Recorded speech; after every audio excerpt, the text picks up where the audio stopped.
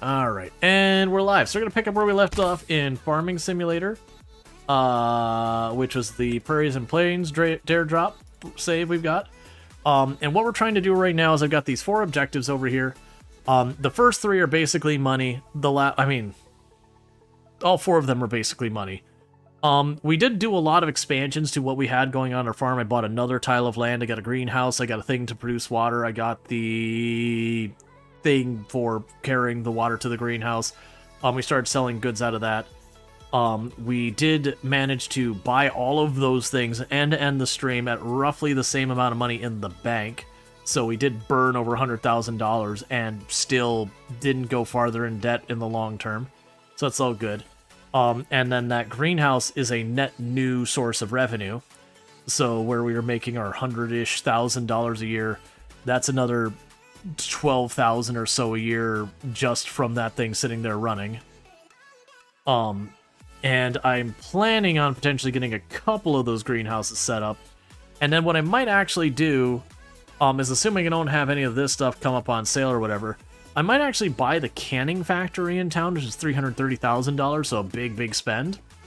Because if I can buy the canning factory, then I can take all of the stuff in the greenhouse, ship it over to the canning factory, and, you know, take those ingredients and make kimchi and getting a lot more money out of it, thus increasing our revenue even more. Because a lot of what I need to do is going to be revenue increase. I do need to get the versatile tractor, and selfishly I want to get the one with the giant monstrosity of a cedar, which is probably not realistic, and I probably shouldn't do that, because it's almost $1 million bucks. But we'll get there. So did I finish? So we already harvested. Yeah, so we got the wheat and the barley harvested. So all that's harvested and dropped off. Okay, so we finished this stuff in July. So next thing we have is planting in September and all that. And for sales, we have nothing we're buying right now. Right, so what I need to do from here is I need to top off the water in our greenhouse. You've been really enjoying the stream in general. Rimworld is hype, and how you found you. But you just like hanging out. Yeah, no, it's appreciated. Yeah, no, I do play a whole range of games, and Rimworld is definitely one of the games that happens on here the most. I think for all time, its first or second most played game is Rimworld. Project Zomboid, I think, is still up there, but has been slowly having that margin between it and the next highest game has been slowly kind of getting narrowed, as I don't really play that much Project Zomboid anymore. Partly Burnout, partly Build 42 is just... I just kind of haven't been enjoying the direction that it's been going. You know, which has been a hard pill to swallow. The whole, oh, Build 42 is just kind of not for me, I guess. But it is what it is. I got over 4,000 hours in the game. I don't really care. Okay, so let's go down here. Let's top out the water in our greenhouses. Get all that sort of stuff sorted out. Get our money rolling in. And that should be good. And I don't remember how much we got available so far as loan. About 35,000. Because I want to start genuinely saving money versus every single month I've got this debt, it's hitting me for like $1.2, $1.5 thousand. So if we consider over the course of, like, you know, 10 months, it's $10,000 in money I'm just not getting. And there's certainly an argument to be made for taking that initial investment to being able to increase your profit margins, and increase your rate of profit, and the more you increase your rate of profit, then the more overall money. If you're outpacing the interest, that's just free money effectively. Or not free money. That's, you know, that's a sound debt to take on. That's not a bad debt. You're making more money because you took that debt than if you didn't take it. At the same time, once you get past that initial debt investment, if you're just sitting there with that debt, you're just doing interest payments, and at some point you're going to want to pay that down. But because we've been spending stuff as fast as it comes in, I do want to start splitting, like, I put away $100,000, we have to at least, like, to spend $50,000, I need to put away 100. You get the idea. Second marriage anniversary? Nice. Congrats. Me and Tomb, I believe, are celebrating 13 years this year? Yeah, I did see the art. I think I made a comment on the first picture, and I just didn't have time for the second one because it's recording stuff. Yep, so we bought this tile of land down here with this greenhouse. And I got tons of space if we want to expand more into this. But I do need to top off the water in this place. We'll definitely want to get a much, much, much larger water container later. Right now, though, money is money and I don't have it. But it'll all be good stuff.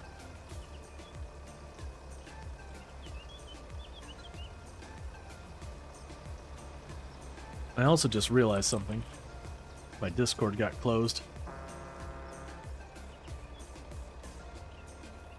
Maybe it didn't get closed. Where is it? Oh, no, there it is.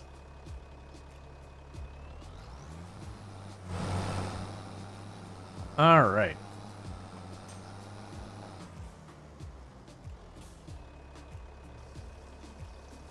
So we got all that. We can click here. All right, get everything set back up. Cool, cool. Yeah, so it'll take me just a minute back and forth to get the water topped off. This will be a thing that what'll probably happen on later once I get a second tractor. That I could just take one tractor, have it working one job, and the other tractor just go back and forth. There's also a little thing where I can get a lorry, aka a semi-truck. And I could just get a lorry to sit here and do this, and then ship off the crops whenever we need to do the crops. And that would free up stuff. But all that's money, and that just takes time.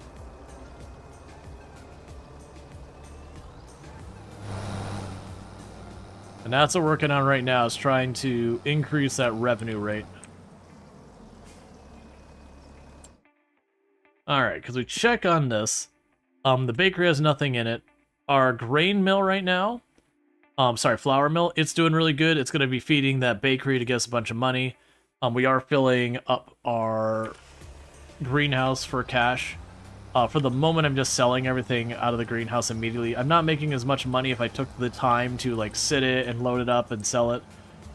Because from a human effort aspect of it, honestly, just getting the money continuous is probably better for me. So I do think we're going to try and do is pay ourselves down to $400,000 in debt. I'll buy another greenhouse, $300,000 in debt, buy another greenhouse, you know, whatever major equipment purchases we have. Just trying to get our debts down so we're not paying this endless treadmill of interest. And trying to slowly get ourselves actual money that is not debt. Because if I can do that, we get to keep more of our money. And in addition to that, when I have some major thing, like with a giant tractor show up, even if I had to take on debt, I can actually afford to do it. Versus right now, if we got lucky and that big tractor showed up, it's like, hey, I'm for sale, half off. I can't afford half off. Half off's too rich for my blood. So we got to get that sorted. The other reason I'm going with that is I need to get the tractor upgrade going soon. Because I could buy more plots of land to give me more crop per year to keep my bakery running longer. There's a lot of argument for that. The issue we're going to run into, though, is because of the size of my seeder and everything, it's just going to add a lot more time doing those fields. So ultimately, my human time effort to money we make, the ratio is going to remain about the same. Whereas, if I got better equipment, that could just lay there in all honesty. If we got better equipment, I can improve the amount of time I put into the run for the money I get, human time. That'll get a lot better.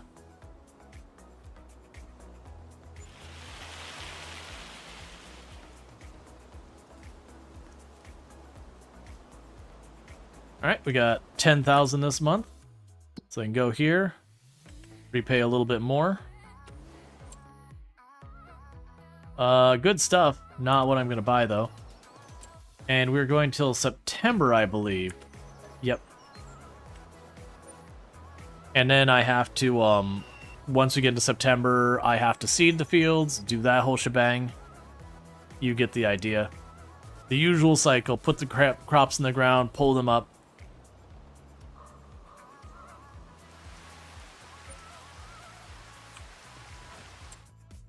$14,000, don't care about that. Pay off a little bit more. Okay.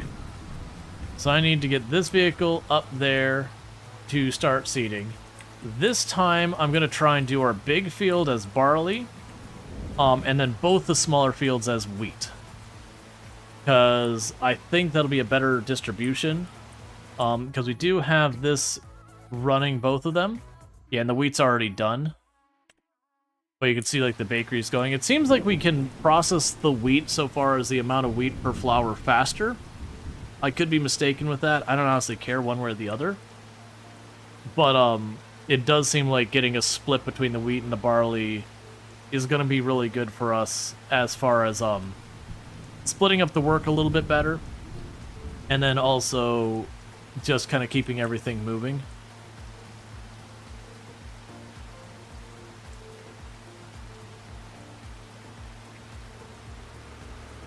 So just need to run over here and get this going. But we are already at the point of another 20,000 paid off on our loan. And that'll keep coming down until the barley runs out in that building. Once the barley runs out, then we'll still get a couple thousand a year, or a couple thousand a month, but that'll be, you know, mostly just a bit over what we would be paying in interest.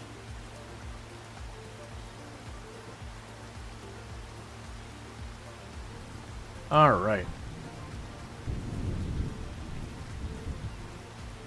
Now, one of the good news... Oh, another thing I need to check. I need to check in the lime. It's about every 3 harvests or so I need to relime the field. And I think we might be about due. And if I am due, the big thing I need to do is I need to rotate the lime sprayer. Because we're getting where I keep spraying in the exact same pattern, it is causing problems for like the distribution of lime. That I'm getting these areas where it's like got too much, too high of a pH and then too low next to it, like it's got like almost stripes on the field. And the way I fix that is by not consistently dealing with it. All right, so let's pop over here, take a look. This will be our worst offender. You're marking this as good to okay. Let's it's a shame it doesn't. Yeah, so it's looking like it's good to okay. Because yeah, you'll see how there's like good, okay, bad, good, okay, bad, good, okay, bad. That's because of where I talked about where I'm getting those stripes in there. So I think we do one more round without putting down more lime. And then we'll put the lime going the, like, vertical and all. I'll just make it a habit of, like, rotating the angle of the lime a little each time. So that over time it should clean it all up. Alright, so with that, though, I can pop over here.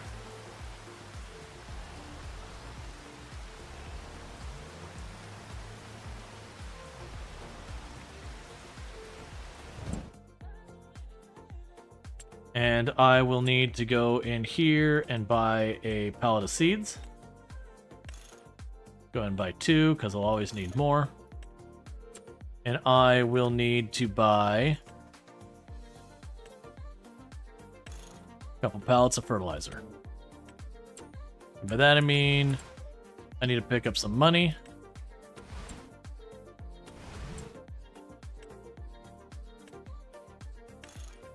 Because again, I'll always need more of it.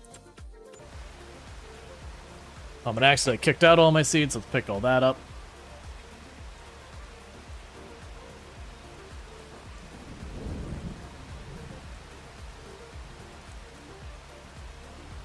Okay.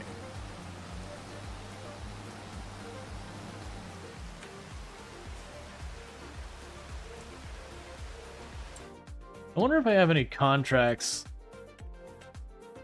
It's all green beans, that. I was say, I wonder if I had any contracts I could just toss my harvester at just to bring in a little extra money since it's going to be seeding anyways, but no dice. Nothing that it can do. They're all specialized harvester stuff.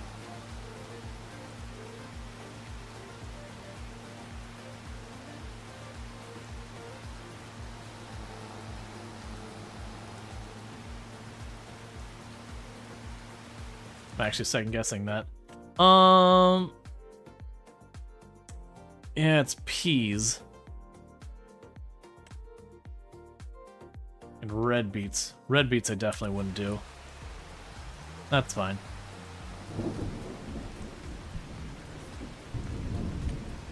Okay, turn on steering assist. And we get ourselves a whole bunch of things. Give peas a chance? Never. The only way you get peas is with a knife.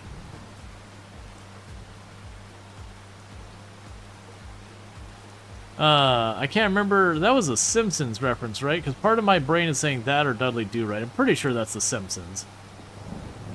And like the other guy thinks that Homer's being all philosophical. That is like, oh, you want peace? Yeah, knife. Ah, yes. Yes. All the above? Maybe. But it's like, ah, yes, the only way to get peace is to become the thing that prevents peace, is with, you know, an iron thumb and all that. And it's just Homer trying to get peas and he can't reach it, so he gets his knife to reach out a little farther. Because, of course, The Simpsons. I just realized I'm planting wheat, so congratulations, this is a wheat field today. And my other two fields will be barley. I had that backwards, it's fine. It doesn't really change anything. One field is going to be one crop, and the other two are going to be the other. We could just kind of work on it, it's all good. But yeah, so we definitely want to get the bigger tractor and the bigger seeder. That's the reason I'm not buying any more land, because as you can see, we are using a relatively small seeder. It does do the whole process, weeding, seeding, cultivating, the whole shebang, fertilizing. So at least I only have to do one lap per field, or like prepping the field, and then one lap to actually harvest. But it's still, I think, only like 5-6 meters wide, which does mean a bit of work to get the whole field done. And the hope would be that the dream of what we would like is I would like to get, that's not the one, this monstrosity that's 25.6 meters wide. I would love that. We'll see if it actually happens. I might end up having to settle. But, you know, it'd be pretty cool if it did, because then it would cultivate, seed, and fertilize. I'd have to do the weeding myself, but that wouldn't be that bad.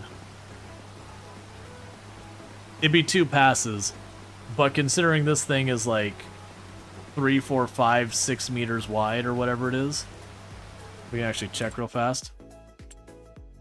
Considering this thing is 4 meters wide, going from 4 meters to 25.6. Little upgrade. Genuinely maneuvering it would be more difficult than getting the work done. For context, we've got this going. It would be just about 6 1/4 the width of this. So these 2 passes, do that 3 more times, and that's 1 pass.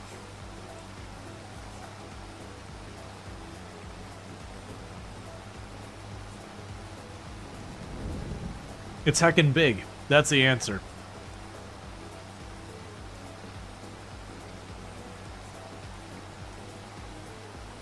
Yeah.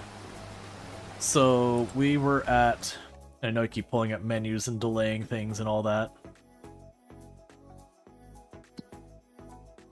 Yeah, so we're at 50,000 that I can borrow. Like I said, I think I'm going to go and wait till we get to 100,000. I'm going to put down another greenhouse. Then, you know, we'll keep paying things down. And meanwhile, we're going to watch to see if we get lucky and the, and something of importance shows up for sale. And then just keep knocking it down as fast as we can.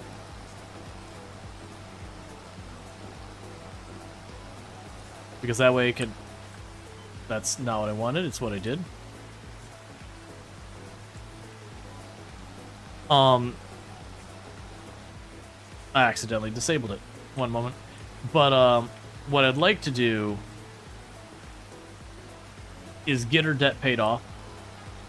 Start properly rolling in money. And all that good stuff. Start upgrading her equipment. It is just... In Farm Sim, you got, like, phases. You got your opening phase, just basically getting your very minimal equipment to do your own farm. Going from wherever you started to being able to get, like, your own tractor, your own harvester, a plot of land to work, that kind of thing. That's, like, phase 1 intro of the game. That's your first hurdle. Your next hurdle usually ends up being, okay, you've got your own farm, and you've now got a little bit more land, but now you're in that weird place where your equipment isn't quite adequate, and so you need to start scaling your stuff up. And it kind of runs in that computer situation when you go to replace your processor, where it's like, if you replace your processor, well, that means you need to replace your motherboard. Well, that means you probably need to replace your memory, which probably means you need to replace your power supply. And you get the idea that you can't just grab the one thing and swap it. There's like a set. And we're in that step where I've got a dozen different things I need to upgrade, but almost all of them depend on the other thing I need to upgrade. And that's the whole challenge. And the only solution to that is cash. Cash money. So we gotta get that cash money. We're just gonna do one more job, Arthur. You know, then we'll go to Tahiti. I do enjoy that bit from Red Dead Redemption 2. It just works in a lot of things. Because you hear that spiel every couple hours you play that game. You hear that same spiel. Duncan's just like, we just need a little bit more money.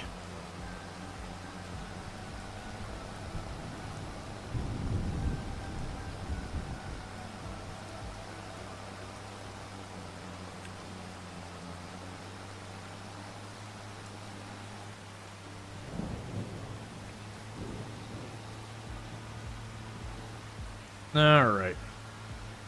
Got a tiny little spot we missed there, kind of in the corner like that.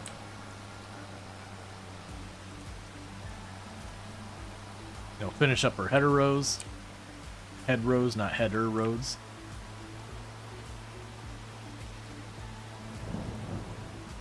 Yeah, just one more job, Arthur.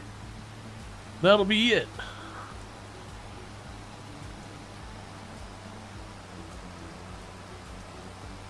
Hey, Spoopy, how's it going? We're gonna want to talk about. It's 1:30 here, so you need to go sleep. We just wanted to say hi quick. Hey, that's no problem. It's good to see you. And I'm gonna go ahead and do a thing, even though you're popping in for just a second. Don't feel like I felt obligated. I'm doing it anyways because I feel like it.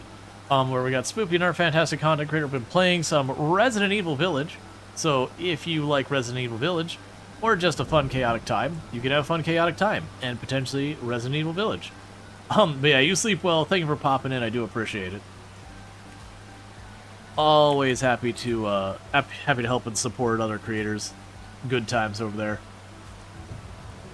Yeah, so we're getting the last head row done. Then we just do our back and forth, and we'll get all the wheat down. Then we'll get the barley down. Then we'll see about what we could do with the other buildings. Because I want to say, yeah, you've already cleaned out the wheat in this place. The grain mill goes through stuff pretty quickly, which is kind of one of those things. Totally not the content you usually do. One-time horror stream because chat wanted to see you poop your pants. Yeah, no, you do a range of fun stuff over there. Yeah, definitely good times. You'll see a lot. You'll see Spoopy as well as other people who joined the channel in a lot of the shared places, like, you know, Drongo and Sim and Tim and a whole bunch of others, Ultra. A lot of us are all in each other's channels. I don't get to catch as much Spoopy as I want because I have to sleep. And the times I manage to catch a little bit of Spoopy stream, it's usually a fun time while I'm there. It's usually not a fun time when I gotta wake up. because it's definitely me staying up way later than I should have. But I got a couple of friends who are solid content creators that's true of.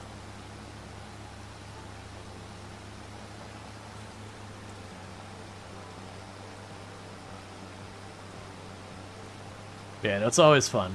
There's a lot of content creators I got that problem with, that I really enjoy their content, but I just can't catch them. 2D Kiri is another one that I really enjoy 2D Kiri's content, but you know, she streams while I sleep. It is the nature of the beast. You can't see it all.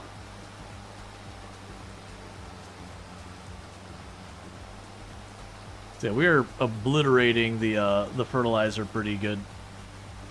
We're definitely gonna need a top off somewhere in here, but that's not unexpected.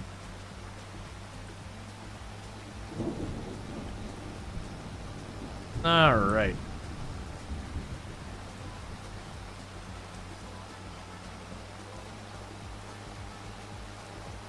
And this is our big field, so when it's done, the other two are much smaller. But that's the whole thing. But we get to listen to the really awesome rain while it's all going on, and that's always a good time. Yeah, we definitely need that equipment upgrade. I also probably need to roll through here, get like a cheap plow, and all these little spots have been damaged by like tornadoes and hail. The one spot in the one field that for whatever there's like this rectangle I can't plant it. I probably just need to go and grab a plow and just touch up on those spots. Freshly plowed and all that stuff. You had to break some flat stone to add decor to your bonsai. Yeah, that was I saw that. That looked all awesome. I haven't done a bonsai. I'm not sure I have the patience for it. Like they're a tree you kind of just have to pick on a little bit very regularly to keep them the way you want them. They're cool plants. And they look fantastic.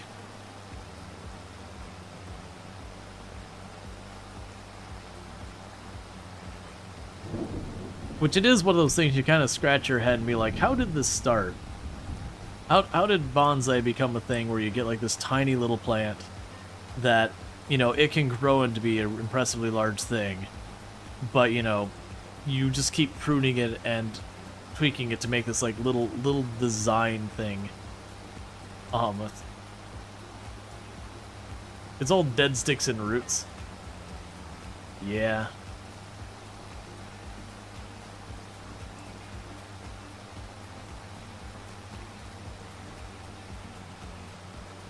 For me, my gardening, it was never stuff like that. It was always fruits and vegetables.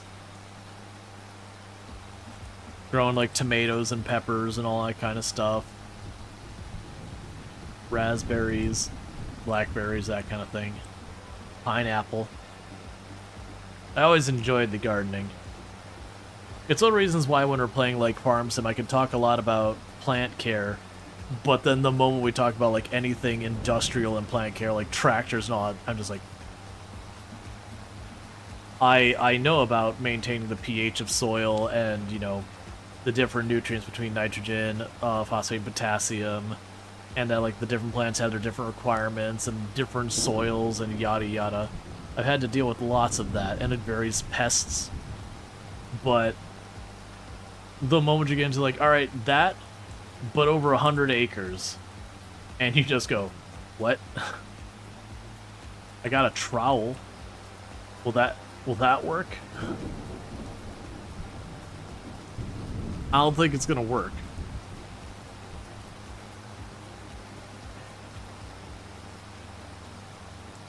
I still think my proudest plant I grew was I had a habanero plant that they usually grow to be about like 2.5 by 2.5 feet, so like 2.5 wide, 2.5 vertical.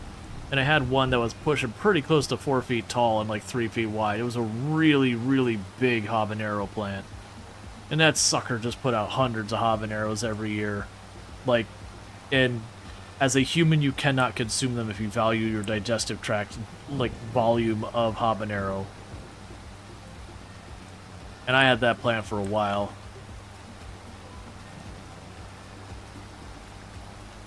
You don't have a, let's see, you don't have a green thumb, so you make fake scenery with natural stuff?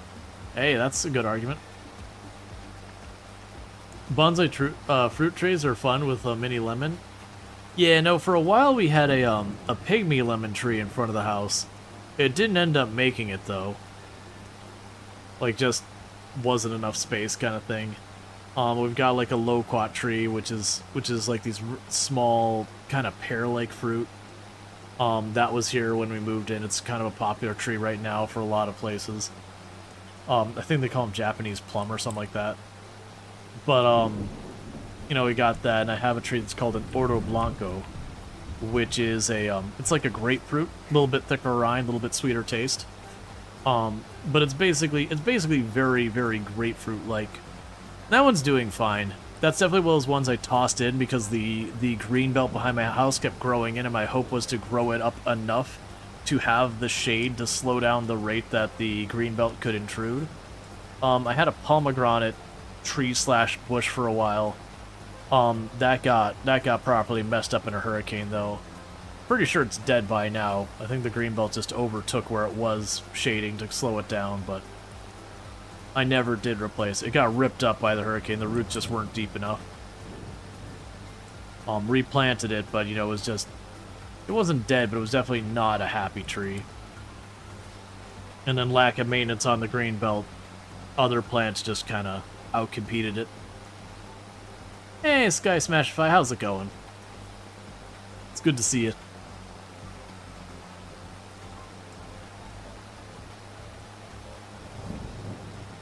I need to get my channel badges updated. It's on my list of things to do, and I've just been trying to keep up with so much. And the reason I need to update them is people have gotten to the point that I've run out of channel badges for how long they've been supporting.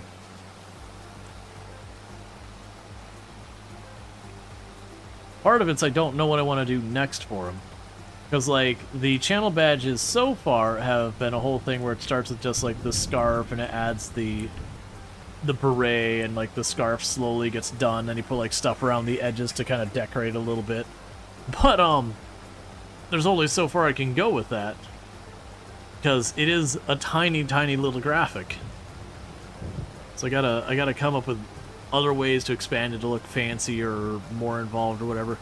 I debated, like, having it go to, like, once you start getting in the years, having it go to, like, the Happy Crab, and then having it get the scarf and the beret. Which might be what I even do. But, I gotta figure that out.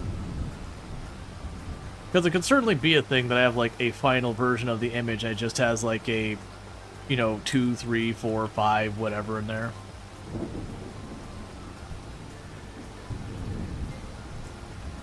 The scarf is great, you love watching it level up. Yeah, that's the catch, is if I revert it back to just being the crab and, like, starting the process over, it feels like it takes away.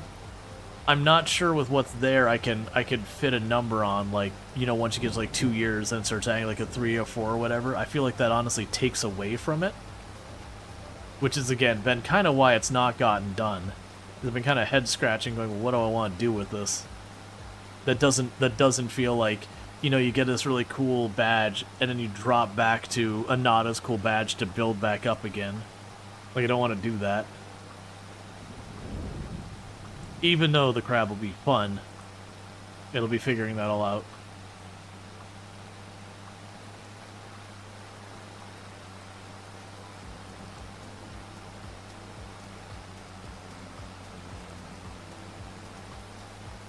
Because I could definitely see the crab being a thing we introduce at, like, year 1 or 2 or 3.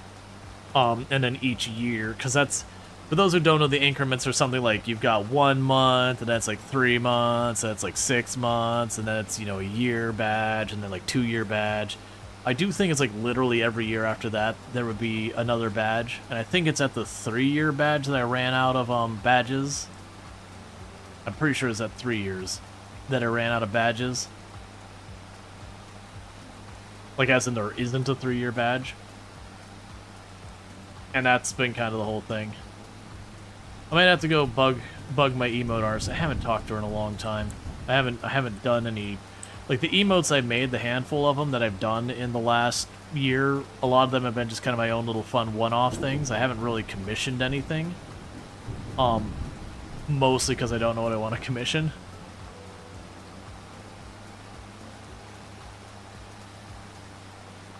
So I've been trying to figure that out. Genuinely don't know what her situation is. I haven't talked to her in a long time. And those are kind of things that people might do it for a couple years and then stop doing it. You never really know.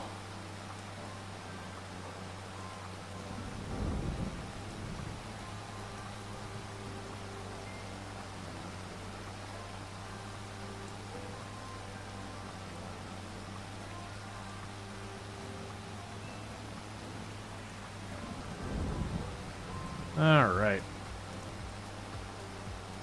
So I don't think we're going to get through the whole field before I have to top off the fertilizer, which is fine. We've had that a couple of times. This will be my first time doing this big field with the wheat, because we were doing this on barley and the other fields are switching to wheat, and I just forgot to set it back before I started. And I won't take one field and split it between two crops because that's just begging for headaches. So we'll get this one knocked out with the wheat, get the barley planted, then we harvest the barley, then we harvest the wheat. Most likely the next in-game month, I will have enough money that I could get the next greenhouse, but we want to save up just a little bit. A big part of wanting to save up is just so if we have something really good show up on sale, I can snag it and not... Like, just so I can snag it, there's not a second part, just that I have the capability of doing that.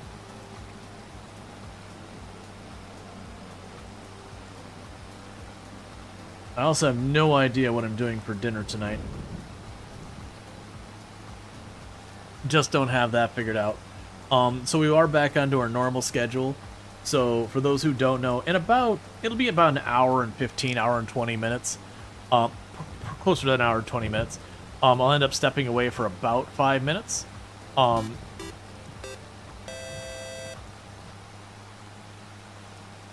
And thank you, Flincha, for the Prime Gaming sub. That's 6 months you've been subbed to the channel, half a year, and I heckin' appreciate that.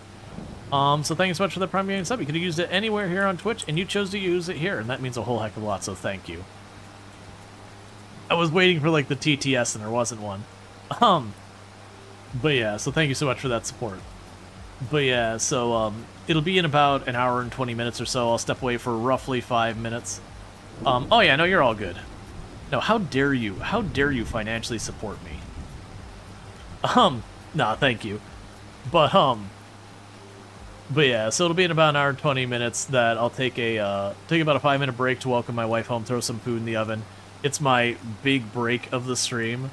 And like I said, it ends up being about 5 minutes. Once in a while, it'll be a little longer if, you know, like I happen to go downstairs and Tuma's like, hey, like I got something I got really quickly bring up. That does happen sometimes when, like, either a fun opportunity comes up or she's got some, like, weird work schedule stuff.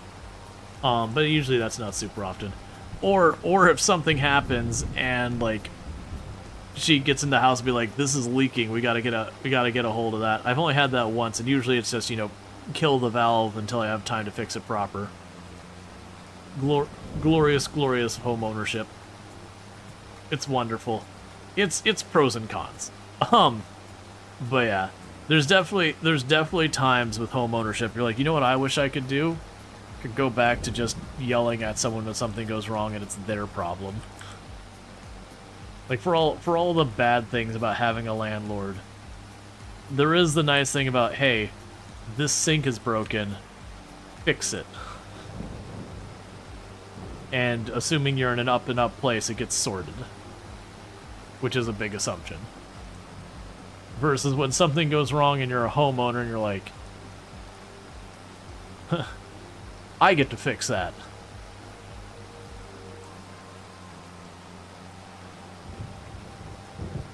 Been no shortage of those lately. Had to fix the AC's drain line, it was getting all clogged up, and that was a pain to clear. Which the way I ended up clearing that, for the people who knew I was dealing with that problem, is so normally you end up putting like a little bit of white vinegar or bleach down it. I use white vinegar personally because I don't want to kill my lawn too. You put that down there to break up where mildew will form in the line and all that, but if a clog gets bad enough, that doesn't quite work by itself.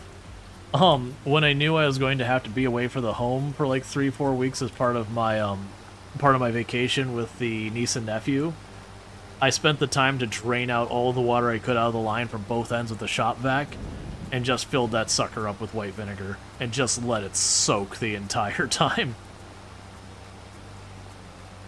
And then came back, and when I took the shop vac to it, surprisingly, normally when you shop vac it, it's really gross, and it's got like the consistency of like snot.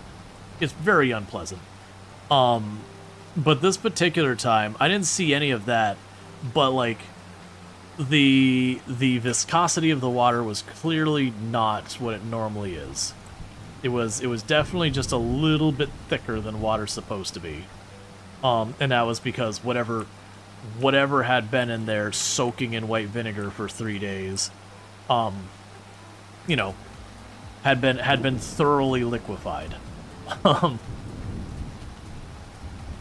But the AC's been running fine since, so I like when things get fixed. Then I don't have to worry about them anymore.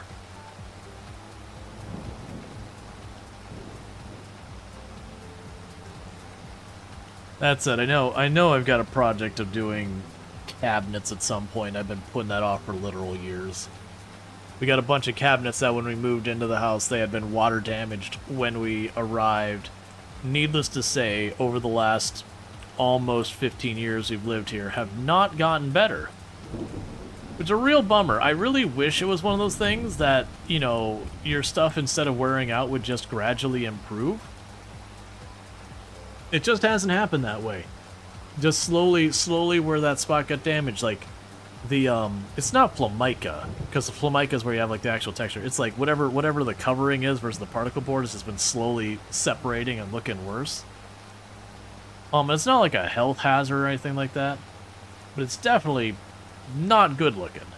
But it's only a couple of cabinet doors, and I know I gotta replace it. I know the moment I go to do that, I'm not gonna find the cabinet doors that match it, which means it's gonna be all the cabinet doors. And then likely those cabinet doors aren't even gonna match the cabinets I'm putting them on. And you get where this is going if you've ever done any type of home improvement. You go, I'm just gonna fix that one thing. And then suddenly you're scratching your head and figuring out, why is this whole room torn apart? Why are we replacing literally everything? Because that's how it usually goes, where you're like, okay, well, I'm just going to replace this door. Well, if I'm going to replace this door, well, I should probably replace the cabinets on. Well, if I'm going to replace the cabinet it's on, it's not going to match the other cabinet, so I need to do the other cabinets. Well, if I'm going to go ahead and rip out all the cabinets, well, all of that is already out. The tile floor is not looking too good. That probably could use to get fixed up where all the chip spots are at. Well, if I'm going to go ahead and do all the tile flooring, why wouldn't I go in and do the painting while I'm in here? And then suddenly you're like, when did I renovate my entire home? When did this happen? How did we get here?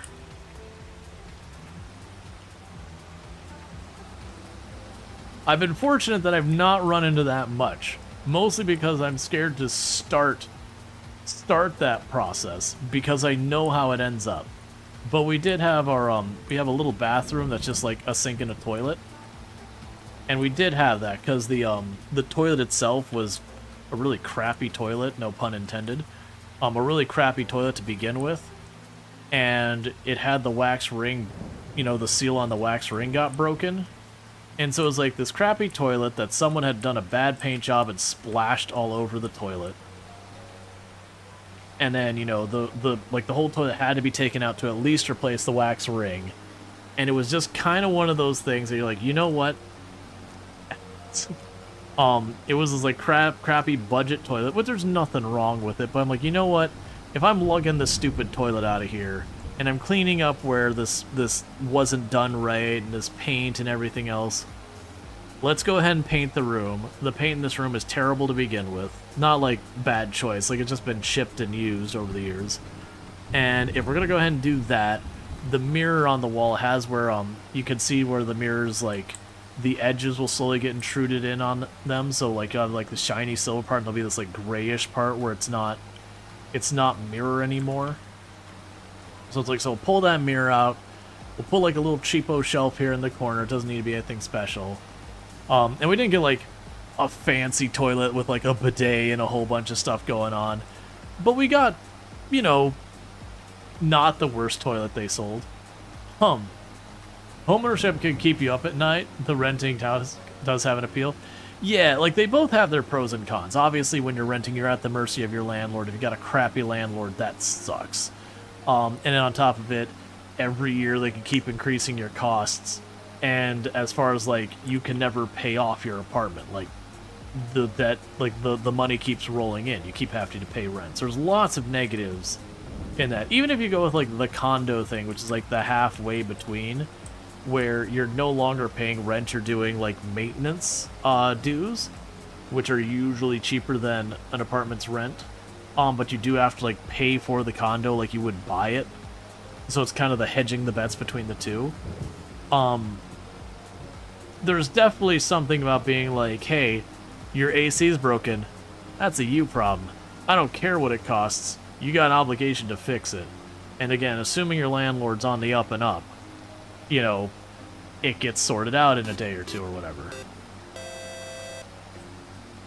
And thank you, Hazard Jeff, for the Prime Gaming sub. That's 1 month you've been subbed to the channel. I really do appreciate it. It means a whole heck of a lot, so thank you so much for that. I do hope you've been enjoying the stream. So thank you so much for that.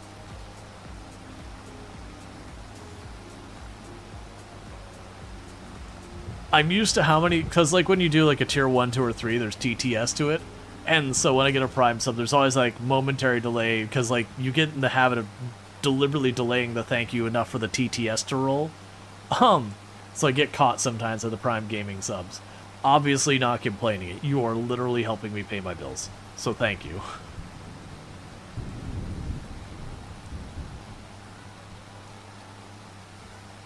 Alright, so we're about to finish up this field, which will be good.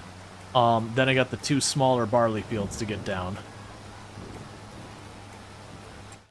Meanwhile, we're going to want to go here to there. I'm going to need another thing of solid fertilizer. Yep. No, I recognize the name. The support is appreciated. It is interesting to me as like a content creator. Like the places the people who stick around for a long time come from, and people will always come and go, even people that have been around for a long time. You know, interests change, schedules change, whatever. It is life. I actually think it's one of the interesting things of learning to accept as an adult is that, you know, friends come and go, that kind of thing. Like friends, they can be individual friends, can be permanent, but friends as a broad thing is impermanent, where you'll just have people who drift apart because their interests change or an individual changes so far as who they are, and who they are may not be something that you're as happy being around without digging into that basket of landmines any more than necessary. But it's interesting to me, like, some of our longest term viewers on the channel, it isn't like, oh, they caught me playing Project Zomboid or RimWorld or Farm Sim or one of these games that, you know, like I'm known for, very similar to my content. Like, we've had people who I did like one Halloween Doki Doki Literature Club stream, and there were people who came from that who have been here ever since. Which is very not my normal content. Or we've had, I can think of 2 people who came from when I played I Love You, Colonel Sanders, a finger-licking good dating simulator, which is unironically a game I recommend you try because it has the astronomical price of free, and it is the most unhinged, ridiculous product placement game you have ever seen. Genuinely, not joking here.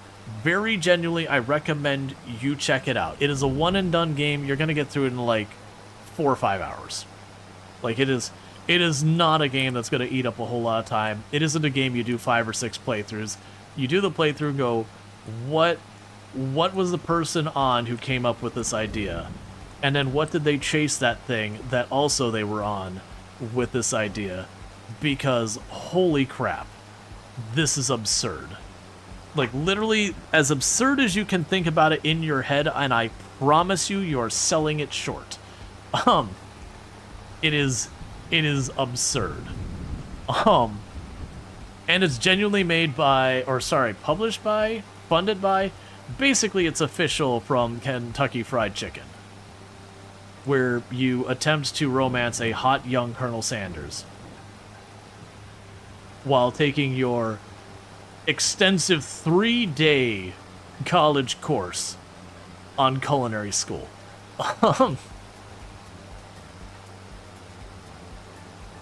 And I will not say more out of fear of spoiling. So definitely worth checking out. But the point was, there was actually a couple of people, like 2 people I could think of, that found the stream through that stream.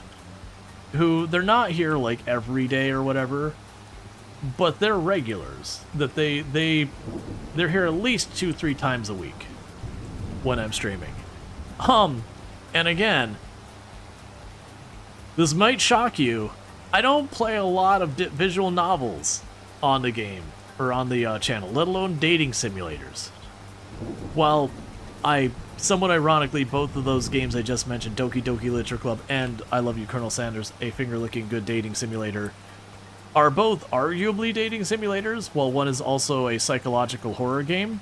But, you know, if you really ignore the whole psychological horror, you know, still a dating simulator with poetry and Monica. Just Monica. Doki Doki Literature Club is also a very good game, but one that you should absolutely take those warnings with the utmost seriousness.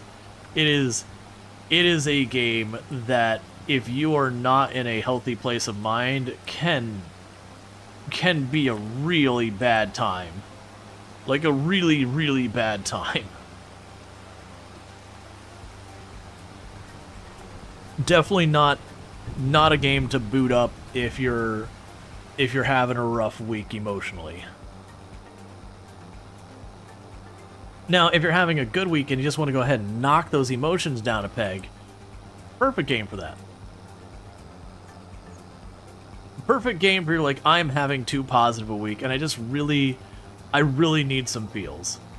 I really need to feel some things. Perfect game for that kind of thing. And they're not happy feels. There is not happy feels in Doki Doki.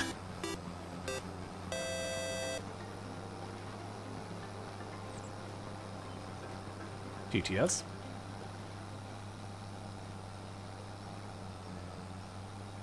I guess TTS is broken right now. Thank you, Donkey Duff, for the tier 3 sub. Incredibly generous. Been subbed the channel for 36 months, which is 3 freaking years. Saying, number get larger. I really do appreciate it. So apparently I need to look in that my TTS is broken. It's not broken for me before in a very long time, so I get to figure out what's going on with that, which is lovely. So I can probably fix that pretty easily for at least that. The downside is that means everything that uses TTS probably broke. Because my assumption is whatever, because I think it's a plugin with Google, my assumption is literally everything using TTS using that plugin is now broken. So cool. But at least now I know, so I can actually address that after stream. Or during stream if I toss this over to the AI and then fuss with it while we're doing one of our barley fields, which might be what I do. And then if it looks like it's going to be a whole big thing, then it becomes an after stream thing. But we can worry about that when we get there.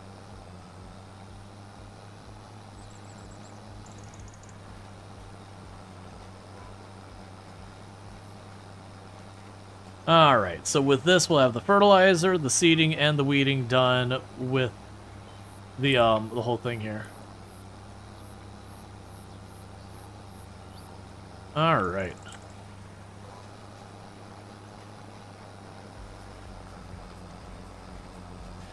Fun.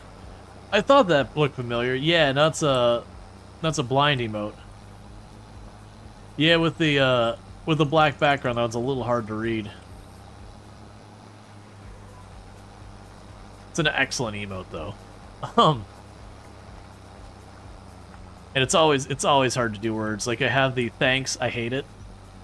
I've got that emote. I think it's just hate it's the name of the emote. That's another one that's not really great to read. It's very small and very hard. And that's after like 3-4 iterations make it more and more readable. Okay, so we got switched over to Barley. Oh yeah, thank you for parasocialing. Yeah, that one's gotta probably go. Yeah, that was one of the friends of channel, Snoot. Snoot has an emote where it's like I heart parasocial or something like that. And literally just as kind of a fun thing to do along with that, I made the emote that was like, thanks for parasocialing. And I put the emote in there, but I don't have the command anymore, I don't believe. Or actually, do I have a button for it? I'm pretty sure I got rid of it, didn't I? Yeah, I got rid of it. But I had a button where I could push a button and just like in the middle of the screen, it would just say thanks for parasocialing. Or thank you for parasocialing. So I only intended on using it as like the big thing. But I did that without saying anything to Snoot, so when Snoot popped in the next day, it was just like, donk. Got a good chuckle out of it, and that was the only thing it was for. Because also, you know, don't parasocial. Alright, let me rephrase that. So, technically, anytime you're dealing with a one-to-many relationship like we have in content creation, it is by its very nature parasocial. Parasocial in itself isn't indicative of a positive or negative thing, it's an imbalance. So, where there's one of me communicating with many of you, there is an imbalance there in the connection between us just by the nature of it. So that would arguably be considered parasocial. Now, parasocial, where we use it most of the time, is the negative kind of parasocial, where, you know, you are a creator who you are aware of a person in general, but not really, like, you're not friends, you don't know each other that well, and the person shows up at your home, unannounced, and unwelcome. That's when people are talking about parasocialing, what they're usually talking about. Honestly, this is gonna be used next down. We should probably gas it up and all that. But it doesn't necessarily need to be that thing. Like, you would have a parasocial relationship with a presenter on a stage that you might be communicating back and forth, but where you might be, like, engrossed in their every word and think they're, you know, smart or amazing or impressive and all that. That person doesn't know you're in the audience. You know, maybe they spotted you, but unless you had some prior connection to that, you're just a face. So needless to say, there is an imbalance there. And again, there's nothing wrong with that imbalance. It's just the nature of the connection, engagement, whatever. Hey, sorry. Why aren't we talking parasocial relationships? I have an emote called Thank You for Parasocialing. And I just made the disclaimer of, like, please don't actually parasocial, because it was only for a gag for another content creator who had a I love parasocialing or something like that. Or I heart parasocial. Which, both emotes are a gag. And that just got me onto the topic of, like, you know, usually when people say parasocial, they're talking purely the negative thing versus just the nature of what parasocial is outside of necessarily specifically just that negative situation. Oh, yeah. Would you keep mods that keep in touch with you also parasocial? Depends. That one could still very well be parasocial. Not in a bad way. It's again the imbalance. So if I'm like in a one-to-many with mods or whatever, that could be parasocial. It's definitely closer to not being parasocial, but also it could be not parasocial. Like, it depends. Like, if you're talking to your mods regularly and all that kind of stuff, where that's kind, like, you're kind of on the same level of, like, just a proper friendship there, I could definitely see it getting out of the situation where it's no longer parasocial. But, it still can be that one-to-many relationship that I mentioned. Oh, right. I was going to take 2 seconds to try and fix my TTS while that's doing its thing. So let's go over here and we'll just grab one of our events. So alerts, sub, edit. Yeah, Google Cloud TTS.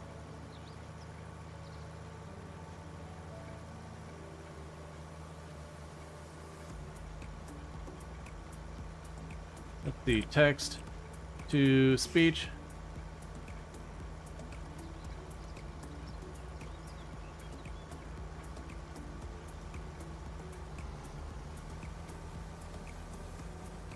Gotcha. Okay. Yeah, so it's looking like all the Google Cloud TTS is going to be broken for me right now. I'm going to have to look into what happened. And it might be that we end up getting reverted to just like a regular built-in Windows Microsoft TTS nonsense. Which is fine. It's because usually they get grouped together or it's just a different group with more access and usually not completely two-way. Yeah, and again, we're not necessarily even saying it's bad. It's just the nature of it. It's like the relationship between a teacher and a student, by its very nature, is going to be parasocial. Again, not in a there's anything wrong or whatever, but there are many students to one teacher. They're not going to have the same access to each other. Hey, Earth Rushtoni and Bentley, how's it going? And again, that doesn't mean literally anything's wrong with that. Now, on the other hand, if suddenly the student unannounced shows up at the teacher's home uninvited, that's when it turns from it's just parasocial, that's just an attribute, to this is the bad thing we talk about. This is the thing where the cops get called. I'm doing pretty good. Yeah, so it's worth recognizing, because you'll realize there's a lot of stuff that you have that are arguably parasocial relationships. For the most part, your boss and you as an employee have a parasocial relationship. Let's see, I disagree though. It depends on teacher level. Teachers are pretty involved with younger students and almost parents to some. Yeah, I'm not saying they're not closer. And definitely if you got like a small class, you could certainly say it could be a lot closer and all that. And especially, like, you can become individual friends with your teacher outside of school. Like, I had my material processing tech teacher and all that kind of stuff. I definitely had, like, built up a friendship and a rapport with them above and beyond school stuff. And I would say at that point it stopped being potentially parasocial. Because, again, parasocial isn't a negative context. Not by itself. Let's see, uni teacher, definitely. Preschool teacher, really two-way. Yeah, I would say the balance is much closer between a preschool. But I can't imagine you could sit there and say that the individual teacher has, like, equal access to all the students as the students have to the teacher, like, as individuals. Unless you're talking, like, 3 or 4. Let's see. So if you showed up at your front door wearing a teacher, thank you for parasocialing on it, would you be okay if you were invited? Don't show... Look. Even with my, like, streamer friends, if I just opened the door one day and, like, one of the friends I've made on the platform, like, genuine, like, good friends whatever I made on the platform, was just sitting outside my door, that's not gonna go great.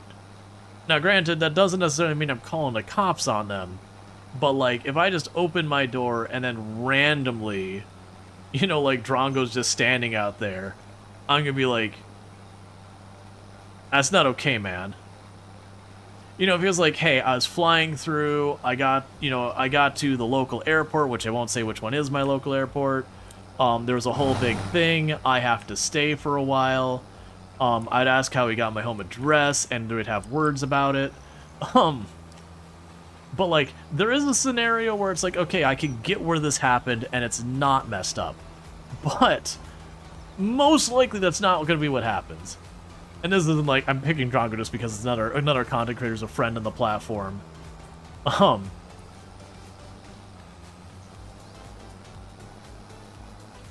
You like this Drongo, this first person? I was mostly trying to think of people I consider friends on the platform, that I could see doing, like, not doing that. I shouldn't say that. That's not at all the case. I could not see Drongo doing that. You know, someone who's a friend who, like, would potentially reach out if something happened and they thought I could help, kind of thing. That's where I was going with that. And there's a good number of them who would be in that camp. I don't want to go down like the whole list because then it gets weird when the one person's like, you just list like 10 people that are your friends on the platform, and you didn't say me. That hurts. I'd be too flipping shy. Oh, I absolutely wouldn't. Like just showing up at someone's house, like that isn't expecting you or anything. Nah, I'm sorry. I don't care if you're okay with me doing that. I'm not comfortable. I'm very not comfortable with that. Totally different if there's like an invitation and all that, and it makes sense and yada yada. But just on it, like even people I know, like buddies in high school and all that stuff, just randomly showing up to their house uninvited and all that. Even people I know, it would be totally cool if I literally just walked into their home. It's still one of those things there. Let's see. Something. You still argue the teacher. So that's parasocial doesn't mean one way. It means unequal. That's the catch we're at it. We're using the term in two different meanings. My use of the term parasocial doesn't mean it's a one-way road. It means there's an imbalance in between, like, where the engagement relationship, whatever you want to go with from my perspective, is not at the same balance on the other. Yeah, no, that's the whole thing, is parasocial, like, obviously a one-way relationship is a parasocial relationship. It is the extreme version of it, but it is an imbalance between it, that, like, my access to you is different from your access to me. And I would definitely argue for a teacher, unless we're down to like 2-3 students. We're talking like a really small class, then I could say, you know what, that potentially is not imbalanced. But unfortunately, classes aren't that small. Let's see, it'd be a landlord or a boss showing up at the front door randomly, pretty much. Yeah, having streamer friends are cool. Glad to see you have a bunch of them. Let's see. All are great to follow. I'm gonna be cracking up over what you did. Yeah. You're also wondering if there's a culture difference? I mean, that's always a potential. Like, that's the thing. I think, like, within the streaming community, when we say parasocial, we're talking a very, very specific thing. We're usually talking, you know, the person who's creeping on you, showing up unannounced, sending you inappropriate emails and direct messages and all that. That's within content creation. When someone says parasocial, 9 out of 10 times, that's what they're talking about.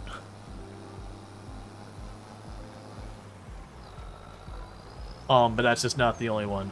Yeah, no, I agree. It's mostly used in negative connotation, and that's all I'm trying to do. Is like, it's like when we're discussing, the vast majority of the time we're talking about the bad times parasocial versus the just recognizing there are relationships that are parasocial that aren't inherently bad. It's just there is an imbalance, because it's good to be aware of that imbalance, because you can unintentionally take advantage of people when you're in that situation, where you come to recognize that the balance of communication between you isn't equal. And it is very easy to accidentally assume things that aren't necessarily the case. So it's very good to recognize when you're in that situation that you might have every interaction with this individual, but their interactions might be with many different people for whatever it is you're dealing with. That's where I came up with, like, the teacher-student, boss-employee situation. Now, don't get me wrong, those can get unhealthy as well, but they're not inherently unhealthy. Yeah, teachers are really involved students. Here where I'm at, it's most teachers, I would say, do try to be very involved with their students. Unfortunately, it is a problem in the culture, and I am calling it a problem that a lot of a lot of parents are quick to blame the teacher and slow to blame the student. That little Johnny is innocent and couldn't possibly have done those things you are accusing them of, kind of the situation. That a lot of times people will bully up against the teacher, and then the teachers are under-resourced, understaffed, all those things.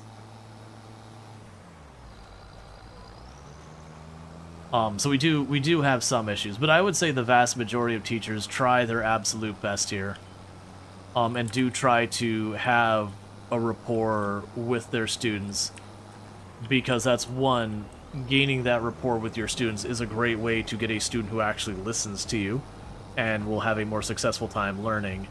And then also having that rapport can help with a lot of problems students can face that we can avoid getting into, because none of them are feels good kind of topics. Dealing with problems with home life and that kind of stuff. But yeah, we cracking over what you did. Yeah, just the whole thing. A good thing I don't live nearby, because it could make that a self-fulfilling prophecy kind of thing of, like, oh, I can get away with that? I don't think you'd do that. It's definitely a thing that people respect bounty. It's also a thing with, like, a lot of content creators that we banter back and forth. It is one thing I have a lot of appreciation for, a lot of the content creators, even the ones that get to some pretty over-the-top banter, that a lot of times, like, after that, they'll be like, we're cool, right? Like, if I went too far, you let me know. Like, they'll stop and make sure everyone's okay and all that. And I've never had a problem, but, it shows there's definitely a layer of consideration and all that when you have people who, like, they'll banter and be like, hey, if I ever push too far, or I, like, strike a nerve, like, let me know. Like, we're all in good fun here. It's also here in teacher training, at least, they used to teach you educator first, information dispenser second. Educator, yeah, I get what you're saying with that. I had to think about it. Yeah. No, and that's the whole thing. We have, in the U.S., it's very inconsistent. Different districts have their own rules, different states have their own rules. Even within a district, you can have very different circumstances, especially when your considerations of, like, private versus public school, what amount of resources you got access to. It's one of the things that really kind of undermines a lot of the success in schools here, is a lot of that inconsistency born inefficiency, and that's just more overhead bureaucracy and all sorts of stuff that teachers got to dance along. It doesn't give a lot of the groups time to genuinely get a good momentum, a good pace, a good, figuring out all those processes to work as efficiently and as successfully as possible, because, every new elected official has to put their stamp on it, every new superintendent has to put their stamp on it and change things just for the sake of changing things, or create a big snafu to be fought over just to make sure they get the votes they need, and blah, blah, blah. And the poor teacher standing in the middle of it all just going, I just want to teach some kids.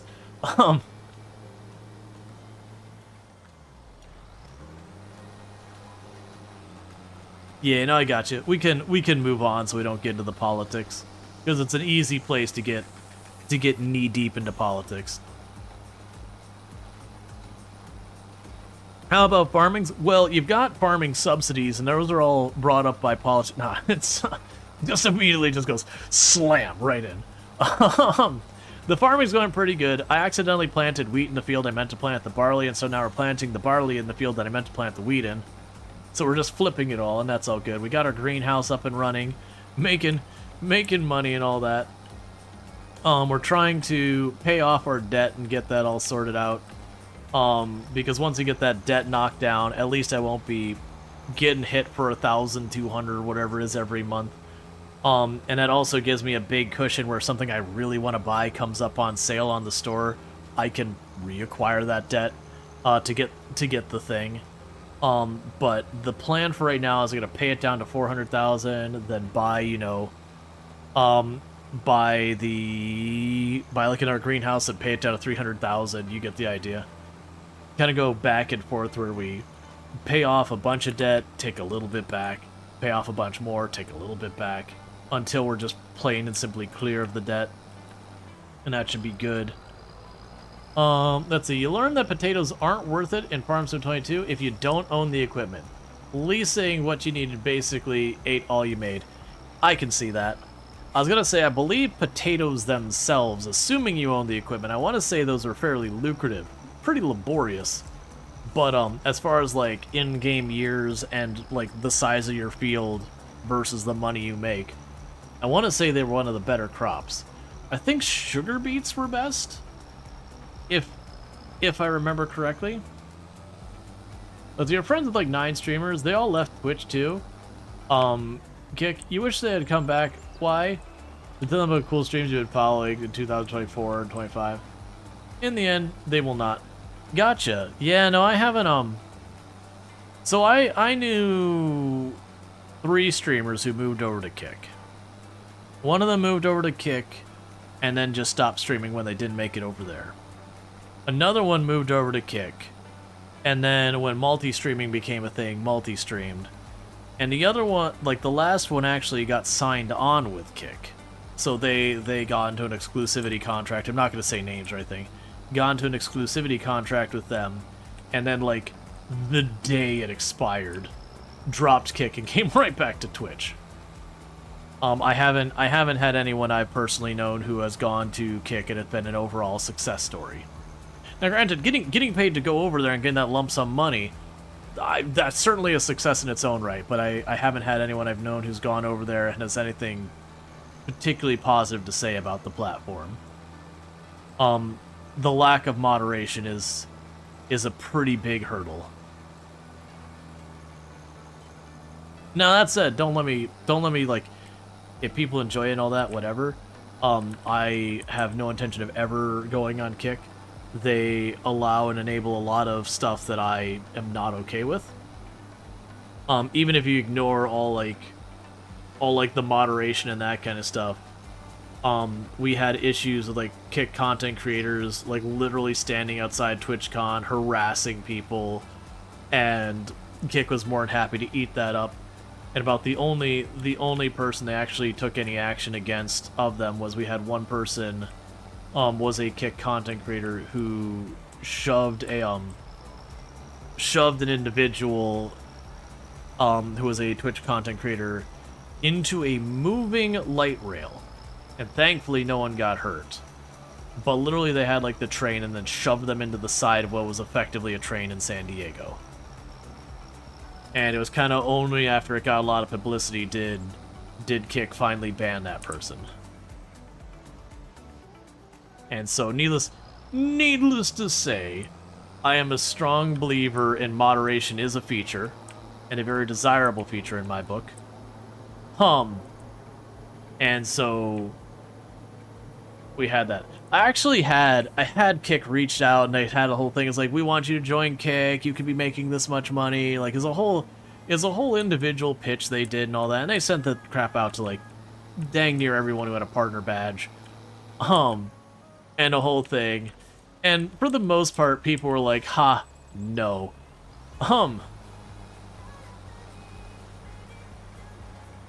But like, a lot of them are like, ha, no. For me, I'm like, here are all the conditions you would need to meet for me to ever consider it. And the big ones are, one, they'd have to not have their primary stakeholder be gambling website, which is literally called Stake.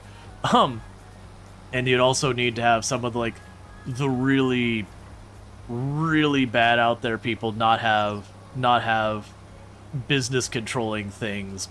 We won't say names of creators, but people with like really, really, really problematic stuff that has got them banned off of just about everything as being some of the leading people at the company. So they would need to get them having no say in the platform, and then just actual moderation. Let's see. All you say to them is 6 of them are still still like Twitch 100%, but for being a job streaming, they have to stay on Kick. Yeah, no, if they've got an agreement, they've got an agreement.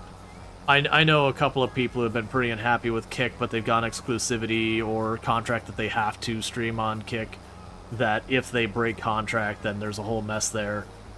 So they're kind of stuck just biding their time.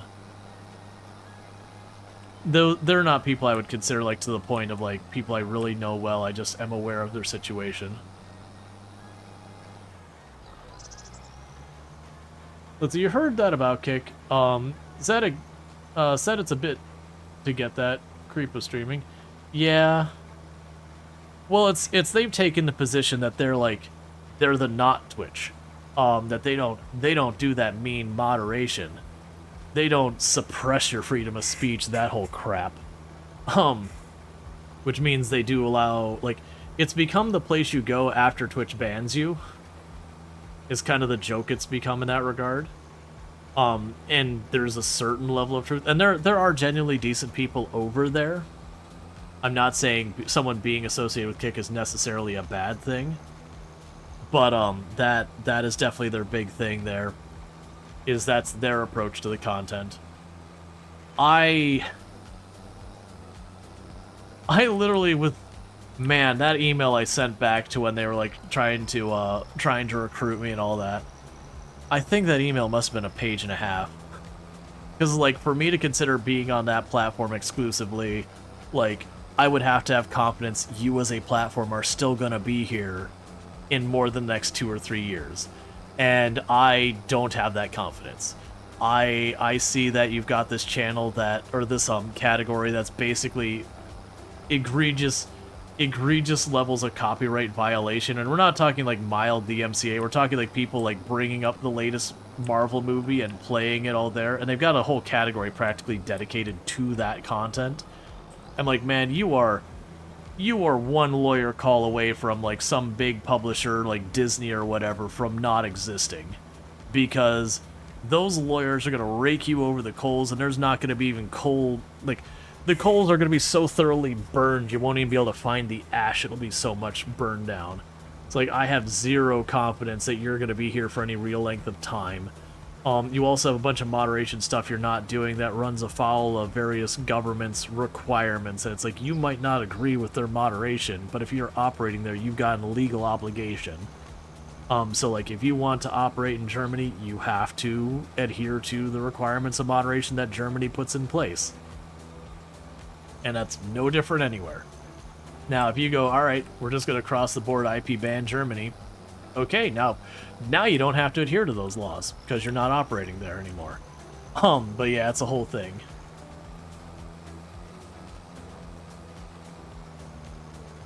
Like, if that's the first thing you hear about platforming, immediately put trash. Yeah, no, exactly.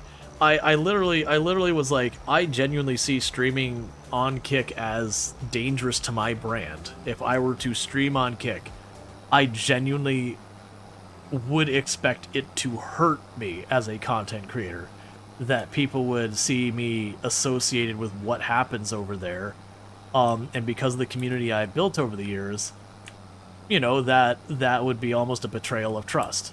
That I know some of the things that are happening over there and the people it hurts. And so to jump on that bandwagon, you know, it's hard to say you support and advocate for people while actively taking actions that hurt them. It's a real fine line to dance on that one.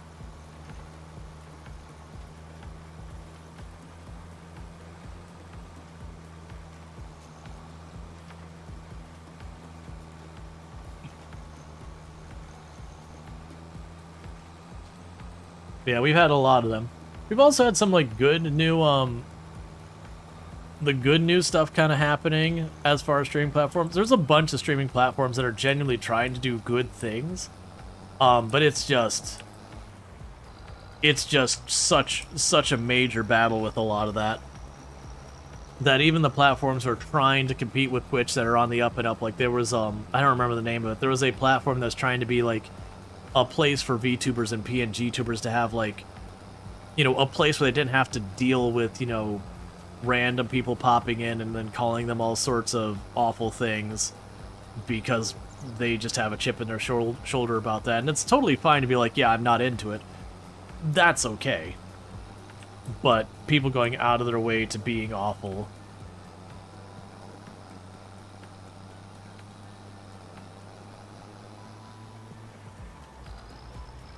Let's see. With the lawyering thing, it reminds you of how you believe Disney is going after some of the AI companies. Yes, so it was Universal Pictures and Disney are doing a joint suit against some of the AI companies because of copyright violation.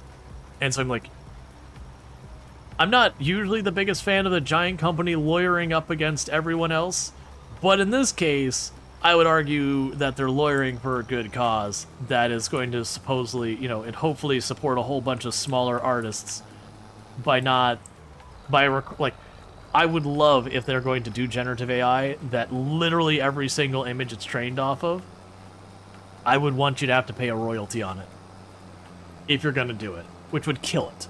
Like, generative AI at that point would be completely upside down on its monetary situation. There'd be no way to make it work. And so I'm way on board with that. Yeah, no, that's there's definitely a handful of companies you do not F with the lawyers on, and Disney is one of them. Disney knows how to lawyer. Not that they never lose, but it's pretty rare.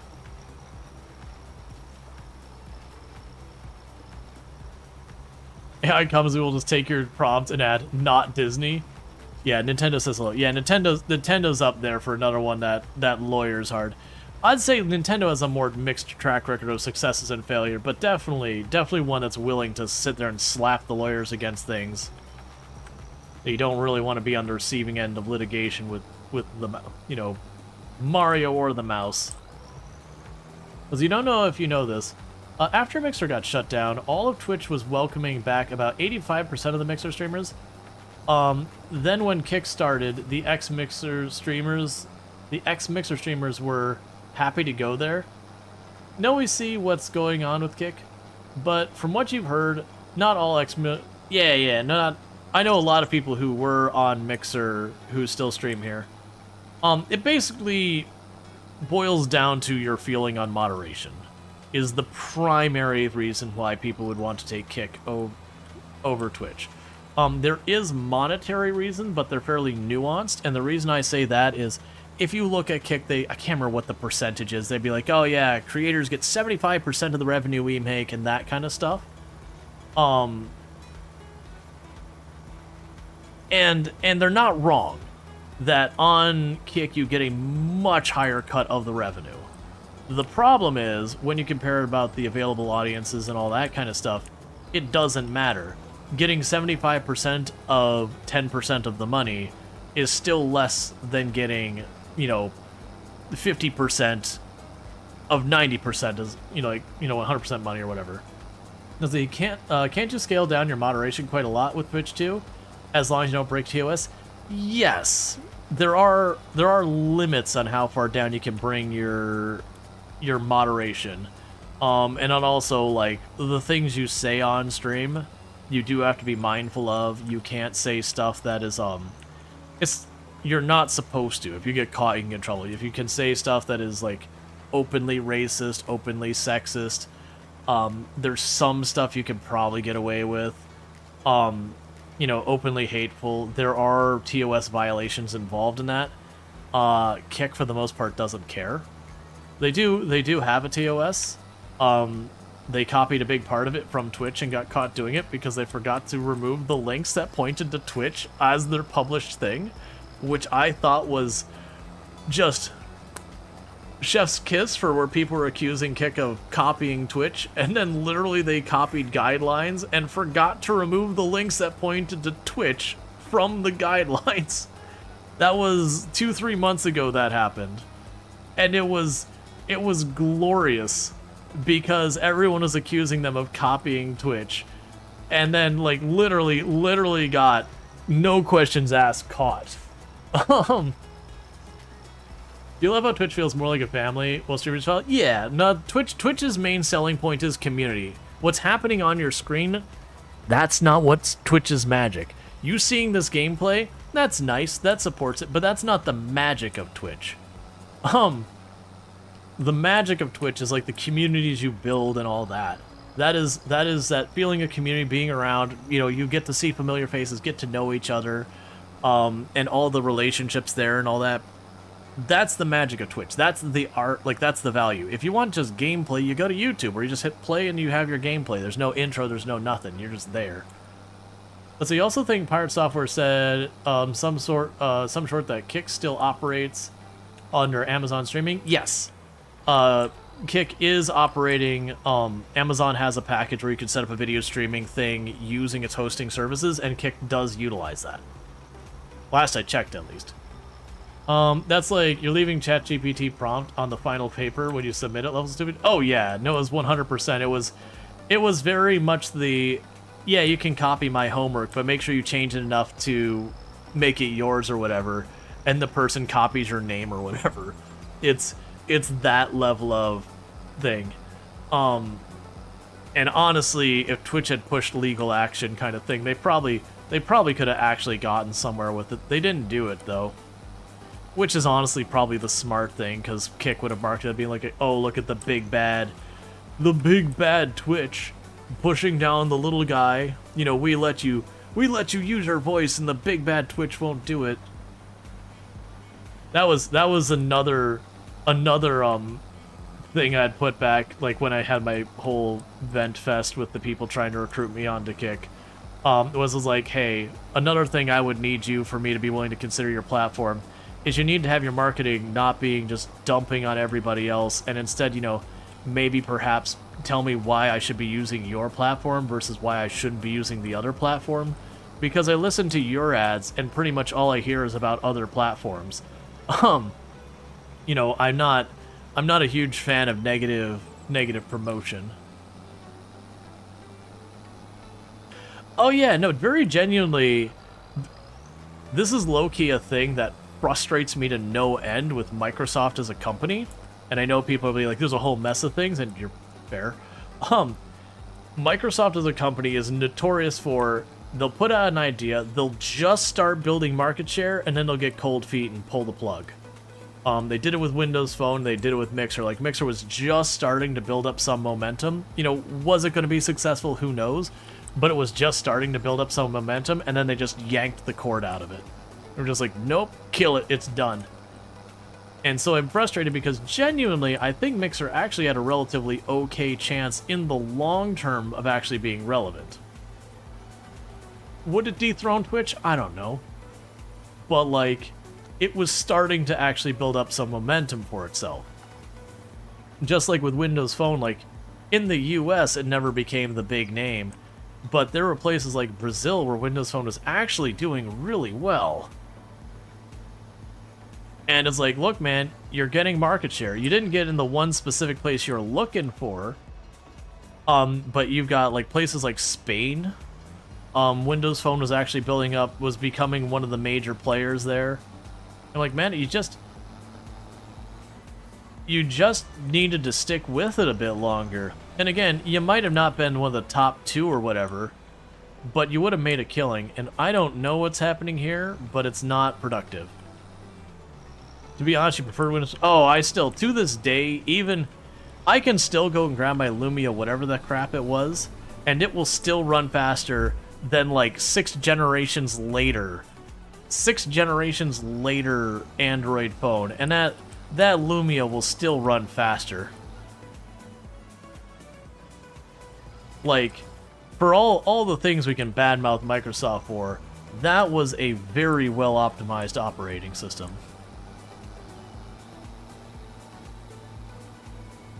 You did one of those Windows phones, it did look pretty slick. Oh yeah, like don't get me wrong, the earlier Windows phones were gimmicky as heck. Like the HTC Surround, it was a Windows phone that like you slid it down so it would reveal a speaker. That was a gimmick. Which that was an HTC gimmick, not a Windows Phone gimmick. Because you don't know how much it came down to. It wasn't just a Microsoft product. The first Windows phone weren't Nokia. It was HTC, Samsung, and there was another one I'm blanking on.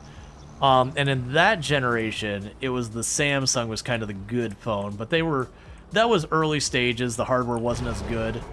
And then Nokia got on, and that's kind of when they hit their stride, because Nokia makes some solid hardware, and I mean that both in the figurative and the literal, because those Nokia Lumias, if you threw that at a brick wall, my money's on the phone. I don't think the brick wall is going to be the one standing at the end of that. I don't mean that literally. My point is, those were some heckin' durable phones with a polycarbonate. We get back to tech made to last. Yeah, you miss your Razor? Oh yeah, like the old Razor flip phones. The old-fashioned Nokias were a brick? Yes. Yeah, no, there was famously a Windows phone. I can't remember. It was a Lumia something or other, because there's a couple of models. That it was at a quarry and got dropped, and they had one of their big shipping trucks full of rock drove over it, and the phone was fine. Little scuffed on the back, but like it operated fine, didn't crack the glass. Obviously, that was an extreme situation, whereas actually the phone getting shoved down into the dirt is what protected it, and yada yada. But the point still stands. That phone got through some heckin' abuse and would still put up with it. Alright, so we don't have anything we're gonna buy here. We've got everything planted. We still got barley in there. All three of our fields should be good to go if we go to our growth stage. Yep, all three of them are green. So that's good news. It's like a Toyo Hilux pickup. Yeah, so like I have a lot of positive things to say about the Windows Phone. The big problem that Windows Phone had is that just getting people to make the applications for it, which is part of why I'm salty at Microsoft, is they were just starting to get some of the big names on their app store. And it's like, you're just starting to get the big players on here. Do you have them all? No. Are you going to get them all? Probably not, if we're being honest with ourselves. But you are making tangible progress to that end. This is where you kind of stick to it, and you just got to go a little bit longer, and you'll be good. But it just took too long, and they pulled the plug on it.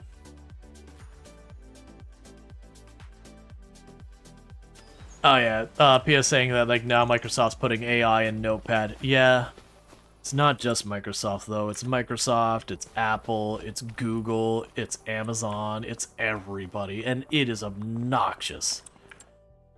Like literally I had subscriptions for some of the products that I turned around. I was like, you know what? I'm done with your product. You got your AI in there? I'm out. Does it hurt me to drop it? Yes, it does. But I don't want to support this. Okay, so we're going till June for the harvest. So we're kind of popping in,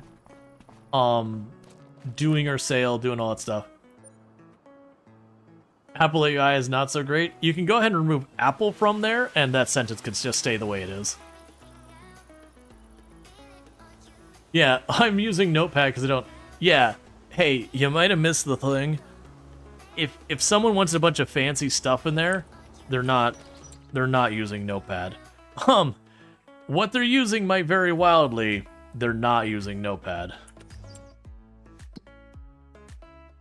Alright, so we're running out of barley, that's fine. Knock down a bit more loan. Notepad++, yep. Yeah, so it's funny because it's pushing us away from a lot of the bigger tech companies that are kind of cannibalizing themselves. And I shouldn't say it's just the big tech companies. There's a lot of startups who are also doing the AI thing. But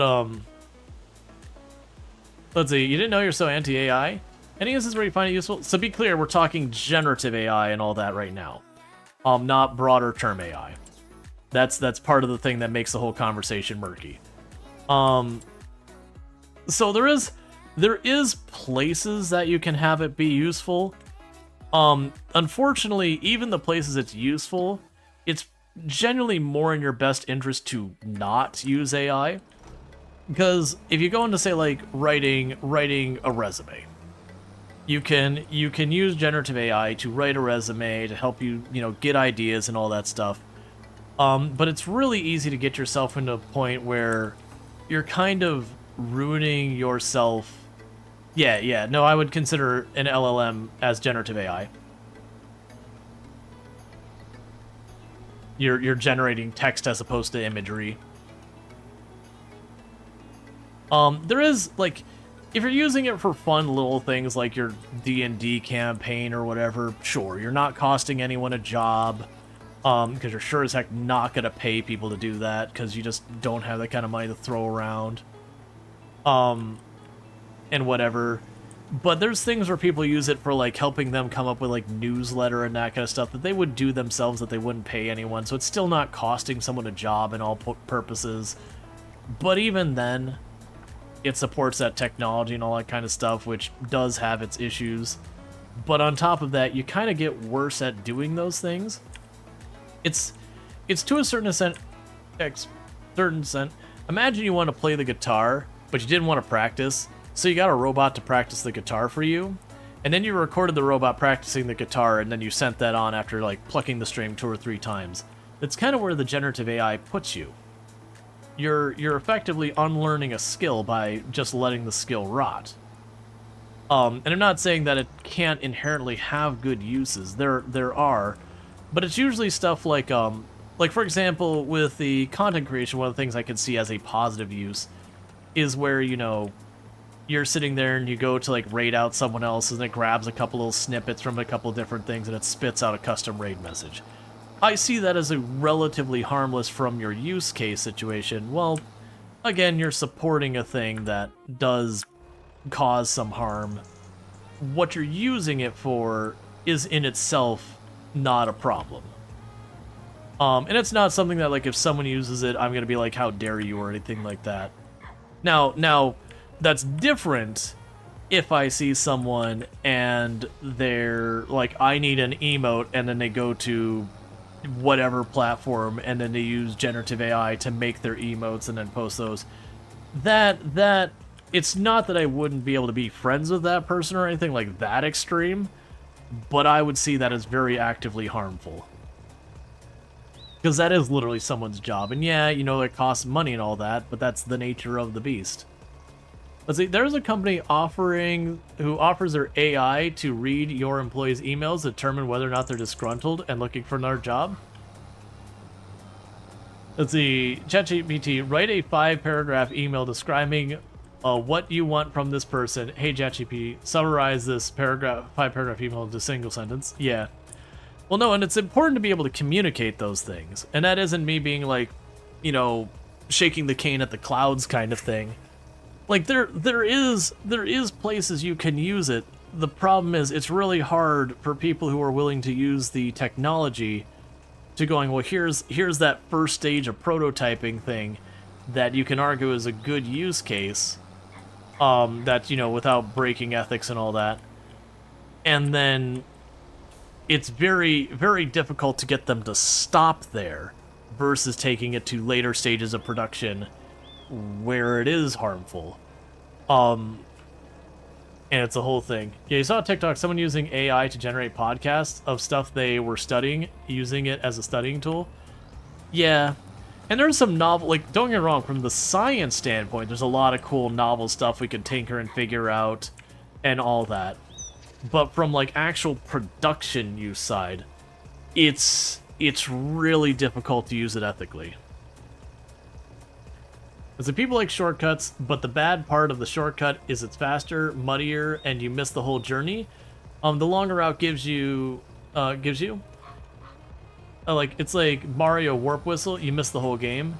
Yeah, but I mean, so like this being, like, so like right now there's a lot of problems with students using AI. And part of the big thing is when you're going into classrooms and you're trying to teach stuff is you only have N amount of time to teach Y amount of things, and N is less than the requirement for Y. So we gotta be picky choosy about what we're teaching and all that sort of stuff.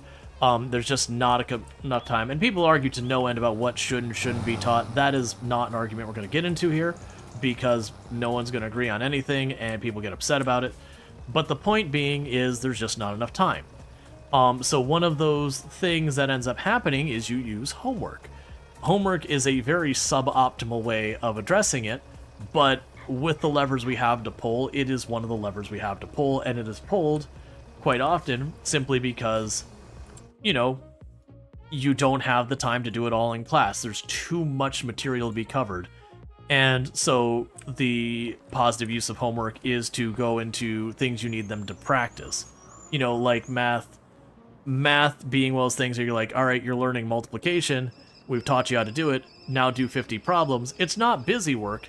It is a muscle you've got to practice to get your brain working there. Math's not necessarily the greatest example, but it, you know, it makes sense. Now, when you get AI and you hit there and go, do my math homework, you never did the practice. You never had the chance. The computer practiced. The computer did a good job or a bad job. You didn't do jack. So when it comes time that you need to do that, you don't know what the hell you're doing.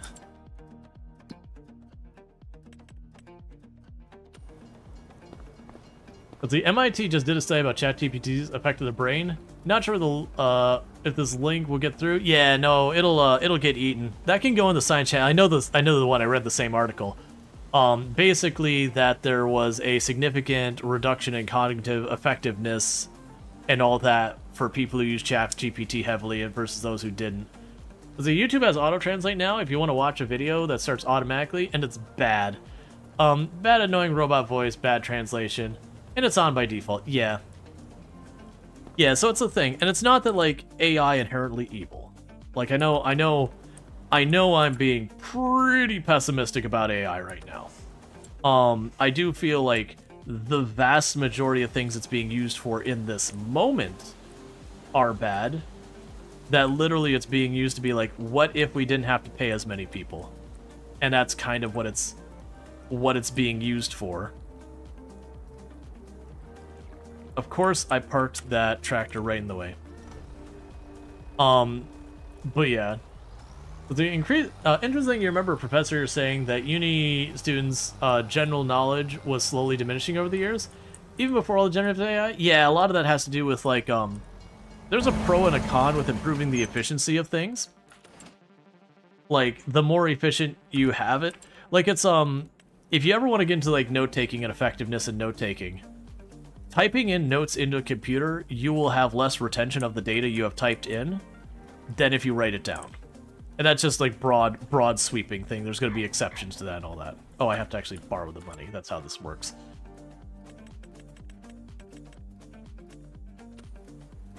And it is a nature of that extra time where you are spent using your brain to process what you're writing and all that, where you're focused on it, that has value for data retention. Now, it's less efficient, which is why people don't like it, but, you know, you get the idea.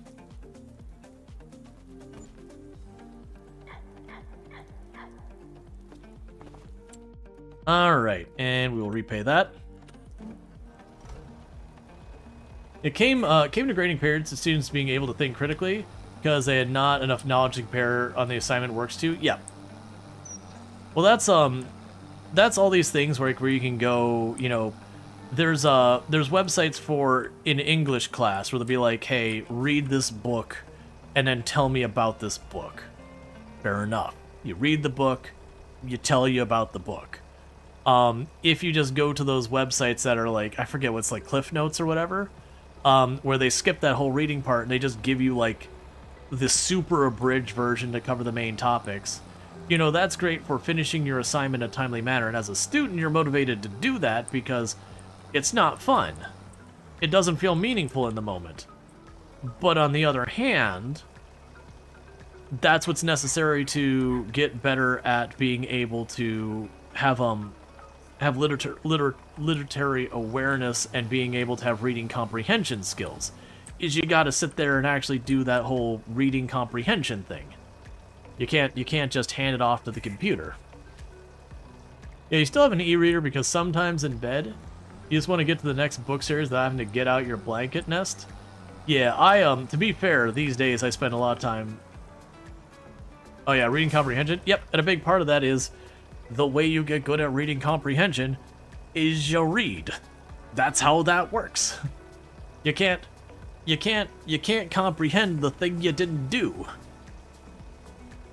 And don't get me wrong, it was absolutely a thing while I was in college that had I had better knowledge about it, I would have absolutely pulled up like a cliffsnote.com to go, yo, Romeo and Juliet, give me the short version. I don't feel like reading this crap.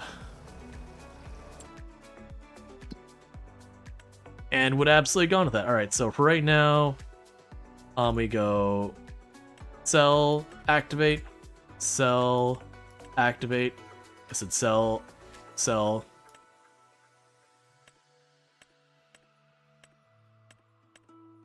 All right.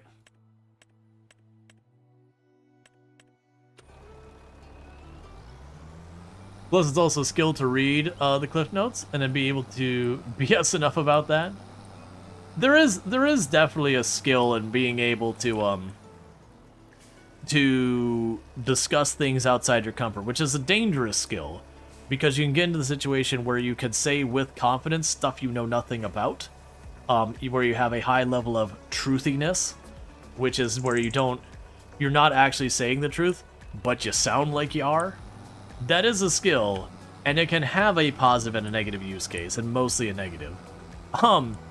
Where you can utterly BS your way through things, but a lot of times it's used in a bad way where, you know, you start talking about crap you have no idea what you're talking about.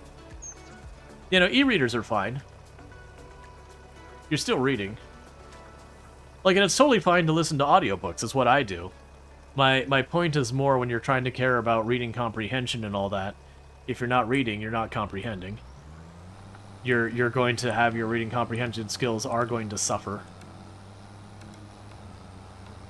So if you find you're struggling there, crack open a book. Comic books and manga? Yep. It's literature. Natsuki is right. But you had a professor at college who would ask questions. What did the ancient mariner have around his neck in the poem? Which, if you try to BS that, good luck. Probably incorrect. Yeah. Fanfics. Hey, if you are reading and trying to comprehend, that's good enough. Reading the news, while can be entirely depressing and difficult at times, that's still reading comprehension. But yeah, no, it's we're dealing with a lot of stuff that there's a lot of it, like, and this is also a problem, is as a student there's a lot of materials to cover. The motivations we use for students are not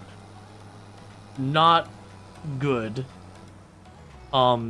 Assessment-based learning is punishment-based learning, and punishment-based learning is the least effective form of teaching. But it's the most scalable. So we're scaling the worst type of teaching because we don't know how to scale the other ones, or we're unwilling to pay the cost of scaling the other ones. So we do the best we can.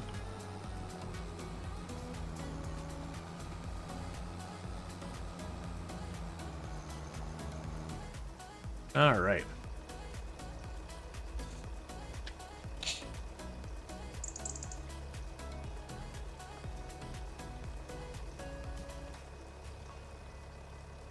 Yeah, no, I know I read The Ancient Mariner, but man, I don't remember. And every time I hear the word mariner, I just think of the song. I can't remember the details on it. There's a YouTube video song about like this mariner who the cliff notes of it is there's this kid who becomes a mariner because this guy hooked up with his mom, got her sick, she dies, and was otherwise just a crappy person that he bailed.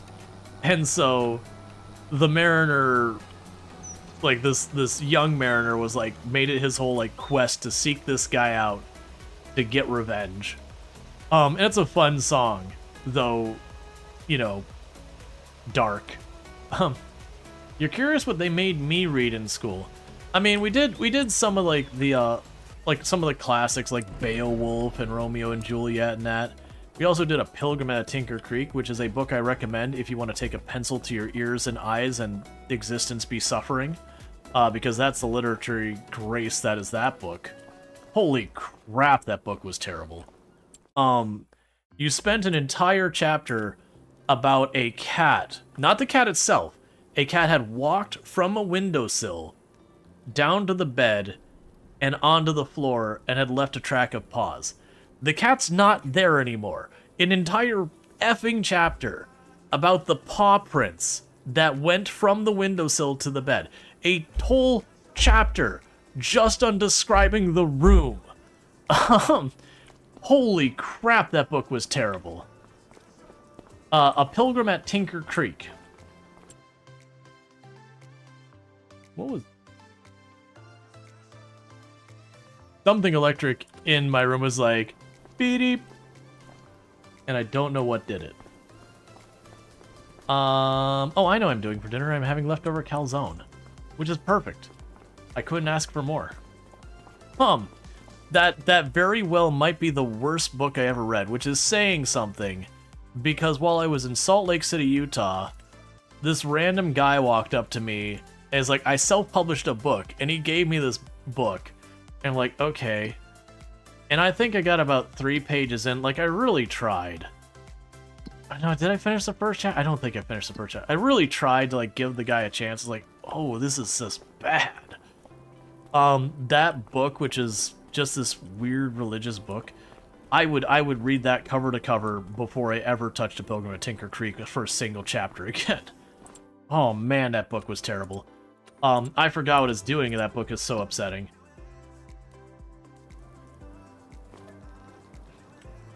Let's see, used to have to read, and then there were none.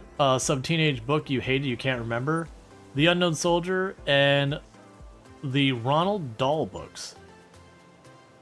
Yeah, I know I read a lot more than what I mentioned. I could not tell you what half of them were. Like, it's just been too long. You know, and school is mostly repressed memory at this point. What? I'm teasing. I got some negative things to say, but I wouldn't go so far as to say I've repressed school in its entirety. Genuinely, I enjoyed elementary school a great deal, even towards the end of it and all that. Middle school was mixed bag, where I've got some fond memories and some negative. I'd actually say, to be entirely fair, while I certainly didn't like a lot of my assignments in high school, I did actually genuinely like high school.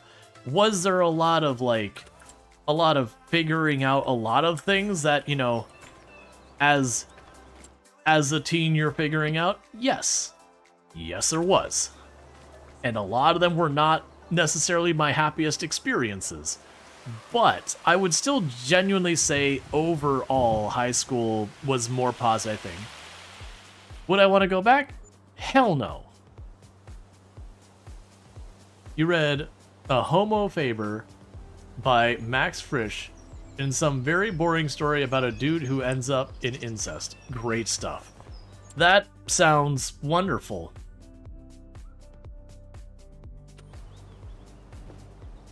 Not really. Yeah, so now it looks like we're making a couple $1,000s every single day from the greenhouses, which is letting me knock this up real fast. We keep checking to see if there's anything important that comes across here.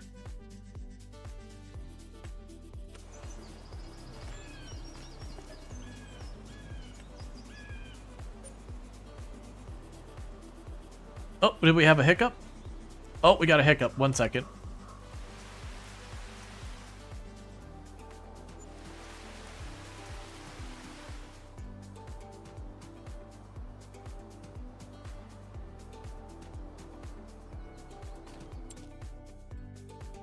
Okay.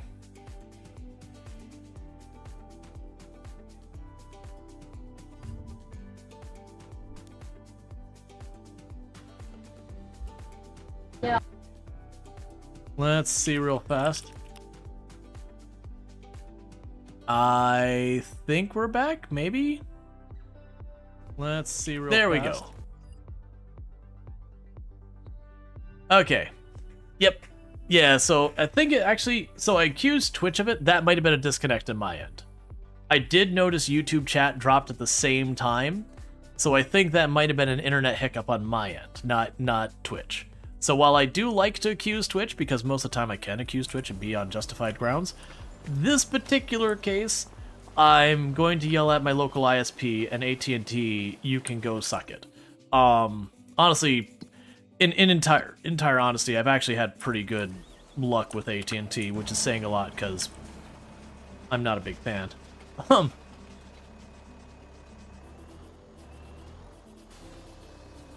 drop off the water. Yeah, no, the reason I'm using AT&T is they offer fiber. And if it's between AT&T and Spectrum can go die in a fire. No judgment of the employees, but as an organization, F Spectrum. At least it's not Comcast. To me, I take Comcast and Spectrum, and I see them as basically twins.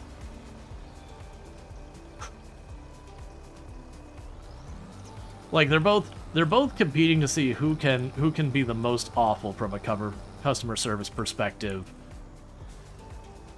And it's really indecisive on who in any given day is taking that crown.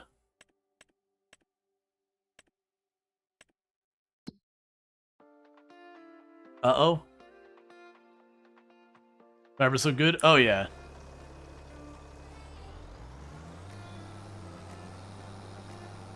Now AT&T is getting in the ring? Yeah, like, don't get me wrong, AT&T is a company that's done some pretty awful things. At least, from what I can say, of all of the internet connections I have had, AT&T has been the most consistent for actually keeping me connected at, like, something remotely to the speed I'm paying for. The wars I went to with Spectrum / Bright House / Roadrunner / Time Warner Cable / whatever name they decide to give them themselves these weeks because their customer reputation is so awful they change their name on a, like at the rate the wind changes. I literally had to threaten them with lawyers once. And that's probably like, I've only threatened 2 different people with lawyers. Pulled out the, was it the Florida Lemon Law? Where it's like, hey, I can demonstrate that you haven't had this work reliably enough to qualify as actually covering me. And I am more than happy to let my neighbors know that they're all included in this thing, where technically the entire group of us could come after you for for charging us for a service that you didn't provide. And suddenly they came out with a proper engineer and had it fixed in 15 minutes. There was also a ping graph and everything to show that I wasn't full of crap. That I'm like, I got the receipts. Do you want me to start showing the receipts to everyone? I want working internet. I don't want to go to a courtroom. I want working internet. That's what I want. I have the receipts, and I'm prepared. I'm prepared to have, you know, a big thing. I just want internet. I'm paying for it. And like I said, they sent out an engineer. 15 minutes later, like, yeah, the circuit board's fried. It happens all the time. Then why don't you fix it? Not to the engineer, but to like the company. It's like, if it happens all the time, why isn't it just routine thing to fix this? Because they replaced my freaking modem like 3 times and my cable probably like 5, and I'm like, yeah, you keep doing that. That's not the problem. You're using Xfinity now? Isn't Ooh, wait, no, it was Uverse was also AT&T. Yeah, Xfinity... Who was that with? I know that Xfinity was with someone. I don't remember which someone that was. Because everybody owns everybody else when it comes to telecommunications. That's just how it is now.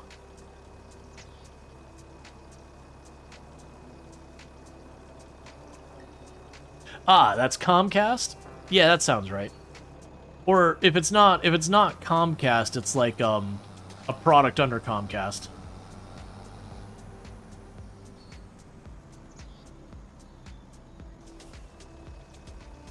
Expect to get what you're paying for? How dare. I know, right? Most folk don't complain the right way. They lack the knowledge and as a result don't get what they pay for. It's sucky. Yeah. Well, I really hate the practice, and this is a very common practice in both wireless telecommunications as like internet and all that. I really hate the thing to get, like, the rate you should actually be paying for something, that you have to, like, threaten to disconnect, and then they'll give you, like, a special promotion, or you do disconnect and go to the other one to get the promotion to get it down, they just hop back over. It's like, look, man, I've shown you I'm willing to hop on the phone and complain about your thing to get the 20% off, 30% off, whatever. Can we just skip this whole phone call? No one's enjoying it. I'm putting an extra workload that you're having to pay for on your staff. Can we just, like, get the amount I want? I would rather you just take your bill and bring it a little ways down, and I don't have to go through that. Like, don't even give me the full 30%. Just bring it down, like, 10, and that's just your base price. And we don't play this game. It's the same reason, like, with places that their whole gimmick is they give you good coupons. I'm like, you know what I'd rather you do? You just bring your price down to whatever you actually kind of want this to sell at on average, and we just skip the coupon thing. And I understand there's marketing reasons for it, of creating an urgency and yada yada, and it's very effective, which is why they do that. But, you know, I'm going to go grab my cane and I'm going to shake it at the clouds again. And I'd say in my day they didn't do that, but they did, so it's just been that way for as long as I've been buying things.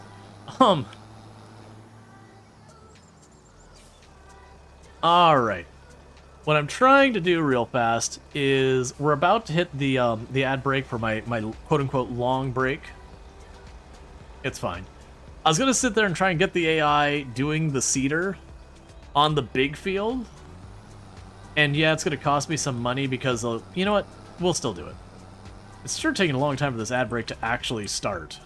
Like, it's been starting soon for like two full minutes. Okay, there we go. Alright. Yeah, this is going to be a little bit weird where I'm going to probably spend the entire ad break getting up to getting the cedar started and then step away. But I figure I could take the 5-minute break and just let the tractor do its laps. It'll eat up probably $1,000 worth of things. Because the coupons are not a thing here, and you're glad about it. Stressful for your ADHD brain. Coupons don't bother my ADHD brain because I kind of shake a stick at it and I say no. Like, because generally speaking, stores here, you're either a store that you heavily lean on coupons, like Kohl's or whatever, or you don't. There's not many who do more than like 1 or 2 items on coupons that you usually don't care about, unless they're all in on the coupons. And it just means as I'm not going to deal with coupons, I just don't go to places like Kohl's. Especially since after the coupon, you end up paying just about the same amount you would expect to pay anyways. Why am I driving the tractor? I don't need the tractor. I don't need to be involved in this at all. I could have literally sat there the whole time and gone, hey, harvester, let's go ahead and grab you. It'll create a job. It'll sell it to do field work. And then these 2 fields should be ready for it. Then go boom.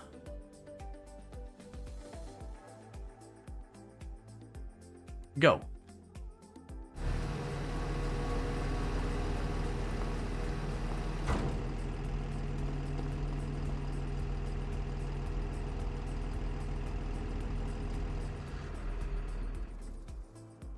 It's fine. I'll just deal with it when I get back. I'm not going to fight with that for 10 minutes. Okay, so with that, I'll be back in just a couple minutes. This is my quote-unquote long break. That's about 5 minutes. I'm going to run downstairs, going to welcome my wife home, throw some food in the oven, yada yada, and I'll be back up. So thank you again so much for tuning in. I'll be back in a couple of minutes. So thank you again.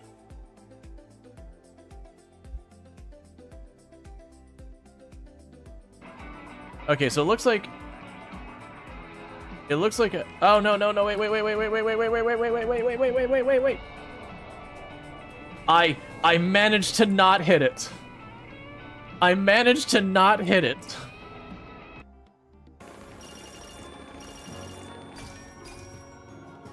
We've done it, chat.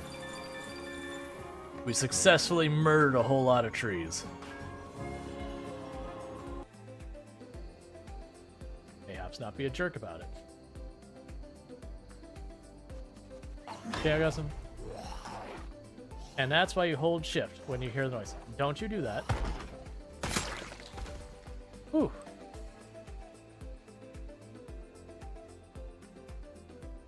Well, I'm amped.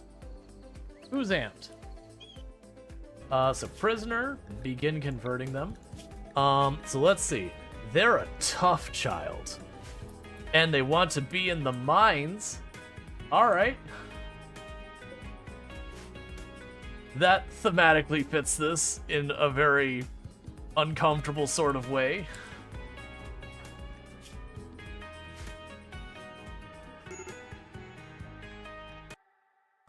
Doing a shoey? No. Alright, here's the deal. If it is relevant and I am in a situation where me and Drongo are both present, and Drongo is willing to do a shoey, and it's something like a milestone for charity, I will be willing to do it only under circumstances that Drongo is with me at the time it is occurring, and it is for something of meaning. Again, like, you know, we've hit some major milestone for charity, raised a bunch of money or something. Like, I won't just, even if like me and Drongo are hanging out with John, was like, I want you to do a shoey with me. It's probably not going to happen. Drinking something from a shoe is just really, really not something I'm excited about the idea. Is there something I don't care about I could just toss in front?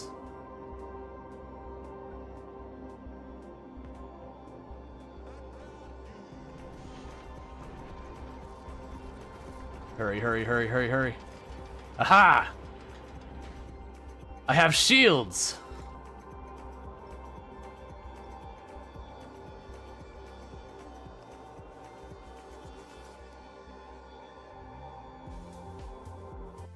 BP cables are everywhere.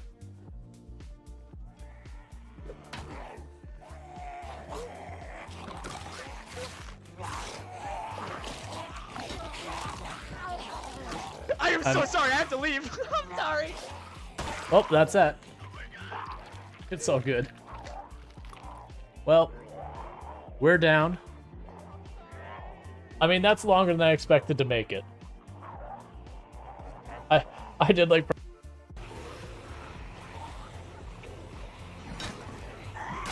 Metal pipe is actually a pretty crap weapon. No. I missed.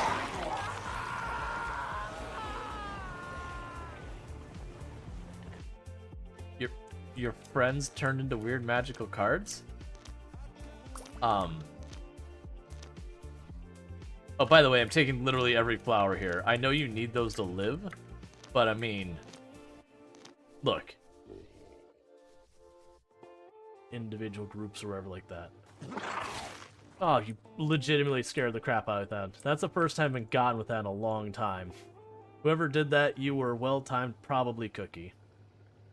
Because this is legit a place that always makes me nervous. And I was looking at chat for a second, and the noise played, and I thought I had just gotten got. It's very rare that I actually get caught by that, and that was, like, I'm not afraid to admit when I do get legitimately caught. Well played.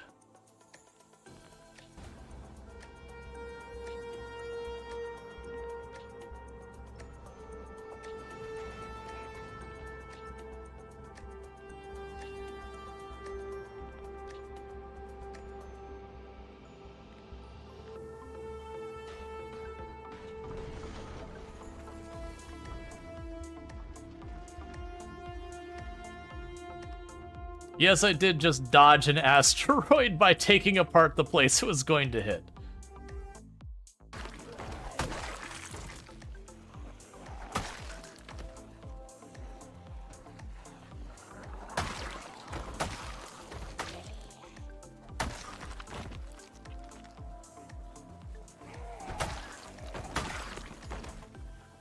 Could you not bang in that door? I would like you to keep... I want the door. Stop hitting the door. I want the door. Thank you.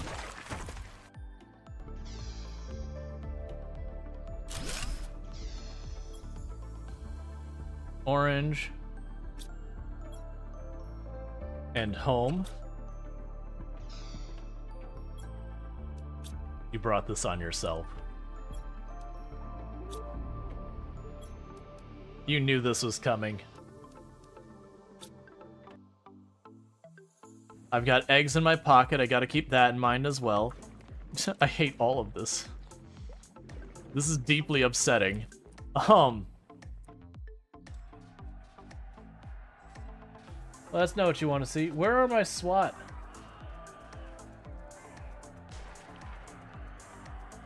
Oh! How'd you get through the door? I was busy focusing on one of the prisoners over here had a shotgun. Edward over here. I was like, oh, I may not want to go there. How did you get through the door? Oh, he probably stole keys. He must have stolen keys off of one of the people that got killed. Well, that was Rita's go. You know that wreck? That wreck I mentioned? You might get to keep that wreck. I think that wreck belongs to you. I'll let him know, chat. Warning, maximum depth reached. Hull damage imminent. Don't tell him, chat. He thinks we're leaving.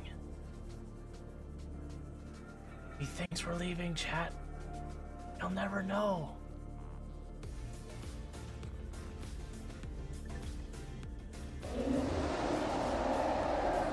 I think he knows.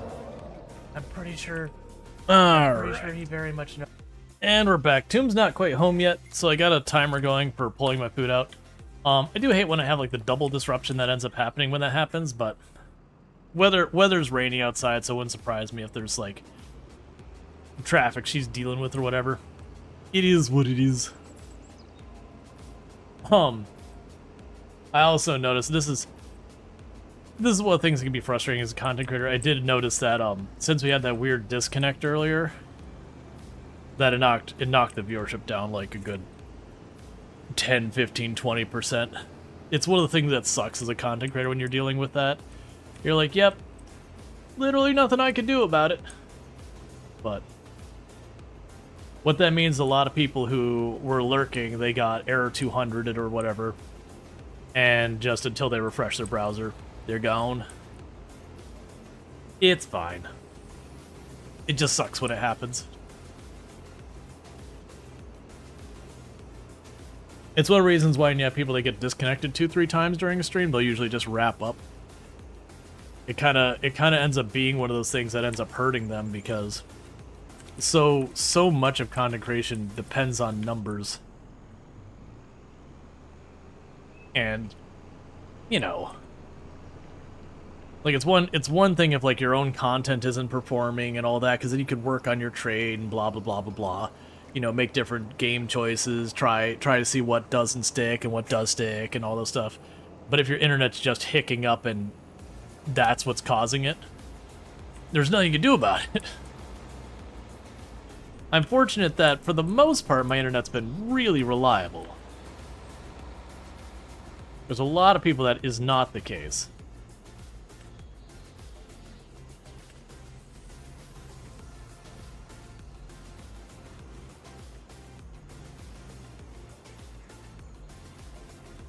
Why did that get folded? Oh, I handed it over to the AI, and when they did, they folded it up because they were in travel mode. Which, on, like, some of these, it's definitely worth worrying about. But I would say all of the smaller harvests, you make, like, the little top thing open. Yeah, in real life, you wouldn't want to drive around with everything opened up and going, but it's Vidget game. No one cares. And then after 2 hours, you think, wait, wasn't there a stream on the other tab? Oops, refreshes. Yeah, no, and that's the thing. Like, and I don't blame any of the content, like any of the viewers and all that. It's just, it is one of those things that is a very feels bad man kind of thing.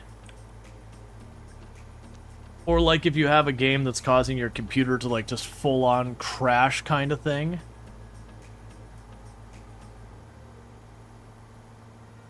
And like that could be a feels bad man thing, as it full on crashes your computer and everyone gets dropped.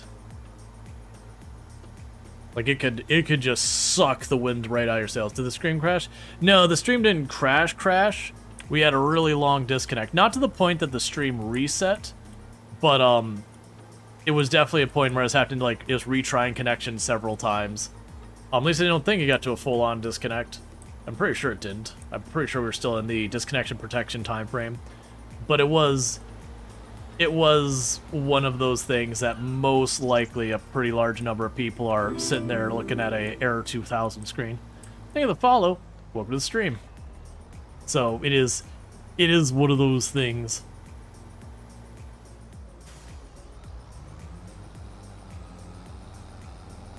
Hey, Crab. Yep.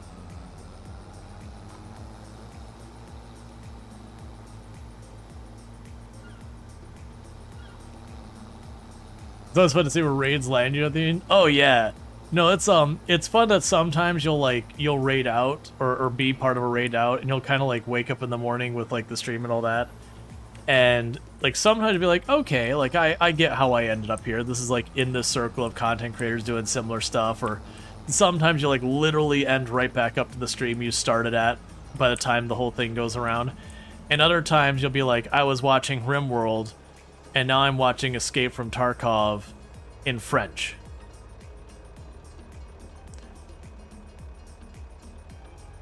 I don't know how I got here. I don't know what the path was that brought me here. Nothing wrong with Escape from Tarkov in French. Just not where I was expecting my RimWorld raids to take me.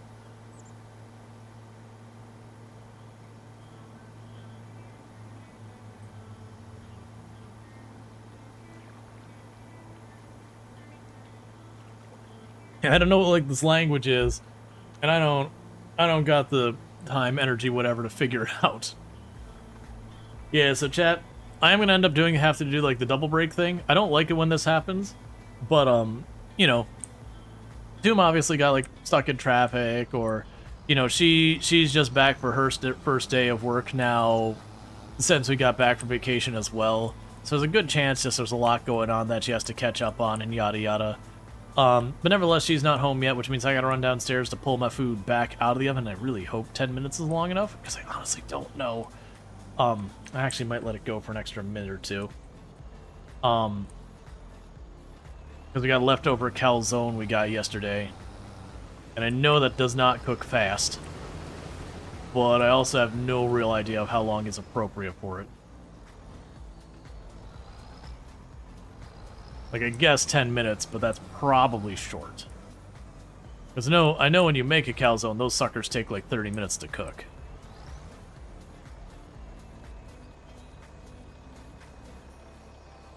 Okay, let's cancel that timer before it starts making a bunch of racket. I'll give it like 2-ish more minutes, and I'll step away to like run down and do that. So I do apologize about like the double break thing. I try to avoid letting that happen, but just timing wise with my wife getting home from work and all that, it'd either be one, I force her to cook, which is not fair, or two, I'd have to start the stream like 2.5 hours later, which sucks. So it's just a weird timing thing.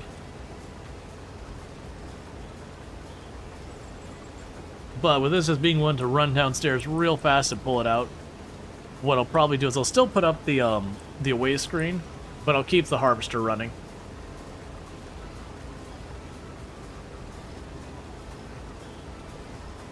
Because then it should be able to knock out like 2-3, like another lap or two in a minute or two or whatever. So we won't technically lose time so far as progression on the farm. You just won't see one lap of barley get harvested.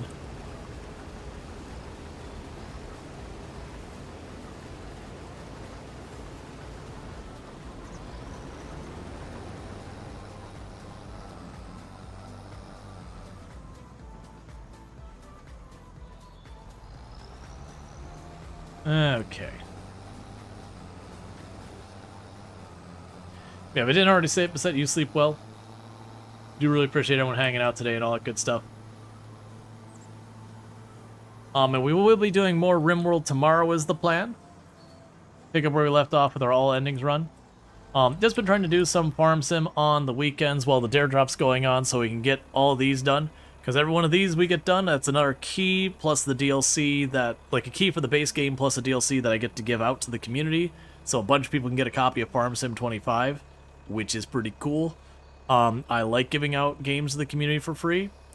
I've been going a bit harder on Dare Drop than I've done in the past years. Like, I've really enjoyed Dare Drop, but as far as, like, giving out, you know, quite so many keys, I haven't really been able to do that in the past. Alright, so with that, I'm going to run downstairs, pull my food out if it's done. If not, I'm really hoping Tomb's home so she can watch it. But I'm going to run down and do that. So sorry about a double break again. I'm going to quickly do that, and I'll be right back up pretty quick. Thank you again for tuning in, and my apologies again for the double break.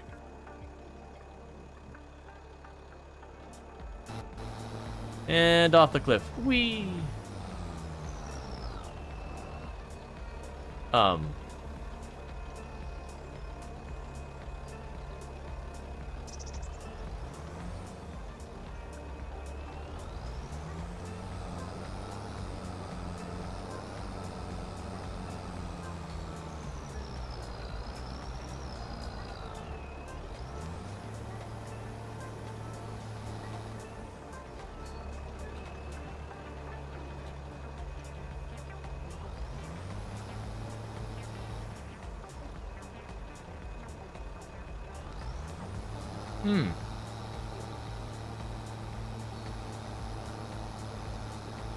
Well, that's interesting. And I'm trying to fold them up. There we go.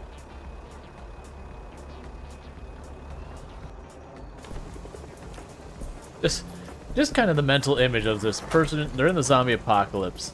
They're walking around with a machete. They got this giant backpack they're holding on their side. And just every couple minutes, they're just reaching in there, grabbing like a fish fillet just right out of there, just shoving it in their mouth, going right back to fighting. Just, it's a weird view in my mind.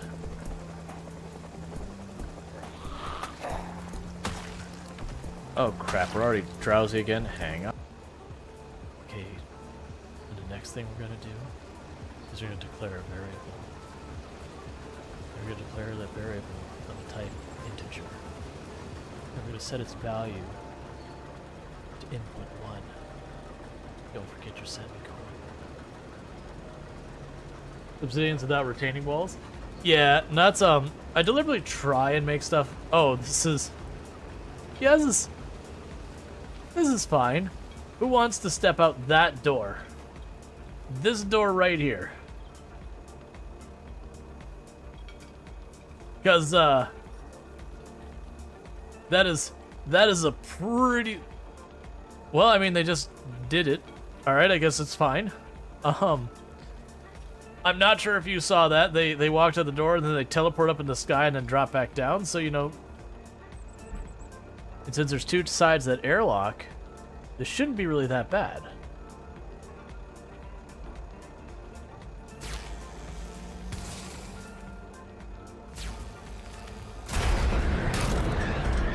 Well, we've lost.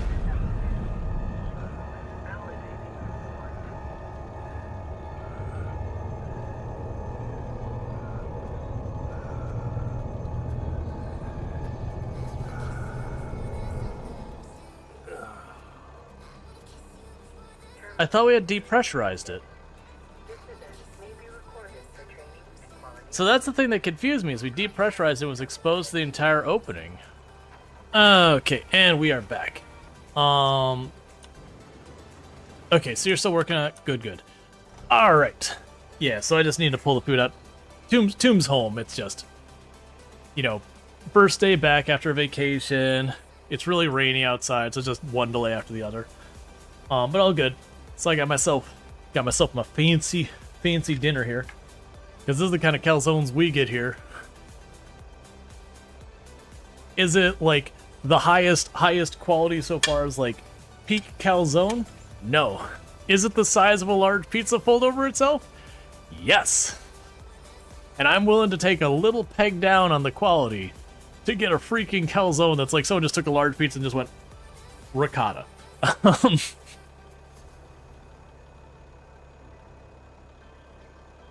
There is something to say about volume. I don't do the volume play in a lot of food, but when someone's getting ricotta cheese involved, volume is absolutely something I'm willing to go with. And so for this in-game today, I have just these two fields to do. The big field will be the next in-game day.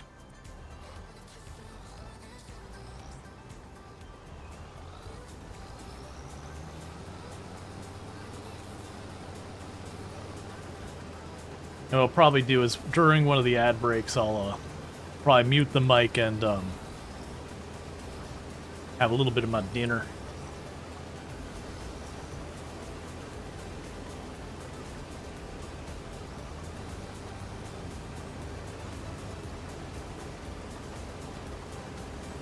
Okay.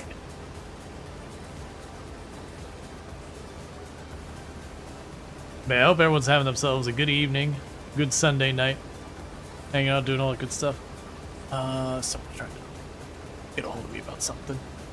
Okay, nothing urgent. Cool.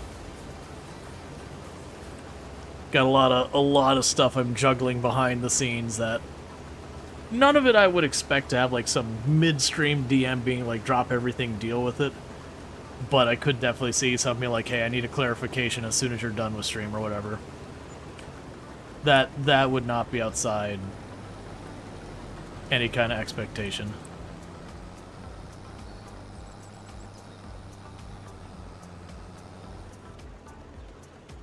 And honestly, at this point,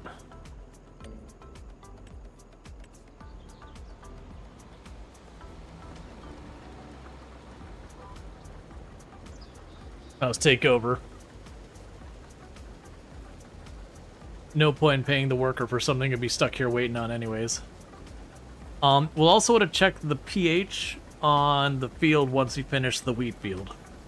Because we should be at the point where all of the pH is bad to okay. And I think that'll be the point where we do a round of lime.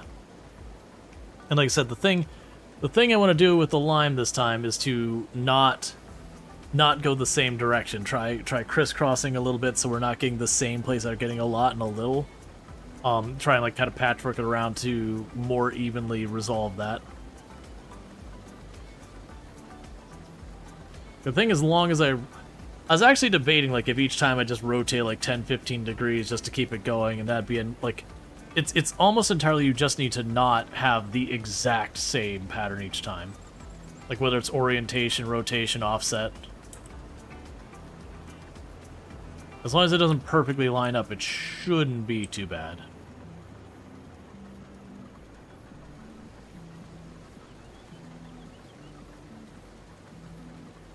Or if there's bad, it'll be just little individual spots instead of like long stripes across the whole thing.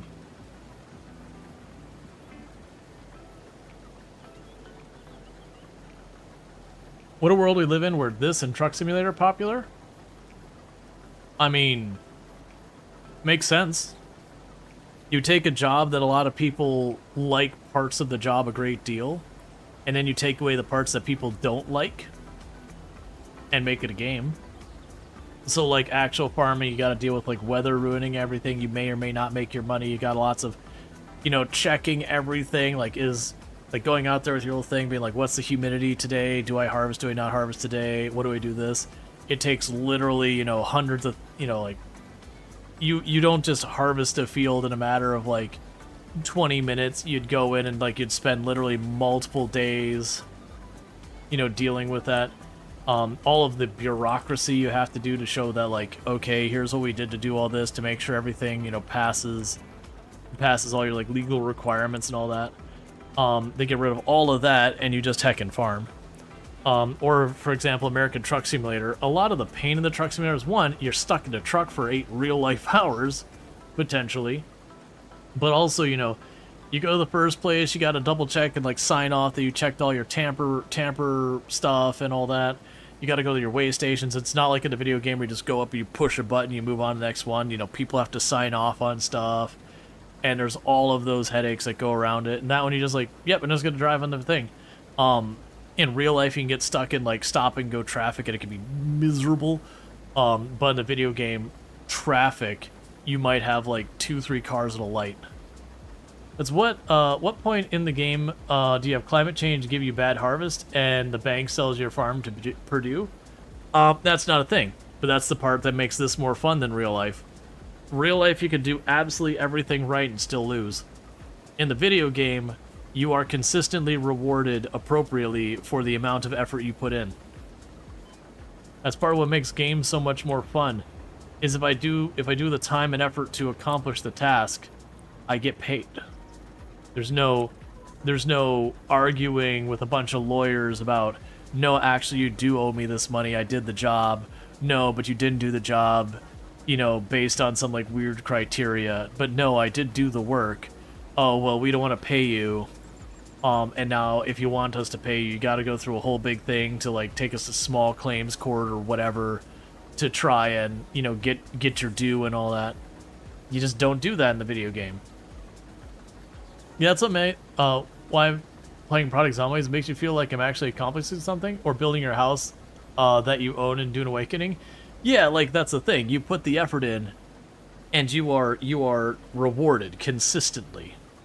Like there's no other stuff all around taking away from what you do and accomplish. You don't have to fight with all that. You are compensated fairly, on time, for whatever you do. Now in Project Zomboid, you're being compensated in your character gets stronger and you get XP and, you know, various skills, and you get a better living situation for the survivor and yada yada. Dune Awakening, I would assume, be mostly the same things. I haven't actually played myself personally. MMO Survival Crafter just doesn't really interest me that much. But, those are big things. There's like no, like, all of those, like, you don't have to worry about that. It's like being compensated fairly and consistently. Who would have thunk it? That's like a very desirable thing.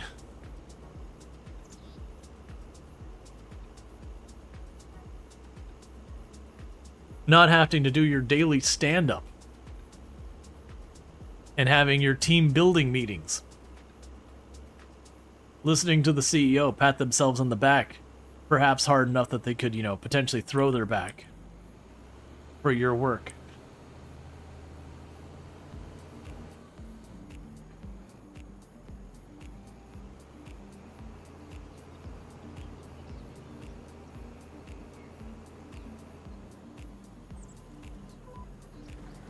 Okay, we got, looks like 3 more passes on this, and then this field's done.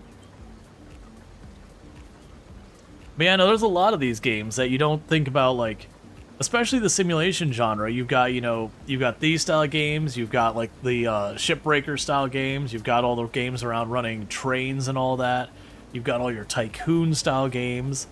Like, they're all effectively work simulators, but because they take all the parts of the work that isn't fun and then they gamify the rest, it can be a lot of fun.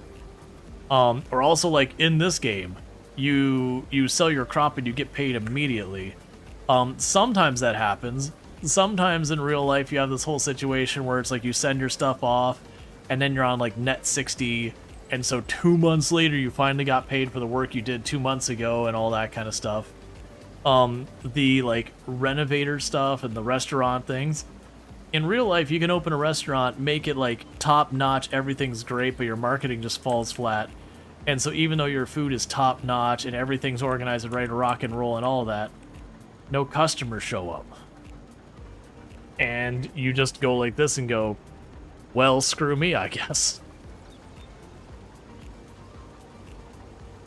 Yeah, or a pandemic happens and shuts you down. There was a number of restaurants here who opened up at just the worst time. That they opened up, they probably put themselves pretty badly in debt. And restaurants already have like a 20% success rate. It's really awful. But even if you play all your cards right, you open up at the wrong time or the wrong place, and it'll get you. Like, we've had issues where Mexican food's great, but everyone opens like a Mexican food restaurant. And we had like 2-3 Mexican food restaurants all open up independently of each other in the same area. And you're like, well, I hate to break it to you, all 3 of you aren't going to survive. Like, you have taken admittedly one of the most sought after types of food, but you put entirely too many of you in an area that there's just not enough customers to sustain all of you. And none of them made a mistake. They all did their homework. But they all simultaneously decided to do the same thing in the same place, and now it's to get to see whose money ticker burns down. You just achieved a state of reheated non-nuked food. Yep, that's basically what I got here. We got calzones yesterday, so I chucked those in the oven, warm them back up.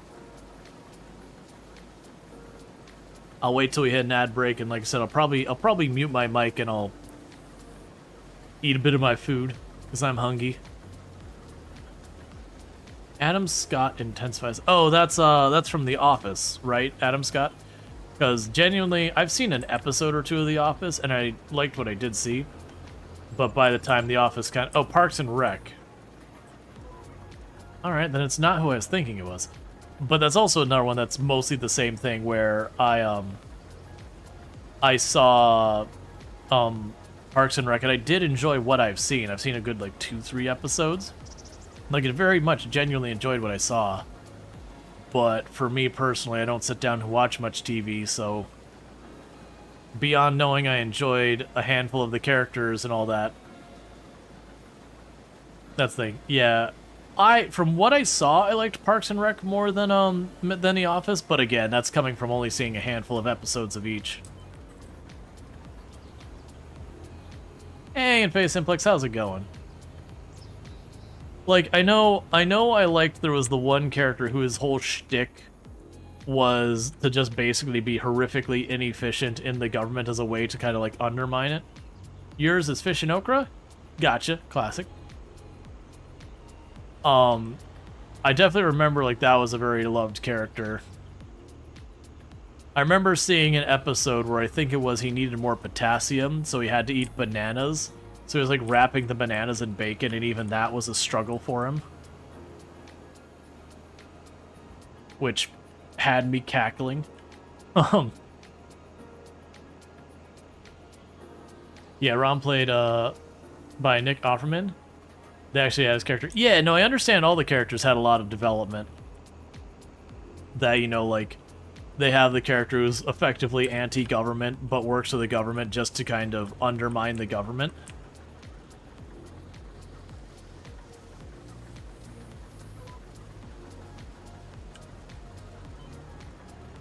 And they have, like, you know, characters are a bit on the idealistic side of things, and they find a balance between their idealism and being a bit more tempered and all that.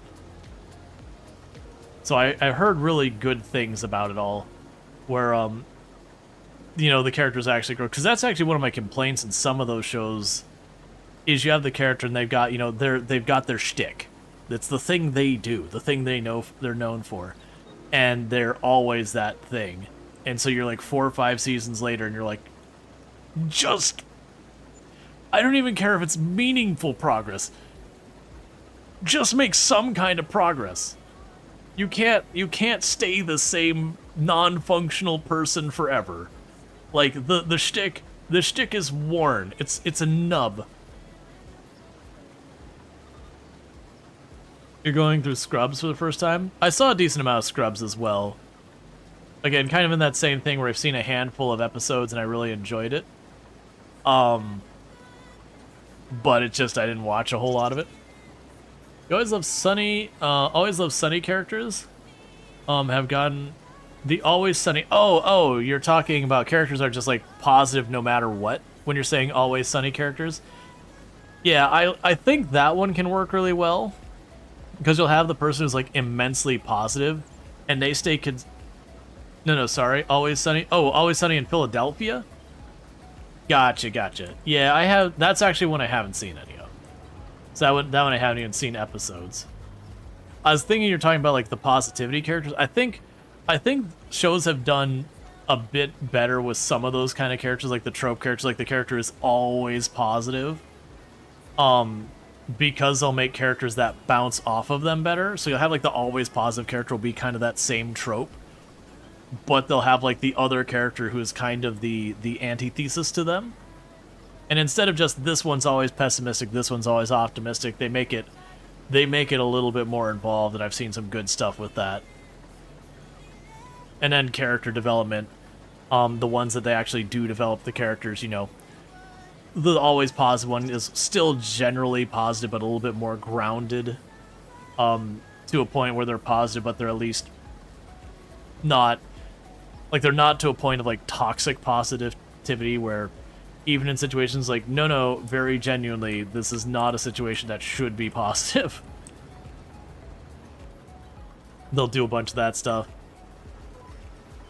I do appreciate that a lot of tropey stuff is getting, you know,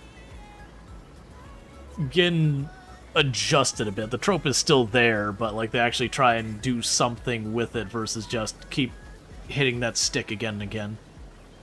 It's a good show's managed to challenge the folks that are toxically optimistic. At least put them through something where they actually rethink things. Yeah, and you can have the ones where like you have that person who is like toxically positive, and you know they do eventually run into that thing where like that character in the series, you know, hits such a serious down note that you kind of see him crack. That it's, you know, they take some terrible loss or whatever, and it really knocks them down, and they have to kind of do some soul searching and all that. And they might still end up being positive on the other side, but instead of just haha they're positive, like you get to see more depth to the character, versus then the character's there to effectively be a punchline.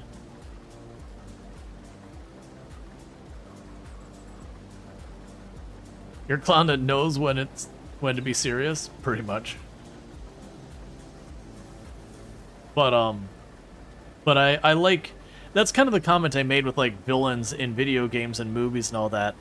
You know, there's definitely a place for the villain. It's like, what is the villain? Evil. Who are they? Bad. Why are they mean? And you're like, okay, so the villain has no personality. They're here just to be the villain. Fair enough. There's definitely a place for that. Where is my... Oh, you're still way up here. Like there's a place for that, but it's part of what makes a lot of superhero movies difficult for me to enjoy. Is there are a lot of superhero movies that the villain is like one-dimensional and not very interesting. There's some that definitely go like, and they put a lot more to it, a lot more interest in it, and those villains tend to stand out. But like the villain where it's like, what am I? Evil, bad guy, murder. And you're like, oh, okay, so we're not a people. We're just here to be something to be beaten up on. I understand. Moving on. What's your favorite video game villain? I tend not to use favorite with a lot of things. I definitely know Handsome Jack from Borderlands is pretty high up there. If he's not the favorite, he's definitely in the top 3. I enjoy Kefka from Final Fantasy 6/3, which is fun because he's not a character with particular depth. His like, who are you as a character? I am just a psychopath, is pretty much Kefka. It's like he's got a whole backstory that's involved in everything. It's like, but who is he? Just a psychopath. A violent psychopath who wants to watch the world burn. But he sells it well. The Evolved TV series done a really good job with that, with Walton Goggins Gould. He's a horrible person, but you can understand what he does. Yes, that is, to me, that is like 2 things you need for a good villain. And this is for video games. Movies, it's a little different. For a good video game villain, they need to be an antagonist. They can't just be a villain. They need to be an antagonist. A villain is someone who kicks puppies. An antagonist is the one who keeps showing up to kick your puppy. Like, you're not just stopping them because they're evil. You're stopping them because it's personal. An antagonist is there just to rib you every chance they get. So that when it comes time to get their upcomings, it's like, I don't care that I'm saving the world. I just want to kick this man right in those shiny teeth. Your favorite villain in Norse mythology is Loki? Yeah, I mean, that's fair. There's not a long list of villains there, but still. Loki can be a fun character in a lot of things.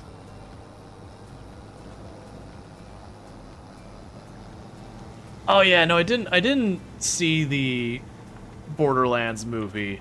I got told it was terrible. And everything I'd heard is it was terrible. And I've come to accept I don't need to see things that are terrible because I believe people. I've gone one too many times where people are like, this is so terrible, we should watch it. I'm like, but, you know, I don't want to.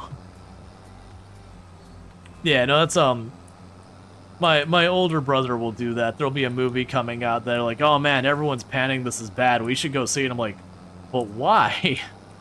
Like, once in a while you get a movie that's so bad it's good. But when it's just like bad, it's like, you know, but why? Yeah, there's that funny kind of bad where, especially when the movie knows it's bad and it's just leaning into it and just being ridiculous, where it can be so bad it's good. And then there's just bad where you're like, man, they're really trying. They're really trying to make this good, and it just really isn't. It's the bad where it's just kind of sad and you're also a little upset you spent the money on it.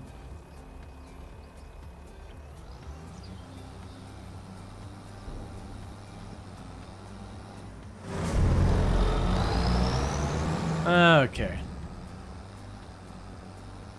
But yeah, so like I was saying, you know, a good villain in a video game is an antagonist. Like Kefka is an antagonist. He's constantly causing trouble. Sephiroth is an antagonist. He constantly showing up, may or maybe not murdering people, and may or maybe not burning things down. And he just keeps popping in there and being a thing. Borderlands Handsome Jack is kind of like an over-the-top antagonist, where he like literally every time you're doing something drops some one-liner to harass you about whatever, or call you incompetent, or just be a general jerk.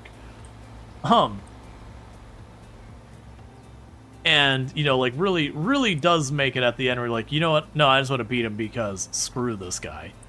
Yeah, we got Such a Cookie in their 485 streak. I really do appreciate that. It means like a lot, so thank you.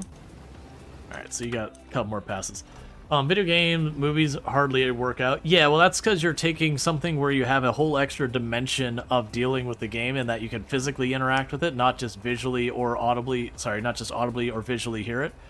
You can actually interact with it, and now you're saying, what if we just take away an entire layer and make a thing? It's really hard to take away layers of stuff and still have it good. It's one of the reasons why where you take a movie and you adapt into a book, a lot of those are pretty just okay. They do better than the game to movie. Whereas going the other direction is usually easier. It's usually easier to take a movie and make it a game, or take a book and make it a movie, and at least have it decent. Because you're adding layers onto it. There's a difference between I am chewing the scenery in this terrible movie, and I will do it beautifully, and I am chewing the scenery and trying to make it seem like it's high art. I can see that.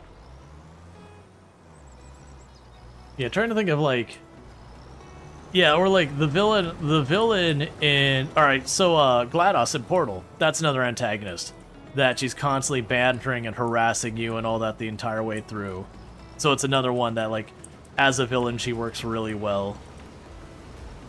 You've got in BioShock, I can't speak of the other one, but the original one, the villain's kind of an interesting one in that he sort of doesn't antagonize you. And I'm not going to say why the sort of doesn't work in that regard because of spoilers. So he antagonizes you in a sense without it really seeming like it until you get the ribbon at the end, so to speak. You get the closure. And then that's part of what makes BioShock's story solid. You know, versus a villain, which is, you really don't care. Like, you beat the bad guy because it's an obligation to beat the game. But, you know, replace that bad guy with any other bad guy. Who gives a crap? You don't really care about that. There's been a number of those in video games as well. It's like, who was the bad guy? It was some dragon thing, right? Mostly just chilled in its room until we got in there and then we killed it. Cool, man, I guess. Game's still good, but, you know, the villain's totally forgettable. Movies, the antagonism thing can work. but it's different because with the movie where you're not playing the characters, it doesn't hit you directly in the same way that a video game does. Hi. Hi, husband. Here's your mail. Oh, mail. I have no idea what the second one is. I don't either. Thank you. Oh.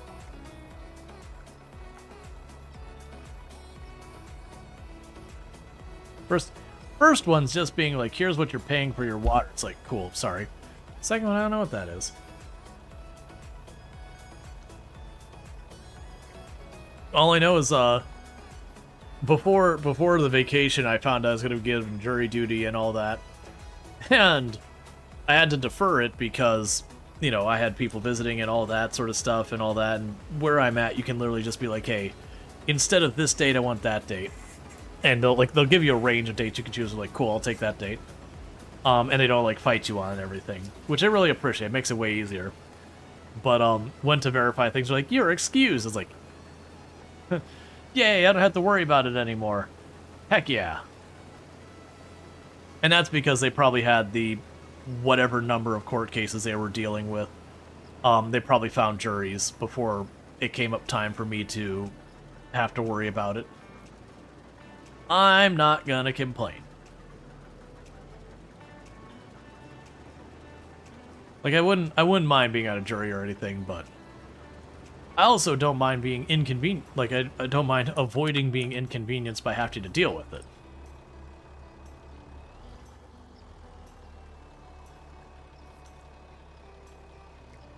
Okay. So I was gonna finish up this last pass or two. It's probably 3 passes left. We'll get this all dropped off in the grain mill. Then we'll be ready to advance the day. Then the harvester goes up to the wheat field. And then that'll be this year's harvest. And we're doing pretty good. It still looks like, you know, you look at the bank and there's not a whole lot of money there. You're like, oh man, there's no progress. We actually paid off over $50,000 worth of debt and got ourselves a new greenhouse today. So in that time, we've got, you know, it's effectively an extra almost $100,000 put away. So that's nothing to be ashamed of. And each one of those greenhouses we're bringing online is an extra $1,000, $2,000, $3,000 per in-game day. So I am leaning on cheesing them a little bit. Not going full on power generation cheese, but just going a little cheese. Do you know where my marinara sauce is?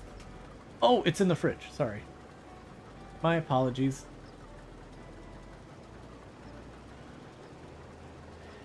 I brought up her calzone and didn't bring up her marinara sauce. That's on me.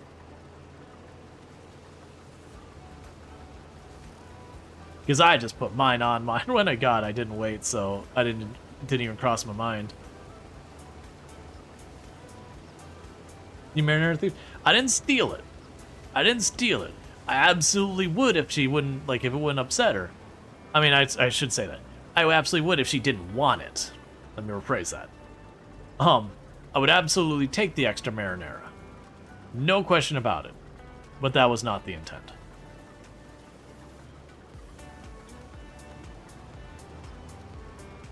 Because the only downside of these giant calzones is they're very bready on the ends. More so than calzones typically are.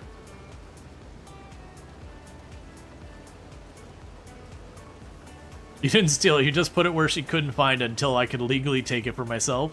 Sounds like stealing to you? Eh.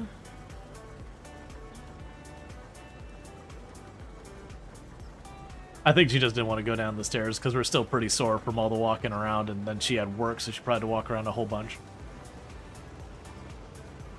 Prime use case for extra marinara? Yep.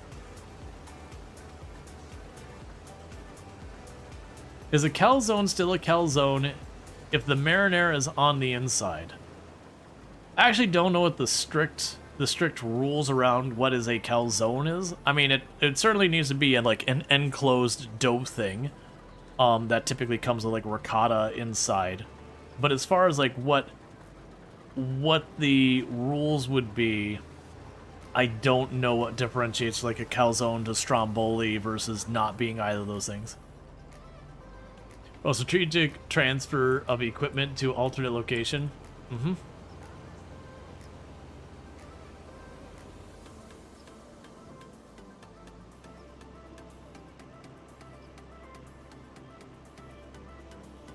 It's like, I don't know, I'm still gonna eat it. That's kind of exactly, like, it's never been an important distinction to me because I would eat either scenario and really like it. Okay, so let's go ahead and get you back up here for doing the wheat field the next in-game day. Then we'll drop off the barley. Then we advance the day, we get our money, and we continue to expand.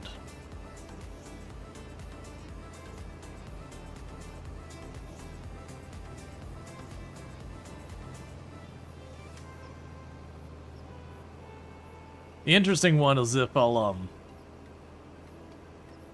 is getting like the canning plant once we get all stuff. Let's see, you get a calzone about once a year and a deep dish once a year. You always regret it, but you still enjoy it. Yeah, it's not that rare for us to get a calzone, but I would say it's probably once every other month or every 3 months that we would end up getting a calzone. It's not super often. It's like one of those things you do, you really enjoy it, and like, is this what I should be eating? No. I really enjoy it, but like, it's definitely something you gotta do with moderation. It's delicious, and it's a whole lot of cheese.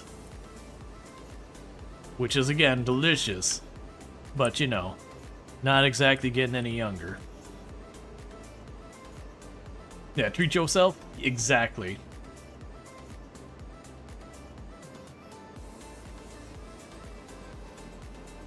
All things in moderation? Exactly. You have half a calzone in the fridge right now, actually.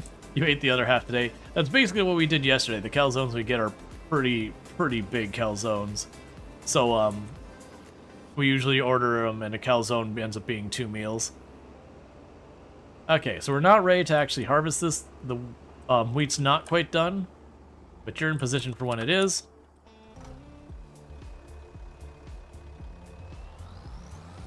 And then let's get you dropped off. We'll advance a day. And then while the ad break's going on, I will try to have the harvester going. I'll just mute my mic so you don't have to listen to me munch and crunch on food. All things in moderation, including moderation. Both the moderation of the moderation and the moderation of like chat. There is over moderating. That is not a thing. Like, if you moderate to the point that people can't actually have a conversation because everything is getting flagged and put away, that's also bad. It's for different reasons, but that's also bad. There's definitely a balance you gotta strike there. No moderation is just not okay anymore, but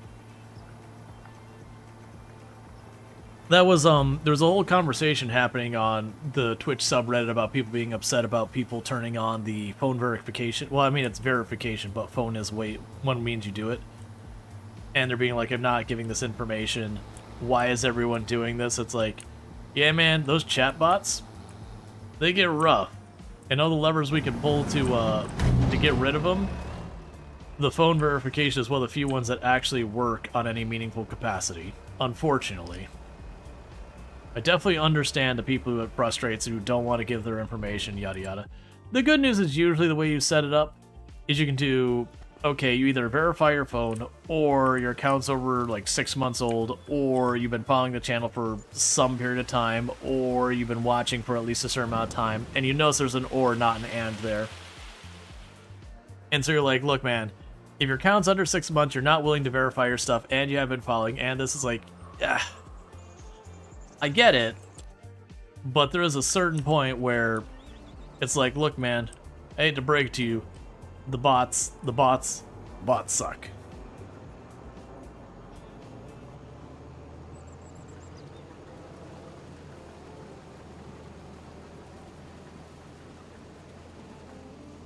Okay, so you got that going. Start getting you up into position.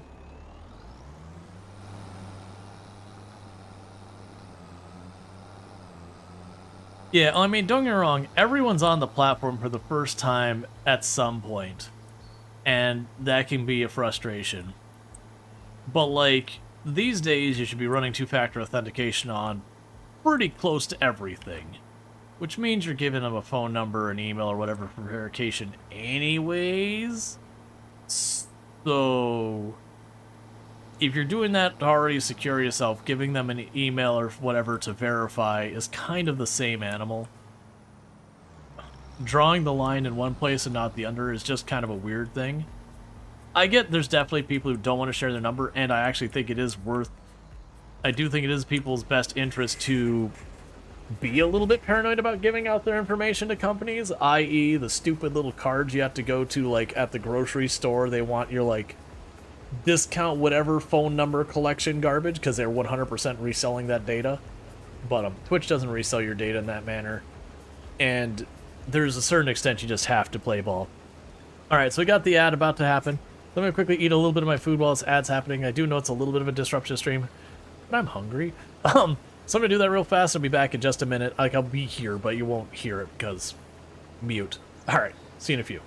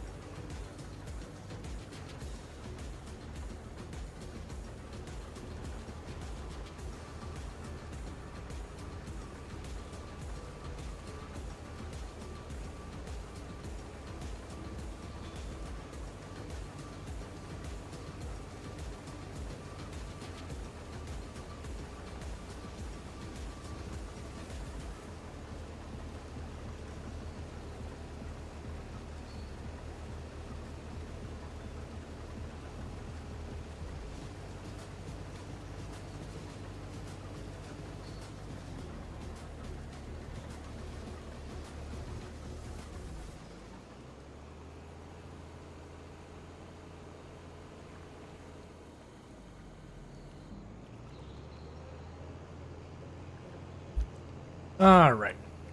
Got through most of it. Which is good, because I was definitely hungry. It's got a little bit of the good stuff, and that's just the bready edges.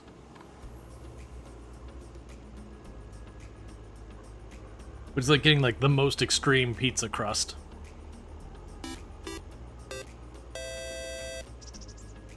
Oh right, the TTS broken. Thank you so much, Rated X, for the Prime Gaming sub. That's 2 months you've been subbed to the channel, and I really do appreciate the continued support. You only get 1 Prime Game sub a month, and you used it here, and that does mean a whole heck of a lot. I do apologize about the TTS being broken. I don't know what's going on. It was using Google TTS, and that's not working for some reason. And I can get it fixed after stream, but during stream I'd have to check what are you? Alright, I'll just go myself. Feels okay, man. Yeah. But I'll just have to, like, worst case scenario, I switch it, like, over to the built-in Microsoft TTS voice. Which will be weird after all this time using the Google one. But at the same time, if it's not working, it's not working. Manual TTS time. I've done a little bit of that, where we did, like, the voices for, different characters in games. Was it Pierre we gave the robot voice in Stardew Valley? I think it was. I think it was in Stardew Valley we gave Pierre like a very robotic voice, if I remember correctly.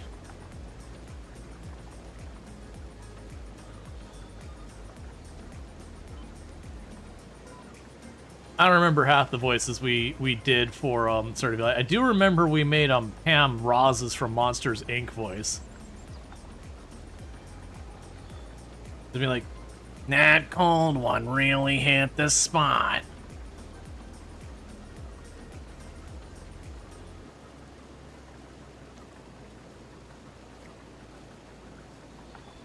Always watching you, Emily. Always watching.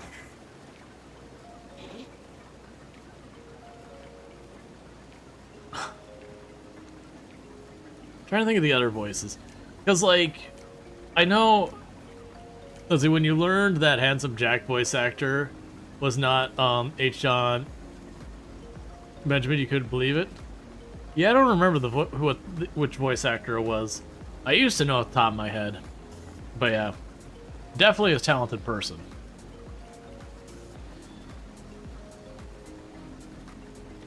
Voice of Archer and Bob's Burgers? Oh, gotcha, yeah.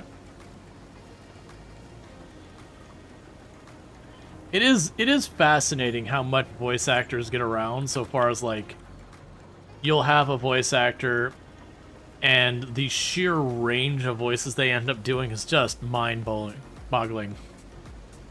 Like, I think one of the voice actors that impresses me the most is James Arnold Taylor. Like, you look at the list of stuff, he's like, holy crap, man, you have done literally thousands of different voices for different things.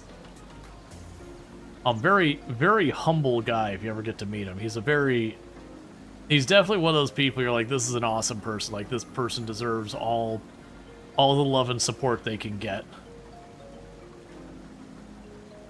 You get some people who kind of know they're really good at their trade and kind of get a little bit arrogant, and he's definitely on the other side of that spectrum. I got the pleasure of meeting him at Star Wars Weekend more than 1 year, but actually, like, got to chat with him a bit, like, not because I think, like, they're having technical difficulties with the show, and he was just kind of going through, you know, talking everybody up, you know, going around making sure everyone was happy and all that, because they're having, like, audio issues, and he kept apologizing and all that, and was like, all right.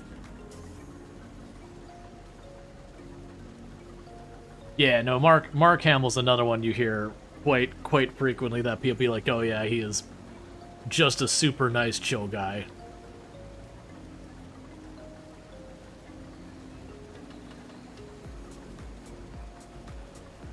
Versus you hear people like Harrison Ford can be a bit of a difficult personality. Sam Witwer? I don't know Sam Witwer. Yeah, like Harrison can be, from my understanding, a bit of an abrasive person to deal with.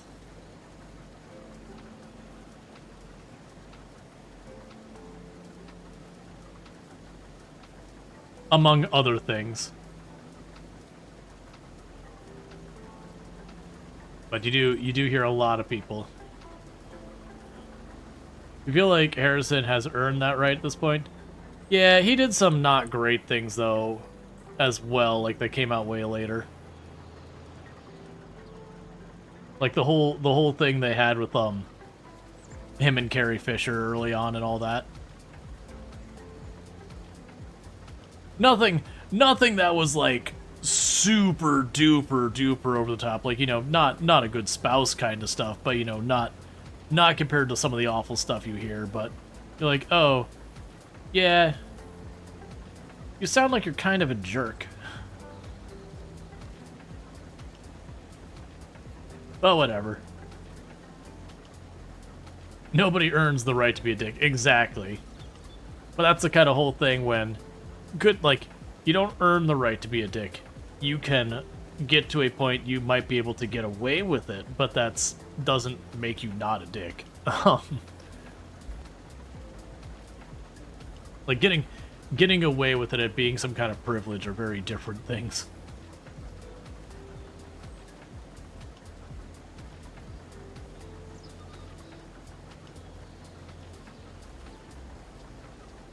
Yeah, no, exactly.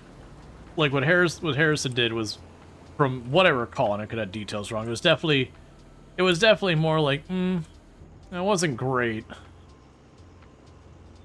But it was more being a bad partner than like a lot of stuff you hear where you're like, oh, that's just straight up awful. Like,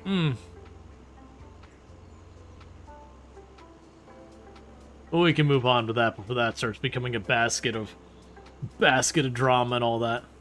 The big point was, like, you have people are like, Weird Al Yankovic is, my understanding, another one of those ones that, like, is super chill and all that.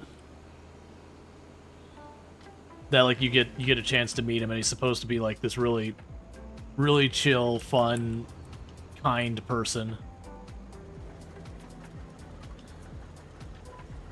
Adam Savage is another one that's up there who's just, like, very genuinely, like, a kind person who, you know, tries his best to work with everybody. You know, be kind, be respectful, all that stuff. You don't have to be someone important for him to care.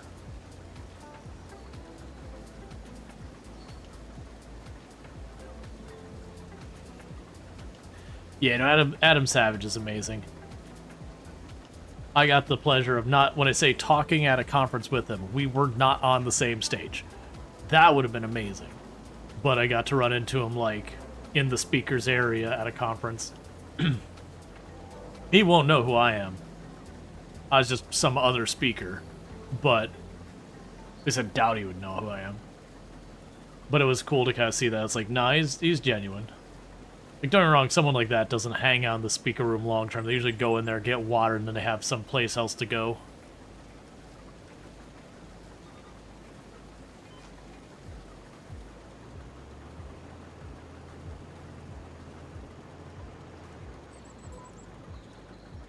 Man, it's always fun to see. But then, like I said, you have people who they start getting famous or known or whatever, and they stop being humble. And I think, like, everything's owed to them. And then they're not so great.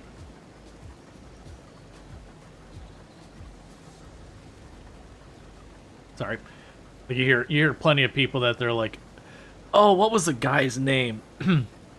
It was, what was it, Twister? That it was the actor and the actress just... Both of them were just awful to each other from everything I remember. That, like, they hated each other. I remember that was a whole big thing, that they actually were filming the scenes that they had to be in separately. Because they did not get along. And I understand it had to do something with that, like being kind of too big for your britches kind of behavior. I don't know the details in that one. That just popped in my head. I was like, oh yeah, that was a whole thing that they could not stand each other. That like interviews after the movie came out, they're like, oh, do you think you'd do another movie with them? It's like, no. Oh, okay. All right, I understand. It's not just a little no. It's a absolutely not no. I gotcha. Message received. Yeah, David and Gillian got into some major arguments while filming X-Files. Yeah, there's been a number of them. People make a big thing that they'll be like Adam Savage and Jamie Hyneman that like supposedly they hate each other and everything. It's like, no. Like they both come out, they're like, yeah, no, they're just working professionals. They, you know, they're not friends, they're like co-workers, that kind of thing. And people are like, they hate each other. It's like, no. It's just professional. They kept working with each other for project after project after project. One would assume they didn't despise each other if they kept working with each other, even outside of, like, you know, Mythbusters and everything else, that they kept working with each other. Yeah, no, which is absolutely completely fine. It's kind of the classic thing of, like, the person being like, you know, do you prefer pancakes or waffles? Oh, I prefer pancakes. Why do you hate waffles? It's like, that is a sentence with a completely different meaning than that was just said. Like, they have a professional relationship. Not that they never didn't get on each other's nerves, but like they have a professional relationship, and that's just what it was. Nothing more, nothing less. They wouldn't go hang out at the bar and all that, you know, throwing back drinks in the evening or whatever. Just, it was professional. And they respected and appreciated each other's professionalism, which is why they kept working together. Like, I've had people that I've worked with before that, you know, working with them is great. Would they be someone I'd hang out with? No. No, I doubt we'd have much in common, nor do I particularly have the interest in, you know, discussing a lot of the things I think they would be interested in discussing. That's fine. But if there was a project that came up and they're like, hey, you know, I need another developer, would you be down? If I've got the availability, absolutely. Like I have, there was a project manager I used to work with that she was great. Any project she needs me on, I know is going to be a solid project, so I'd absolutely say yes. Again, assuming I've got the availability. That's how your department works. You've all been there for so long, they're all familiar with each other, but it's not like friends. Yeah, I would say in the companies I've worked for, there's only one company I would say the bulk of my coworkers truly became friends. Not all of them, but a good chunk of them. Whereas most of them, yeah, you know, we had like a professional working relationship. I wouldn't expect to like hang out at a barbecue or something with them. Like if they asked, I'd be kind of doing the, do I really, like, is this a valid reason for me to get an easy barbecue? Like, it would be not transactional. That's not the way I want to imply it. It would be very much one of those things like, am I willing to like hang out with this person with this awkward social interaction for barbecue? Would be the weighing. It wouldn't be like, oh yeah, it's my buddy, I'll go hang out with them. Was the only company that says we're family is 100% going to be a toxic? Oh yeah. No, I've had that conversation with a number of places. That's like, we're family. Like, we are not family. It's like, I am an employee, you are the boss. I expect you to pay me. I am not taking one for the team for you. Like, this is a professional relationship that goes two ways. I do the work and you compensate me for the work done. That's the arrangement. Will I do right by you? Yes. I will do my job and I will do it to the best of my ability and yada yada. And as long as things are on the up and up, you can expect me to go above and beyond if something needs doing so that isn't like you just shortchanging stuff. It's like, I will be a good employee for you. Are we family? To hell no. Abso-freaking-lutely no. If you go and you keep shortchanging my department and ask me to put in double shift or something, am I going to do it? Hell no.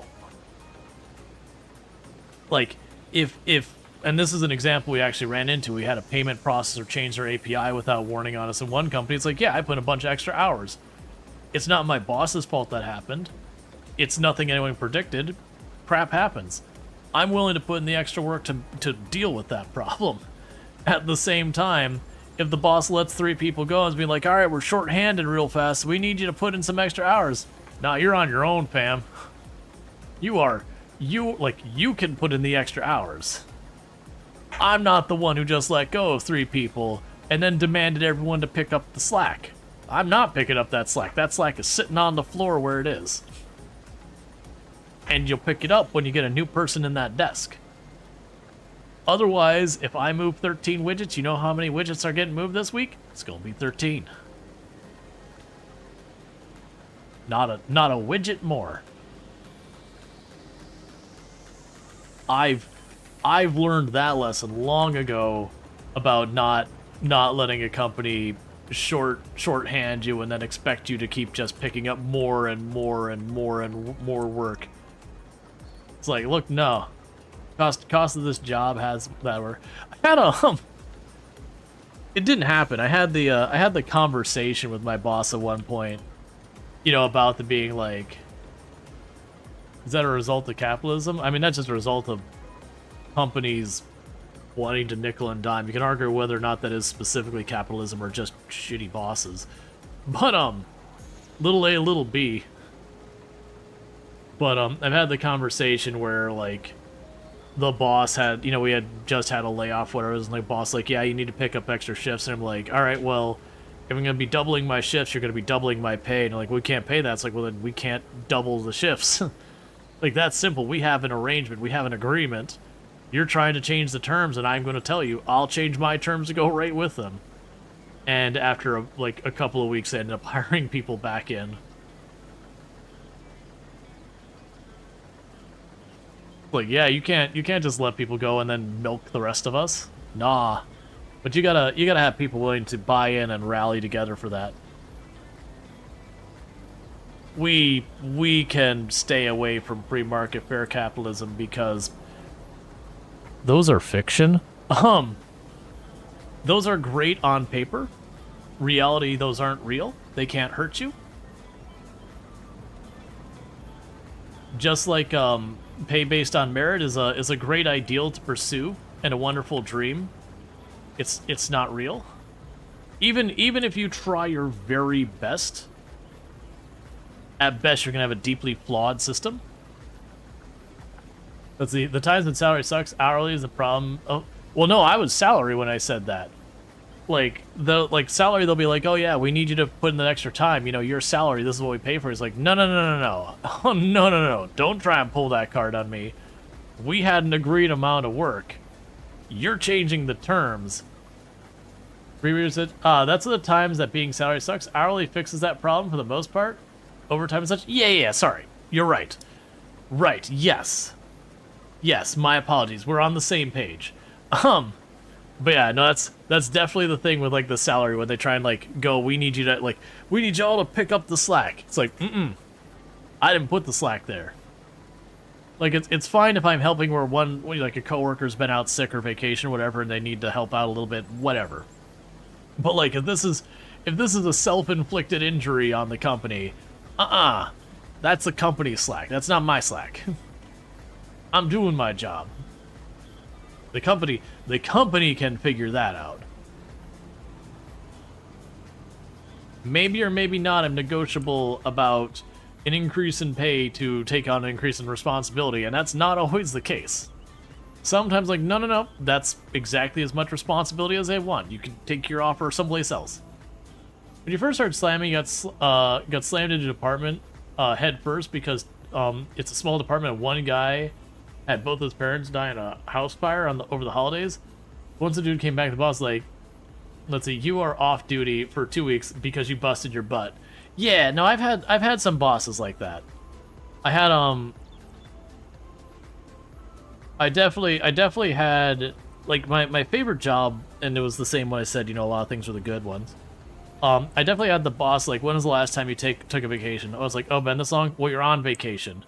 It's like the only way I will allow you to not take a vacation right now is if I see that you've gotten a plane ticket for a better vacation in like a week or two. It's like you're leaving. you need to do this.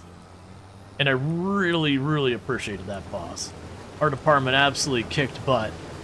And a big part of it was making sure we weren't all burnt out the whole time. So he would go around and be like, hey Sam, yeah, get the hell out of here. You're on vacation for a week. Like, unless you got something booked on the calendar in the next 2 weeks, get out of here.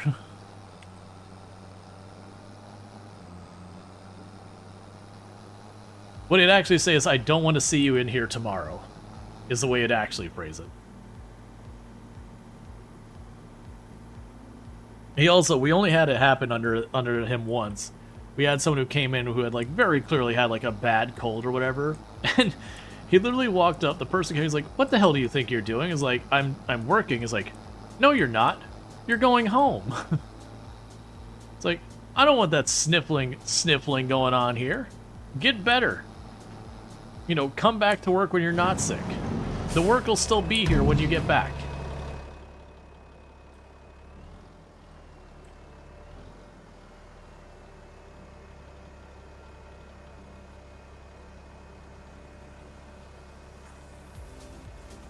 Your boss has definitely done that before. Like, we're a small department. You infect everyone. We will be in deep crap. Get out. Yeah, no, that's exactly the mentality they had. It's like, this is some open-air office. We're not exactly a big company in numbers. You bring this cold in here and it knocks down like 10-20% of us. That's kind of an all-hands-on-deck scramble to account for, you know, suddenly having 10% of the office out. Like Heller, like, your work here does not equate that of 10 other people. Get the hell out of here. Besides, you can work remotely, so if you really need to, you can just work remotely.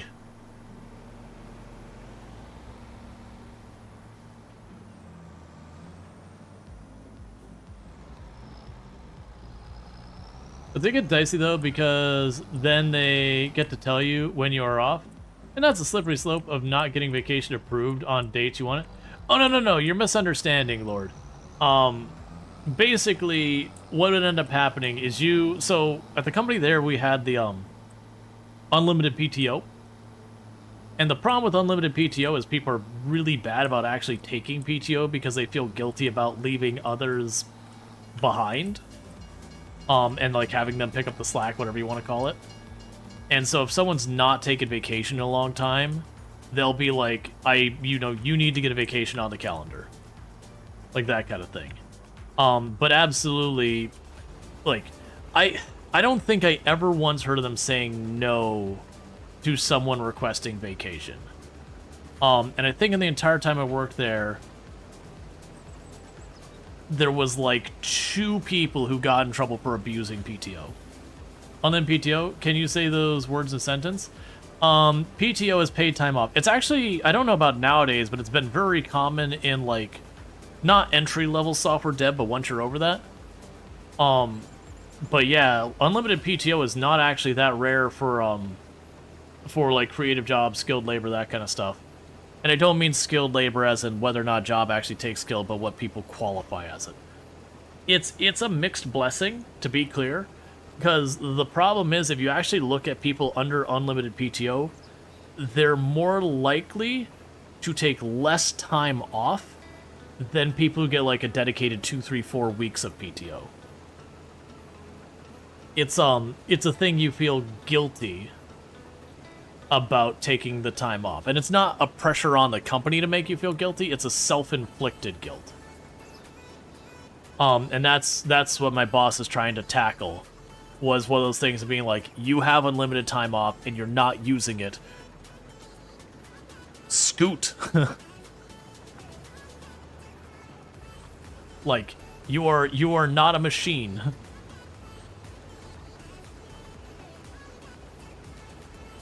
But yeah. Because your timesheets yell at us if you start to bank too much vacation and your boss is like, you're racking up too much leave. Are you planning an extremely long trip or are you saving up for something? Yeah, you stopped unlimited PTO this year? You hate it? Yeah, so assuming the company is on the up and up, so we're taking an assumption here. Assuming the company is on the up and up with unlimited PTO, it's just being mindful as the person that it is okay to take vacation. Which sounds like a weird thing to say. But a company that's on the up and up, you know, it can be very, very much a thing that you've just got to ask. And obviously, if it's like, hey, you're like, let's pretend it's sales. You know, you're on sales and you've got your down seasons of summer, and then you've got like the holiday season. Then you might get some pushback for taking it on the holiday season, and that is a thing. Yeah, and you also can't sell back unlimited PTO, which is a true thing. So if you don't take your PTO and you accrue a bunch of it, a lot of companies will do a sell back in PTO. There's laws that require it and that kind of stuff depending on where you're at. Unlimited PTO doesn't have that because it's unlimited. There's no number. So that is one of the negatives.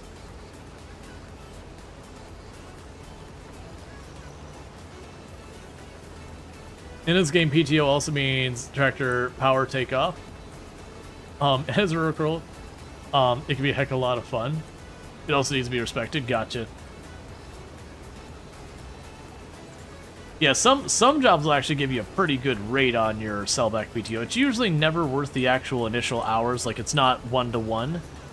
But there's definitely a lot of places that will give you, like, half of it or a good chunk of it. And that can be a lot of money. But you mean, you just had a coworker who took a month off to go to Australia. They saved their leave for that. And it was known, like, they're purposely saving their leave, and that's why we don't have anything on the books. Yeah, when your dad retired, he had enough banks to buy a car. Yes, so a lot of companies nowadays will restrict how much PTO you can accrue. So say, like, you can have 100 hours of PTO banked. And then if you bank over 100 PTO hours, a lot of them will automatically cash you out on any additional hours. Or they'll cash them out like in increments of 10 hours or whatever. They'll all have different ways of dealing with it. Yeah, no, I remember the PTO, I call them like the, what was it, like the 3-point hookup? I don't know these equipment, but yeah, so nowadays they won't let you accrue that much. Like, all the jobs I've had that had PTO, like, as a measured amount, they all had, like, 100, 120, somewhere in that ballpark. That, the one I can think of, it was once you got over 100 or 120, when you hit the end of the quarter, anything you had over that cap, automatically got sold back. Which means you got, like, you know, a chunk of what it's worth. And so it's just like getting an extra, it's like getting an extra chunk of paycheck.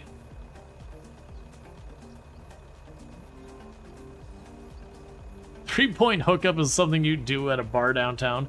No. A 3-point hookup is what you, in your mind, dream of doing at a bar downtown. In reality, you might drink and have a good conversation and maybe, like, participate in a comedy show or something.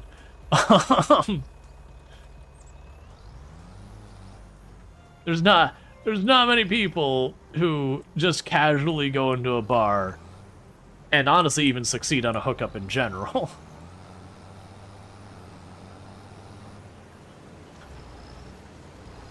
Yeah, this isn't me calling you out as an individual. I feel like a lot of people feel like they really got some strong game. No, I would say honestly, I mean, don't get me wrong. I'd say honestly, like, people will make a big things like, women have it easier. It's like, no. Randomly hooking up just on any given night is difficult. Like, don't get me wrong. If you're hot as hell, you have a much easier chance. Or otherwise, you got a real good pitch.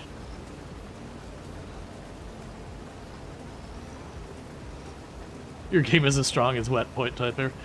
I have never been the type to, like, go to the bar to try to hook up. I was never one who was wanting to just, like, hook up kind of thing. That's just That never interested me. I was either pursuing a relationship or not. Like, it took me a while to get to the point of, like, going out on a casual date in the hopes of, like, you know, getting to know someone better to maybe get a relationship. It took me a while to do that and stuff like eHarmony and that, like, being like, no, I'm talking to, like, 2 or 3 people. That's okay. None of these are relationships. We are learning a bunch of different people, like, just conversations, having a meal, and then if one of them shows some interest or whatever, I become interested in one, then it becomes a relationship. And that was always super weird and difficult for me, because it's just not the way my brain is wired. Like for me, I wasn't, like, I'm not the kind of person who would probably do well at, like, a speed dating thing or whatever, because it would feel weird talking to a bunch of people that, you know, in theory you might be pursuing something with potentially. Now, granted, I'm not saying you sit down, you have a 5-minute conversation with someone at a chair and that accounts to literally anything of substance. But it was just never my nature.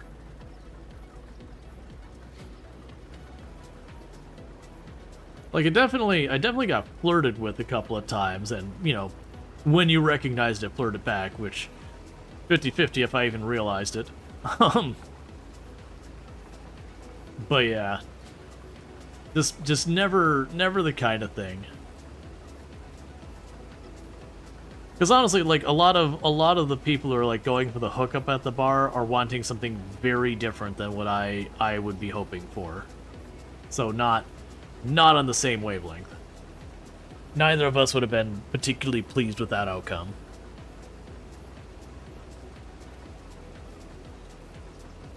But I got no complaints. Like, as a teenager, I dated a bunch of different people. All of them serious for a teenager, like, you know, being 19, being like, she's the one. Kid, you're 19, you don't know crap. Let's be honest, you don't know crap. Little puppy dog eye stuff. I didn't know what the hell I was talking about. But 19-year-old me, she was definitely it. Zero question. I didn't know what the hell I was talking about. But it's definitely right. I wasn't right. I would have been miserable. But, you know, I feel like that was, like, having those relationships that aren't right, they're useful. Like, you know, hopefully everyone's on the up and up having a good time and that's, you know, positive, yada, yada, yada. But, you know, you learn what you actually want, don't need, blah, blah, blah, blah, in a relationship so that later on you can recognize that. Yeah, they give perspective. Yeah, and when you have a bad one, you learn a lot. Now, so you know your partner for 20 years, you're in biology chat group, it became a, you know, let's see, we still have stuff to talk about. You wanna? Yeah, not some. So, like, Toom and I were definitely not in that camp. Like, Toom and I, it was literally eHarmony. Like, literally got onto internet website and were like, this is what I want. Do you want? And then, you know, went out on a date. Like, we talked, so, like, we got paired up. We talked probably a week or so on the website. Well, actually, we talked off the website. We took it to email because I actually paid for it and she was on a free thing. And I was like, yep, so we're going to cut off you being able to talk to me once you get to this stage because you're free. Here's my email just as a response to an unrelated question. Just circumvent all that. Started, you know, calling back and forth. Probably talked to each other for a week or so. Went on a date and then just things went from there. I honestly, like, so back in the day, people used to badmouth online dating. Now it's just normal. I honestly think the online dating thing is way better than, you know, the going to the bar and hoping you'll find someone new or hitting on your coworkers and all. And I get coworkers are the people you spend the most time around. Obviously, some of them you're going to form positive and negative connections with, and there's nothing wrong with that as long as everyone involved is okay with it. But it it's always a hard thing to tread where it's like you start to like a coworker and like, yep, this is a professional situation, and it can be tenuous. Like it's not necessarily wrong, but you gotta really kind of feel that out before you sit there and you walk and be like, hey, Susan, you want to go out sometime? You gotta definitely feel out that at least someone is receptive to that kind of thing. And if they say no, that is the end of it. And you never bring it up again unless it's from their advancement. Because you're in a professional situation. And sexual harassment is a thing. See, one of the reasons you liked helping host geek fandom conventions was what brought these folks together. Yeah. Because like there's definitely in a professional situation, things get really, really weird because you have to do that algebra being like, okay, this person has approached me and just not interested. But at the same time, they're my boss's friend, and if I just shoot them down, is this going to affect my professional situation? Okay, well, what do I do? Because, like, I'm trying to navigate both a personal and professional situation, and unfortunately some people are terrible, and if you shoot them down, they'll whine about you to everyone else, and they'll stop treating you as nicely, and yada yada, because people are awful sometimes. So it's definitely one of those things that, like, very genuinely, it's a approach with caution. Not for your own necessarily well-being, but, obviously if you're interested in this person, one would assume you want them to genuinely be interested as well, and not to make a big bunch of drama and all that. So, it is definitely one of those things that you kind of really want to feel things out before you make everything at the office awkward. Because it can be a very unbalanced thing. And it's also the same thing, like the issue of back in the day, you go to the local restaurant, there's, that waitress that she's friendly, and people start hitting on each other, and it's like, it can get very weird with that one too, because it's a person at their place of employment and you're a customer, and that creates a lot of baggage that is hard to navigate. So it's definitely another one that's not necessarily that no conversations can happen, but that's definitely one of, like, you do not hit, like, not on the clock certainly, but also one of those things that, like, you gotta, like, really feel out, being like, is this person receptive to this? Is this an okay place for us? Not be like, hey, would you be okay if I hit on you at work? No, you've already created the problem. I'm glad I never had to deal with that. Because honestly, I think my answer would be like, hey, do I know anyone who works here? Like, could you low-key ask on my behalf if you would be okay with being hit on by a customer? And then if yes, maybe we proceed. Definitely need a wingman in that situation to feel things out before you make things awkward between everybody. But the saved up PTO works similar as overtime accounts here. You can keep the amount saved up, but it's typically expire if you don't use, I lost my line. Expire if you don't take it until the end of the year. It may carry over to a certain degree, so you're not simply set back to the zero at the start of the year. The company does not legally pay off untaken PTO, at least from a legally mandated standpoint, unless you quit and the contract ends undertaking. Gotcha. Yeah, so a lot of it's not dissimilar here. Like, it's not like with the PTO. There is some places that you have PTO here in the US that use it or lose it. Like, if you don't use your 3 weeks, go fly a kite. But there's quite a lot of places that will let you accrue, and I haven't worked hourly in a long time to really have this. But most of the places, it's not the accrued is not use it to lose in the sense you don't get reset to 0 every time. It just kind of sits in the bank. And then usually if they have something where it like resets or loses its value or whatever, it's some point it happens. And like I said, like the 120, if say that's the cap. If you had 140, when you hit the end of the quarter, they take that 20 you're over and they cash it out. But yeah, no, I don't believe there's anything legally requiring companies to allow you to accrue PTO in that manner. I don't believe there's things requiring you to cash out. I don't actually know that for a fact one way or the other. I believe a lot of it's voluntary, but it's such a common practice that there's not many people running around with giant banks of PTO. Most teams, if you have like a team of 20 people, you might have one person who just stockpiles PTO. And it honestly tends to work to the benefit of the company, because usually when they cash out, they don't cash it out one-to-one. Like if I'm being paid $10 an hour for easy math, let's say I'm being paid $10 an hour, and you cash out 1 hour of PTO from the bank, I might get $5. So it's not, you know, like literally it's them, instead of paying you full price to not work, you're just getting a little extra, you know, just cash money. So they got that work out of you by the fact that you didn't take the PTO, but they got it at half rate as a way of thinking it. It doesn't actually work that way, but you get the idea.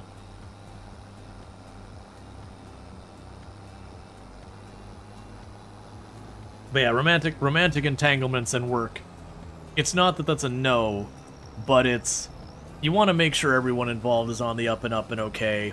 That was my last employer, which again was during the good times, one of my favorite, like not one of, it was my favorite job of all time. There was technically a policy that, you know, you weren't supposed to get in relationships with other coworkers. Like that's not the way they worded. I can't remember exactly how they worded it. But basically, you weren't supposed to date within the office. We got rid of that policy when in our office we had 3 separate couples in an office of like 50-something people that formed in the place and were all trying to keep it on the down low. Not one of them even doing an okay job of keeping it on the down low. And some of them were people, like one of them was like higher up and everything. It's like you spend all your time around those people. You're gonna get to know them. And you're either going to get to like what you know, or you're not going to get to like what you know.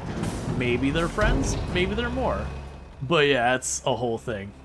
Yeah, that was complicated, and you wasn't paying attention. Since you're reading up on laws about it, gotcha, that's totally fine. But interesting, yeah. There's probably a lot of special situations. Oh, I can imagine there's probably stuff like, well, if you're a category whatever employee, you get this thing with PTO. If you're category whatever PTO, there's no guarantees of even taking PTO. Because I want to say there's even jobs that there's no obligation of paid time off at all. Here. Like, I don't know all the details on the labor laws, because one thing about being in software dev is I'm pretty spoiled, because software dev has generally historically been a fairly, like, companies have had to compete fairly hard for roles there. Right now it's in a weird spot with everything going on in tech. But once the dust settles, I'm expecting things to improve considerably. Short term, they suck, but long term, I'm not expecting it to be anything like it is right now. Okay, like it'll be different. That part I believe. Okay, so we're distributing our wheat and our barley. And that's getting distributed to the bakery. Sorry, we're distributing that as flour to the bakery to make bread. So we can keep making our bread with our bread. We are paid down on our loan $100,000, which is really good. We're not even halfway through streaming. We've probably made over $200,000. So heck yeah to that. And with that, we also increased our monthly income by about $2,000 on top of that. So that's all going swimmingly. Because now we're getting to that point where if one of the good tractors showed up on sale, I could probably just snag it real fast. Don't tempt me with you. Don't do it. That's the attachment for the giant cedar. That's like $300,000. I need to not buy it because that will basically wipe out all of our savings, and it will sit there for years while I don't have the money to do anything with it.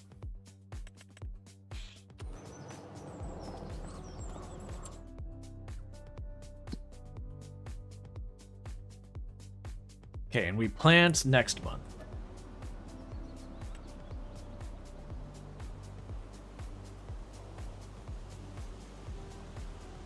Okay.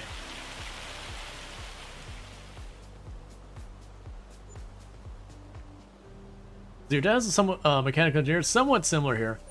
If he's sick, he writes a message that he's sick, not coming in to the office, and not available in the home office, since that's a thing. And they won't ask for a doctor's note unless they have to. If they can't trust you to do your work responsibly, a job, it wouldn't work for them anyways. Yeah, that's kind of way a lot of things have gone here. It's not there yet for a lot of companies, but a lot of the more, what's the word I want to use? Because professional implies the wrong thing. But a lot of higher responsibility jobs where you are given more responsibility. That's not to characterize like this job better than that job or anything like that. But jobs are higher autonomy? I don't know. Something in that ballpark. But a lot of the higher autonomy jobs and all that, I'd say project jobs maybe, but regardless, whatever you want to classify it as, a lot of them, it is like you have this thing you're expected to do. And if you do it, everything's hunky-dory. If you don't do it, everything's not hunky-dory. Now the problem you do run into is there's a lot of individual bosses. I'd say it's more of a boss thing than necessarily a company thing, though some companies do foster the situation. There's a lot of bosses who need to see you working to feel like they're getting, you know, maximum dollar out of what you're doing. That like they feel like any hour you're there and your butt's not working is somehow money they've lost. Despite the fact that, you know, again, when you get hired, you're like, hey, there is an expectation for me to get a certain amount of work done. If I get that work done,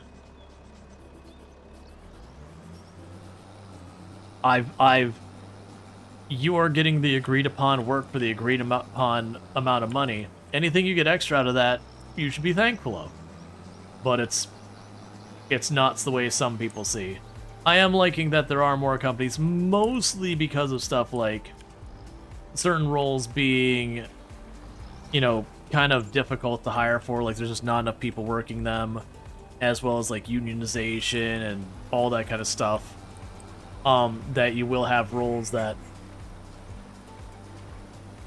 you know, it's just not a thing you gotta worry about. Like, is the job getting done? Cool.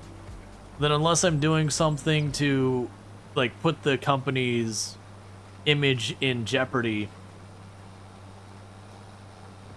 who cares? Meanwhile, I go ahead and pay down that more. And I like that there's been a lot of companies moving that direction, where it's like here's the deal.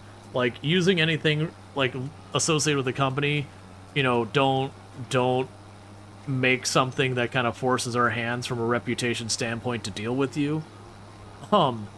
Otherwise, like, as long as the work reaches my desk at the prescribed time and of the prescribed quality, get out of here. Don't care. Whatever.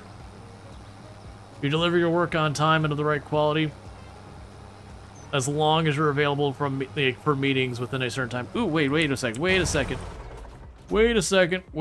All right.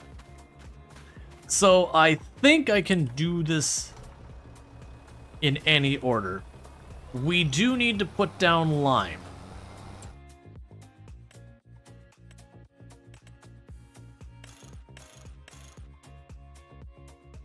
Just 8. I need a lot of it.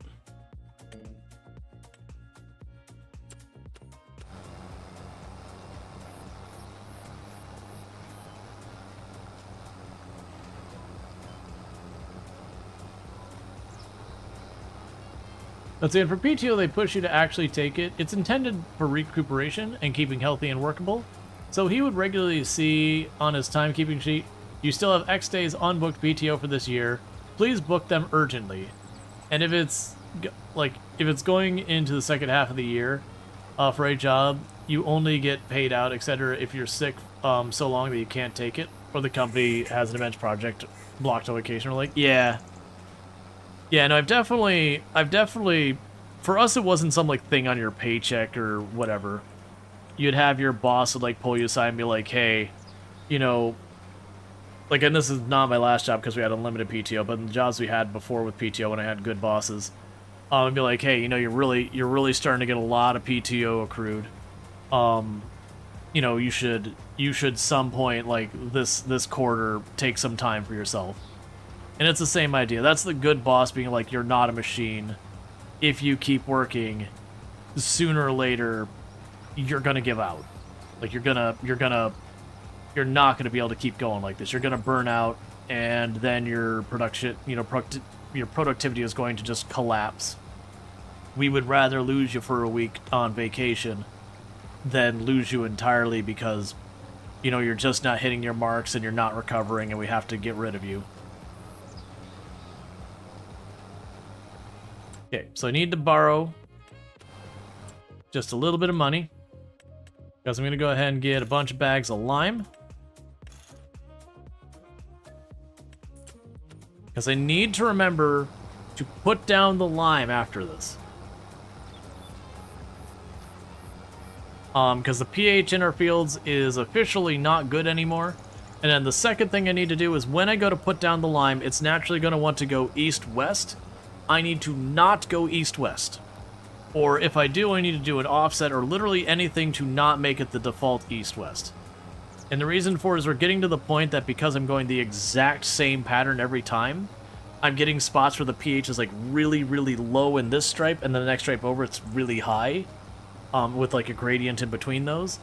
And that's going to start really messing with the crops we get and all that. So I gotta deal. Yeah, pretty much HR will usually do that here if the company is large enough to have HR. Yeah.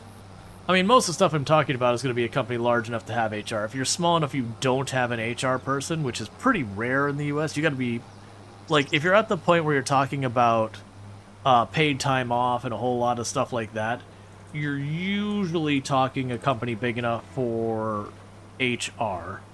If you're smaller than that, it's a lot less formal usually. You might be given like number of hours. They won't have like the whole bunch of like you get your time paid back and all those kind of policy. That's usually companies competing for labor in like the mid-sized company, the large-sized company. Smaller companies, either one, they're a startup who's trying to do a bunch of amazing things, and usually they may not have a dedicated HR person, but they a lot of times they'll have someone who, you know, one of the many hats they wear is HR. Like, because if you're talking, you know, 3, 4, 5 people, usually you're not talking about stuff like PTO and all that kind of stuff. That's usually you're all expected to just get your work done when you get your work done and be available for meetings. Assuming that's appropriate for the type of job you're doing. There's some jobs that there's not many meetings needed for it.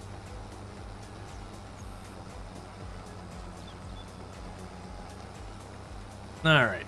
We're getting the barley back in this field. Once we switch over here, trying to see where we're going to be at money-wise. I think at like 350, I will pick up probably something I haven't done. I'll probably pick up a another greenhouse and just abuse those. Get it to be incredibly lucrative. It's fine. Technically, could get into the beets. Not gonna. Technically, could do it. Yeah, so you got plenty of flour. You're still processing wheat. You've got plenty of stuff in there.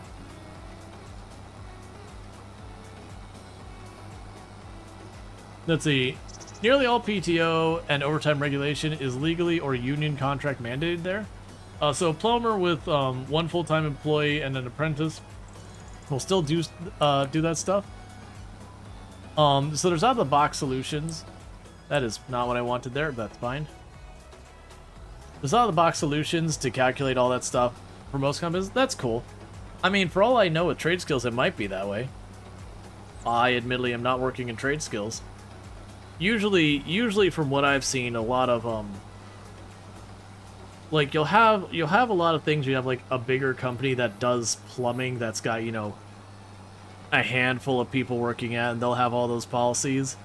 Otherwise, you have a smaller thing that's like two, three people, and from what I've seen, that's usually a lot less formal about that, where you know, easily you get paid by by the job or whatever, and so then a lot of that stuff is less strict. But I have no idea. The closest I've done in that in a long time was manufacturing, like 20 years ago.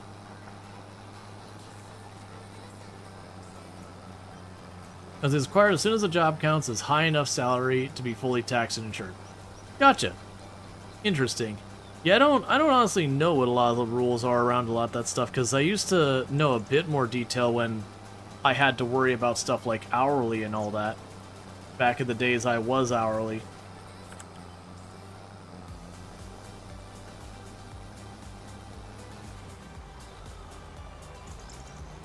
Because remember, you had to learn like all the games so far as if you had over a certain amount of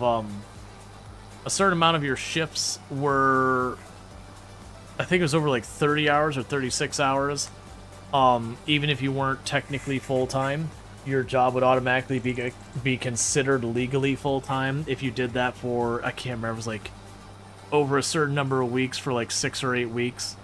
So you got to kind of get a feel for companies that they would work you. Usually it wasn't like right up to the line, but you know, say it was 6 weeks, they'd work you up to 4 weeks, and then they give you a week where you only got like one shift, just to make sure you didn't go over that line to where you could, you know, sneak by, as in now they had to make you full-time.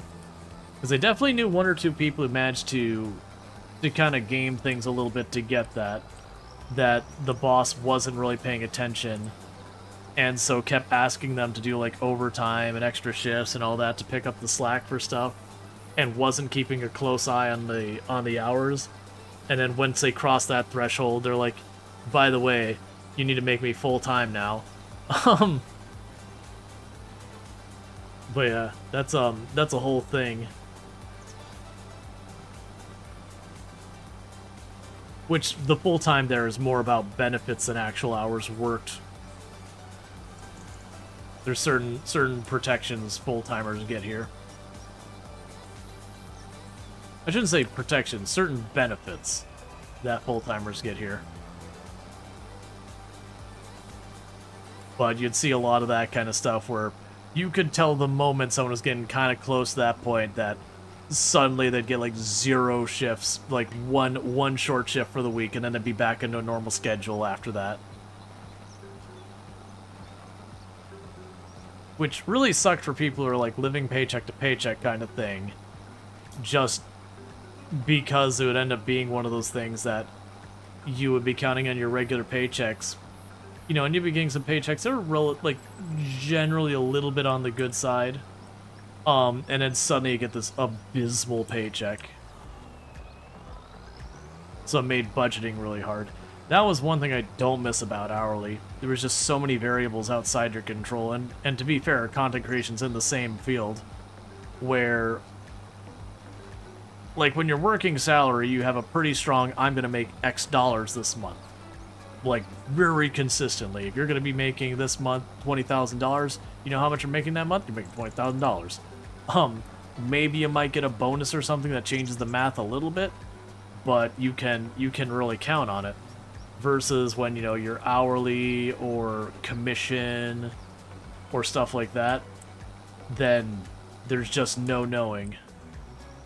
You can just have, like, the company can make some decision that really pisses off a lot of your customers, and then suddenly your sales dry up, so it's no fault of your own. Just people aren't coming in and you can't sell to the people who aren't there.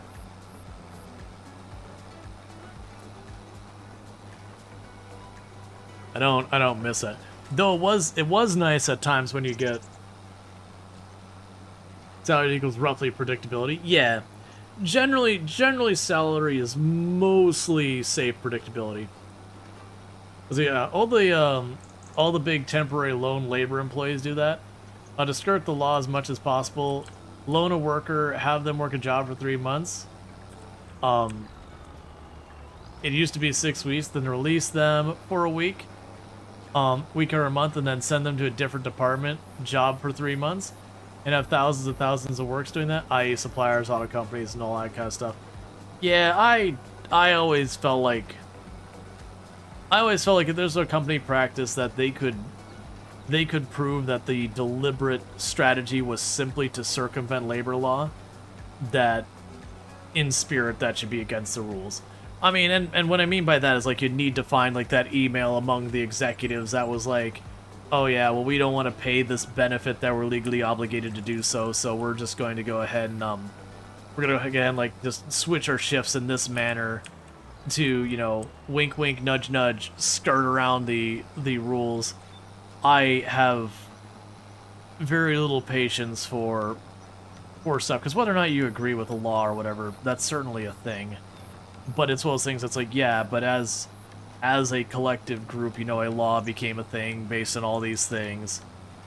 You know, if you're gonna play ball, you're gonna have to play ball with that law. And I'm talking, like, business practices. So, like, there's a lot of things where people will do stuff in businesses here that are not on the up and up, and it takes a while for those things to catch up, and then they can just escape it through bankruptcy because they fold the company. And sure, the company goes bankrupt and all its assets and all that basically go away because part of bankruptcy is they do all that. But if it's something like software, usually those assets aren't that much money, all things considered. Especially if they have, like, you know, device policies and all those kind of things. So they can just spin up another company and just let all the legal hit that. And the good news is some states are starting to put policies about if your company gets shut down under certain conditions, you either can't open a new company or there's a lot more restrictions or a lot more oversight or whatever. So, like, if you were operating a company and then you got, like, in serious trouble for pretty flagrant labor law violations, that it's not that they would audit, but they would have, like, a stricter oversight on your stuff relative to what abuse you had committed previously. But that's one of those things that's super inconsistent between states. That way they don't have to give them full-time employment, equal pay, benefits as full-time, and so on. Yep, no, I'm familiar. We have our own things that people do for basically the same purposes, where it's a wink wink, they're basically full-time, but wink wink, they're not really. Like, they're full-time in effect, but not full-time on document. We've got lots of that stuff.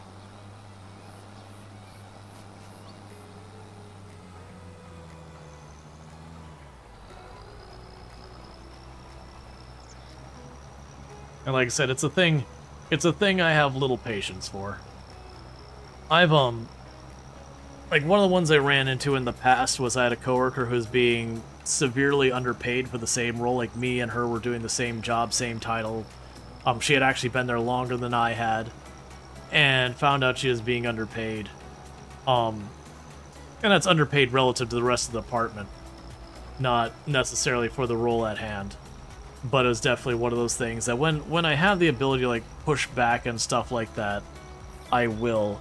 I haven't had the chance to push back at anything like hourly shenanigans, because I haven't been at a company where we've had that many hourly people, and usually they weren't pulling stunts on, like, the handful they did at the companies I was working at when I had any type of leverage to really push. But yeah, no, I've definitely had once or twice where you have, like, the raise interview or whatever. But that specific one, when I had found out what she was being paid, which I didn't make a big stink in front of her. But, like, when I went to my boss, he was like, well, here's what we're planning on doing for your raise. I'm like, by the way, if you want me to keep me, she needs to be paid the same as the rest of us. Which he didn't realize she was being paid that much under. But it was definitely one of those things like, yeah, if you want to keep me, you make this right. Because this isn't okay. That was also the same lady I had worked with who, while we were in the department, she got her doctorate. And I made it a point that anytime I was around, like, anyone else that wasn't just, like, our own, like, little friend group in there, I always, you know, was, like, Doctor, her last name. Like, I went out of my way to make sure to call her title. And it was one of those things that, like, she was like, why do you do that? And it's like, you know, it's important, like, to have those things recognized. And it's a lot more common for women to not, like, as a lot of guys, like, when they get a doctor, they could be doctor or whatever, they'll kind of go out of their way to sign everything, all that stuff. But it can be a thing to normalize being like, hey, you know, she is a very credentialed individual, and it kind of helps. And it can also be a thing to help encourage other people, you know, to pursue their stuff and to be more open about their accomplishments and be a little less humble. Isn't the word I want to do it, because we don't need more people being less humble. We don't need that. But it's a thing to kind of increase the visibility. That's what I'm going to go with. Increase the visibility of people having that kind of stuff. Especially with women in technology, because a lot of people kind of want to keep things on the down low a little bit. You know, it's like, no, because like you'll have people talk down at you. It's like you are a subject matter expert in this. Like, you know, there's a certain amount of weight you should throw around. Not that the doctorate makes you particularly amazing or whatever, but like that visibility is important. I think the problem too that HR payroll controls a lot of what people get paid. And HR usually is very unaware of the workloads, type of work in the IT world. Oh, and it's not just IT. That's almost across the board. We can get into that in just a second. Managers can go to bat sometimes, but their hands are tied by too much HR payroll.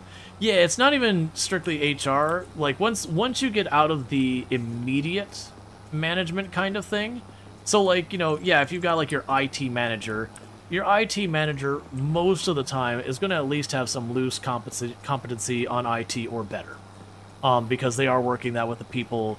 And even if they don't understand the ins and outs of the job, they usually have at least a bit of a feel on what to expect, or can work with you directly enough to gauge it. But the moment you go that next layer out, so you're talking like the department head of whatever department, or HR, or an executive, this isn't saying like there's anything inherently wrong with them. You're talking about someone who that is just not their area of expertise. They don't have the baseline to make informed decisions around a lot of that stuff. Like their expertise is human resources. It's protecting the company from legal concerns. It's making sure that the company, you know, at least in theory, doesn't go breaking labor laws and all that kind of stuff. They're there to hopefully keep the staff happy and hopefully keep the company out of legal trouble.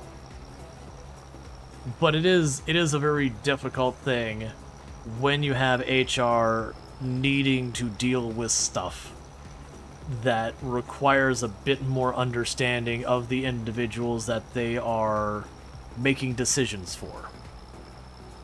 Like, when you go into an IT department, your HR can just look up some document someone did a study one time that said for a company of 200 people, you should have 12 IT people. Is it a good study? I don't know. Is that a reasonable number? I don't know. But it could also very well be you have a company that's 200 people and they're dealing in agriculture, and you probably would actually have at least an IT person in such a company, because there is a lot of tech still being done in agriculture. But you do that compared to, say, a software company.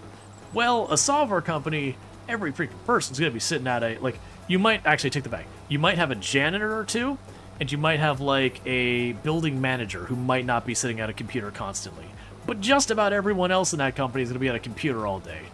One of these needs a lot more IT people than the other one. And then plus, with the you know, software development, you're going to have all sorts of different servers that need managing and a whole bunch of stuff. And so HR not really knowing, like, the materials you're working on, all that, it can be very difficult to gauge. You have some HR departments who are really, really on the ball with a lot of that stuff. Or if they're not on the ball, you have some who know how to communicate really well. And they'll be like, okay, we know we need to hire people into this role. Let's get some of the people who are going to be involved in that are probably more knowledgeable about it, and get them in. Or you'll have HR will actually bring in, you know, a consultant subject matter expert to be like, hey, we're starting up this new department. Based on our understandings, here's our expectations. Are these reasonable? What can you give us? Like, all that stuff. Because I used to, unrelated to my dev stuff specifically, like, it was dev, but unrelated to, like, my day jobs as, like, a side thing I did. I used to do a lot of consulting for, like, software projects, all that kind of stuff. As well as IT infrastructure kind of things. Not so much of, like, big server clusters, but more, like, setting up your networking kind of stuff. And, like, figuring out what tech you need. Like, I would have been against the server kind of stuff, but a lot of my clients, that wasn't really something they were prepared to put a bunch of information down. They weren't the kind of companies that had the volume that they're going to have, like, a domain controller, an email machine, and, you know, several data storage servers, or, you know, whatever other stuff going on.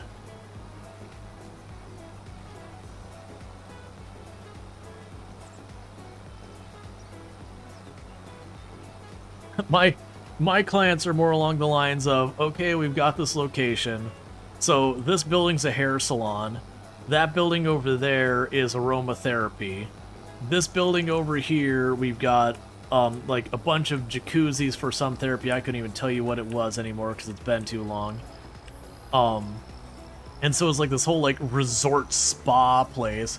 And, like, cool, we want all of this on the same network so that, like, anywhere you're on this location, you can access all the things you need to access. And then having to figure out how the hell you make wireless work in a room that's full of steam. Because here's a fun fact, like, a room full of steam utterly obliterates any type of Wi-Fi signal. And also, what tech do you put in a room that's full of steam that doesn't die real fast? You have to find, like, special, like, outdoor equipment that's designed to be basically dunked in a lake and still somehow survive. That was a fun and frustrating project. You didn't know Steam did Wi-Fi? There's a lot of stuff. Trying to remember, was it rain that actually makes... No, rain made it worse. There was some weather condition, I think it was temperature, when it gets really cold, wireless signal gets better, or something weird like that. I remember dealing, not on a meaningful level, you're going to change your network based on it, but, like, you would notice in certain weather your Wi-Fi would work better than that. You had fun realizing that Bluetooth doesn't work underwater?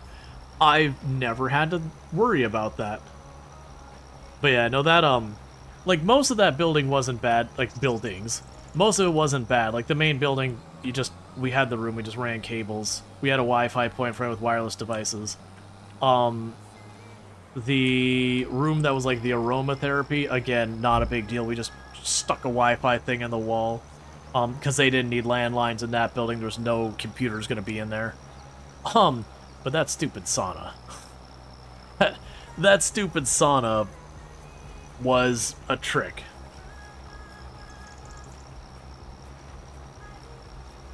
Because I had a thing that Cisco made for measuring interference. Like, it was this ridiculous device that I got, that it could, like, scan for, like, DNS servers, DHCP servers on a network. It could tell me the exact length of any cable I plugged in. When I say the exact, it's within a couple of feet. You know, length of any cable I plugged into it. It could give me a rough shape of the entire network's topography and all that. It was a really slick tool. But it could also, I could put a thing in one spot, and it would, like, ping back and forth wirelessly to give me a way of telling the interference there.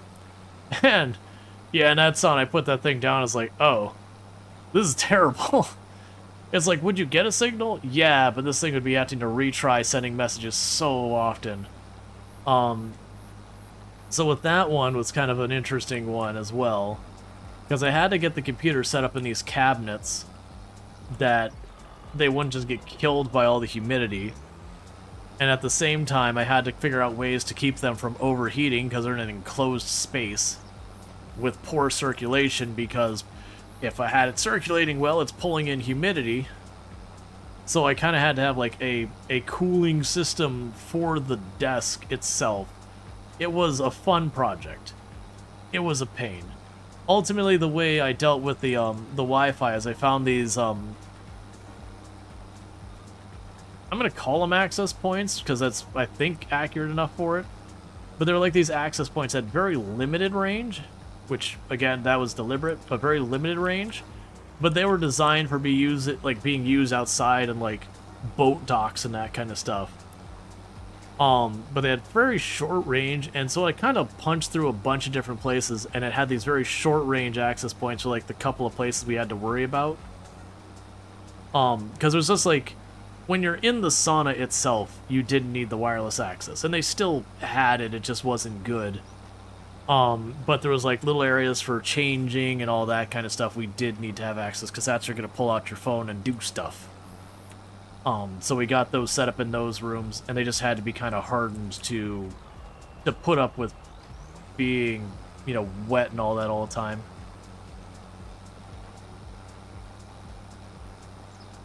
That was also one where I had to climb in the open-air attic over the hairdresser side, and it was nothing but spiderwebs. Nothing but spiderwebs. No spiders. The spiders are all dead. Open-air attic, they got crispy crittered by the sun. But that was it was one of those ones you're like, I'm just gonna be gross. That's what this is. There's no not being gross. Like, there's no way of cleaning all these out. I just gotta, you know, get a mask over my face kind of thing. All dead that you know of. I mean, yeah, probably. But it was definitely one of those ones that you just got down there and just spiderweb all over you. And like, you know how I feel? I feel like I need to bathe in a blowtorch. There's no feeling clean again for the next couple of days. Just climbing through that running Cat 5 everywhere.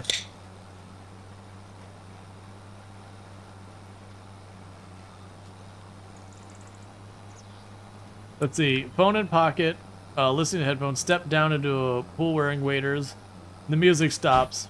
The phone moved 1 inch past the water line. It was science. That's neat.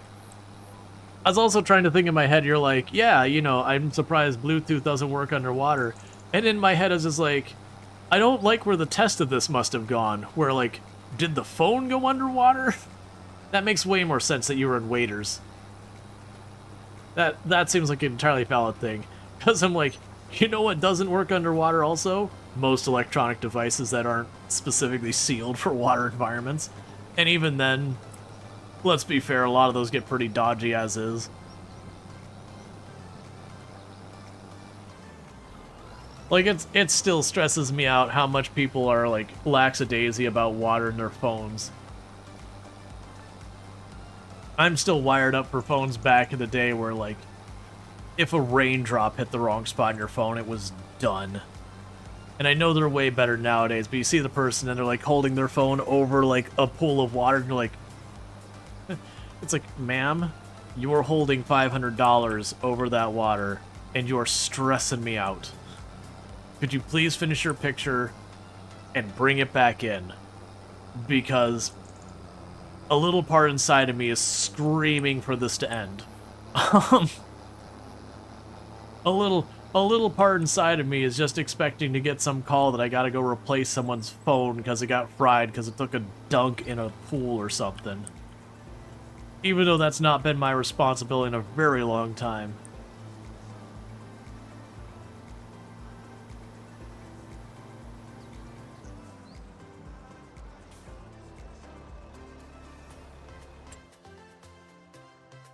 Alright. And I need another pallet of seeds.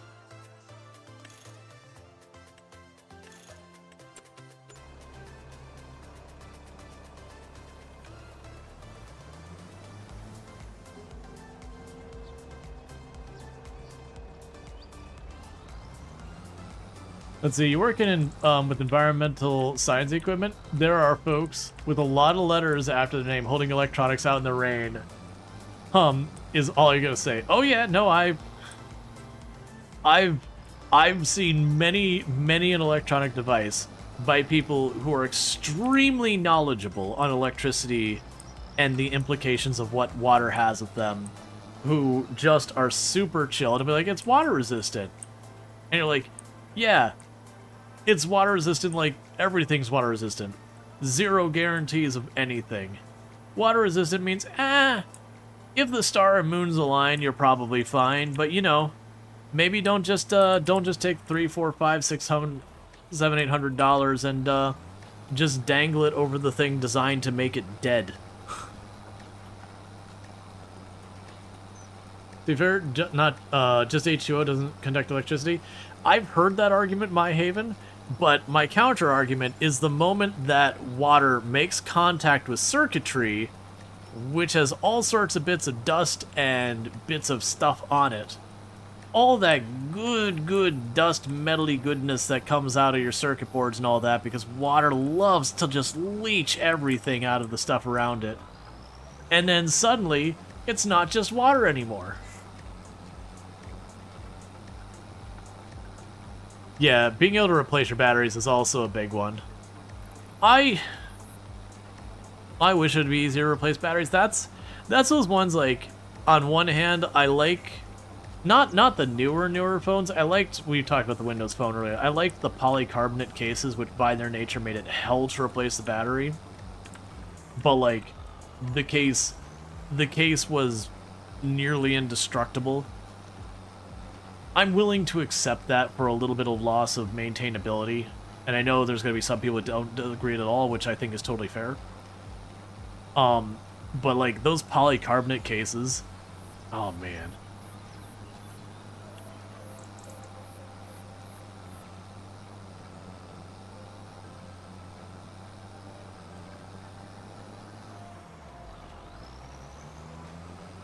But yeah, no, I'm okay with something not being repaired if there's a dang good reason. Like, if you're making the technology in such a way that, like, this is the ruggedized version or whatever, as the nature of being ruggedized, it's a sealed thing that's pretty hard to deal with. I understand, I think that's fair. But when it's just like your typical Android phone or typical iPhone or whatever, I'm like, come on, man. Just a little snappy snap. Half are just gonna put it in cases anyways. And those who don't should. That way you can scar and gash up your case and scratch your case's screen and not your phone.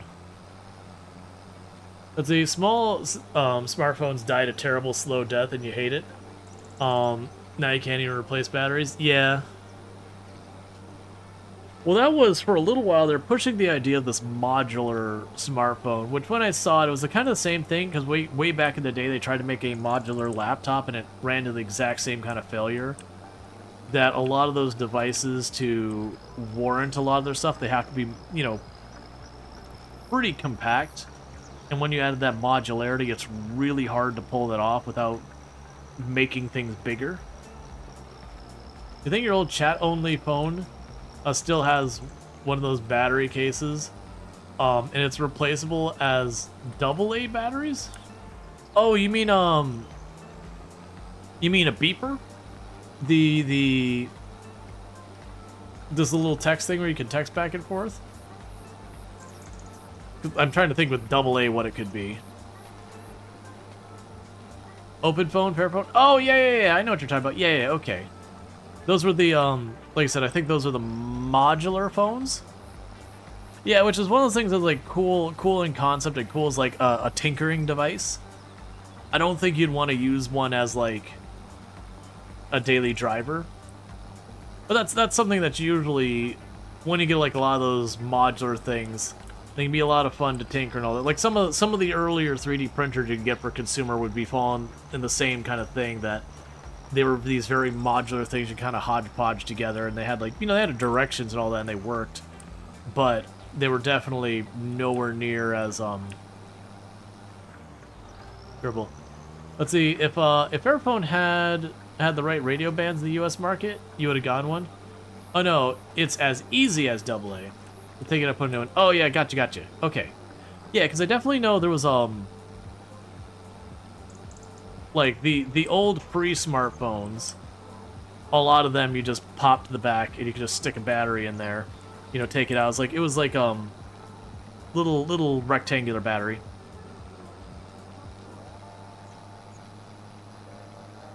Okay, now we switch over to wheat. Top off everything. Yeah, you need a lot of standardized interface if you want to do that, and it becomes large. Yeah, that's pretty much what happens. Like, it's not that they couldn't be made small. You would need to get a lot of different groups to work together specifically for that purpose. And there's usually just not the incentive. Not for the individual vendors and all that. Not even in like a, you know, big companies or anything. It's like, no, generally a lot of manufacturers, getting them to make an alternate version of something, and all of the tooling and manufacturing and all that has a pretty significant overhead. At least it used to. Most of it probably still does. That it's kind of a hard sell for like a one-off kind of thing.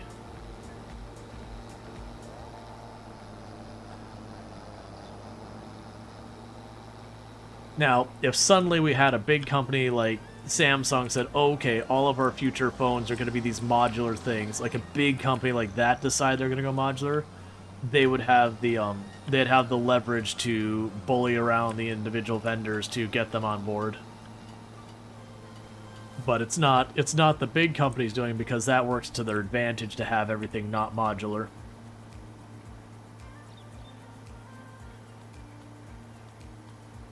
Let's see, even in the smartphone era, batteries were replaceable. A lot of phones, including your HTC, Sony. Yeah, no, my HTC Surround had a replaceable battery. Later on, yeah, they didn't. It was kind of when they're going for like the smaller, like when they're going for like the really compact small phones. A lot of those they started having not replaceable batteries. Apple was just like, he, you're not replacing this battery.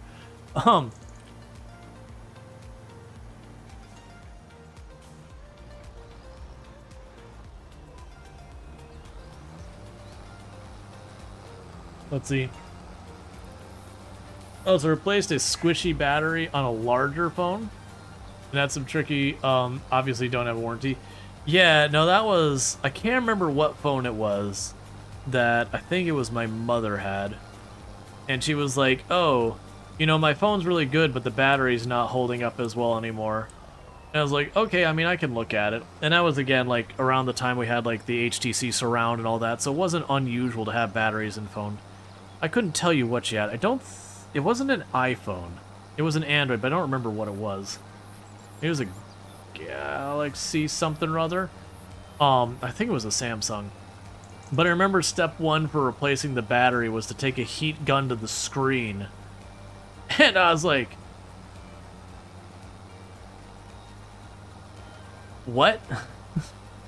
You want me to heat gun the screen so that the glue breaks up so I can pop the screen out? So I can get all the guts of the phone out through the front of it? On a lithium-ion phone? Lithium-ion, where if it overheats, the battery explodes? Or it expands and then it catches fire, which effectively is this, you know, it's not truly an explosion, but anyone seeing it would be like, yeah, no, it's fair to say that exploded. I was like, I'm not comfortable with this. Yeah, well, I mean, what happens is they expand, they short, and then they catch fire. And it's real dangerous.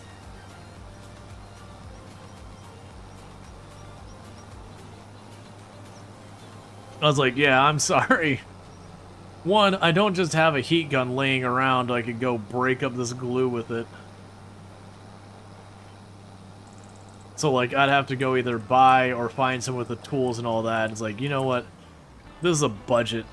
This is a budget Android phone. Which means it wasn't that the better Samsungs. But it's like this budget Android phone. I'm like, yeah, you know what? honestly, for half of the stuff going on here, just buy a new phone. It's gonna be cheaper.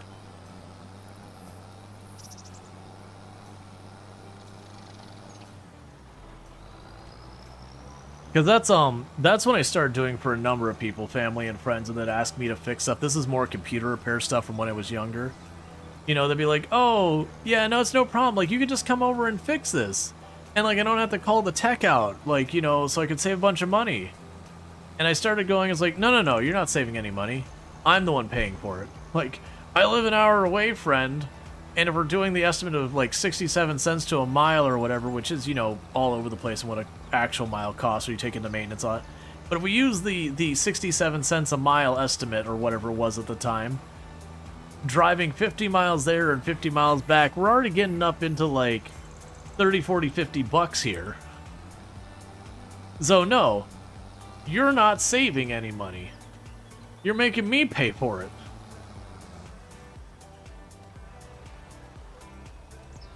It's not free. Once I started going, it's like, all right, that'll cost me about, you know, like the trip is going to cost me about this much. Because then I had the technician show up, and yeah, the technician would charge them like $70 or whatever, $80. You know, again, this is going back to like 2001, 2005. You know, just to show up to do like an update. I'm like, yeah, you know, calling that technician over there is about the same price as it is for me to drive over there, and I'm not losing my day to it.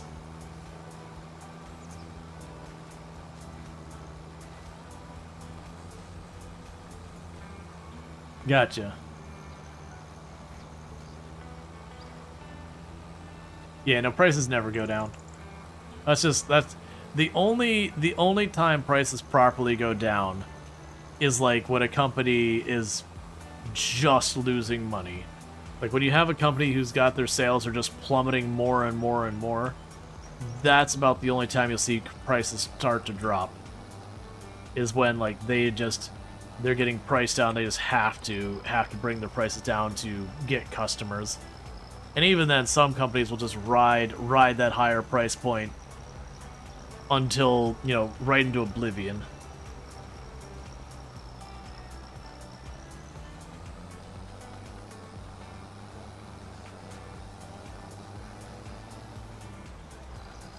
Companies kind of figured out if it's something you need, they can charge whatever they want. And you'll either learn to do without, or you're gonna pay it.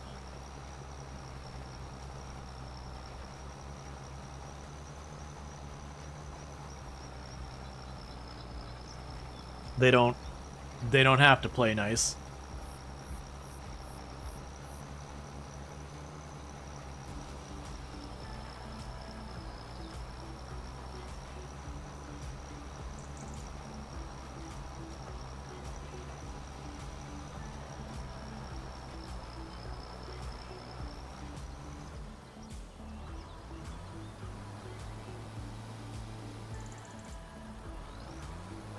This will be ridiculous when I finally get some equipment that goes fast. Like, this isn't too bad, all things considered, while I've made complaints about it.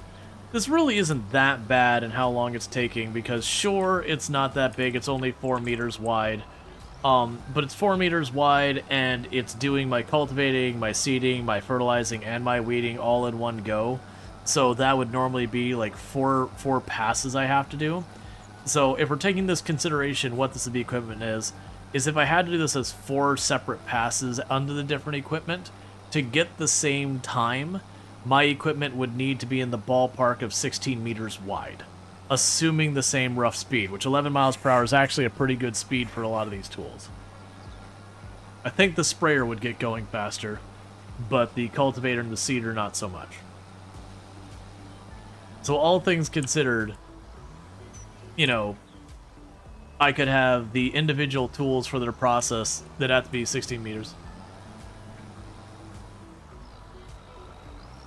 I'll go open the window again, there's no helping it.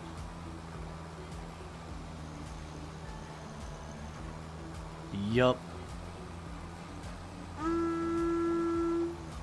Hey, Cardinal Zen, thank you so much for the raid. How was your stream and all that good stuff? Can I get a shout out for Cardinal Zin if I got one of my mods here? Otherwise, I can get here in a second when I get on a straightaway. But it's good to see everyone popping in here, and it's going pretty good. Thanks for asking. So let me go ahead over here real fast and go shout out for Cardinal. There, mind. We got playing some Project Zomboid. Heck yeah! Thank you so much for the raid and all that stuff. Good time going on over here. Let me go ahead and drop this, because it makes me... Well, first, thank you so much for that raid. I do hope you had a good stream. So you got Survival Sin RPG Fanatic, playing some Project Zomboid. You did the military base tonight, the first time. Gotcha. I was about to say, before you said no tree, like all the trees cut, I was about to say which one. That answers the question. You didn't murder him too often tonight? Excellent. Man, no, good times. So, are you playing a lot of Project Zomboid, or is like just like, are you variety? Just trying to get to know you a little bit. This is your thumbs up for a little bit of self-promotion and all that stuff, but thank you again for the raid. For those popping in, I am Rual Storge. I do play a variety of games here on Twitch. I'm most known for my exploits in Project Zomboid, where I used to hold the world record for the highest kill count run ever streamed. And that was with no mods to change itemization or vehicles, and on sweaty try-hard settings. You'll notice there's a past tense on that statement. I had the record. That said, Mr. Lamprey was the one who eventually got the record from me. But when I had the record, it was 135,121 zombies killed on one character, one life with no mods to change itemization or vehicles. And just, again, sweaty try-hard settings. But that said, I am a variety streamer, and I do play a whole variety of games, including simulation, survival crafters, a whole bunch of stuff like that.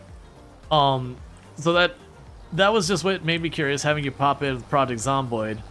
Like, one, is that your normal content? And again, like, if you got a raid and run, don't let me hold you. Like, I do understand there's those times that you're streaming, and you're like, man, I gotta get to bed. Man, I gotta get to work. I gotta eat food. Look, I gotta pee now. He specializes in Twitch integration. He built custom integration for Project Zomboid, where he can spawn zombies, vehicles, what? Ooh, neat. Interactive spaces, we roll from game to game. For the most part, Zomboid is your recent focus, but you have coded integration for 7 Days to Die, Minecraft, Cyberpunk 2077, Conan, Exiles, and Borrow Trauma. Nice! Yeah, no, there was, for a good long while, there was some pretty good Twitch integration for Zomboid, called, oh man, what was the one? Troublemaker, that we messed with a couple of times. Unfortunately, I don't think they're around anymore. I could be wrong in that one. I know they ran into problems with 7 Days to Die, which we don't need to open that drama. You spawned over 1,200 zombies on them within 2 minutes. That sounds about right for what chats do. No, but that's really cool. I know another content creator who does very similar to that, Undead Baron. So if you're not familiar with Undead Baron, that might be another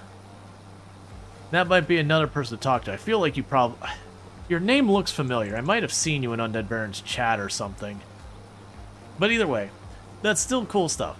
But yeah, that's awesome. But for everyone else popping in here, I do play a variety of games here. I play like lots of the simulation. I do play survival crafters. I don't play quite as much Project Zomboid these days. After the world record, like after I set that and everything, I was over 4,000 hours.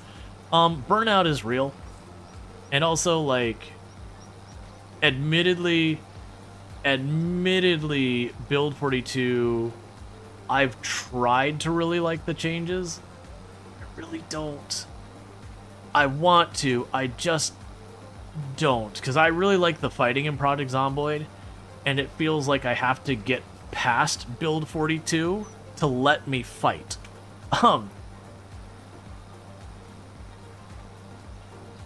And I mean, like, I did the math. This is many versions out of date for Build 42, many updates out of date. I found in a week of fighting, I had to spend, I think it was like 2.5 days just crafting weapons. For doing like 16 times pop, unless I was doing ridiculous loot stuff and all that. And it was just one of those things where, like, you know what I don't want to do is spend almost a third of all of my time just crafting weapons. And that that's kind of what it did for me. That I was like, you know what, I'm gonna take a break until this settles to see where it's at. But it just seems like a direction that isn't necessarily for me. Yeah. No, I play a lot of RimWorld. Project Zomboid and RimWorld have been my most played games in the channel. But right now we're doing some farm sim. We're doing it for Dare Drop. For those who aren't familiar with Dare Drop, it is a thing that for creators like myself, they go, here's a bunch of objectives, choose some of them, and we will give you keys to give out to your community. So you see those 4 things that we have on the left side there? I grabbed 8 objectives when we started. We're down to 4 more. That basically, once I get these 4 objectives over there, each one of those objectives I complete. At a future date, I will be able to give out a copy of Farm Sim 25, as well as the Plains and Prairies DLC for it. For free Z to all of you. I just have to actually make it happen. And I have till the end of the month to do that. And I've been playing Farm Sim on the weekends. Been kind of moving towards a simulation weekends. Otherwise, during the week, we're primarily playing RimWorld right now in warm-up for Odyssey coming out, the new DLC that's going to let us go to space and bathe ourselves in lava. And by that, I mean probably die horrifically in lava. You know, typical RimWorld things. But we've been doing a lot of that. We recently did the Planet Crafter Moons update, because that's an excellent survival crafter if you like games like Subnautica. It's like Subnautica, but less angry, bitey fish, and a lot more slowly suffocating and bees, all the bees. That way you can make a beautiful planet with flowers and trees and bushes and all that wonderful stuff, and you can ruin it by introducing insects into the world. Yes, I know mammals and everything need them, but you know, we're still not wrong in the saying that the place is better before the the bugs. Other than bees, bees are cool. It's got a lot to do with what you're doing now. You have no interest in doing this in a game. Oh, I see. Yeah. You feel the same way about pressure washing simulator? Yeah. That's the funny thing about the games that are work is I find for like Farm Sim, for example, I find people fall in one of 2 camps. Either camp 1, they are into or were into farming or whatever, and they are all over the farming games because it lets them do the fun part and not the not fun part. Or they farm in real life and they want absolutely nothing to do with the game.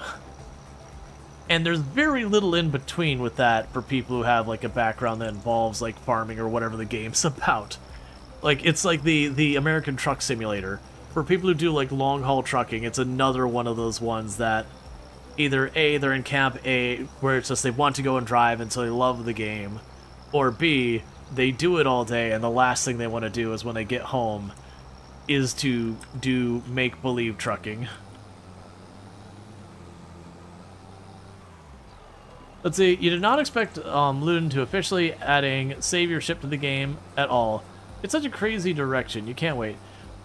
See, I've been kind of expecting, hoping they would go in the space direction, only because of like what we've been dealing with on the world. There's only so many directions they can kind of go.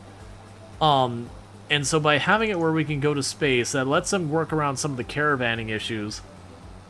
And then on top of that, you know, it's the next place you go, either the bottom of the ocean or into the sky. Not that they can't do a lot more, but it's one of those ones that's, you know, because like literally the game ended before with the whole point being go to space. But introducing the grav ships and all that aren't the same thing as your regular ship, I think that's pretty awesome.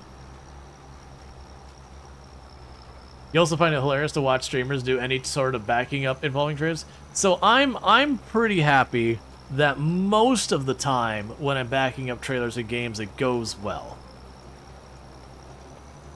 Unless it has 2 different pivot points. And I understand what I need to do to make 2 different pivot points work. But managing to actually execute on that knowledge is a very different animal. And what I mean by that is like, this one just has the 1 hinge point, so you know I'm driving and it can go like that. With the 2 pivot points, so if I have like a trailer, so it's got like the little T, and so it can pivot here, and then down here where it actually connects to the trailer, it can pivot again. Those ones when you back up and it starts going like this, and you're like, oh, it's real hard to get multiple pivot trailers to do that. Or for like American Truck Simulator, when you're doing the was it is it a B trailer? When you have the trailer that's got a big, you know, it's like a trailer with a trailer attached to the back of it, and you're trying to do that. It's the same phenomenon, just stretched way long.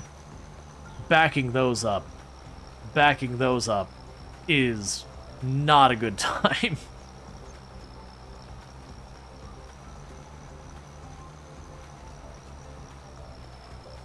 Backing those up is mostly getting it perfectly straight and then just trying to slowly back up and hope nothing gets cattywampus. And if it starts, you stop wherever you're at, you move just a couple inches forward to straighten it up again and try again. Alright, so that'll be this wheat field done. I believe I need another container of fertilizer, so I'll do that. But yeah, so right now, I should probably explain what I'm working on. So with Farming Simulator, the things we're working on right now is I have been slowly expanding my farm. We have some barley and wheat fields. I have a grain mill that is making flour. I have a bakery. We've got some greenhouses going. And we are actively working on mostly just making money for the moment, because all of these objectives over here, money's the solution. Like most of your life problems, to a certain extent, you could throw money at it. So like the Versatile tractor, that's literally a tractor. It's a brand. You buy it. It's called Versatile. When I buy it, I do 3 jobs with it, and then we're done. So it's pretty straightforward on that one, how's that works.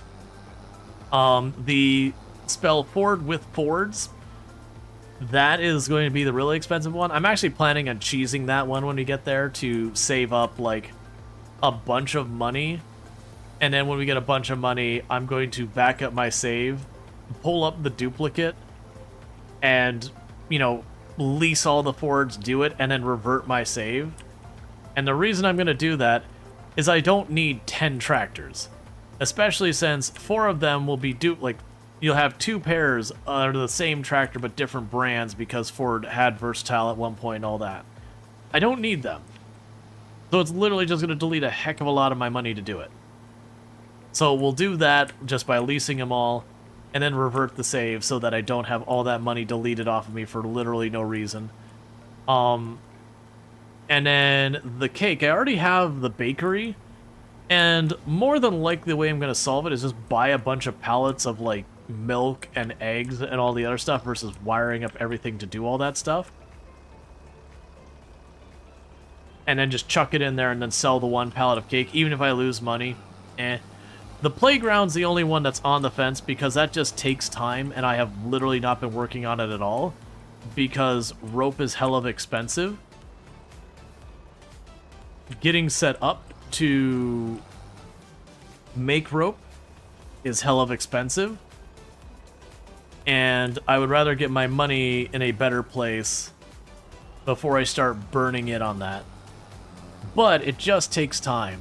So that one might literally be one that once I get these other 3 up here done, that genuinely, hopefully I have enough time for that. If I don't, I don't, whatever. But assuming I have enough time for that, it would literally be drop the stuff at the place, fast forward until it's done, grab the next thing, drop the stuff at the place, and just have my things set up so I keep getting enough money to just feed money into the playground to get it built. This will probably be okay. I shouldn't have to worry. It's just a train. Alright, so we got our last little field down here. We'll go ahead and get our wheat down. Then we'll advance a couple of months. Get our bread money. We are in a lot of debt. We're in the upper 300,000s worth of debt, which sounds terrible, but we did start with almost $500,000 worth of debt today. And we got an extra field, greenhouse, and a whole bunch of other stuff going on. Yes, that's... No, I didn't get our extra field. I got an extra greenhouse and something else. Either way, we made basically $200,000 today. And we're just working at it. Alright. But the things on the agenda is I want to get that versatile tractor, because once I get that, I could go from our 4-meter wide seeder to a 25.6 meter wide seeder. So every pass I do here, the new seeder that we would be using would be pretty much like 6 times as wide with a tiny little extra. So every pass I do there, imagine it's 6 passes. That's how ridiculously large that seeder is. Needless to say, minor upgrade. Hey Azrael, how's it going? It's going pretty good here. Having a fairly lucrative day and just trying to make it happen. Already made about $200,000 in-game this stream. And we're just a bit over halfway, so that'll be good. Desperately need to upgrade our equipment, but we're working on it. And I do have my 2 greenhouses, my grain mill, and my bakery. So I got 375 in debt still. Normally I don't let myself build more than like 2 of a building, but we're gonna think. Let's see, when you're able to make bag, all is a good start. Yeah, I'm starting to abuse the greenhouse a little bit. A lot of times I give myself a rule, and I'm still technically in adherence to the rule because I only have like 2 greenhouses. I usually will never let myself have more 2 in a building and then no power generation because it's free money. You build it and then just money appears out of the ether every single month. So I'm not quite to the point of the full-on stinky cheesing of getting the power generation online to make sure I hit these objectives before I run out of time. But I am leaning a little bit on the mild cheese, like not even a sharp cheddar, just a regular cheddar of the greenhouses where it's still kind of mostly free money, but at least I pretend I'm putting effort into the fact that I put like a little bit of water in there every like year. But you know, the big thing is to get it going so that I can get the dare drops done, because that's what gets me keys to give out to the community. And since I'm not like full-time farm sim or anything, I gotta worry about, okay, I probably have 3 more streams left of this before I'm out of time. Let's see. Yeah, you have a water generator, so you don't even do that.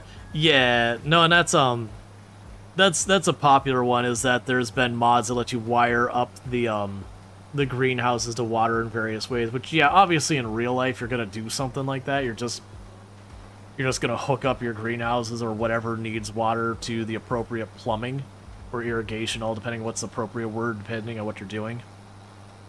The idea that you're loading up this trailer of water and then driving it all the way across your property, you know, every single day when it's like 10 feet away from wherever you're grabbing your water from, is like, you know, we could just put a pump down and a hose, right? We can just put a pump down along this water, we could start it, and have a hose over here, and not have to do this whole middle step of filling up this big tank thing, driving it over there, and then pumping it back out on the other side.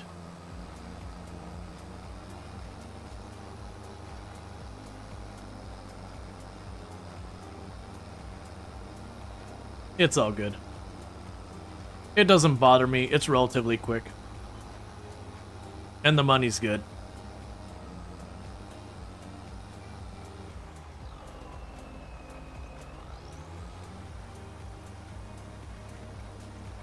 Let's see, when you do that on your non-restricted saves, the community farm is in year 10, currently making around 1 million a day. Working towards getting a BGA since producing around 100k liters of manure a day. Yeah, that's that was the one thing. So with when you're looking at farm sim, the way they kind of do their monetization, all that, they sell the game, and then in a year they'll be like equipment pack, expansion, equipment pack, something like that. Like the last equipment pack is a maybe. And so when you look at that in practice, the equipment pack is just like a handful of tractors or whatever. No new crops, just equipment.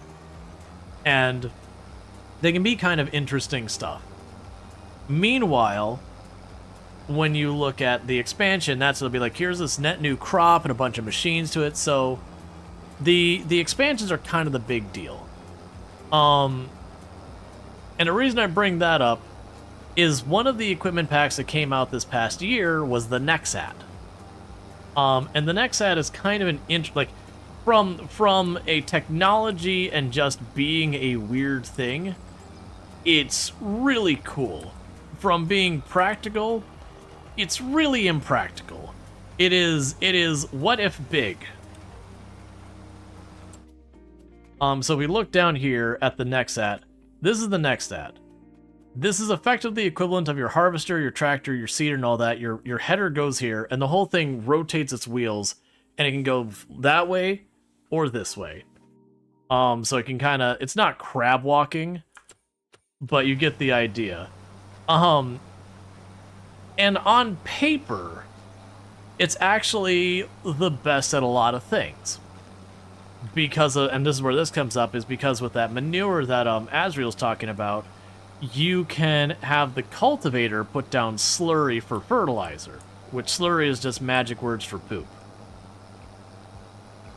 And so, in a lot of ways, it ends up being like the best thing at doing a bunch of stuff. The problem is, the thing is giant, unwieldy, and it cannot handle terrain that is anything but flat and big at all well.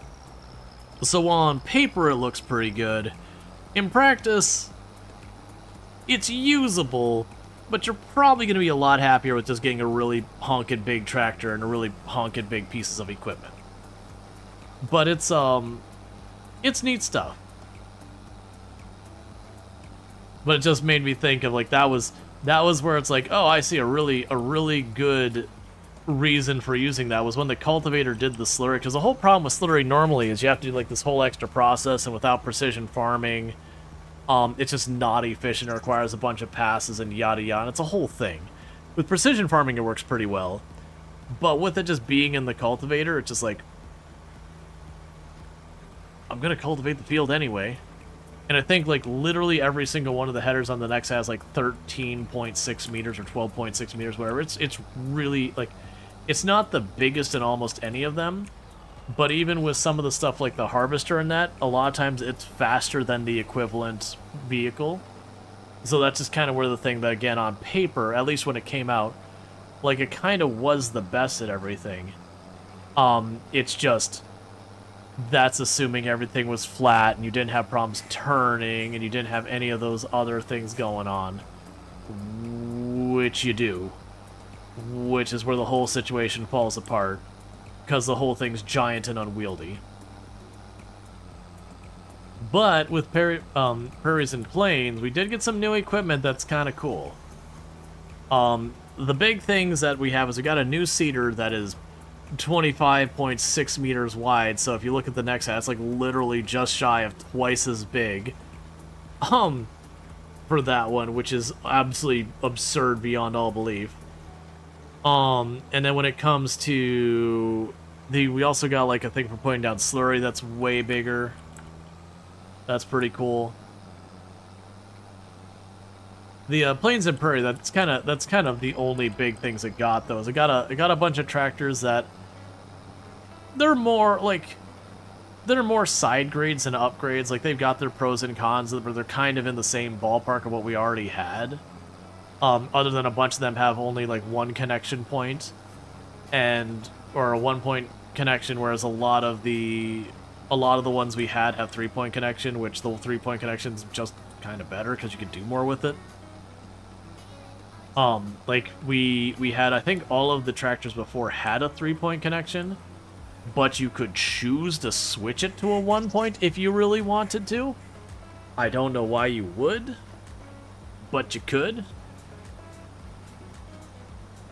Versus a lot of the newer ones, you know, they're 3-point. As the next has an interesting PETA kit, but yeah, it's a bit of a pain to get around the farm.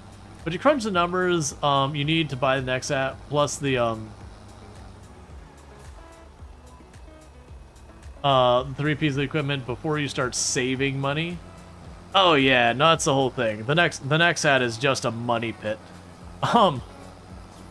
like it's a cool thing if you have like a big, large, flat farm. It's kind of cool to check out, and again, on paper, once you get it going, like it does technically on paper do the best in a lot of stuff, but then reality kind of gets in the way where it's like, oh yeah, but you know, the ground isn't that flat, and there's these things called trees and signs and light posts and traffic and everything else, and suddenly it's nowhere near as good.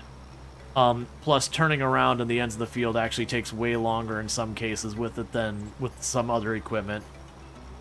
You know, which takes that benefit in, okay, it's a little bit wider or a little bit faster than the existing piece of equipment, but you lose the benefit in the turnaround time. So, from a strictly practical standpoint, while on paper it looks really good, it's fine. You kept getting stuck on the Minnesota map because of the cambered roads? Yeah. Yeah, no, I don't remember what map I was using it on. I think it was the East Asian map? No, it wasn't the East Asian map, it was the Eastern European map. I don't know, it was one of the two of them, it doesn't matter. But the point was, there was a lot of places that it wasn't even on the roads, it was on the fields. The fields were just enough not flap, it would rub the middle of the Nexat against the ground when I was trying to like harvest or cultivate. And so it would go over, and it wouldn't stop and get stuck, but it would just slow it down. So we're supposed to be going like 14 or whatever miles an hour, it'd go like 6, because it was having to fight its way over a hill where it was beaching the middle of itself. And it was a constant issue. I'm like, man, these fields gotta be flat. I do feel from like a practicality standpoint, I think they should wink wink nudge nudge raise the hitbox just a little. Because for how astronomically expensive it is, I feel like you could use just a little blurring of the lines of its actual physics to make it a little bit more practical. The biggest issue you had was there was a bug where even though it has a flexi header on it, it simply refused to harvest on a hill. Oh, like it was, I get what you're saying. So like, it was just sniping like the middle or the edge or whatever, and it couldn't do the whole thing.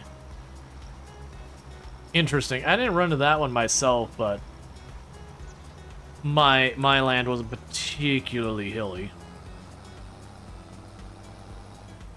Because again, I was doing like, I think it was the Eastern European map, which is a pretty flat map, relatively speaking.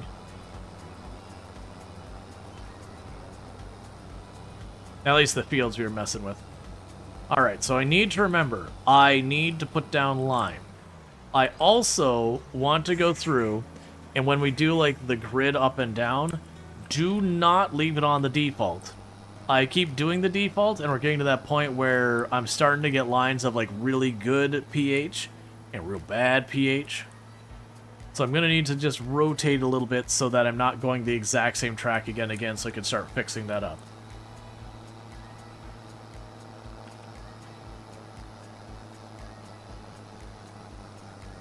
Have you gotten a chance to use the 25.6 meter wide seeder yet, Azrael, that came out with Plains and Prairies? Because that's the one I want to try, because it's a driller seeder on top of it. And it's 25.6 meters, which is just the wings open and cover the world. That is bigger than buildings in a lot of cases. Because you think a meter is ballparkish 3 feet, like that's not nearly precise enough. You're talking, what? 90 feet-ish wide?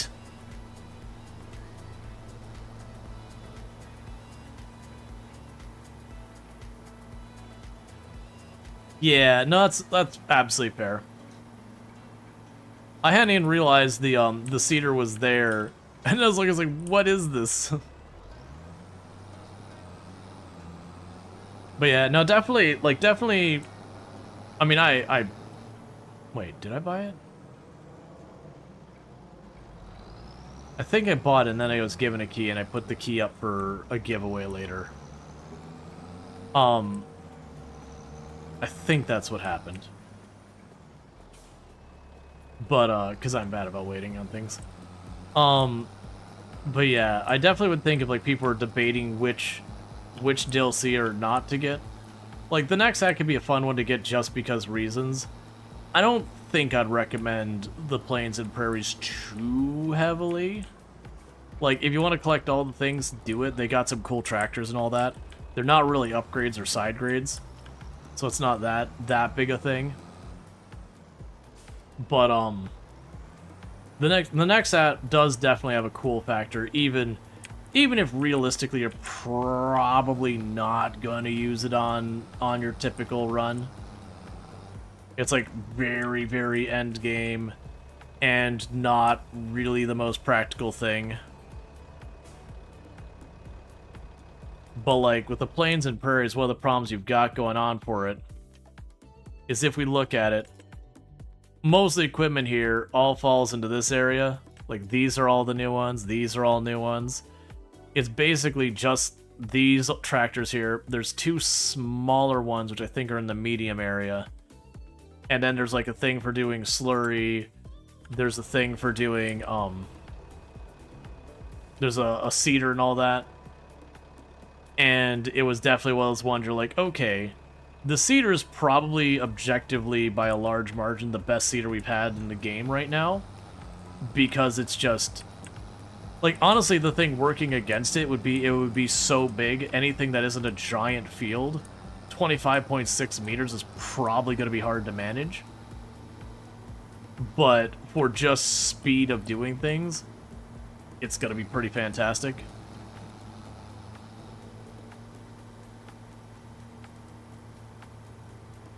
But, the tractors, they're not that big a deal.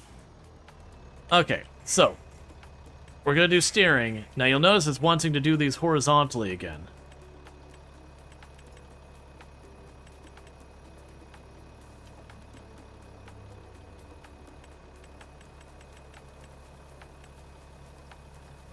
Cool. So we're doing that. Even though from a practical standpoint, this isn't as efficient on our resources.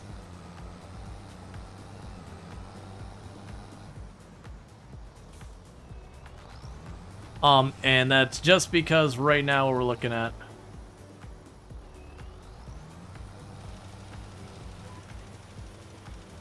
is just the fact that, we keep going over the left and right, and it's a problem, so we're deliberately going out of our way to try and clean it up. They play very number-focused games, whereas the pack is more focused towards the having icons over actual practical. Good piece of equipment and a lot of stuff that's simply worse than the base game stuff. Yeah, no, I don't disagree.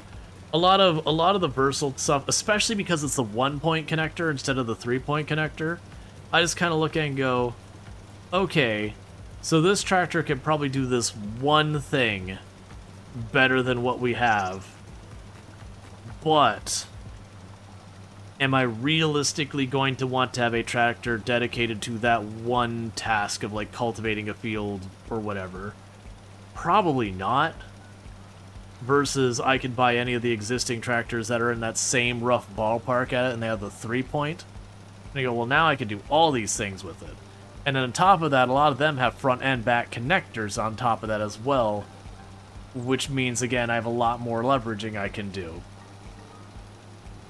Versus almost all the new tractors there are just the 1-pin connector on the back. They have the two, like, basic regular tractors, but again, they're kind of just... They're not like standard, like that one's better, it's just in the ballpark.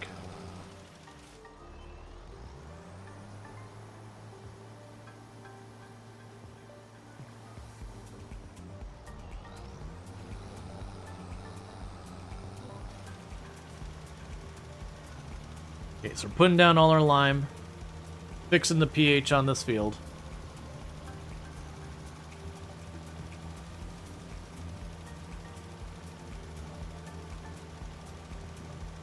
I do think it'd be an interesting thing in the game that over time you could change your field, like you could, like, change stuff with your field, like do enough amending of the soil to effectively change what it is.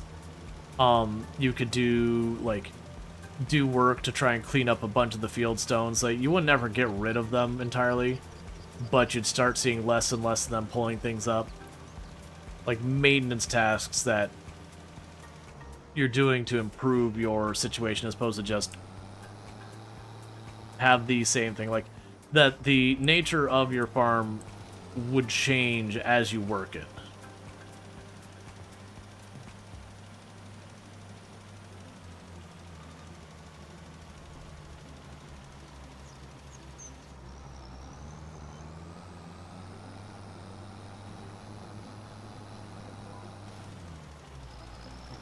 Alright. So the hope here is by doing it this way, instead of the other way, where you can see there's kind of like those red stripes back and forth on the map on the left, that we're not going to fully eliminate those. Both things there. Sounds like a different game, like Captive Industry. Yeah, no, Captive Industry massively changed the world. My thought is more just like, as you work the field, like it's been a thing in games before. Like Farthest Frontier, you could spend time just having your people like keep working the field to like make the soil less and less rocky by working on getting all the stone out of the field over time. And it's not farming equipment like this. It's more colonial time, or you could sit there and turn around and like amend the soil with sand or clay to change the properties of the soil. And again, it's very labor intensive, but you could slowly kind of clean up your farmland to be better. And don't get me wrong, there's a certain impracticality about it because the amount of earth you gotta move, but it would be an interesting thing that if you kept importing more and more soil, that over time you would effectively change the nature of your soil because of just you're effectively diluting the existing soil.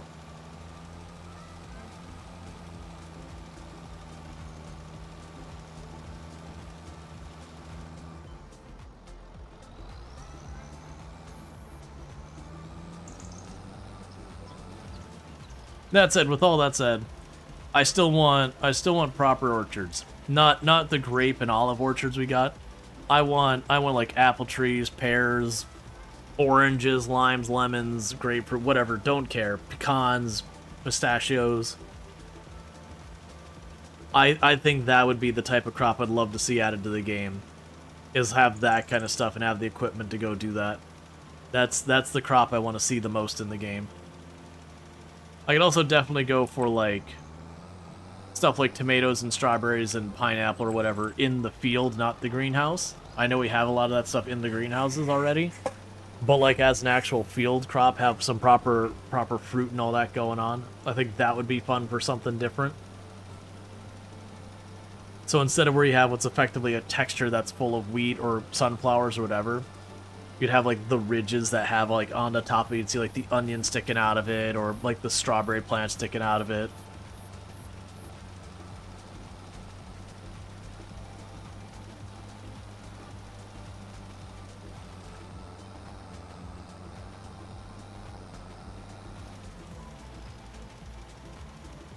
Alright, so looking at this now, instead of just straight up green or red, and nowhere in between, we're getting a little bit of like a plaid grid-ish pattern where it does have somewhat lighter rows in between and somewhat darker areas in the middle, but it's nowhere nearly as pronounced as before, so it's definitely an improvement. It could also be the thing is if next time if I tell it to go at a 45-degree angle or whatever, that could help out more, and you get the idea. Just every so often rotate it. And if I keep doing that, then we should, like, it'll never get to the point we won't see any type of pattern in it, but it'll make it a lot less problematic. So we should get a slightly higher yield out of this.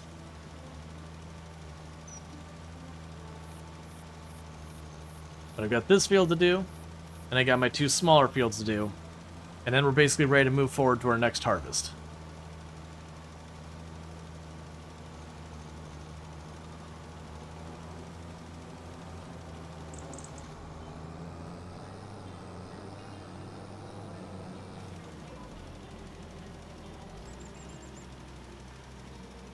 Alright. It's also an interesting thing to me, because again, not a background in agriculture. Like the idea, so you've got your field, it's like this soil is here, you have this other soil there. That makes sense, that part doesn't get me. But I never thought of the idea of wanting a significantly different pH based on the soil type. It's just something that never crossed my mind before. I'm not gonna pretend to understand why the pH needs to be different based on soil type. Like, based on plant, there's a lot of reasons for having the pH be different. Plants have different needs and all that. But, like, why loamy soil has a different one than, other types of soil, like sandy loam or whatever.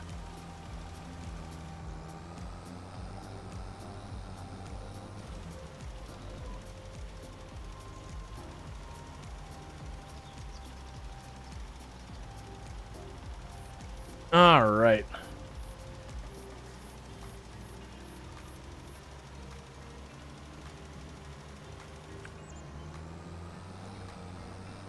Cool, and with that we've got this field seeded, fertilized, limed, weeded, and everything. So it's done and ready. This one is a big old field of barley. We got our two fields kind of to the south that are fields of wheat. They got everything but the lime down, so we just got to top it off. We used about 80% of our lime in that big field. And that big field up there is like 7-point-something acres of farmable land, whereas both my other fields are like 2 and some change acres. So it's not... The big field is slightly over half of my area that I can farm, but not by a huge margin.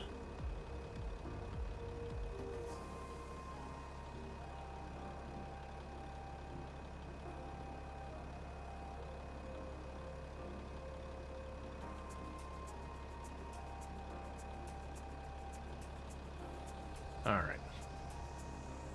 We go through a lot of lime.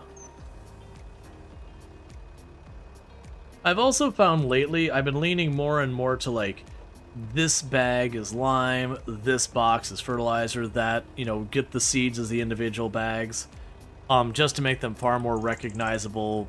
Because like when you get all the ones where it's like, this is the lime, this is the fertilizer, and they're just kind of, mixed in next to each other, it'd be sometimes hard to tell the difference. Just the same when you get like the fertilizer, like the liquid fertilizer and the liquid herbicide, it can be a little tricky sometimes to see which one's which.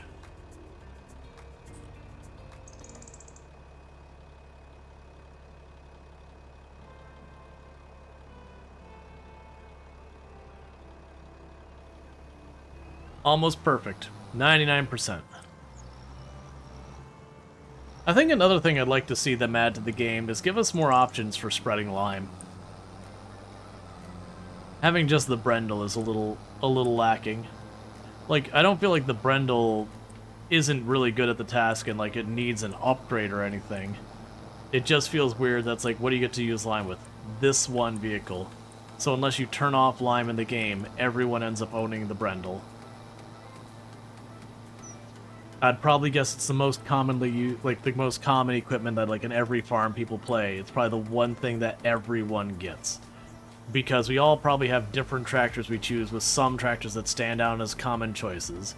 We all probably have different cultivators and power harrowers and, direct drilling and all that stuff to prep our fields that we do differently. And, again, there'll be favorites in there. The seeders and planters, even depending on what your crops, you'll have entirely different ones. Your harvesters, you probably have certain ones that are very common and popular, but generally they'll be all over, especially if you're doing different crops. But everyone who doesn't turn off lime gets the Brendel.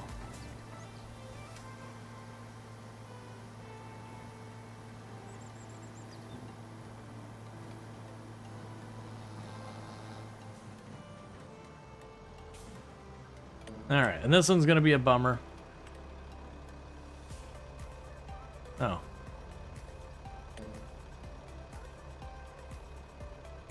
Yeah, got that.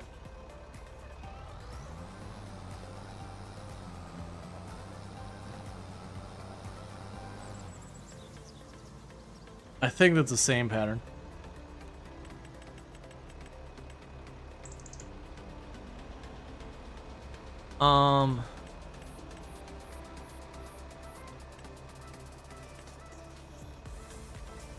That should be different enough.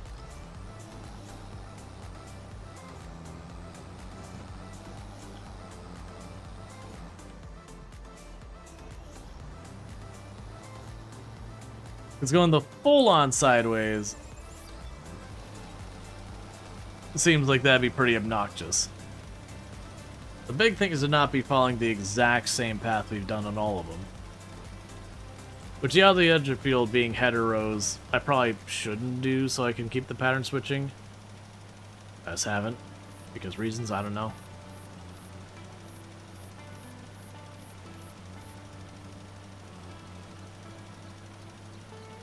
And I don't know if this field actually needed fertilizer from what I'm seeing, or lime. I'm just kind of going with the idea that if I do one field, let's just do all the fields for lime.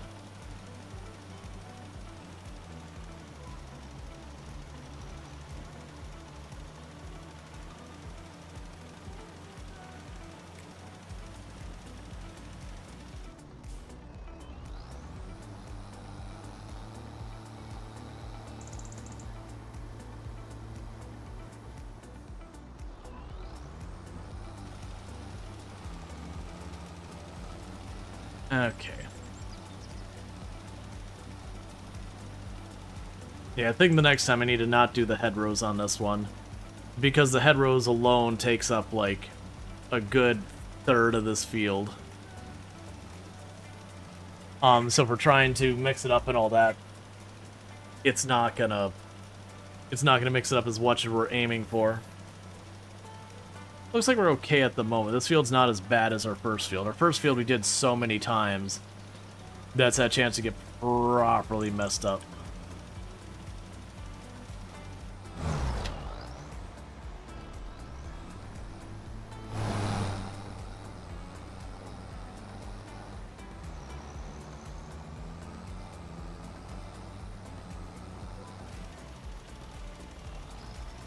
Okay.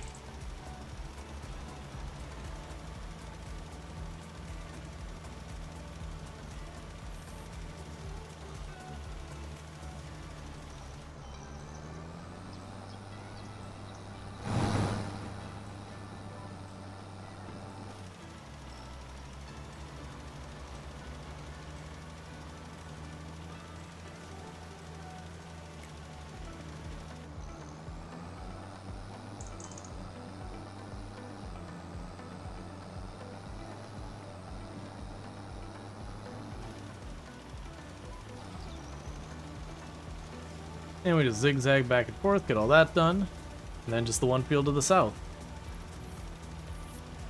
It's definitely also interesting seeing as it winds up and down the amount of lime we're putting down. I've noticed that with the precision farming as well as the fertilizer and herbicide, that it can be fascinating. Like, you have a field that the fertilizer is just horrifically bad for a good chunk of it, and the fertilizer is just disappearing. You get to that one corner that kept getting, like, just caught by the edge of the other vehicle, and then suddenly the fertilizer just, like, stops. I'm really liking precision farming. People weren't wrong when they were recommending it in Farm Sim 22 that I should check it out. It just never happened because I was always doing a challenge run. I just never took the time to do it. It also sounded like way worse and more complicated and involved than it really is. I actually genuinely wonder why precision farming isn't on by default. Because in a lot of ways it makes the game easier to understand. Like, because in default Farm Sim you have to do your 2 separate passes of fertilizer, but you have to, like, skip a step where you have to do, like, fertilizer, do something, then fertilizer again. You can't do them back to back. Which I always felt is just, like, a really weird, arbitrary rule that you had to do that. Versus this one's like, we don't care what order, just put it down. Like, you gotta do your stuff like plowing and seeding in the right order, but, like, when you do the fertilizers, like, the game doesn't care. Yes, in real life it does matter that you do them in the right order. That, you know, getting everything turned up and doing all that and then hitting with fertilizer at the end, I don't know if that's a good idea or not, or if you want to fertilize it and then churn it up. It probably depends on the type of fertilizer, whether you're talking like liquid or solid or whatever. But there would be a, this is the appropriate time to do it in real life. Versus the video game, you can just hand wave all that away because I don't want to have that type of specificity in the game. Yeah, Real's into a game. Yeah, exactly. Gas fertilizer. Oh yeah, they do have spray fertilizers, like not for open fields that I'm aware of. Like, but they do have like fertilizers where they do like just kind of vaporize things and just like sitting there when you're in oh man, I'm forgetting what the term is. Okay, so this one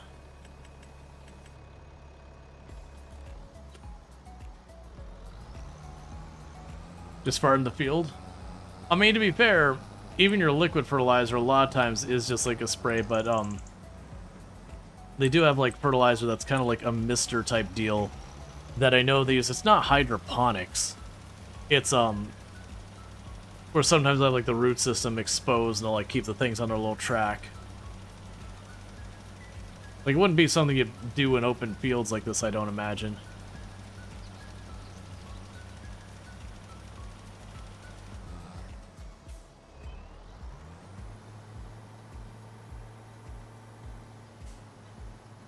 Yes, this field is starting to get just to like the orange part.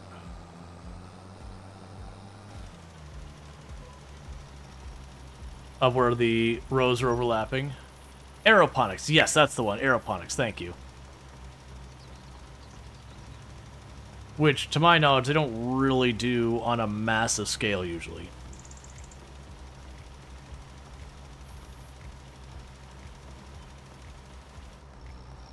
You'd have people who do it commercially, but it's more like a greenhouse situation.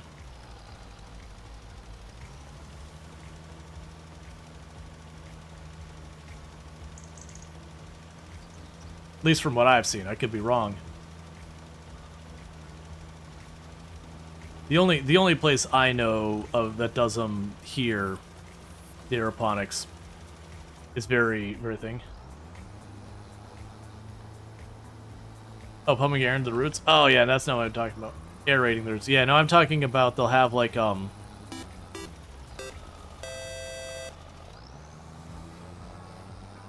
And thank you, Zaraz, for the Prime Gaming sub. You only get one of those a month, and you used it here.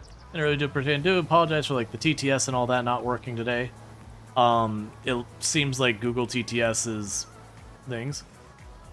You grow? Yeah, no, I used to do like I don't do anything commercial.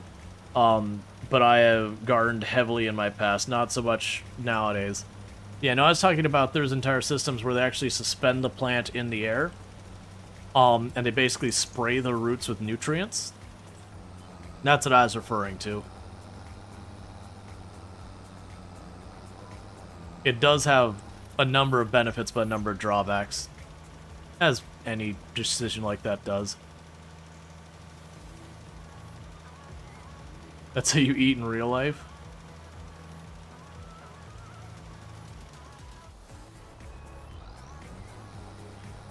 You got a medicinal card and you grow your own meds? Gotcha. That's cool.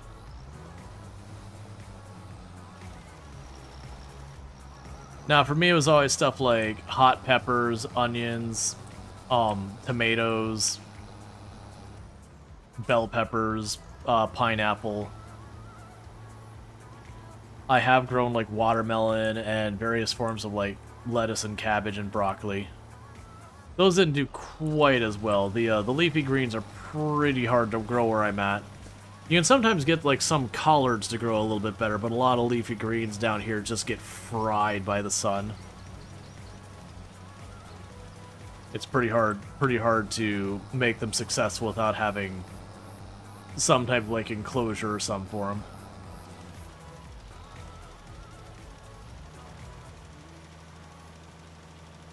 I've grown a lot of potatoes. I have grown a pretty good number of potatoes. I almost forgot about those. Those are fun because I planted one set and I'm like, cool, I'll get some potatoes. And I did get a bunch of potatoes and it was pretty awesome. And then I went to my garden and I hadn't planted more potatoes and I'm like, wait a second, I'm getting another batch of potatoes this year. I didn't plant potatoes this year. Apparently I hadn't gotten all the potatoes. Had some donors.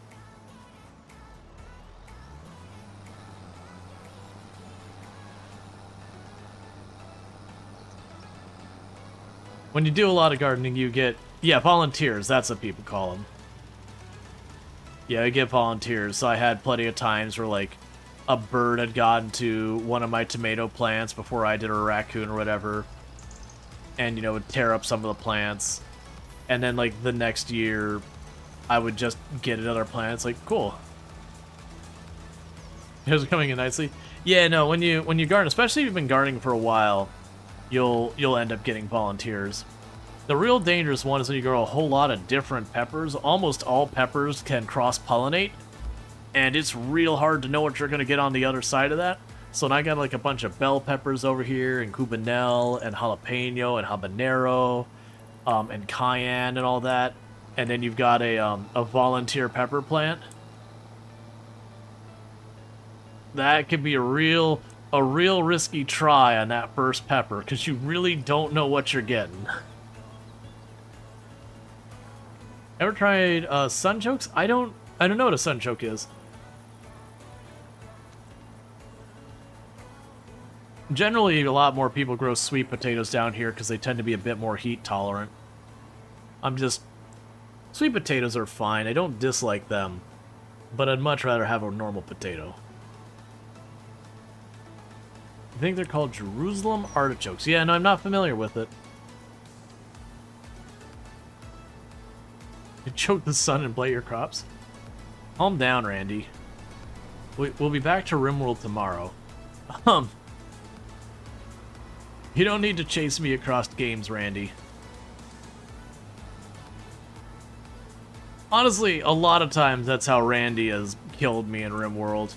You'll have like all of the things like, oh yeah, you can have this raid or toxic fallout or all these other really nasty things. And Randy will kill me with a bunch of boring, mundane things. Like, I'll have all the raids well handled, and just will have one thing that messes with my food after the other one. He'll give me like gut worms, and then muscle parasites, and then blight, and then he'll do like, you know, the cold snap, whatever, and suddenly I'm going, where the hell is all my food? Alright, so all our fields are done. We got that all sorted. Let's just check real fast on how our water is. We're at about halfway on our water. So we'll definitely need to fill that up in not super long.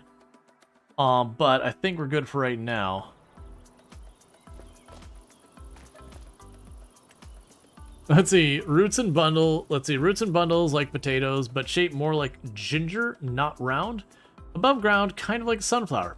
Interesting. Yeah, no, I've not heard of that one. Let's see, you've been lurking, playing Dead Life Day with friends. You're on vacation, so you're really excited to watch you stream. 1.6, yeah, we'll definitely be doing more of that. Apparently, yesterday was the day of buying this specific conveyor belt and selling it back. It tastes like a starchy artichoke potato hybrid. Interesting. That is not a series of words I expected to hear. An artichoke potato hybrid is certainly not a combination my brain has ever expected to consider. Not gonna lie.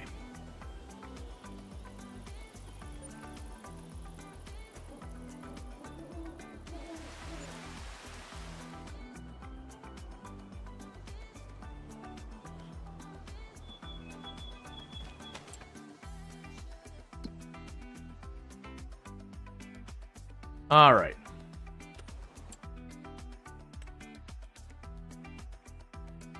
So that is a roller I could technically handle, but I'm not going to worry about that. That's fine.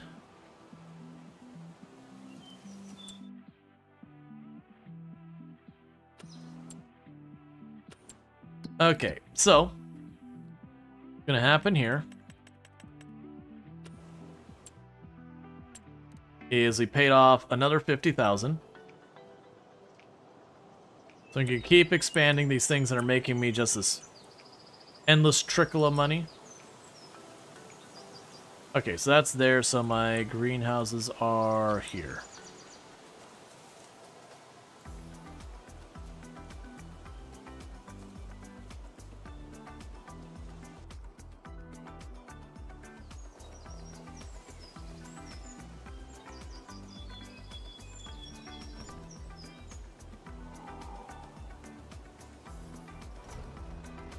Alright, cool.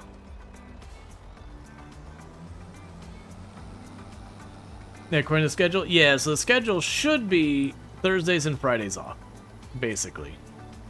There's a good chance I'll do some bonus streams, since with the vacation I took a bunch of time off. And then, like, with 1.6, I'll probably want to mess around with a bunch of it and all that stuff. Because they're probably getting pretty close to...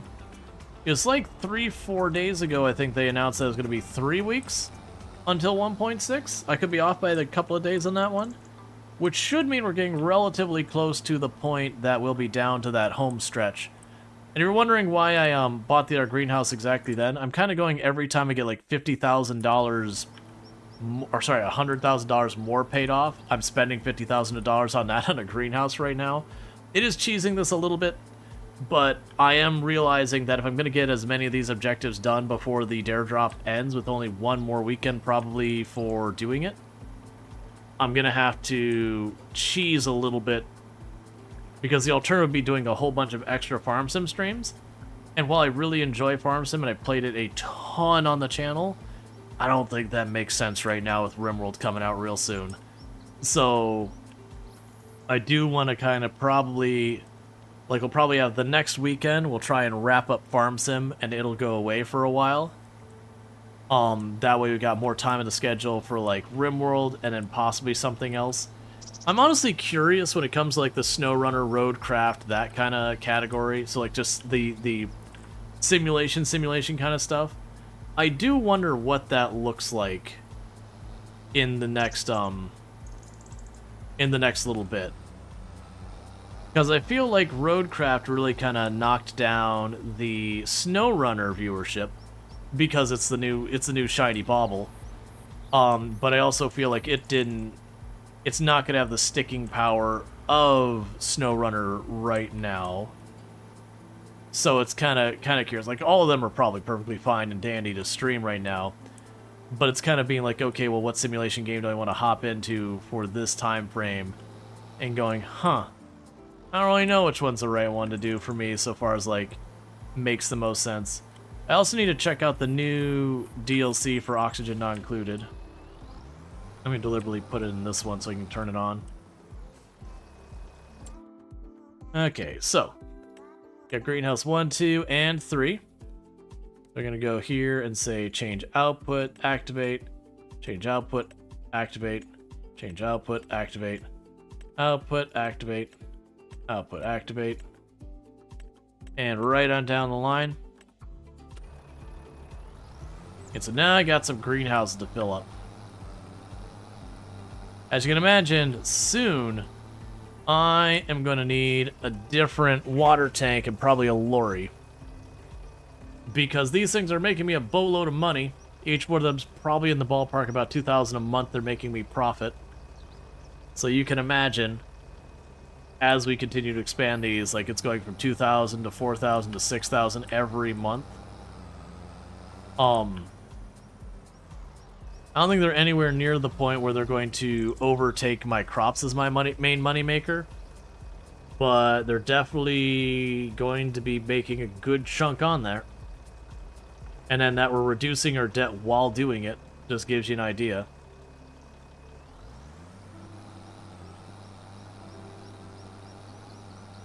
And while it takes them a little while to pay themselves off, it's not that big an issue.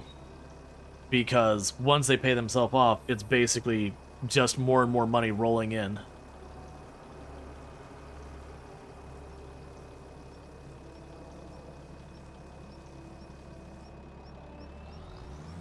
Okay.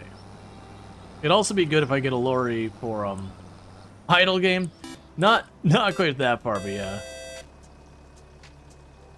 And thank you, Pankraro, going months. For a tier 1 sub, that's 35 months that Pank's been subbed to channel. So I really do appreciate that continued support. Really does mean a whole heck of a lot that you would cover helping the support in the channel for this long. Means a whole heck of a lot, so thank you so much. And also decreasing the cost of winning Twitch. So thank you so much for that. I really do appreciate it. Yeah, our TTS broke earlier today, and it looks like I just got to switch providers, which is not a big deal, but I can't do it mid-stream very easily. Google TTS just went which it's fine. I want to get away from more Google stuff, so whatever. It just lights a fire for me to actually do. How's it been going, Pank? I hope you've been having good times over there. So you're a good chill vibe streamer? A gem in the rough that is Twitch? I mean, honestly, a lot of the content creators I'm aware of, I've been pretty happy with, like, being fun, chill individuals. I have a lot of people in my circles that, you know, there's different levels of energy and chaos that comes with it, certainly, but, I mean, I guess the reality is if people weren't good vibe streamers, I probably wouldn't keep them around. But with that said, before I forget, because this should be done, and I'll just do all those in the wrong order, which is, that's not the name I'm looking for, Pankraru. Shout out to Pankraru, is another fantastic content creator. Been playing some Lies of P, among other things, going on that cast, on that chat. Greatest pink squid on the internet. Definitely someone to recommend checking her out. A lot of fun over there. A lot of chaos, a lot of jingly keys kind of stuff. But good times over there. Been around the community since pretty close to the very beginning. But yeah, lots of Lies of P's. Also has done a number of like visual games and all that. Has done RimWorld plenty of times in the past. Project Zomboid, whole range of stuff. Good times. Watch me dance for your amusement. The life we live as creators. Let's see, they are hydroponic greenhouses or the standard glass ones?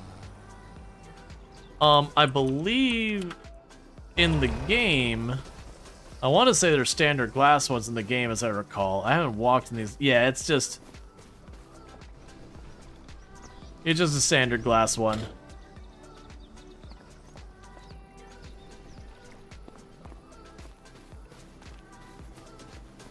I think the hydroponic ones are mods.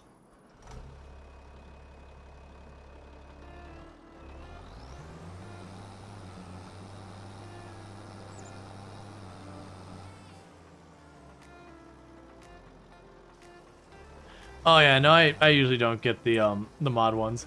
They're 20 grand more than the tarp greenhouses. They produce exact same. Right, but their footprint is narrower. That's actually why I did it. If we look at the two buildings, and we look, so there's my glass ones, but if we look at these ones, they're narrower. So I can actually fit, and they're, like, the other dimension, they're not different either. So I can actually fit more of them over here. Is that actually important? Probably not. But that is actually why I spent the extra money for them. Is I was deliberately trying to get the smaller footprint. Plus, they look better. And aesthetics is absolutely, like, the most important stat you can have.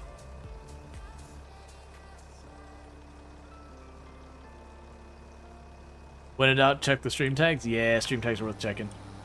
Oh yeah, I forgot. Literally, I have an anti-min-max stream tag.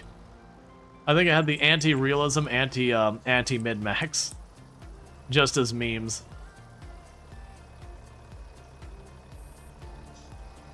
Aesthetics is endgame.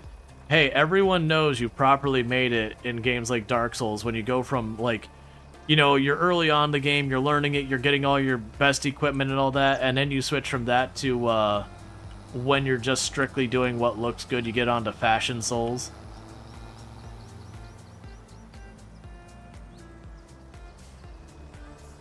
You know, the same thing with Path of Exile. You know you've made it when you start doing all stuff to, like, doll up your character, so you're playing Path of Fashion.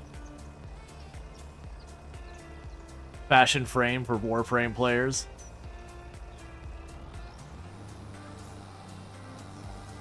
There's got to be a good one for World of Warcraft, but I don't know what it is off the top of my head.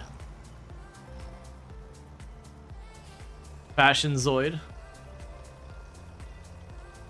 Because that's another one. Like, there's this entire, like, sine wave thing that people joke about with Project Zomboid, where you first start playing and, you know, you go in there and you're, like, trying to put on, like, the fireman's outfit and everything else. Your poor character's just melting inside their armor. and you're doing all that, and then you get a little bit better, and you start moving down to like, you know, you're not over bundling, but you're putting like, you know, maybe the jeans on and a bulletproof vest, but you're skipping on like the heavy shirt and leather coat and all that, and you're a little bit lighter than you were before. And then you kind of just work your way over until finally you get to like the last thing, which is not a sine wave. You get to the last thing where it's like you're a dude in a t-shirt, like you're doing like a tank top, no pants, and then like the big frilly hat or whatever. And it's like, you know, peak gamer. You're wandering around with like no armor to speak of and just enough to keep yourself from getting cold. The hardest contents gives the nicest glams in Final Fantasy XIV. That's good. As you threw out your back sometime Friday overnight, probably was stressed from earlier in the day. Twisting your sleep. It was bad on Saturday, but I was able to do things. Today you can barely move. Anything's move, you just get shooting pains like a printer. That's not good. As your medical advisor, I'm going to go ahead and just go ahead and give you the advice of don't. Let's see. So even though it's more min-max, you know about the throughput rates. The throughput rates on the greenhouses, that they're, I believe, the same. Yeah, for me with the anti-min-max and stuff, like I will do stuff because it looks good or whatever because I feel like it. But yeah, no, I'm sorry to hear that, Cookie. I do hope it feels better. I do know anytime you give yourself like a good bruise or knock or twist or a torque, it's usually not the day you do it hurts the most, or the day after. It's usually that second day. So like when you're in a car accident, the first day's not fun. The second day's properly rough, and then the third day is when it's like really kind of at its worst most of the time, for just like general bruising. So basically, you have everything activated. You'll produce less produce than if you have one at a time. Interesting. All right. So that puts things into... Huh. I always disliked a lot of that when it came down to it. I do wish we got more quantification, because that was always those ones I would go back and be like, ah, it's this way, and then I'd be like, wait, is it that way? And then talk myself into thinking it was the other way. You know the classic, you'll get it right, and then you'll talk yourself out of it because you're like, no, it's got to be the other one. So if we were to go for kimchi, we would want the chili peppers, the garlic, the Napa cabbage, and the spring onions. So if that's the case, let's stop selling the lettuce, tomatoes, and for right now, the strawberries. I've got 3 of these. And I have no idea which of these like the best crop. I'm sure somebody like, it's actually this one. What I'm thinking we'll do in that case is we'll say, the first one, you are now doing chili peppers. The second one, you are now doing garlic. The third one, you are now doing Napa cabbage. And the reason I'm choosing these ones is we're going for kimchi. Lettuce by far if you're just selling. I'm willing to abuse that for a little while. I'm down to abuse some lettuce until we're ready for the kimchi. Because these were, when I did all my calculations about what crops are best, one, I did that a long time ago. But I did not do it with consideration to production lines like greenhouses. And I know canola got reworked since I did that, and canola's actually supposed to be way better than it was.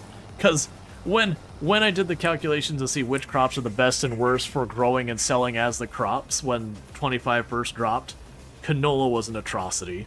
It was like, I think the 3rd or 4th worst crop in the entire game for the payout per acreage.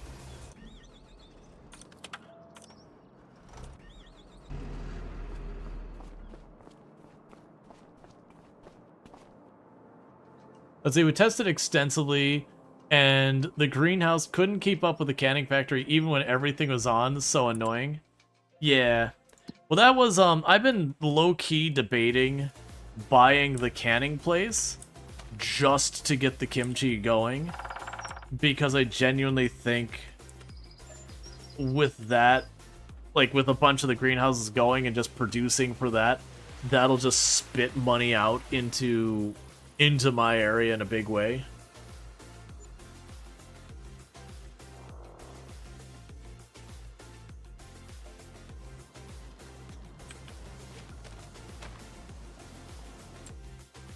Alright, so that's our first versatile tractor that showed up. It is not the one we wanted a long shot. It is way too low horsepower for what we're aiming for. We did get a hell of a lot of money, so I guess I've grossly underestimated that stuff. So June is when we harvest our barley.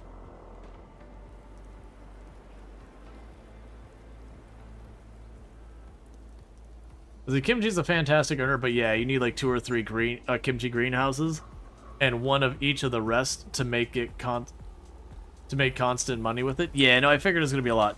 Holy crap! I guess you weren't. Oh, I mean, we're still getting our.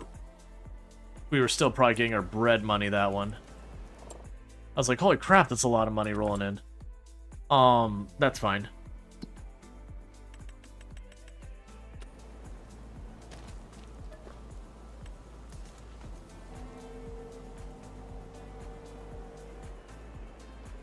Because we're trying to pay down about $100,000 and spend $50 on our greenhouse. We're leaning into that because I'm running out of time to do that before the dare drop ends.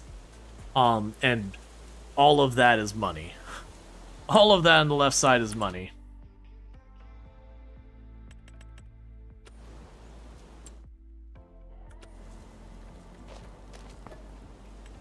Okay.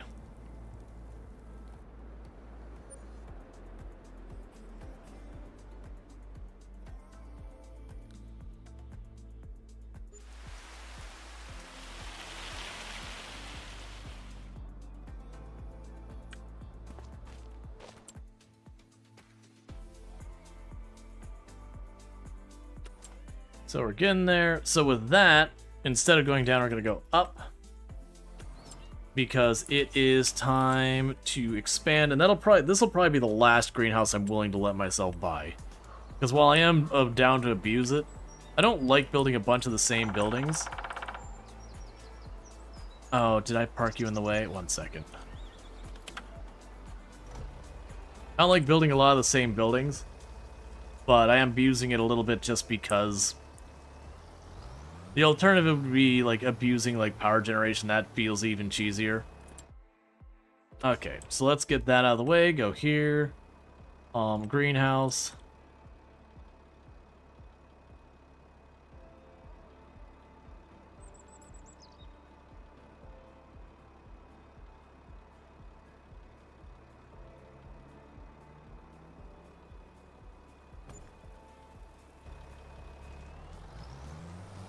Okay.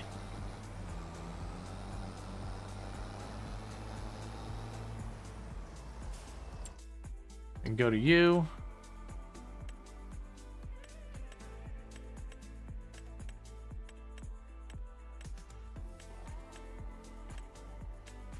And activate.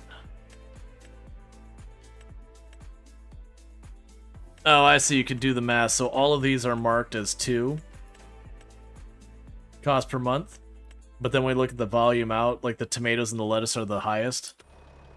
And it's probably just a matter of the lettuce has a good price relative to the others.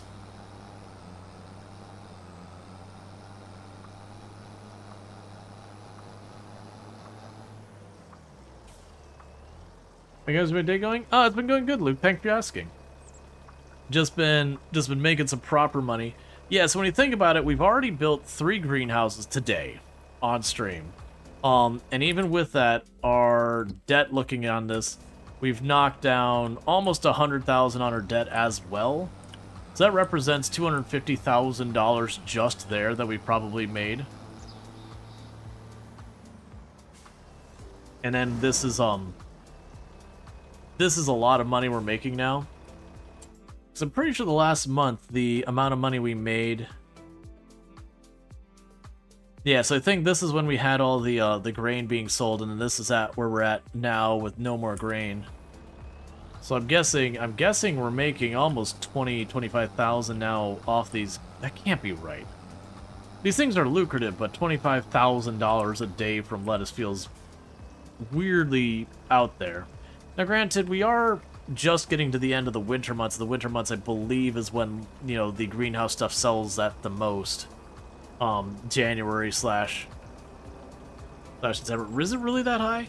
Man, they must have changed that. Oh no, because lettuce is broken. I see. For this, I feel fine with it. I don't think I'd want to use that in a challenge run though. That would feel a bit strong. I mean, that's whatever. Normally in my challenge runs, I always have a rule of no more than 2 buildings. We're not doing a challenge run right now because of dare drop. Yeah, so normally, you know, if I was doing a challenge run, I'd only be allowed to have 2 of those greenhouses. Well, it's broken. Well, you know, don't tell devs they'll nerf it. Not really. Giants doesn't tend to nerf stuff. But they broke lettuce in a good way, decimated honey in a bad way. All balances out, I guess. I mean, honey in 22, like, the honey itself wasn't worth hardly anything. The bonuses it gave your crops was pretty solid. Yeah, now I remember when I very, very first was exploring doing, like, the really sweaty version of the Survivor Man's Challenge, where you do, like, $0, a whole bunch of rules, hard economy, all that garbage. I had this idea that's like, okay, bees have no upkeep. I'll just put down a bunch of bees. You know, if it costs me $30,000, who cares? I have a bunch of bees. As long as they make me a little bit of money here and there, it'll add up. And then I spent my $20,000, and over the course of the year, I got maybe 500 bucks in honey or whatever it was. And I stopped and I went, wait a second, that is really terrible. It's gonna take me freaking like 50 years to pay off the beehive. Like, let alone actual profit, it's gonna take me literally decades to pay off the beehive. And it has to do with you gotta get, like, the flowers and all that to bonus it and everything, and, you know, then if you grow, like, canola, you get a higher yield on your canola and yada yada. So they're worth it, like, when you get everything set up. But just slapping down a beehive in the middle of a field and being like... in 22 was appallingly bad.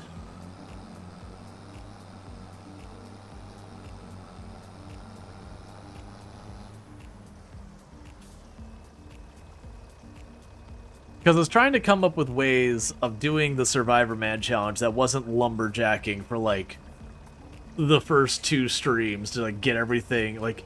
or I shouldn't say a first 2 streams, like, the first in-game 2-3 months of just, like, lumberjacking everything into oblivion. Because it just took a long time.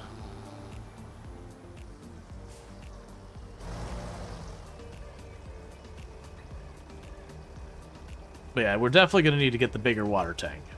Get a lorry with a really big water tank so I can fill this thing up to, like, what is it, the 20,000 that thing carries?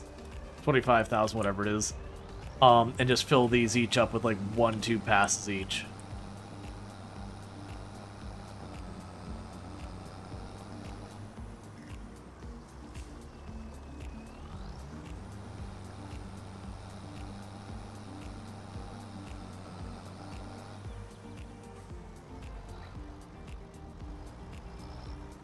I'm gonna change your fan so you can play the game, but now your app won't open.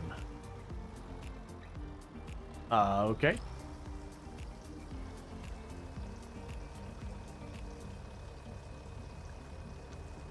Something to Strider? I have no idea what you're talking about.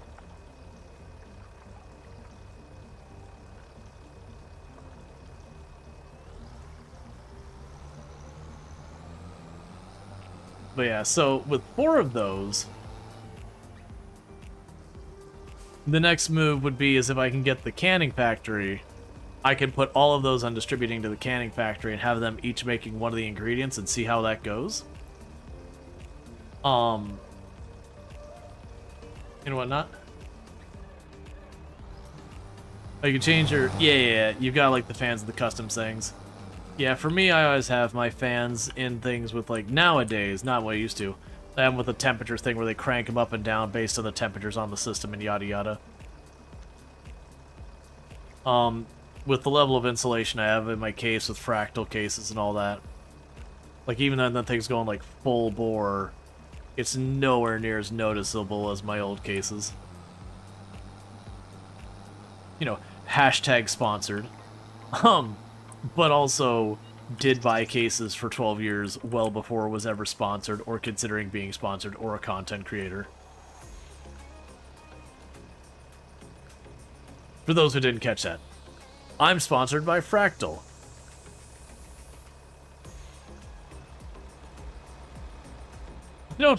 I don't know what Tomb had on her phone in the other room, but I just hear, "What? Really?" right after I said that. Like, it was clearly not a planned thing. Like, it definitely sounded like a cartoon of some kind.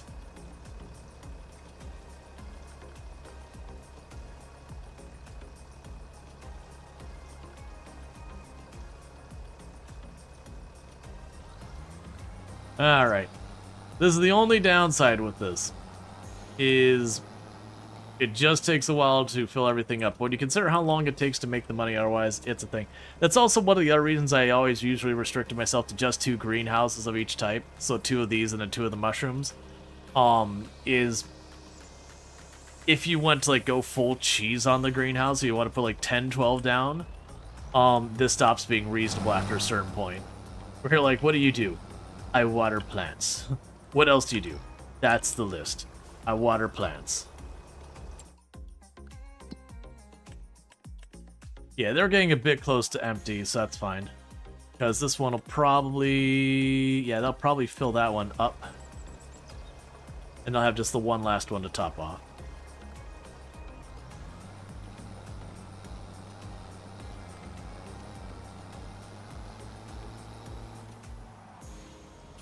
Yeah, we get a chance to grab a semi-engine, lorry engine on the cheap. I think we grab it. Because that'll free up the tractor. I can grab the really big water trailer to speed up this whole process. On top of that, because the tractor will be then free to work on other projects, I can take the tractor, have it seeding, and while it's seeding, I can run around and just, you know, top off the water, do all that stuff. I can get the much bigger trailer for the crops. So that, again, the tractor will be free to work on other things, and I can go and pick up, you know, entire loads of crops and all that. We're getting to that point that we are going to need to start upticking a bunch of things.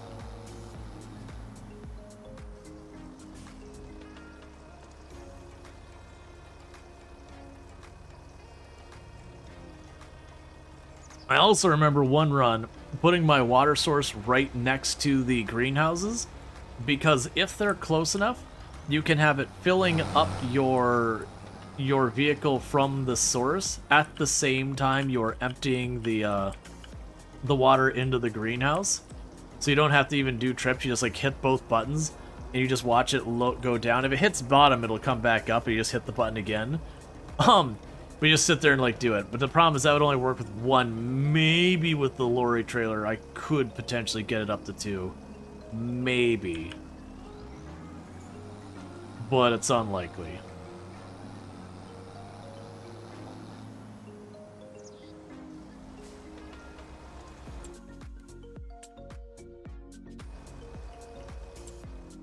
Yeah, and you're at... okay.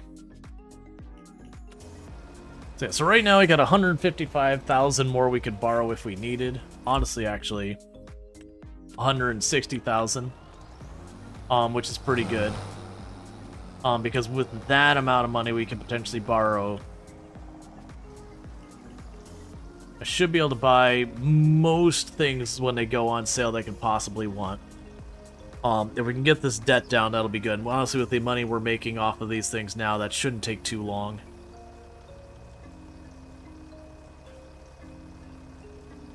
I'm also pleased I did just kind of mash those down without taking the time to smooth it out, and they're not exactly level with each other, but they're pretty dang close.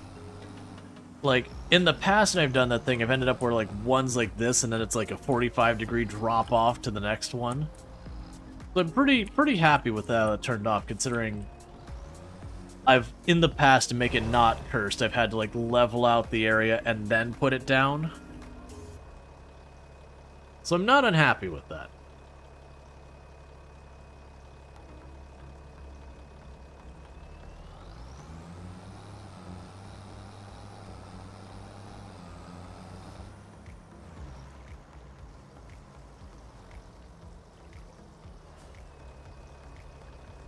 Yeah, you gotta be getting close to full.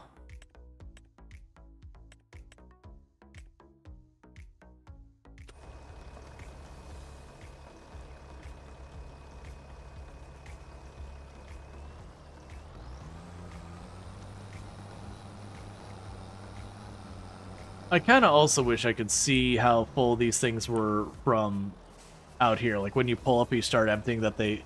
Like, what they've done right now, where you've got your, like, harvester emptying into the trailer, it'll show you, like, how full the trailer is and how full the harvester is. I kind of wish they would do that same thing with the greenhouse's water reserve. You know, and then any other building, like, when you're emptying grain into a granary, that it would just kind of do the calculation, you'd slowly, Watch that. Okay, that one's full. This is the last one.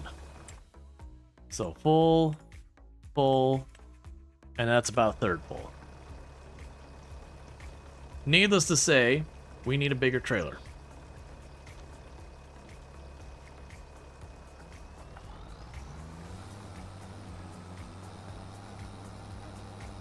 $8,000 ain't cutting it anymore.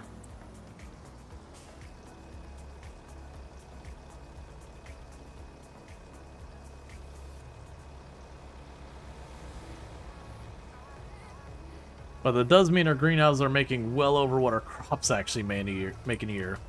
So if we were just trying to speed run money at this point, we would stop planting the crops.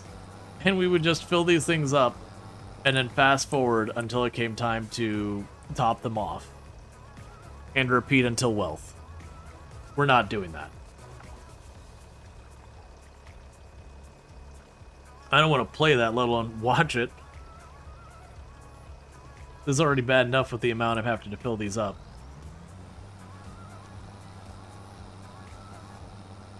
Because the other thing we could do is if we get the really big lorry one, it can be very much one of these things. I pull up the truck, start filling it up. We deal with stuff like harvesting and all that. I hop back over, park it out the park at the greenhouse, start emptying it, and we just jump back and forth between the vehicles. We're not just watching it fill up. It's just right now I don't have something else to really be working on with my stuff. I also don't have a spare tractor right now to do it even if I wanted to. Okay, so it should empty this out, and I should get about half more of a trailer in there, and then we should be all done filling these up for the year.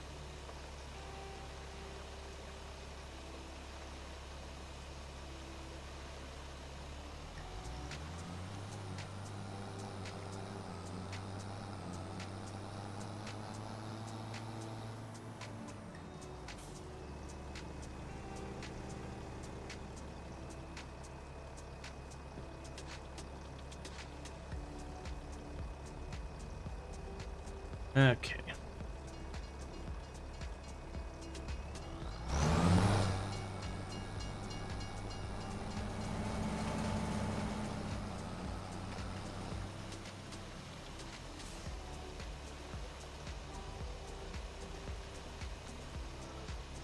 And anytime now that should stop.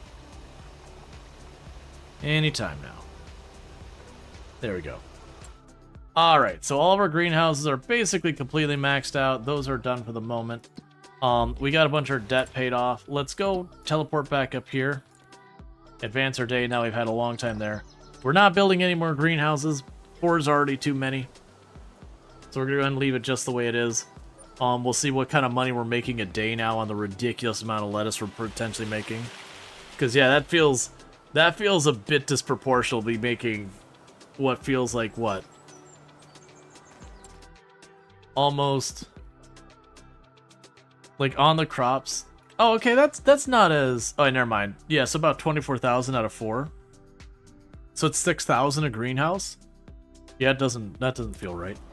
Okay, we're not dealing with any of those. We'll repay that. And we are aiming for June for harvest.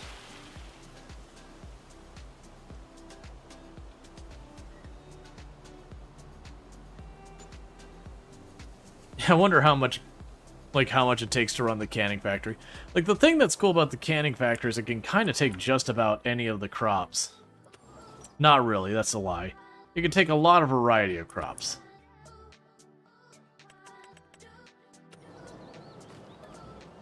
Okay, and this will put us up to June.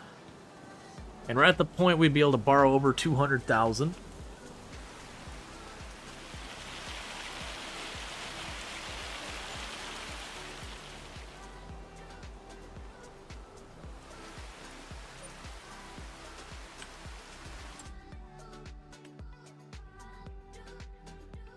Yeah, it's a really big cultivator, but not what we're looking for. We can pay down this a bit.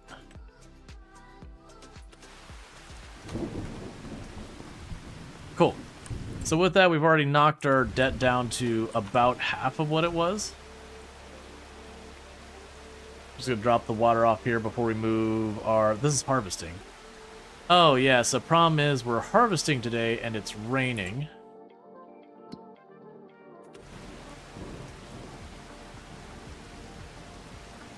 So I'll get you into position.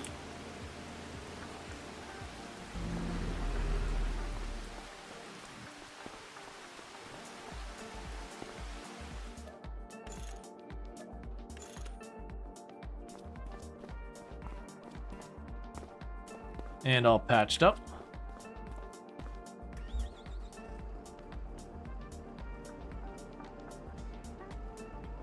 Okay.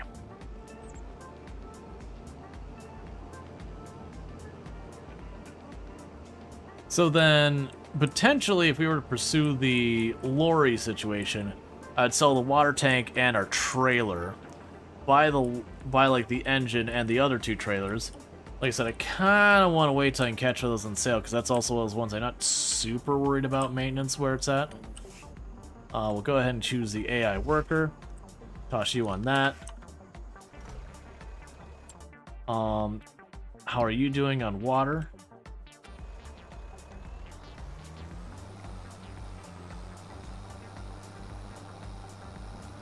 Yeah, that's fine. We'll leave it.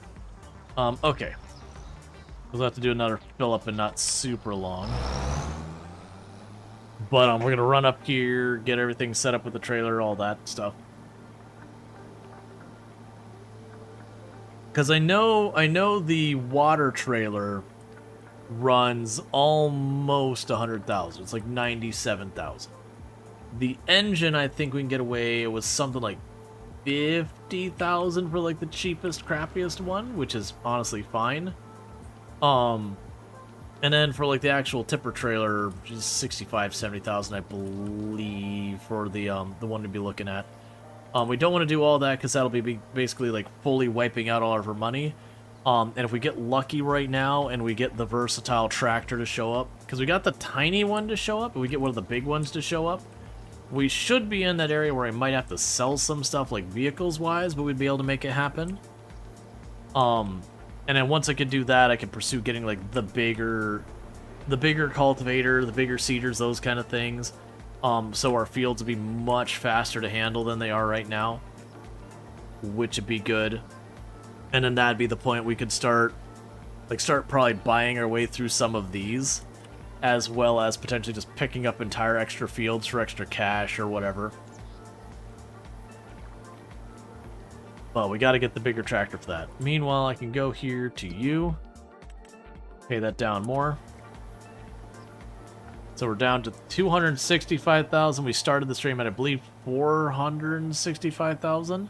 And since we got 3 additional greenhouses, we got some other equipment. I don't remember what was. Yeah, so if we were to look at the trucks, the actual trucks we have, 74,000. Yeah, 45 is the smallest. And it's still 400 horsepower. So it'd have that. And then the other thing I would want to go with it is you. So get 20,000 back from that. So you need about 135,000-ish if we're to buy that all new, unless I can catch one of them on sale. And that would solve my water stuff to be not nearly as much of a chore. And I'm contemplating doing that. I just know my luck will be, if I do that, there's a good chance that'll be the exact much like the big versatile shows up. The truck is very good. Oh yeah, no, the trucks are excellent. Like right now we're still depending on this trailer and the little water trailer, and it's pretty laborious. Kind of low-key, kind of hoping to just keep dragging it out.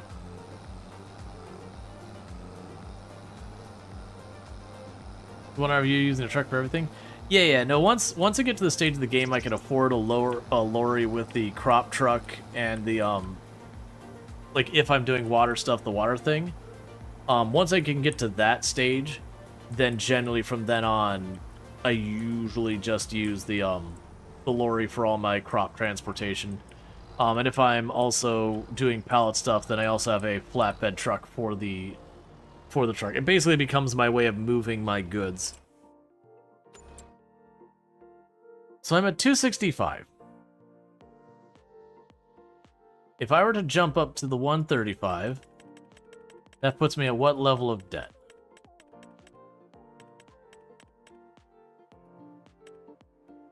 About 400. And we would be able to sell a couple of things. Would sell, not you.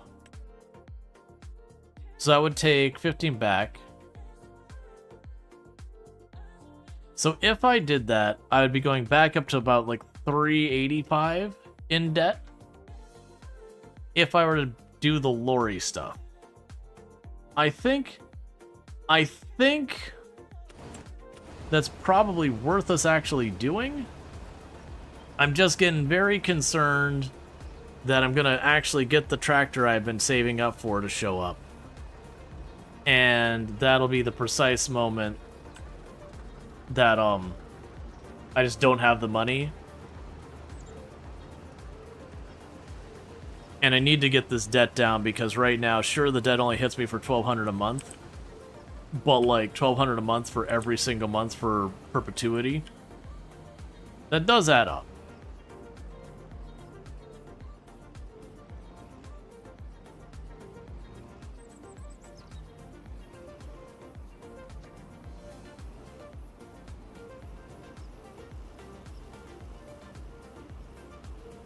Okay. I'm thinking we buy it. We take our chances, we buy it. Because it's also those things that realistically it takes me a couple of months in-game to make that money back from the greenhouses. If I were to get that lucky to have the big things show up, I could top off all the greenhouses real fast, sell the truck, make the difference to buy the big tractor, and then rebuy the truck, which would certainly be wasteful. But not really the end of the world kind of wasteful. Yeah, we're doing it. Alright, so one last check, nothing on sale. We do have apparently the animal transport there, but that's fine. We go here. I go up here. Trucks. We get the TriStar. I do not need the sleeper cab. I do not need the horn. I do not need the sunscreen. The tandem short is good enough for me. I do not need any of the special additional lights.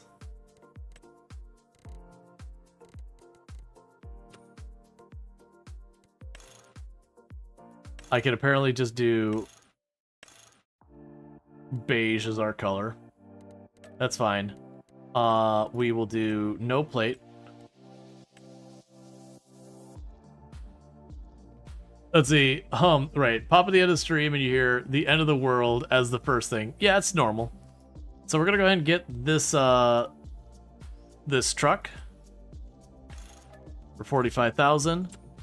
And then we're gonna go ahead and pop down here. You get the big lizard.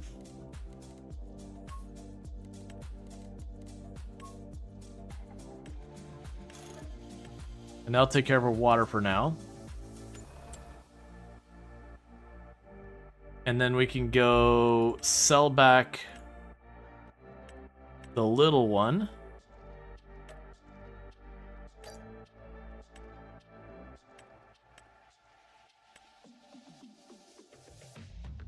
Yeah, we'll eventually need that forklift, which is why I haven't been selling it. Yeah, we'll eventually want to sell back that trailer. Right now, that trailer's fine. Okay. So we've got all that.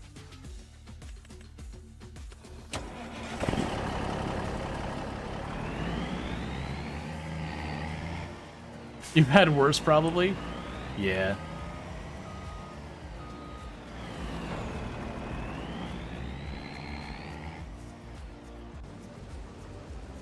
Okay, so you're still good. Alright, so in the meantime, while we have our harvester filling up and getting ready for our trailer to pick up and all that, I can run this down and I can use this to top off the greenhouses much faster. Because the other one was only 8,000 liters of water. I believe this one's 25,000 liters of water. So one load of this is the equivalent of about 3 and some change loads of the other one. I am not going the right way. It's probably okay.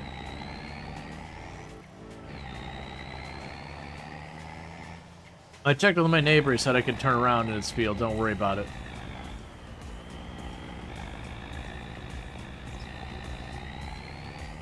You don't need to ask him, just trust me.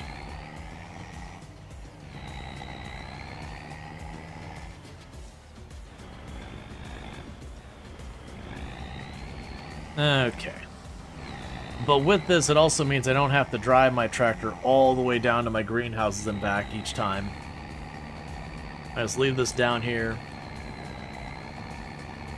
Because yeah, that should take me in the ballpark of between 4 and 5 in-game months to make the money back I just spent on this. And then the time it's going to save me will help me get through those months quicker.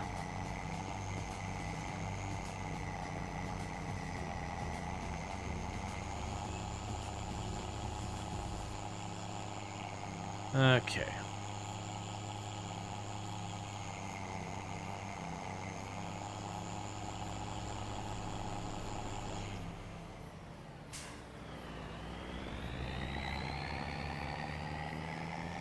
Alright.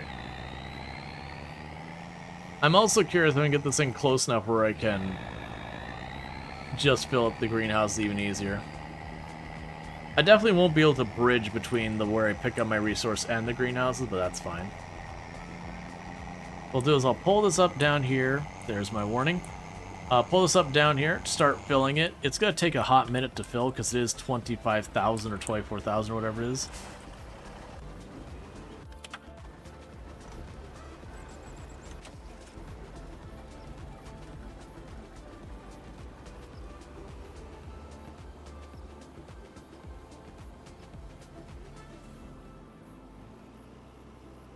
Okay.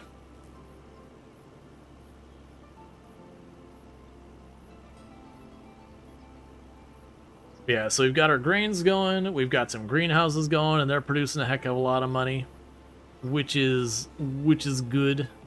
Cheesing a bit on the greenhouses. The big expansions left to do is we would want to get the canning place online, most likely. Start properly upgrading our tools. I think for that I'm gonna keep saving up money, and then if we get the tools, obviously I'll buy the tools. Yeah, so it's still... Oh, it's more than 25,000. Oh, is it 30-something thousand? Okay, it's like 32,000 for the looks of it. Okay, so that's just shy of a full greenhouse, because the greenhouse I think were 40,000. Just a little bit shy of a full greenhouse per trailer.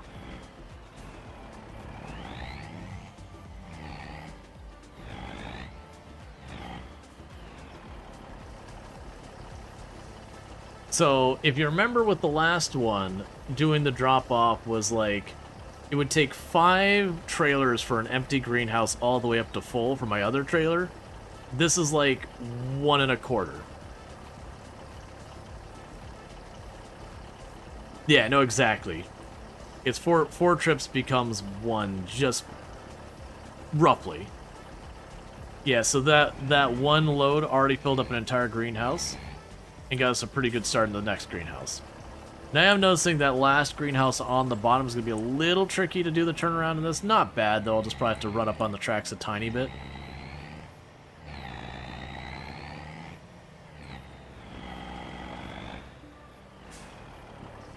This is where we figure out building 2 of the windmills next to each other means I can fill faster. I don't think that's a thing. But it would be amusing if you're like, no, I have to go faster, so you build like 4 windmills, you just pull up in between, they just instant load you. Get out of there. There's 4 openings we can dump water in the top. Come on.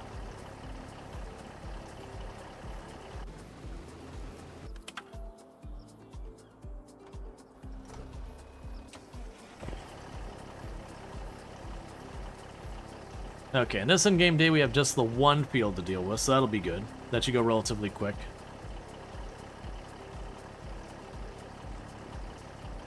Ooh, let's slow down time. We already did have a rain start to the day I had to bypass, and it looks like we're getting hail soon. So let's try and get the field harvested before the hail shows up, because otherwise I'll have to stop and wait for the hail.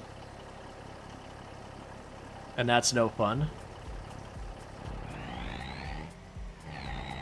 Because it's just waiting with time fast-forwarded.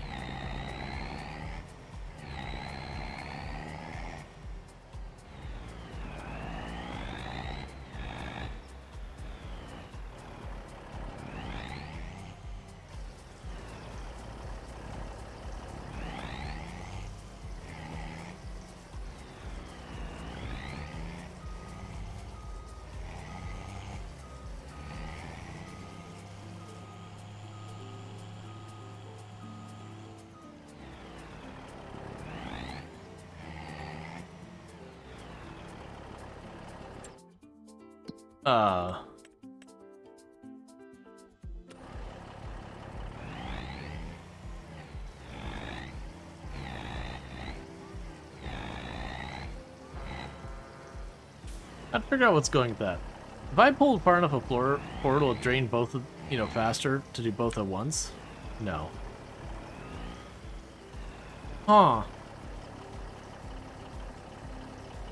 Didn't seem to be draining properly on the greenhouse in the far bottom. I might have to like really swing around there. Because I checked to make sure it wasn't full. Because that was one thought.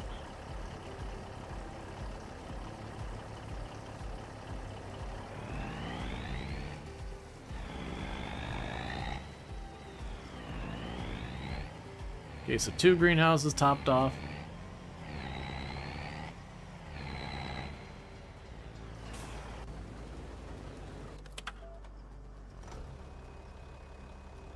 Okay, when the harvester gets over here, then I'll get another pickup. We can get the next greenhouse done, and that'll be good. I'll go ahead and hop in the harvester itself. Because yeah, I'll put up around 80%, so it'll be good to harvest that. We should be getting a pretty good bonus on our stuff with the precision farming. If we look at this, so it's saying our environmental score is about 86, which gives us 11% increase in our price. And it's kind of just having a bunch of stuff being like, yeah, the tillage isn't the best. That's where the hails hurt the fields again and again and again. I haven't cleaned up. The weed control is weirdly not the best. I'm not sure what that's about. The pH is not perfect. The nitrogen is not perfect. So all in all, we got a little bit of everything not amazing. I do wish when you looked at the field, you'd kind of see where it said, like, the weed balance was.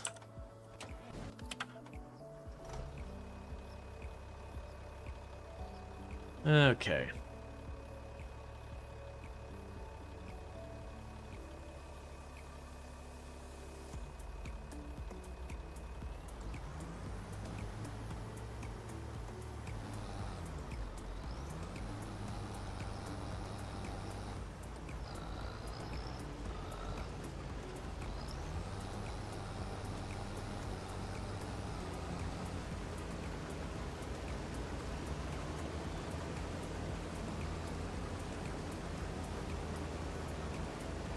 Alright, just topping off our barley. Still a little too fast. And then we get back to dealing with the water. Get that last pair of greenhouses done. Now we can top off the water and just park it. I remember it was a thing I was finding with some of the stuff that needed water. If I just parked the vehicle with it's there and had like it turned on to the overfill, as long as I didn't like exit the game and come back, it would just keep draining the water as if it was part of whatever building I was doing that. Okay, so we got all the stuff that's inside the harvester out. Just get far enough away, don't have to worry about anything bumping. Alright, so let's try and pull across the railroad tracks.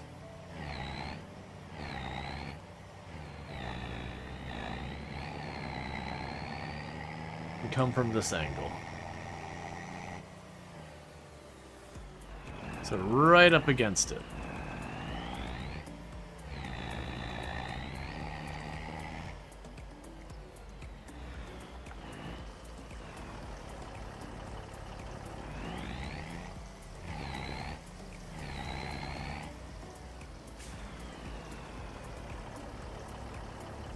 Oh, am I... Maybe it has to be the far back. That might be my misunderstanding. Maybe it has to be the far back part of the trailer that's actually filling it up. Not just like along the side. So like that's in the range of the third one. And then the fourth one, yeah, okay. Okay, we're good. It's just, I was thinking I could fill up along anywhere on the trailer. It seems to be it's just like that back quarter of the trailer is where the fill up point, or the place where it's filling up the greenhouses. That's fine. Just threw me for a minute. So it means the very first one I actually filled up, that first greenhouse, is like, why am I not getting access to it? I just didn't realize how far back it was. Because now if I go over here and we check these, 3 of them should be full. And honestly, that last one is right on the edge of being full, so that'll be perfect. Because that means I won't have to even worry about that for a while. With people talking about with these distributing and choosing one gets you more, it does sound like what I ought to do is choose wheat or barley and just stick to that and not worry about the rest of this. Yeah, so this one for the cake, it's sugar, strawberry. Can you pay the greenhouse area? Yes, I can. Yes, I would need milk, strawberries, sugar, eggs, and butter I'd have to import to make a cake. And I don't really know how much of each I need. There is a good chance we'll do that. Probably... I mean, it's not super close to the end of stream yet. Probably something we'd end up doing and not super long. Just enough to get a pallet of cake out, because I don't have to do all the ingredients myself, but if I get a pallet of cake made, and then we sell it, then that'd be one of the dare drops done, and I'd like to at least be able to, you know, finish the stream being like, hey, there's one dare drop done. Let's get it off the list. That's another key going to the community. Alright, and just like that, we are finished with that part.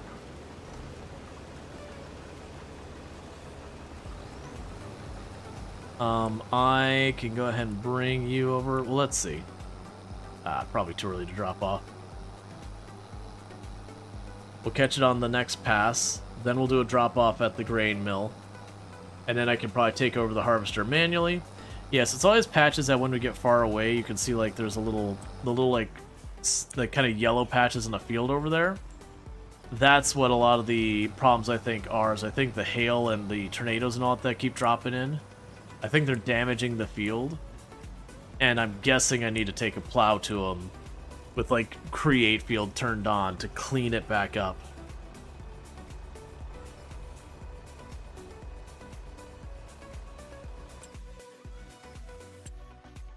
Just waiting for immediately to have that lorry show up here.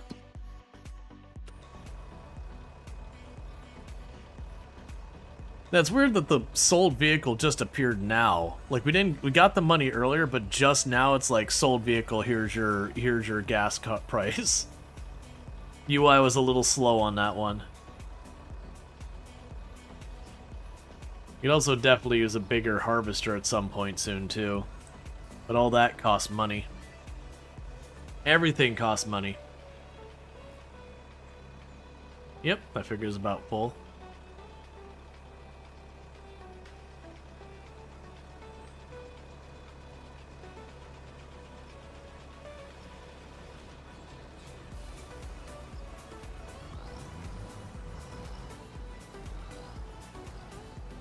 Even money costs money? Oh man, no, money especially costs money.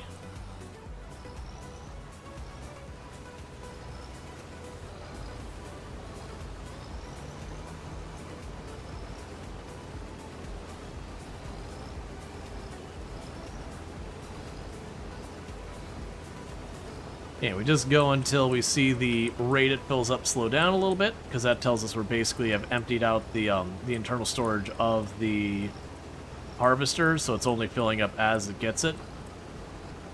So we can drive off and not worry about it.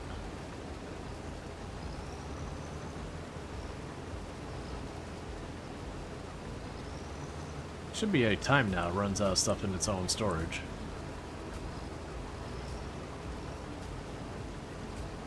There we go. And we go drop this off at the grain mill. And then we should be good for that.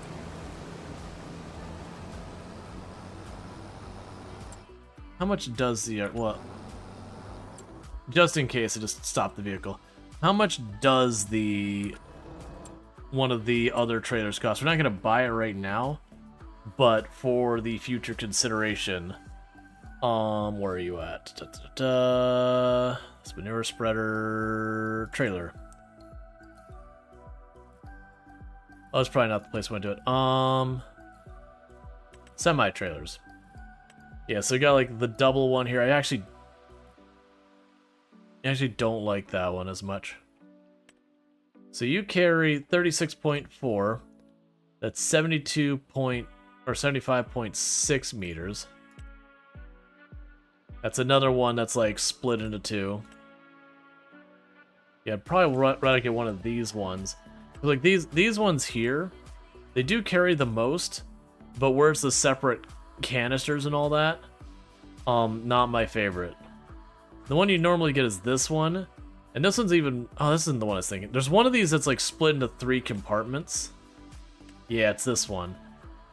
If we were to take the cover off, it's split up into 3 separate compartments in there, and it's super annoying to deal with because you have to like empty them all out one by one. Yeah, this one probably wouldn't be that bad because you're 75.6 meters cubed.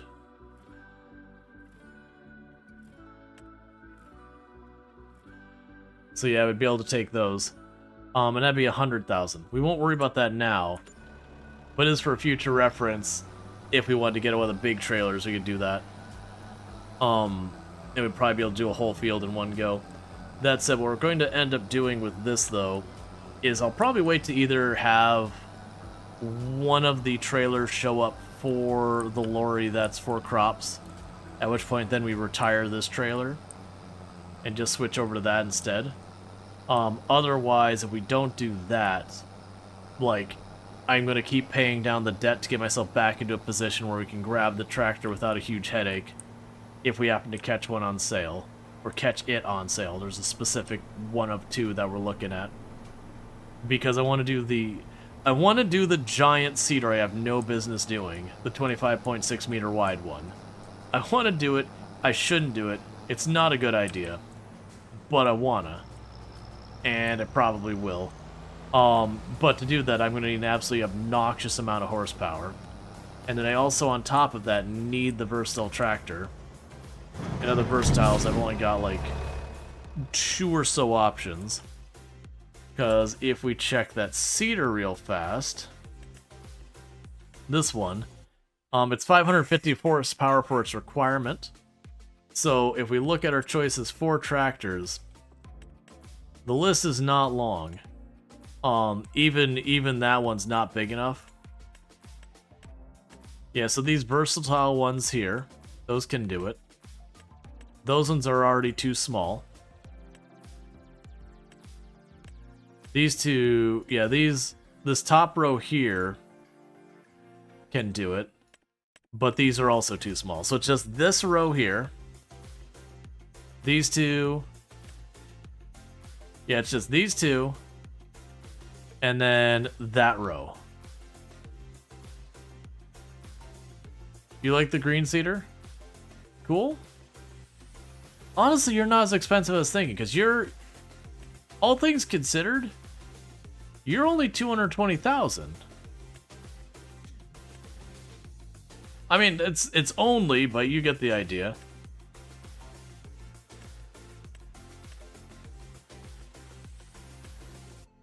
That said, this is a monstrosity that should be ashamed of itself, because it's huge. Hey, Grumpy, how's it going?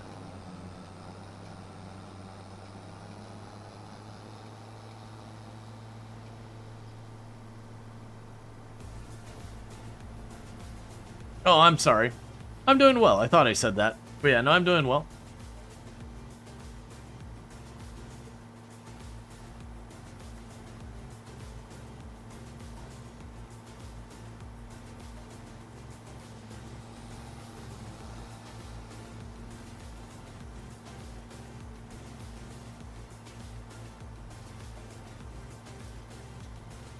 And then this is almost full.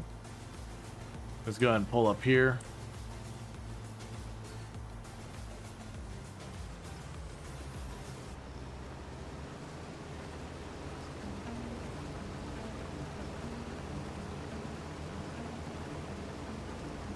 Okay, we'll get ourselves in our load of barley here.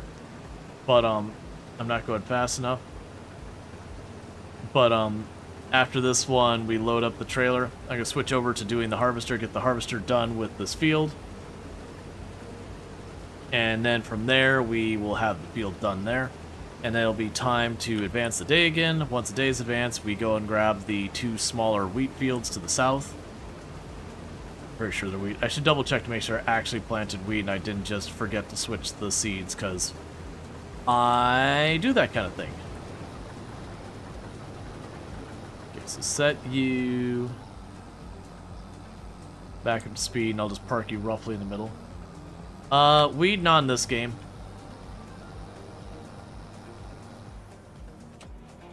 Farm Sim doesn't have anything like hops or weed or anything like that.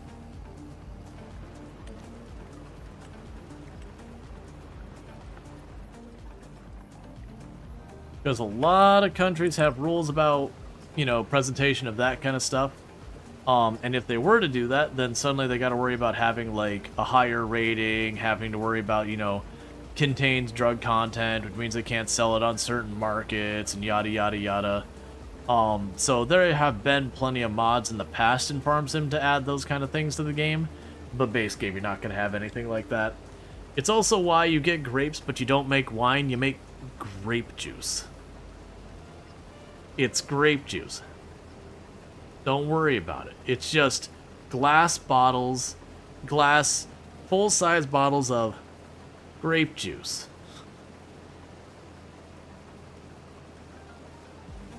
You don't need to inspect it.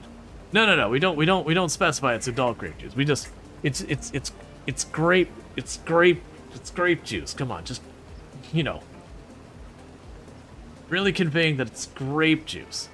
But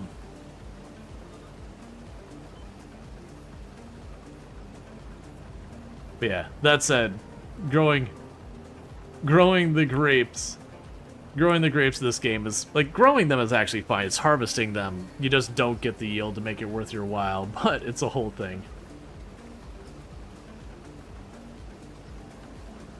But I hope everyone's been enjoying the stream tonight and all that good stuff. We'll be back into RimWorld tomorrow for at least a couple of days and all that. And I do hope people have been enjoying that. Or grape juice with cinnamon. No. Don't ruin the grape juice.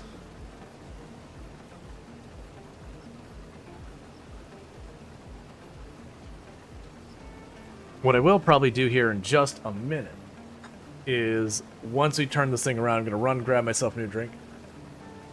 This sounds like a stream sign up. Oh no, I still got 2 hours left on stream. I'm more just kind of going through being like, yeah, I know I've been playing a decent amount of like farm sim recently, and I do feel like it's getting to the point where farm sim's kind of overstaying its welcome just a little bit. But I do want to get those dare drops to be able to give out keys to people who want them and all that stuff. But I do know a lot of people are itching to see me play more RimWorld. And so I'm juggling that whole thing. All right, I'll be right back. Just grabbing myself a drink. I'll be right back.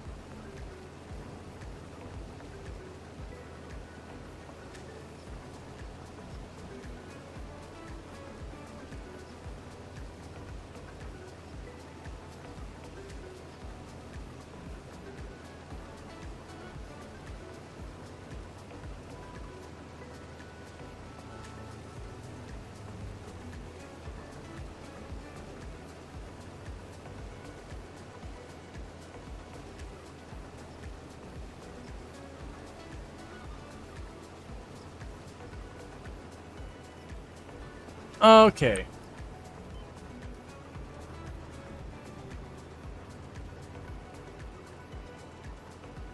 Because the cannibals are calling the colony? What are you getting on about, Darth?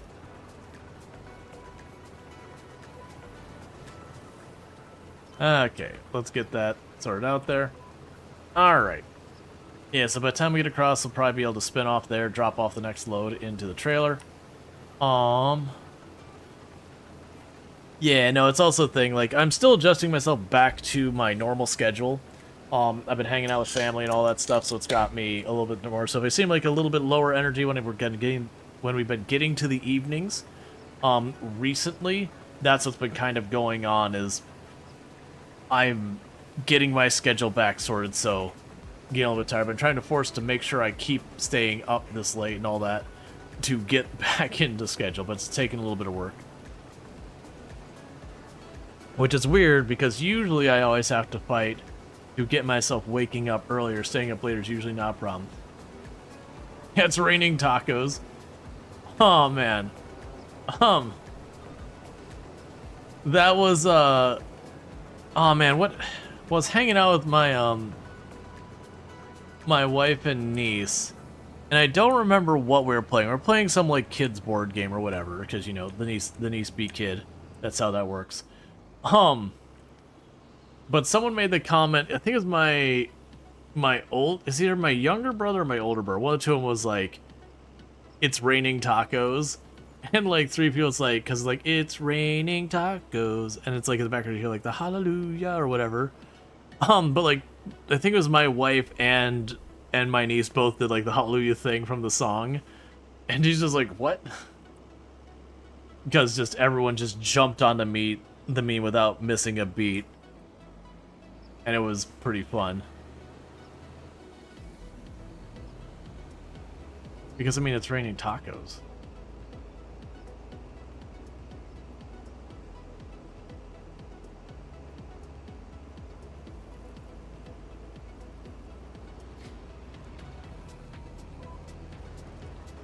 Alright. And working on all this. Probably have 6 or 7 passes left to go before this field's done. Shouldn't be too much longer, and that'll be good. Alright. And we're juggling things as well. But yeah, so for the Rimworld colony we got working on, we've been doing a all endings run. We're still pretty early on. Did get screwed a little hard at the beginning, just got muscle parasites. At the same time we got malaria, which we did end up losing 1 colonist to that when we were playing that. You said something about tacos? Yeah, so I have a thing because I play Rimworld on the channel, and people don't get new material, that what ends up happening is it's fine when I'm playing Rimworld that people make the cannibalism jokes because it's Rimworld, it has cannibalism in it. And even though I personally don't hardly ever do it outside of like very specific challenge runs or whatever, people always meme about doing it all the time, like just cannibalizing everyone in the game because it's Rimworld and people gotta be edgy. But what ends up happening is like, again, it's fine when that kind of stays in the context of Rimworld, but it was kind of one of those things that any game I would play, people would be cracking jokes about cannibalism to the point it's getting very tiresome. So I set up the bot because I didn't want to like ban people or make it like an automatic timeout or anything like that because it's not that big a deal. So I set up the bot so what it would do is when you said something like you use any of the many terms that mean cannibalism, instead would replace it with taco. So if you're like, you know, have you tried cannibalism, and say, have you tried tacoism? Because tacos are just better. But it's kind of a gentle way to be like, could you not? Which does get weird when you play a game like Kenshi, because one of the factions is literally called cannibals, and I'm not gonna go through big hassle with the bot, so the bot sometimes gets a little overzealous on that particular one. I haven't played Kenshi in a hot minute because it's not like the game's getting updated at all, and I've done so many things in the game I don't even know what I want to do next. Great game. I've just kind of done a lot of it. Just waiting eternally for Kenshi 2.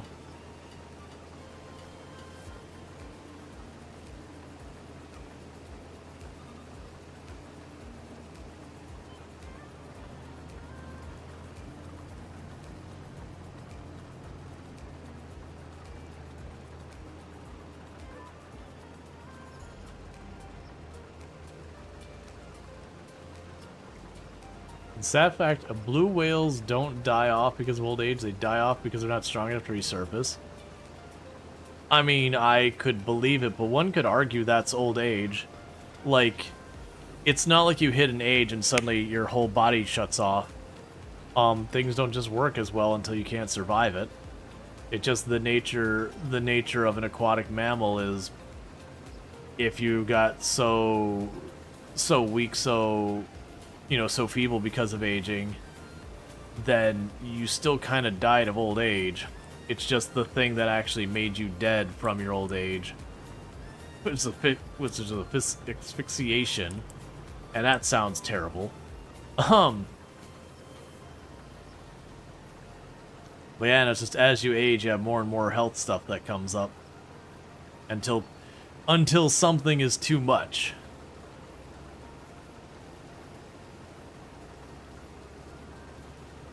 And that's, always a tough time and whatnot.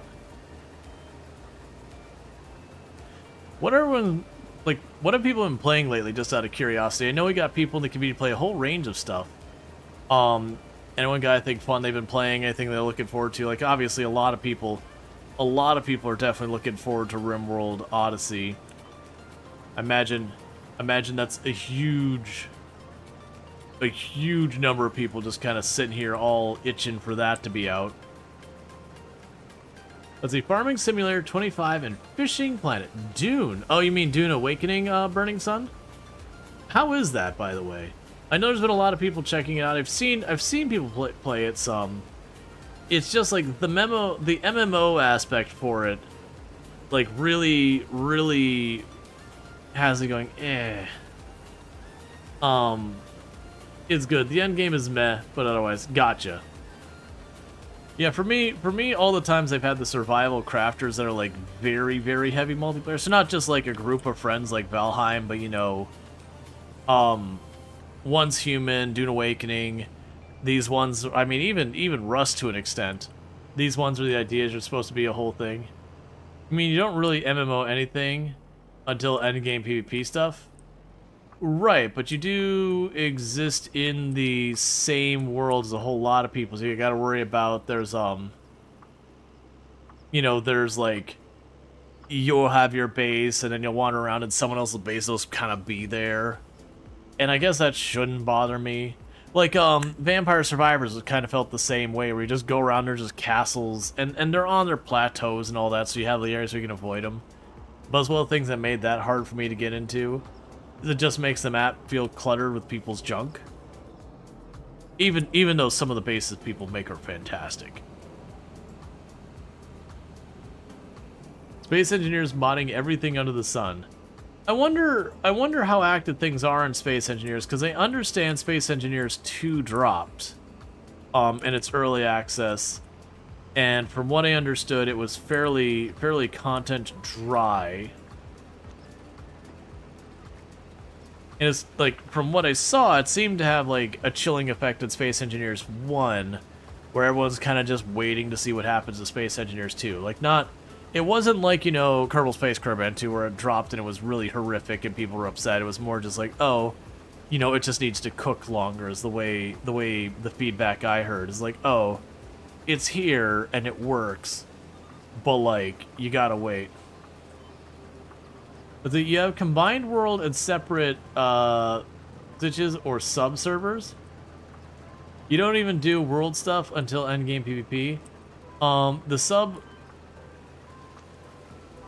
Let's see, the sub-only server has like 20 people on it max, so you really see anyone. Oh, okay. Yeah, that's reasonable. You'll definitely run into a few people's houses, but not really a big deal. Gotcha, yeah, that sounds way better than what I'd heard. Because it sounded to me like you're going to be on this, you know, big server and have a pretty significant number of people, so you'd have to do the whole thing where you spawn in, you have to run really far to find an area where there's not a lot of people. So it'd feel back, like, in my mind, it'd feel like the old UO, the old Ultima Online games where, you know, until you got, like, really out there into the wilderness, you just couldn't find a place to really set up shop and all that. So not only that, but Keen also decided to make Space Engineer 2 not work with the Steam Workshop. And that lasted for 2 seconds. That's not accurate representation. Which one?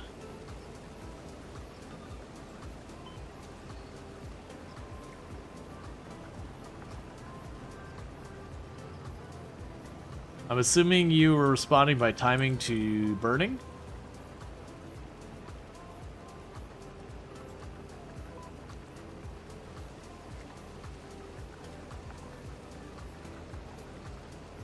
Dune, gotcha.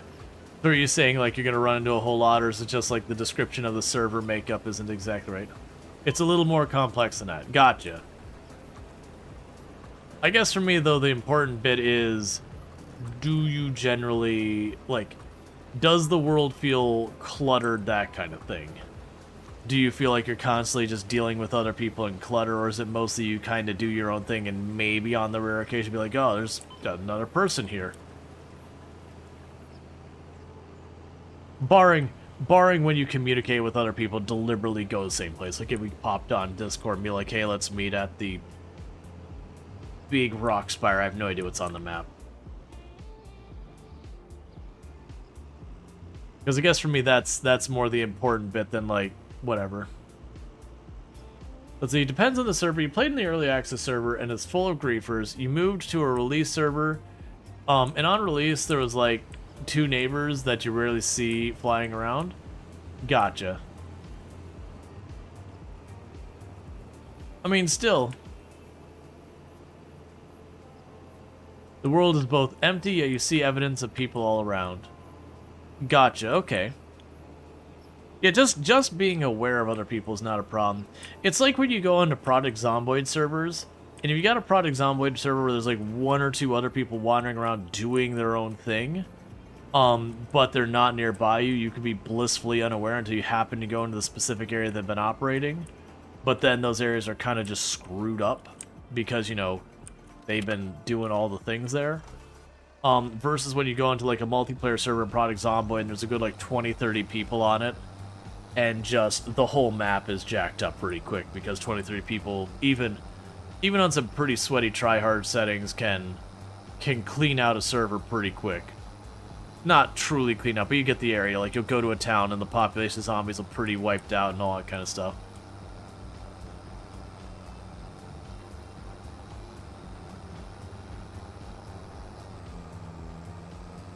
Alright. So we'll take care of this harvest of barley. Then we got the one harvest of wheat to do the next in-game day.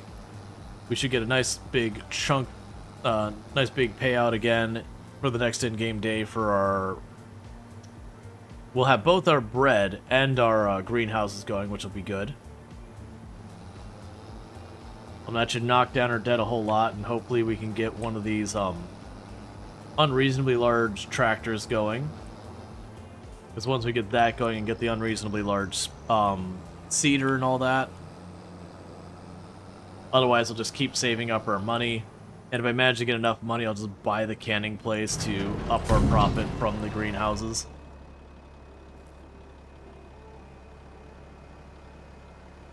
Because my assumption is making all the kimchi goods, or all the components for kimchi, and then making the kimchi is more money than just the lettuce, which could be wrong because the lettuce feels pretty unreasonably strong.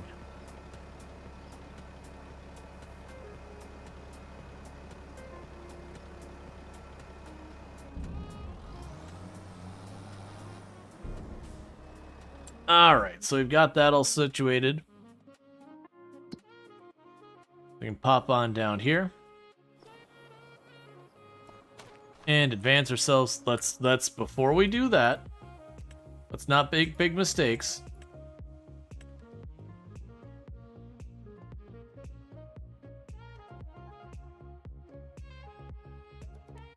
Okay, so they are wheat. I was pretty sure we had it. I just want to make sure they were actually wheat and I didn't mess up and make them barley as well. Because then that would have been a problem.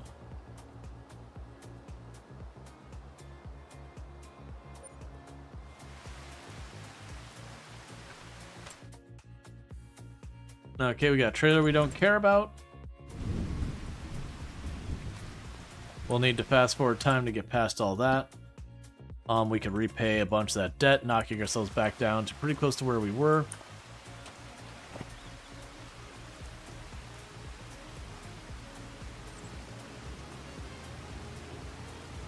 Gonna repair this real fast while we're waiting on the rain.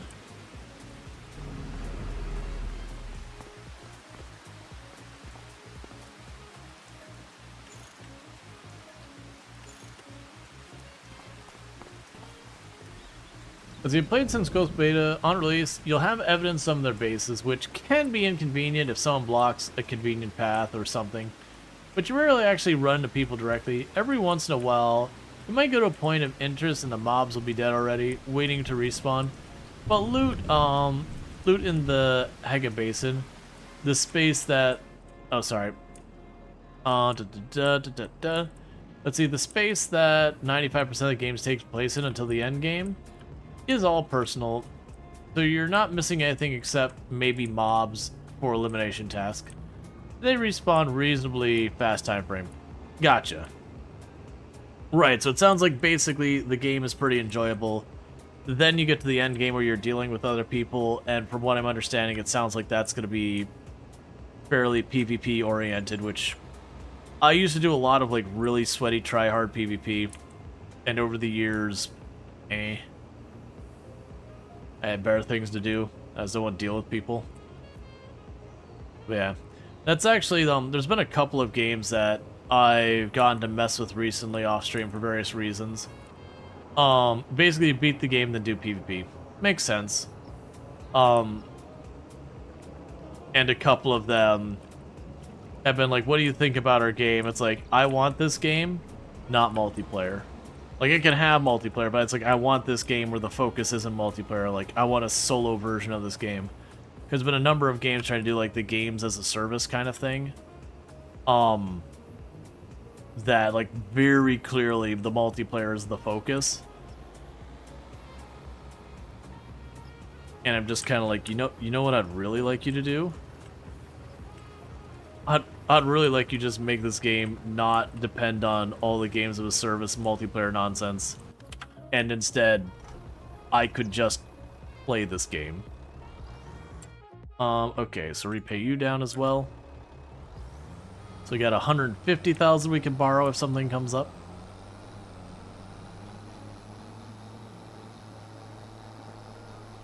Yeah, and for the record, I do enjoy PvP.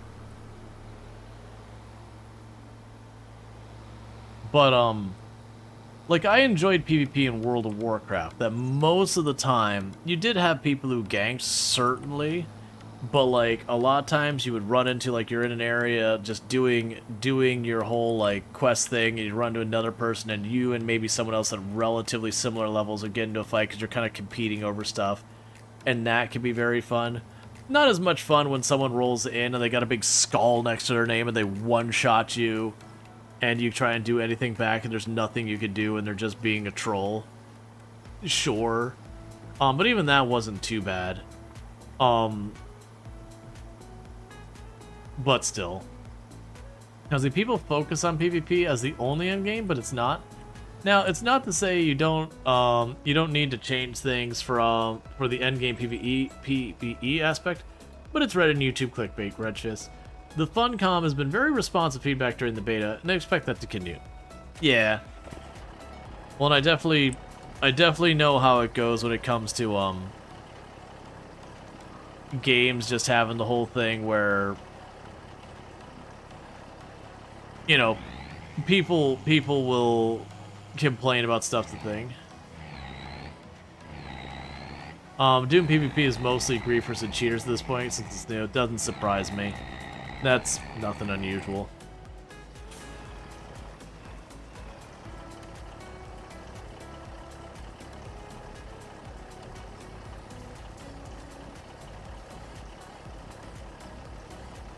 That's usually the way a lot of the games go, is they'll release.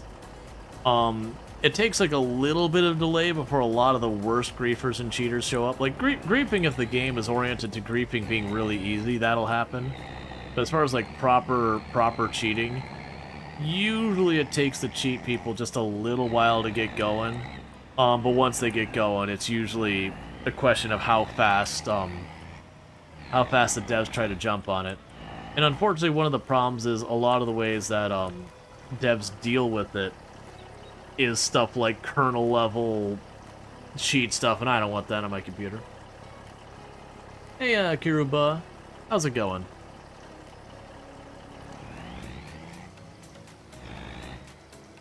But so it is one of those things. Like, I don't want to give like root access, anti-cheat stuff just to like make sure I'm behaving, because one, I am.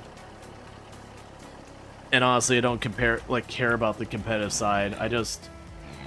I long since got out of like a lot of the competitive stuff, which granted a big part of that was because of how bad cheating got. But there's a certain point where the thing you're doing to prevent the cheating is frankly just as bad or worse than the cheating. And giving some random thing that's gonna verify my files constantly and do who knows what else, the ability to like really gum up into the depths of my operating system. Nah, I'm sorry. I don't care how much I like your game. I'm not letting you root around in my file system. If that's what you gotta do to keep it secure, then I'm just not interested.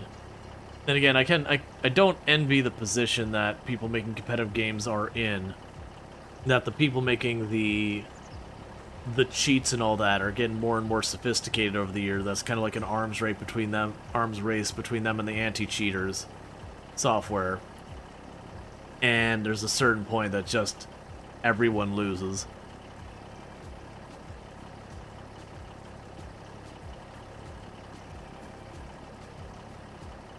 But that's kind of where I look at it, where it's just like, you know what? That competitive gaming scene, just not for me anymore.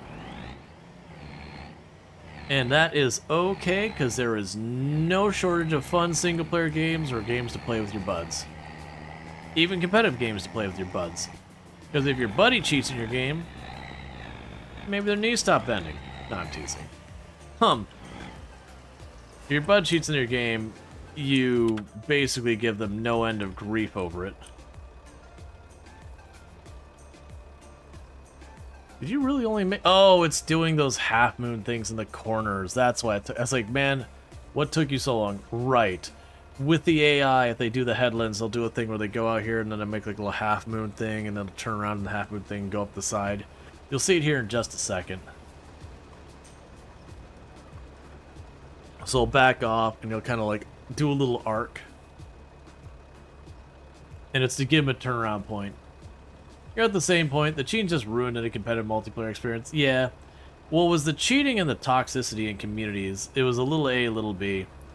Talked about it plenty that, like, at the time I was finally like, you know what, just I'm not having fun with competitive games anymore. It was PUBG. I had, like, lots and lots of fun in PUBG early on. But as the cheating got out of hand in it, you know, you'd go in a night and you'd play three rounds of PUBG. And 2 of them would be ruined where either one, you just started and you instantly saw someone moving around the map at like Mach 5 headshotting everyone. So like, not, this is suspicious, maybe this person is cheating. It's like, oh no, this person is like very, very high profile, just straight up, not even gray area cheating. Or the worst ones is the game would go on for like 5, 10, 15 minutes. You know enough, you're starting to get started. You probably pushed a team or two or whatever. You're starting to get your kit on and everything.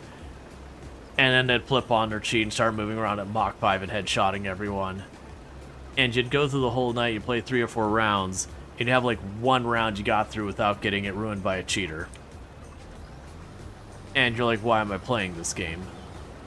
Like, I've put a whole night into this to get 30 minutes or so of actual fun gameplay. But then the other one is also playing Heroes of New Earth, which is a MOBA similar to Dota. And, like, at first when it was a little bit more niche, like, the community was very kind of tight-knit, and it's not that there wasn't banter or anything. There was certainly no doubt of that, no, like, shortage of that. But generally, the, like, actual toxicity in the community was relatively tame. You'd every once in a while get like one person who has a bit of a problem and people just mute them and report them and go on. But then the game started to blow up in, you know, like a lot of South American countries and that kind of stuff.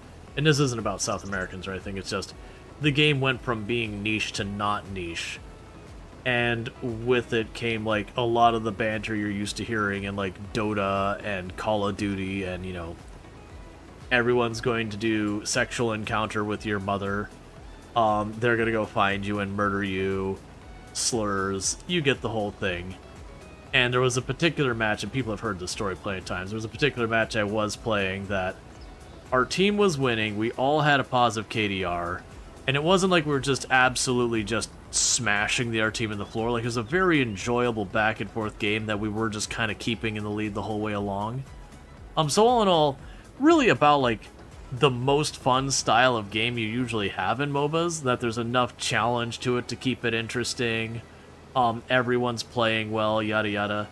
And the whole time I'm dealing with this one a-hole on my own team who is just like next level, going into just all sorts of garbage they're saying. And it was just kind of that moment that I was like, you know what? I just wanted to play a game and have a good time. And everything about this game right now, I should be having a good time. Except this one prick here who is just being absolutely the worst. And when you're playing those competitive games, yes, you can hit mute and you don't hear them again, then your team loses because you require that level of coordination. And it's just like, you know what? I'm not having fun. Like, why am I playing this? And so I stopped. And it was a good decision.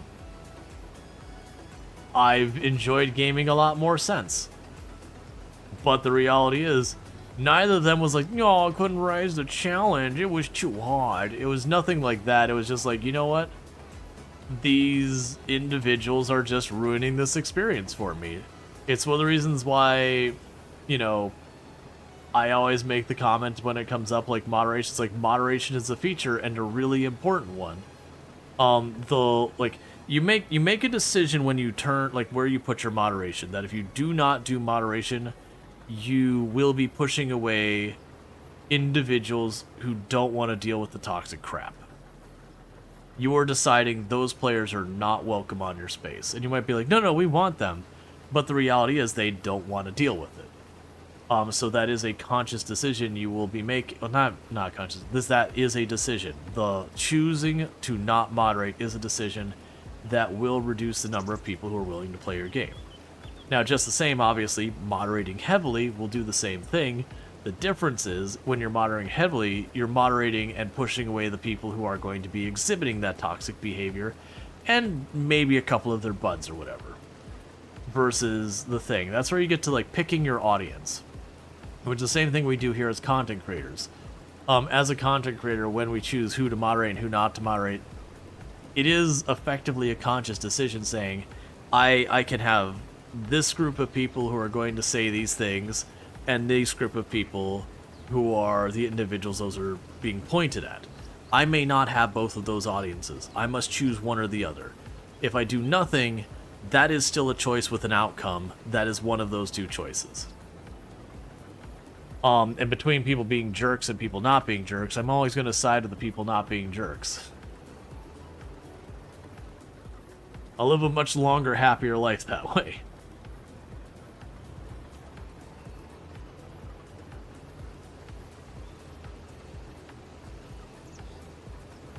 Or like the classic analogy of, like, you know, there's the one person who's pushing a cup of water off the side of the table, and you're like, you see that action coming and you've got 3 choices you can make, but it's really only 2. One is you can get behind the person who's pushing off the table and help them push it off the table, make it go faster. The other one is you can actively push back against, you know, the water being pushed off the table and, you know, potentially prevent it. Or you can do nothing, which the water still falls off the table, so literally it's the same as helping them push it off so far as your outcome. It's a lot less stressful with nice people that behave. Exactly. Like, and it is like, very genuinely, with streaming, like, it is a decision that I do actually make, being like, hey, I'm seeing this behavior. Do I want to continue to see this behavior? And I can choose to do something about it or not. And I certainly do put my foot down on some things. Like, we've had, it's been a couple of times over the year, it's not super often. And people sometimes mean it as a term of endearment, but it's just weird to me that you'll have people, like, pop in and they'll be like, hey, Daddy Storge, and it's like, no. No. I'm not on thing. I'm gonna need you to keep it in English. It is just a thing that the reality is I do not speak. I believe that's French. But, I don't speak it, which means I can't moderate it, and I have a obligation by TOS that I am required to moderate it. So, English only. Yeah, no, I get that. It's just the moment someone starts talking in not English, even if it's meant as, like, just like a little funny pun or whatever, I just jump on and be like, hey, English only. Because quite often, once one person does it, someone else will do it, and then I just have a bunch of people typing in a different language in chat, and it's just like, okay, nothing against any of the other languages. If I don't speak it, I can't moderate it. I'm pretty sure I have in the channel rules English only. Which is standard. When you look at almost every channel, whatever language they're streaming in, for the most part, it'll be, you know, if you're streaming in Portuguese, Portuguese only. If you're streaming in French, French only. If you're streaming in English, English only. Same with German. Sometimes if they happen to be bilingual or trilingual or whatever, and they speak the other language you mentioned, they might be okay with it. Yeah, no, stream tag says English. it was on your a thing that we could do as the creator when you go and you join chat for the very first time. People are required to accept your rules. And it's usually stuff like be respectful and all that. I believe I have in there English only. But yeah, no, it's the classic like, hey, no hate speech, hey, whatever. It's stuff that we as creators get to set. But it is one of those things that like then when someone pops in and they do something, you know, people don't read the rules, that's them problem. I will absolutely ban them over the rules they didn't read. The point is, then when they're like, I didn't know, you're like, it's right there, buddy. It's right there. But if you had a nickel for that every time you cited stream tags a day, you'd have 2 nickels, which isn't a lot, but it's weird that it's happened twice. Yep. Also, if you need a refresher on the rules, it's in the chat settings. Yeah. Like, and don't get me wrong, it's one thing when you hop into a channel and they've got some, like, really weird out there rules. Like, so there's common rules you'll see like, keep it in whatever language the channel is streaming in. Fair enough. Straightforward. You'll have some iteration of be respectful, don't hate speech, no name calling, like, whatever. You get, you know, basically, don't be a dick. It's the way you could summarize that. You'll have most of them will say like, hey, no transphobia. Or you know, no anti-LGBTQ, like whatever they choose. You'll have a lot of people with that kind of thing. And whatnot. You'll have, especially among female creators and all that, you'll have a lot of people who will say like, hey, no pet names. Because honestly, y'all get weird sometimes. You know who you are. And it can be very uncomfortable for someone when you have some person you don't know who is on the other internet calling you baby, or calling you bunny, or calling you sexy, or something like that. That very quickly gets to real weird space. You're like, you know what? I'm not comfortable with what's happening right now. There are various steps and more concise to make it a little safer streams feels. Yeah. No, it's definitely one of those things that like, because it is one of those things that unfortunately a lot of times we do have to outline that, because it'll be like, no hate speech. And then a person will say like a whole bunch of misogynistic thing, and it's like, I said no hate speech. And they're like, oh, well, it's not hate speech. Like, but it is. Pretty Lady comes through a lot. Though it tends to be translation issues, they almost never repeat. Yeah, like, and for the record, most of the people I know, stuff like that, they'll be like, hey, I'd rather you not do that. Most of them don't escalate to 11, unless it's been something like, you'll once in a while have a stream where someone will just, like, one person after the other pops in doing it. And then there's a certain point where you're like, you know what? I can only police this so hard. But most of the time when I've seen that kind of be people that be like, hey, don't call me that. You don't know who I am. Like that kind of thing. You'll get that kind of response. And it's not meant to be like in a mean way. And then when the person posts for like the 3rd time after you say no, then the hammer hits them. 1 + 1 = watermelon? No, it equals asparagus. Come on. That's clearly not right. Sorry, ADHD took over. That's a very random thing. Again, as someone who actually, you know, someone who has ADHD, I shouldn't say actually, that wasn't what I meant. I don't randomly go and just be like 1 + 1 = watermelon. I thought it was celery root. Oh, I'm sorry. I didn't carry the 5. You always gotta watch out. That carrying the 5 will always get you.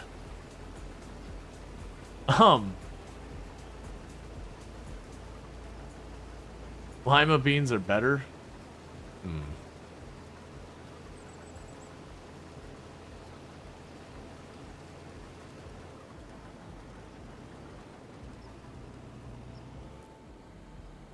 The Vanessa buddies? I might be missing a reference here.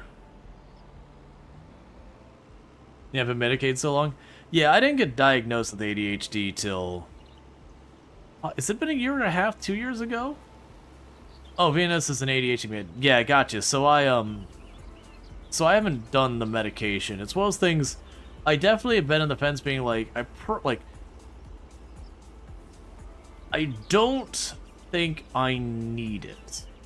But I've known a lot of people who felt the exact same way, that when they ended up being put on medication, they're like, holy crap, this is what a normal brain is like.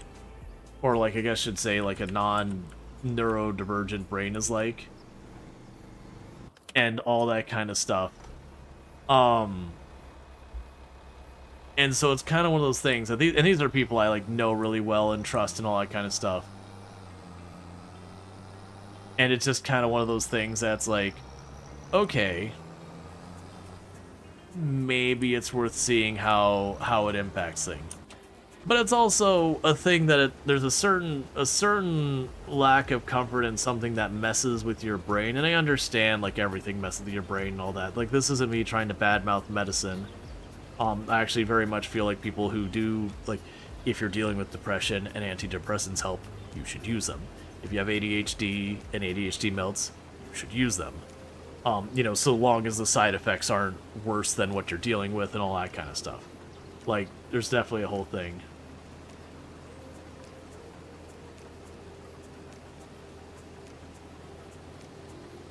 Yeah, can we not talk about stretching of buttholes?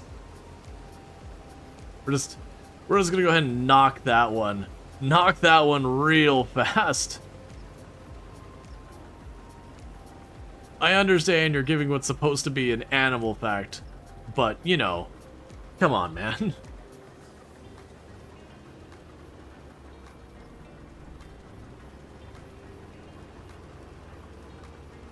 Again, chat, the internet's a weird place.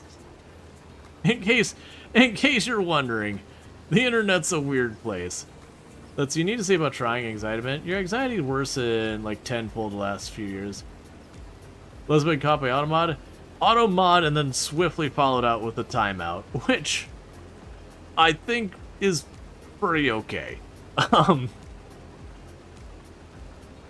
Let's see, for you, ADHD was constantly fighting your anxiety, feeding off each other, but now the ADHD has been medicated, so you've settled the anxiety a bit. Nice reprieve. Well, yeah, that's, I know a lot of people have ADHD who end up dealing with anxiety. It's basically managed like unmatched ADHD symptoms were the source of the anxiety kind of thing. And as you got the ADHD managed, it removed not necessarily all of the sources of anxiety, but like where some of those things can be self-feeding problems. I've known a number of people who they got on their ADHD meds, and a lot of other things they were dealing with kind of went away. Like there was I've known one or two who had issues with overeating that is very difficult for them because they were effectively managing their ADHD dopamine by using food. So they're getting those happy brain drugs by foods. And then once they got in their ADHD meds, then it was one of those things that they didn't need to eat to get their feel-good stuff going on in their body. And so suddenly the overeating problem became actually the reverse, where they were undereating. Which took some work for them to like kind of adapt, because they used to have to calorie count really heavy to try and manage that. And now it's like, oh, I have to make sure I am eating. This is a new experience.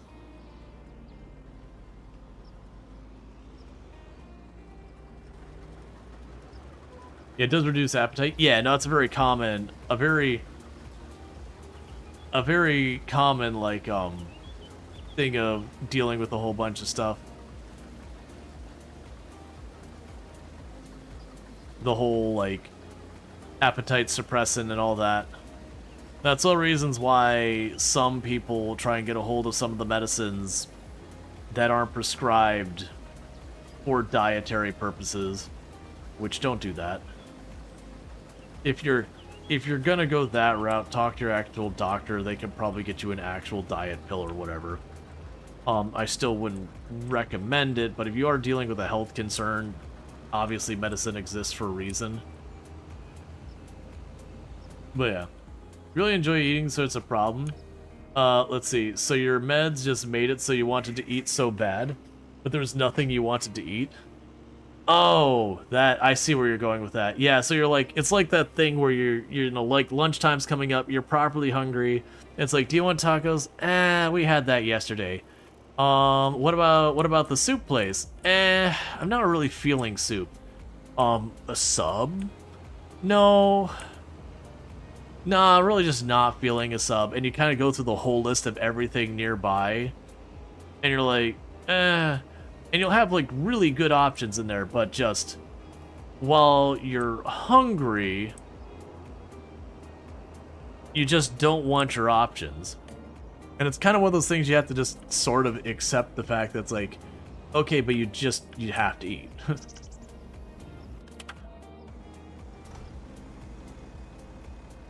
Alright, so we'll go ahead and get this dropped off.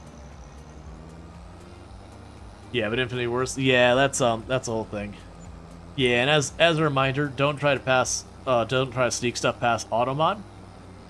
We do actually have a rule in the chat of not trying to test automod. If something gets automodded, it got automodded for a reason. Obviously there's things going on.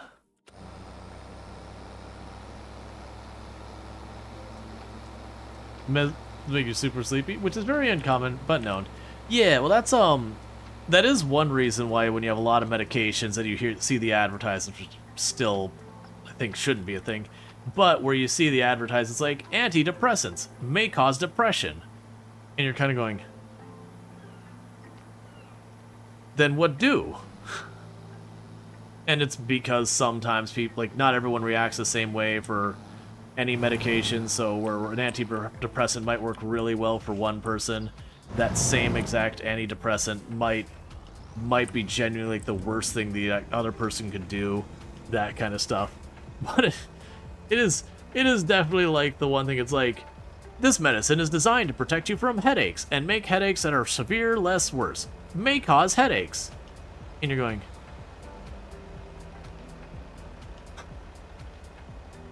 the Obi-Wan Kenobi meme of, you were supposed to defeat them, not join them? I do love that meme with Task Manager when Task Manager stops working.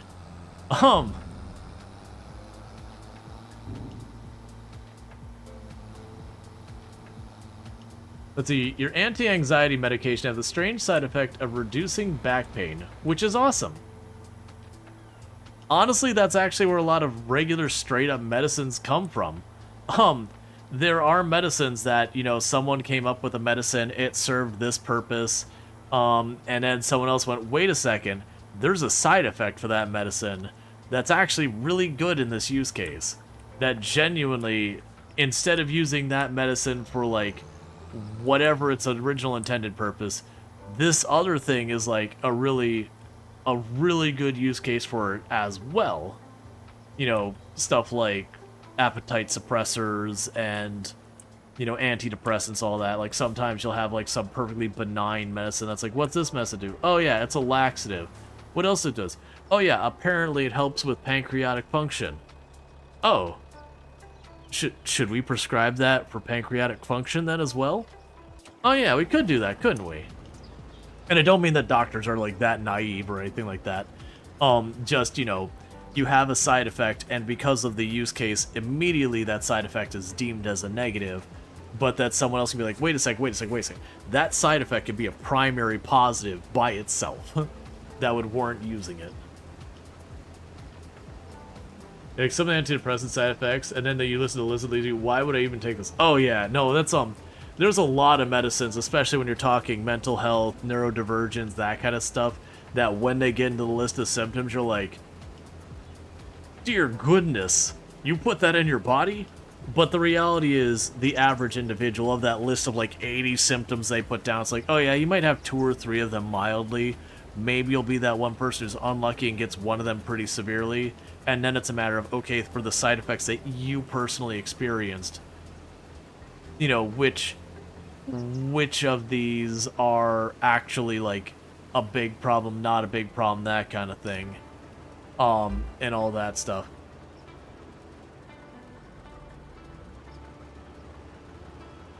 All right. Yeah, heavens to Betsy's, my pearls. Those are such awful side effects. Let's see. Efrex, a common antidepressant, anti-anxiety, is also prescribed for chronic migraines.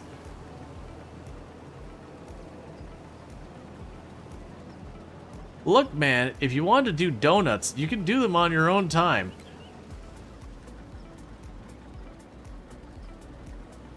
The driver's just like, wee.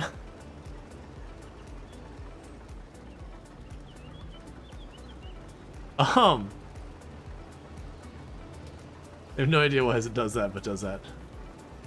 I thought it was me doing that? No. So I'm being a little lazy at the moment. I was like, yeah, we got the AI driver on it because I was doing the trailer. And the AI was just like, you know what? These lines are boring. I want a circle. And you're gonna miss a really big piece of the corner. The AI is doing magic over there. That's what the AI is doing. AI will replace humans soon. Spin. This is how crop circles are made, robot harvesters. That's actually... There are people who genuinely believe in crop circles still. Even though so, crop circles are a real thing that people have put in their crops. They are not a real thing, as in connected to aliens or whatever. Because they've found situations where, like, you know, the person will have, like, taken something to, like, poke in the middle, and then take a board and a rope, and then it's, you know, they'll kind of, like, slide it. They've done stuff where they, like, steam the crops, like, press them down. Different groups have done different things. And you'll have these entire, like, conspiracy things like, it couldn't possibly have been pushed down because only 10% of the stocks were broken. It's like, yeah, they wet them first. And also, person who has never worked on a farm in their entire life, how would you know anything about what would occur to a crop if you took a 2x4 and some rope, you damped the crop, and then you squished it?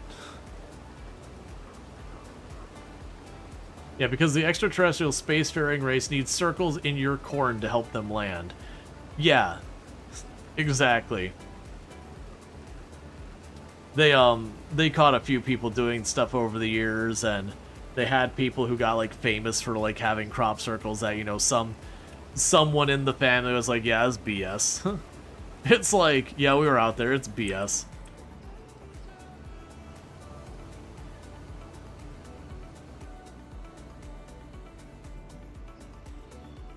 So you've seen those guys, the boards, the rope. It's actually neat to watch. Yeah, so like, crop circles is like this alien, supernatural, whatever, get it out of here, it's garbage. But, like, as an art, like, artwork-wise, they're pretty cool. Like, genuinely ditch the fraud, ditch the scam of, like, pretending that's, like, alien extraterrestrials nonsense. You're making these weird, like, you know, these weird patterns in your fields that, you know, sure, maybe if that crop was needed for, like, whatever, that's probably not the greatest use of your time and whatnot, and a bit of waste of stuff. But you never know when it's like, oh, well, we had this field of corn, but, you know, whatever happened, it's, you know, it got contaminated by this, like, mildew or whatever, so it's got to go. You know, we're just gonna go ahead and mash it and make this art out of it or whatever. I mean, probably that's not good. You wouldn't want to leave an infectious, like, to the crop's infectious thing there. You'd want to burn down that crop and get rid of it, or otherwise, I don't know what you do with it. I'd assume you'd burn it. Or chemically destroy it or whatever. But, for whatever reason, you're like, yeah, this crop of corn, it's a loss. Or, like, there was an overabundance of it. Literally me taking the time to harvest and do all this stuff, it's not worth it. You know, whatever the situation might be, that you're like, you know what? Let's just make some art in this field. Kind of like where people do, like, the sunflower maze or the corn maze or whatever. Like same exact thing, just instead you're taking your corn or wheat field or whatever, and you're making crop circles again as art. Not trying to be like, it's them aliens coming down from the skies.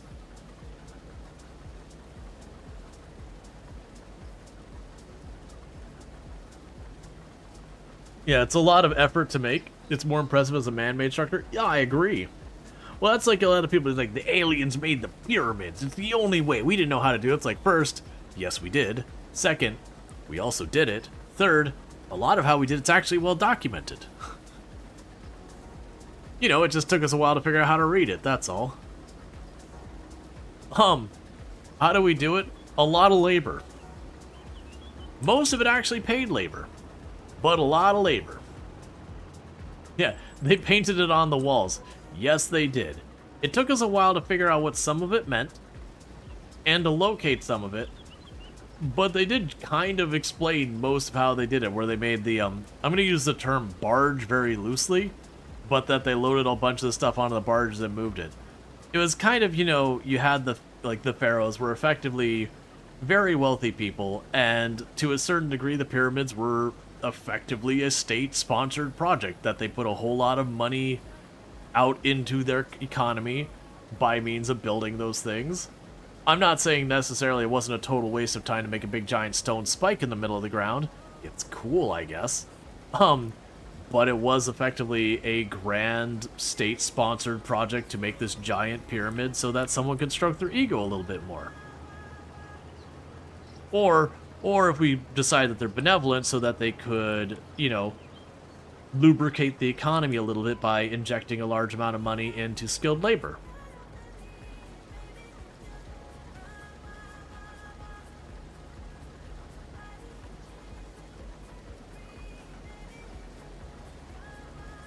They were buffing their builders and planning for a tourism victory. I see someone whose civilizations. It's only cool, I guess, but it's already been done. Imagine back then. Wow, big, huge spike. Gee. I mean, don't get me wrong. If you go back to the area of, like, where they built the pyramids, those would be the tallest structures you would have. Like, it's not like you have a lot of the technology we have in architecture nowadays where you have, like, the big tower thing in Dubai and all that. Where you can make these buildings that are literally hundreds of floors. Listen, have you heard of this new thing? It's called triangles. We're gonna make it out of squares.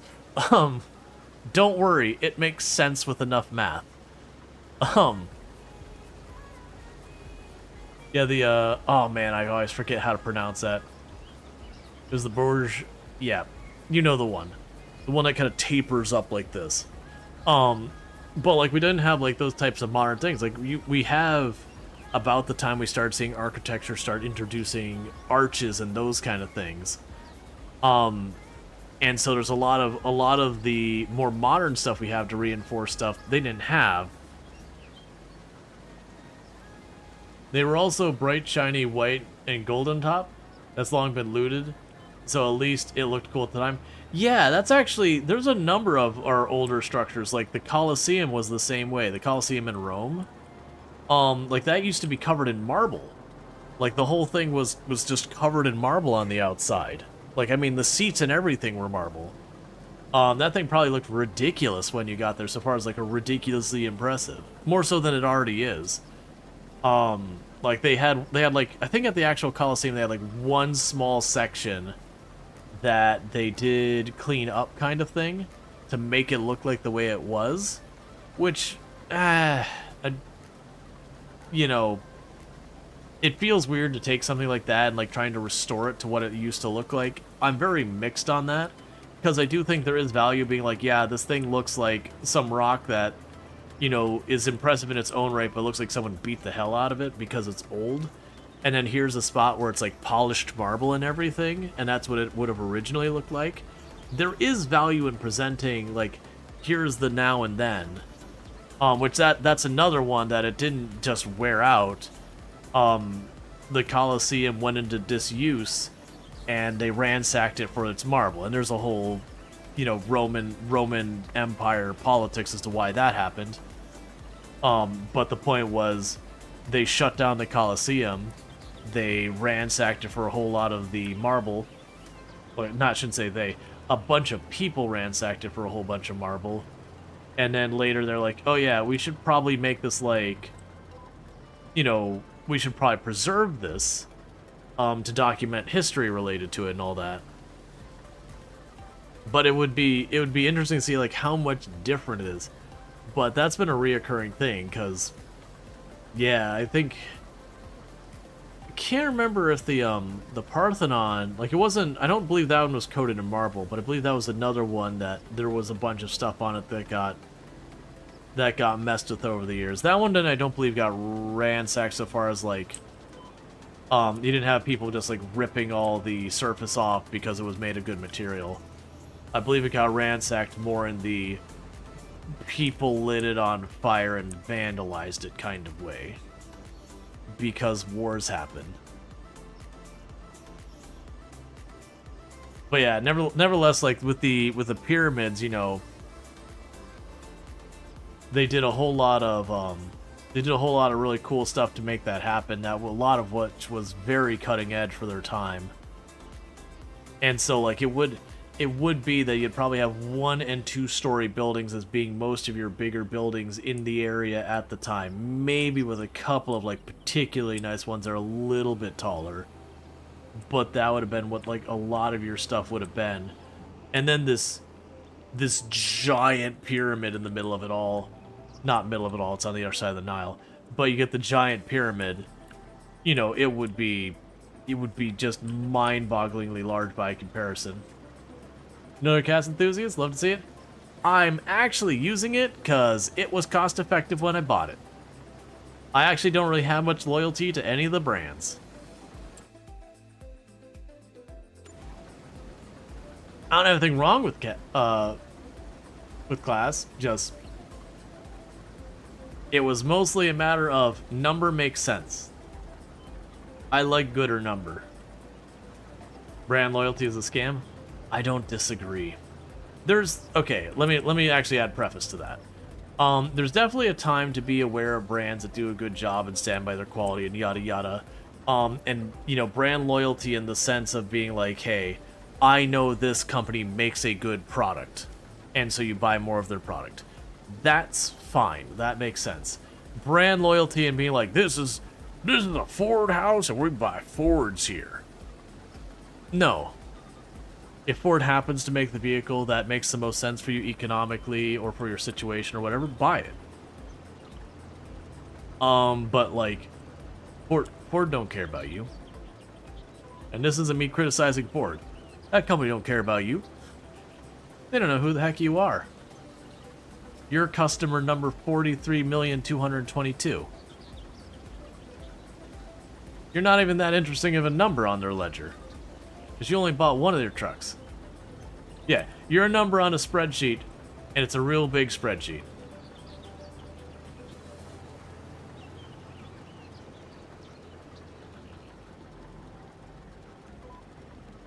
Let's see, fair. You've done class of Versatile Farm, but brand loyalty does hold back farms. For tracked tractors, Cass is the way to go. For hilly, any German brands. Yeah, I wouldn't know. Like in real life situation, I wouldn't know. But yeah, no, it's definitely a thing you can get yourself caught where like, because a lot of time what'll end up happening is you'll have a brand that historically is really good. Like, they put out a good product for a long time. People buy into it and be like, yeah, that brand over there, you could trust that brand. It'll never let you down. And then they start to suck. But, like, you kind of make it that, you know, you're a whatever household. Like, you're, you know, Craftsman household, a Ford household, or, like, whatever brand you align yourself with. And there's almost like a lag because you gotta have to be like, oh, they're not good anymore.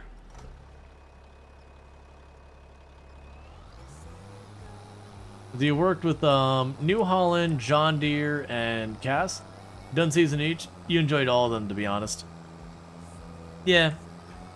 I would imagine with like equipment of that price point, when you're talking like really high-end, I should say really expensive commercial equipment, because even a moderate-sized tractor is not an insignificant spend. I would imagine they still all have to be at least relatively good. I would imagine if you had tractors that were just kind of, like, if you had like a really kind of crap tier tractor, you wouldn't have it last very long in the market. Not unless there's some compelling argument where, like, you have a tractor that normally runs you $150,000, and someone supposedly comes out with a tractor of the same horsepower, but it's like $50,000. It's just the quality of the make is garbage, and definitely would probably still not be worth buying because you'd not be able to use it reliably. But there'd at least be some argument being like, well, it's cheap. But probably don't. Because if you're spending with it broke down half the time, it's not going to do you a whole lot of good. Especially since when it comes to like harvesting crops and all that, and like getting the seed down, the amount, like, everything is so time sensitive with farming can be so ridiculous. You're like, this week we have to grow. If we miss by 2 days, our yield goes down by 10%. You're like, how do you sleep? How do you sleep and not have an aneurysm? How do you not lose all of your hair just being like, I really hope it doesn't rain this week so I can actually harvest before my entire yield drops by measurable percents, which could equate to tens to hundreds to millions of dollars, all depending on the size of the farm. And that's a matter of, did it rain on Tuesday or Friday? Can be that kind of an impact on you.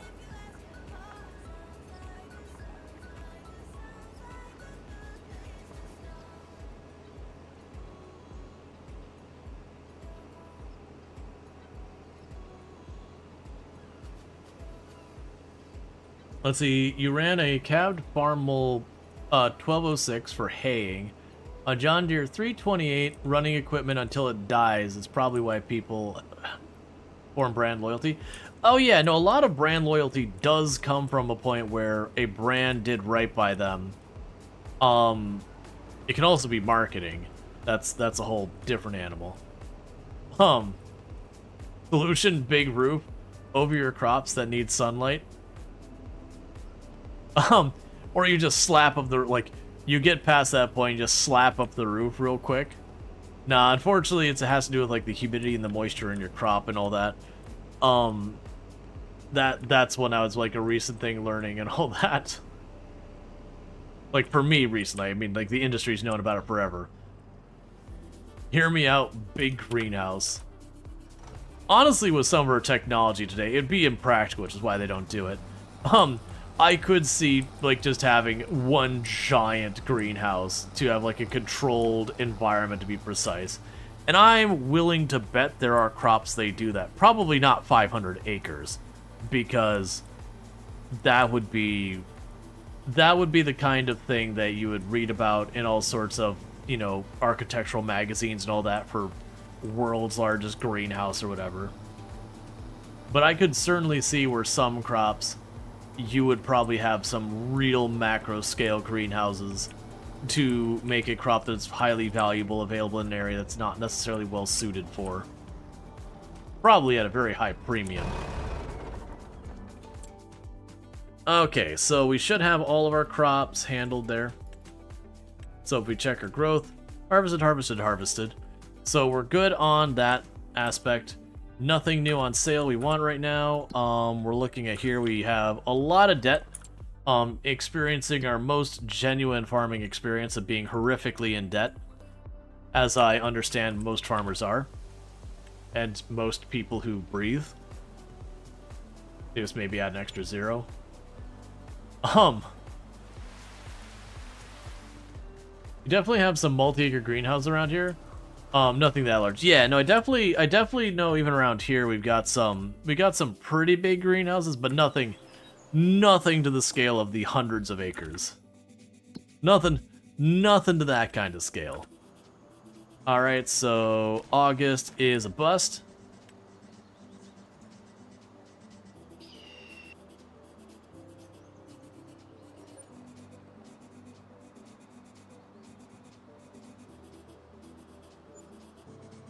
Imagine we made Earth into one big greenhouse. Yeah, I missed that comment. Yes. That's why we have greenhouse gases. What is with people like doubling up and returning at the same time? So we got 2 of the things for putting down lime and 2 of those carts. Okay. So I got that paid down, so that's pretty good. Sadly, nothing I can use here.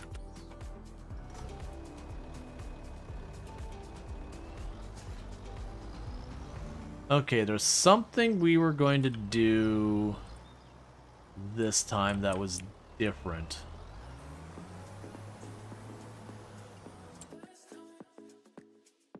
Oh, one thing I was going to probably do different this time is we can go to the grain mill.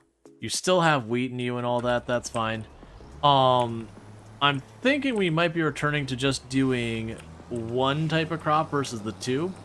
And the reason I'm thinking that... Oh, I need solid fertilizer. And the reason I was thinking that is just the way the production works, where people mentioned running one production is more efficient in the game, just by the way the game is programmed, versus doing multiple. Well, if that holds true on both the production and all that, then it would behoove me... We have to borrow that money back. It would behoove me to, instead of mixing our stuff, have one there. So I can go here. That'd be 2 containers of fertilizer.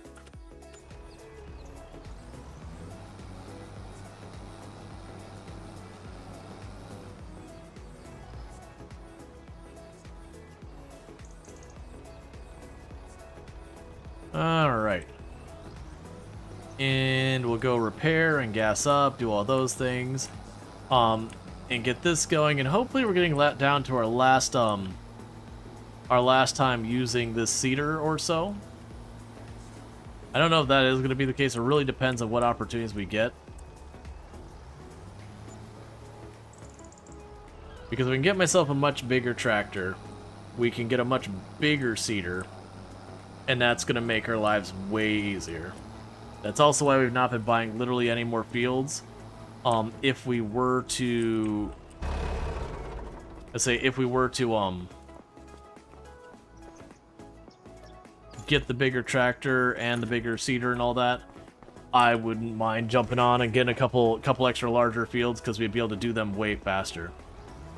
Because the cedar I want to move up to, which is definitely not in our price range, but the one I'd love to move up to, I would be able to do about 5 times the number of fields in the same time.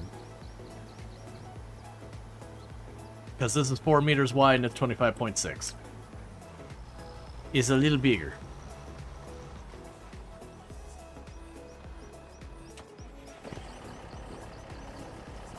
Alright, and while that's doing its job real fast, I'm just going to quickly top these off.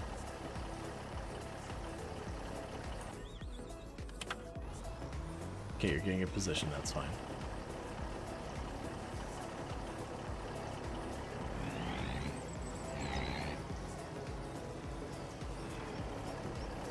If that keeps up, I should get through all 4 of that with one trailer. Maybe dipping a little bit into the second trailer. Yeah, it'll be definitely in the second trailer.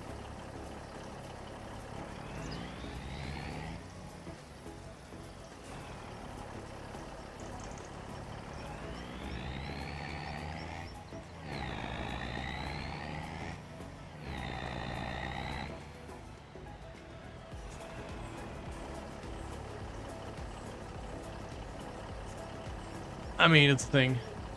Yes, you did wait for the ads to be over. Oh yeah, no, you're all good. Yeah, no, I do get like ads happen and all that stuff. Unfortunately, I don't know. I'm still like adjusting to my sleep schedule, getting all screwed up from my vacation. So I'm already very low energy at this point and just trying to muscle through it anyways. It's great. Because I do need to get myself back onto my actual like schedule and all that.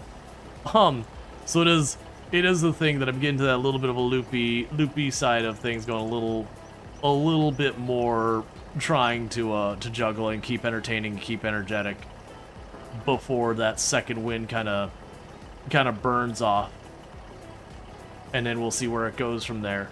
But that said, we don't have too much stream left, another 40-ish minutes, which isn't nothing. You wish you didn't need to sleep as a species?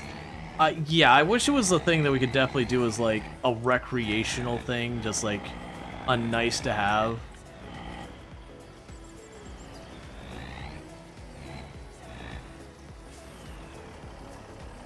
That'd be lovely.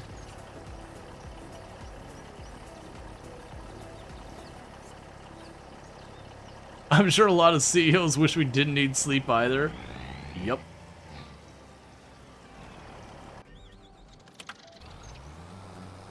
Alright. So you're working on this, and I will take over it in just a second.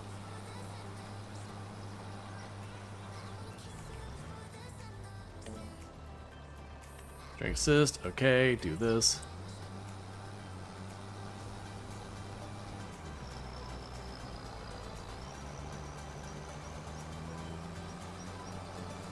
Alright.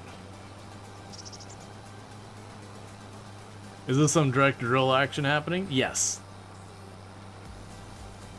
With precision farming, you get much better ratings on a lot of stuff with direct drilling. They have a tillage score.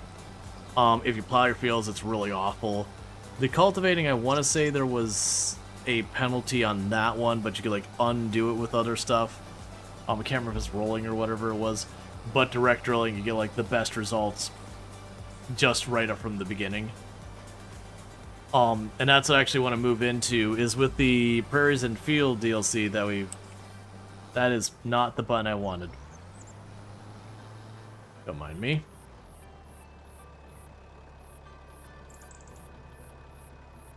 Let's see, you get annoyed with weeding, so you take plowing it. And Cat and Philip Gaming, thanks so much for the raid. I do hope you had yourself good streams. Good to have you. If I get a shout out for Kate and Phil, I keep saying Phil up. Philip. But Kate and Phil. If I get a shout out, that'd be great. Playing some Farm Sim 25 as well. All good stuff. Yeah, so you actually don't need to worry about weeds. If you actually look closely on this one, as I'm not driving along where I need to be driving, don't mind me. But yes, thank you so much for the raid. Again, if you're looking for more Farm Sim, you can find it over with Kate and Phil Gaming. They do have that going on. But yeah, if you look at this direct driller, it actually has built on it a weeder as well. So I literally don't even have to weed. It's literally cultivator, fertilizer, seeder, and weeder all in one. The really big direct drill, I still have to deal with the weeds. But that's kind of the magic of this series, is it's the whole bundle, the whole kit and caboodle.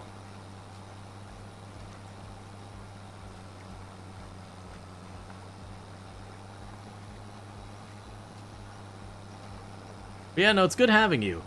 Sorry if I don't feel like the same level of energy I normally do. I am struggling to get my sleep schedule back in order after travel. But for everyone popping in with that raid, I am Rual, Storge, do play a variety of games here on Twitch. I'm most known for my exploits in Project Zomboid.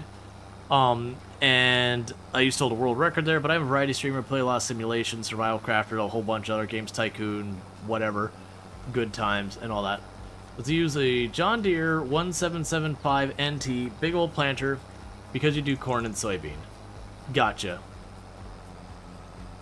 Yeah, honestly, I find weeding in this game to be really not that bad. Like, especially versus the plow. I used to, way back when I first started with Farm Sim 22, I did used to use the plow as my means of handling a field, because I did challenge runs and I didn't have the money. So I would end up plowing the fields all the time. Because on one hand, I didn't have to weed, the other hand, it's what I could afford. It wasn't until way later I started using the cultivators more and more and more.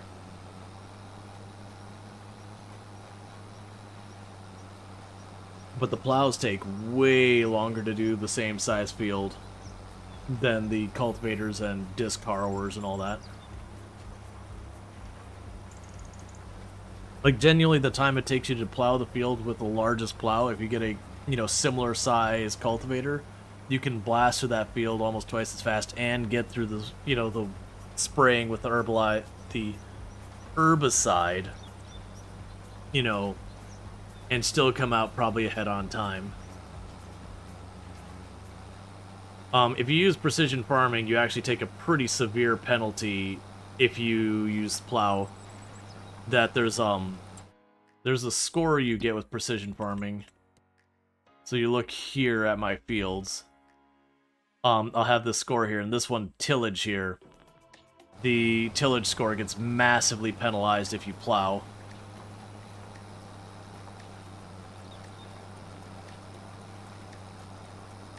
Yeah, the largest non-angled plow is 8 meters compared to the 18.3 meter wide cultivator. Yeah, and we now have another direct driller now that is 25.6 meters.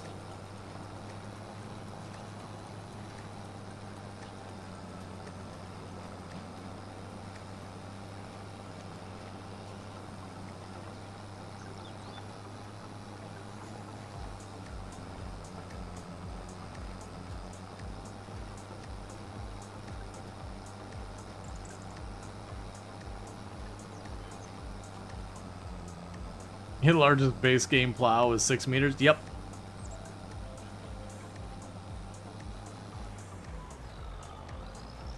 Hey, Doc, how's it going? And I will check 1 second, Luxray. I do apologize if Doc. we could echo for just a second. Just got something I want to check real fast.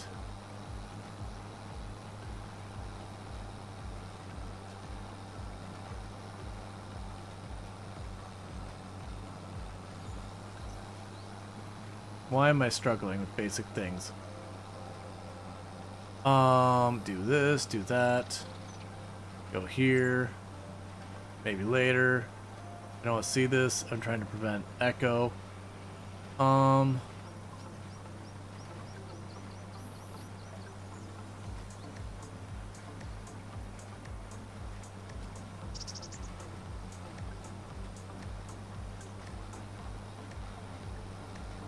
Okay, I took care of it, Luxray.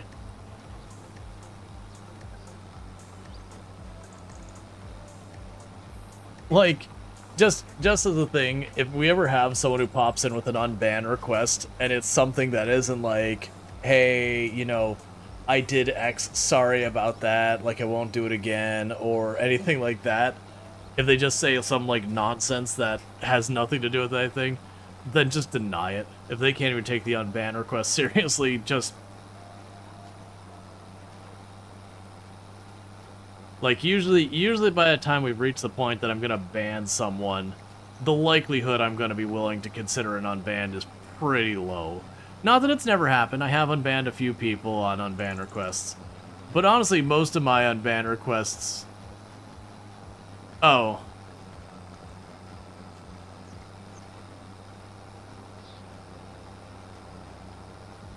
No. Yeah, don't worry about that one, Don't worry about that one, Luxray.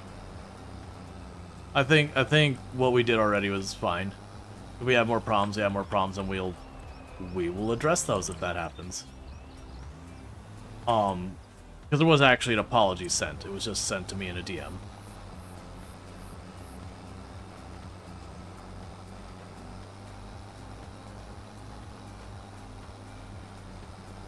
Yeah, like, what do you have to do? Well, that's the thing. Like, most of the bans that happen in this channel is someone who came in with the desire to get banned.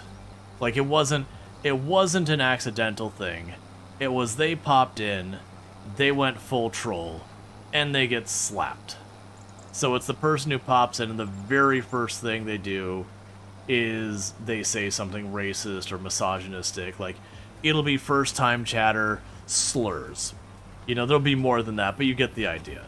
Like, it is a person who had no interest in being around much longer. We don't get those very often. Or there's someone very clearly testing the waters to see what, like, if we will accept whatever really kind of crappy view they want to have. So they'll say something just very overtly racist, and it's like, it's not one of those things like, nah, maybe what you said was a little wrong. It's like, no, this is they went, hey, let me just take that racist button and just smash it into the dash as hard as we can. You'll then also have ones that they'll do something, they'll be like, hey, we're not gonna do that here. And they'll be like, you know, they'll like push back and be like, well, no, it's okay for me to do that here. It's like, no, it's my channel. And I say it's not okay. It doesn't matter if you disagree, it's my channel. It's the same thing when you show up at someone's house, they say, hey, you need to take your shoes off. You got two choices. You can take your shoes off, and that's the end of it. Or you can say no, and I go, okay, cool. You're not allowed in my house. And you might be like, well, I shouldn't have to take my shoes. It's like, I don't care. It's my house. Take your shoes off. I actually don't have the shoes off thing at my house in real life, but you get the point. Like, you know, it's not like this big public forum of a space. Oh, you don't want to follow the rules? Door's right there. Exactly. It's like, hey, you know, or it's like, you know, you're in a household, there's little kids around or whatever, and the person starts dropping F-bombs, you'll be like, hey, I need you not swear, like, my kids are right here. And the person's like, well, I should be allowed to say what I want. It's like, you are. Not here. You can find that door, it's right behind you. This is not a democracy. You have great mods to keep chatting? A few times a bud has shown up for fun. Fun isn't gone forever. Love the stream? Yeah.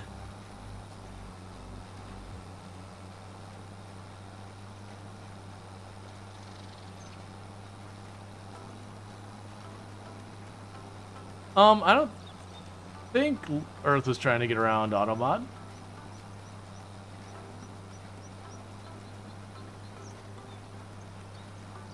Unless I missed something. It doesn't look like they're trying to get around Automod.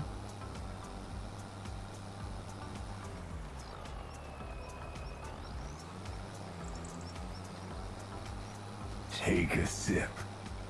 What's the worst that could happen? You think the A word is stopped by Automod? Oh yeah, and that's I wouldn't say that they were getting around Automod.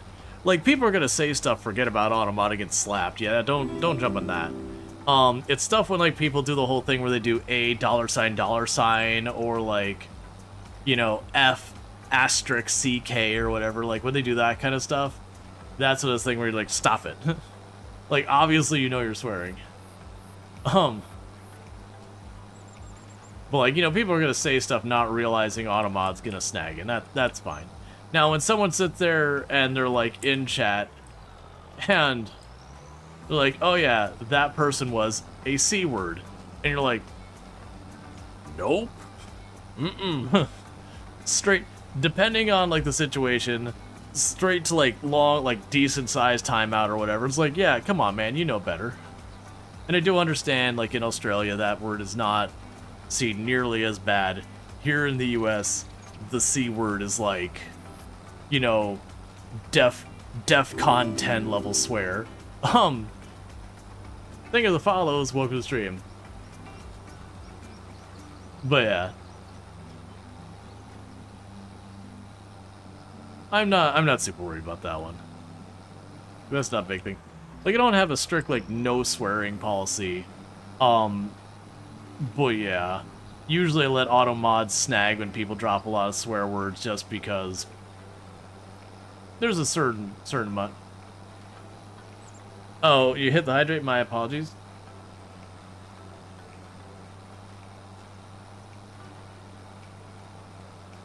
You notice the C word is not okay. Yeah, and that's the thing. Like, I don't... A lot of those words I just don't use. And it's not like I don't swear. Like, I definitely say the F word from time to time. That kind of stuff. But like some of those, like a lot of the ones that, you know, fall into the category of like slurs or like whatever are just never something I've established.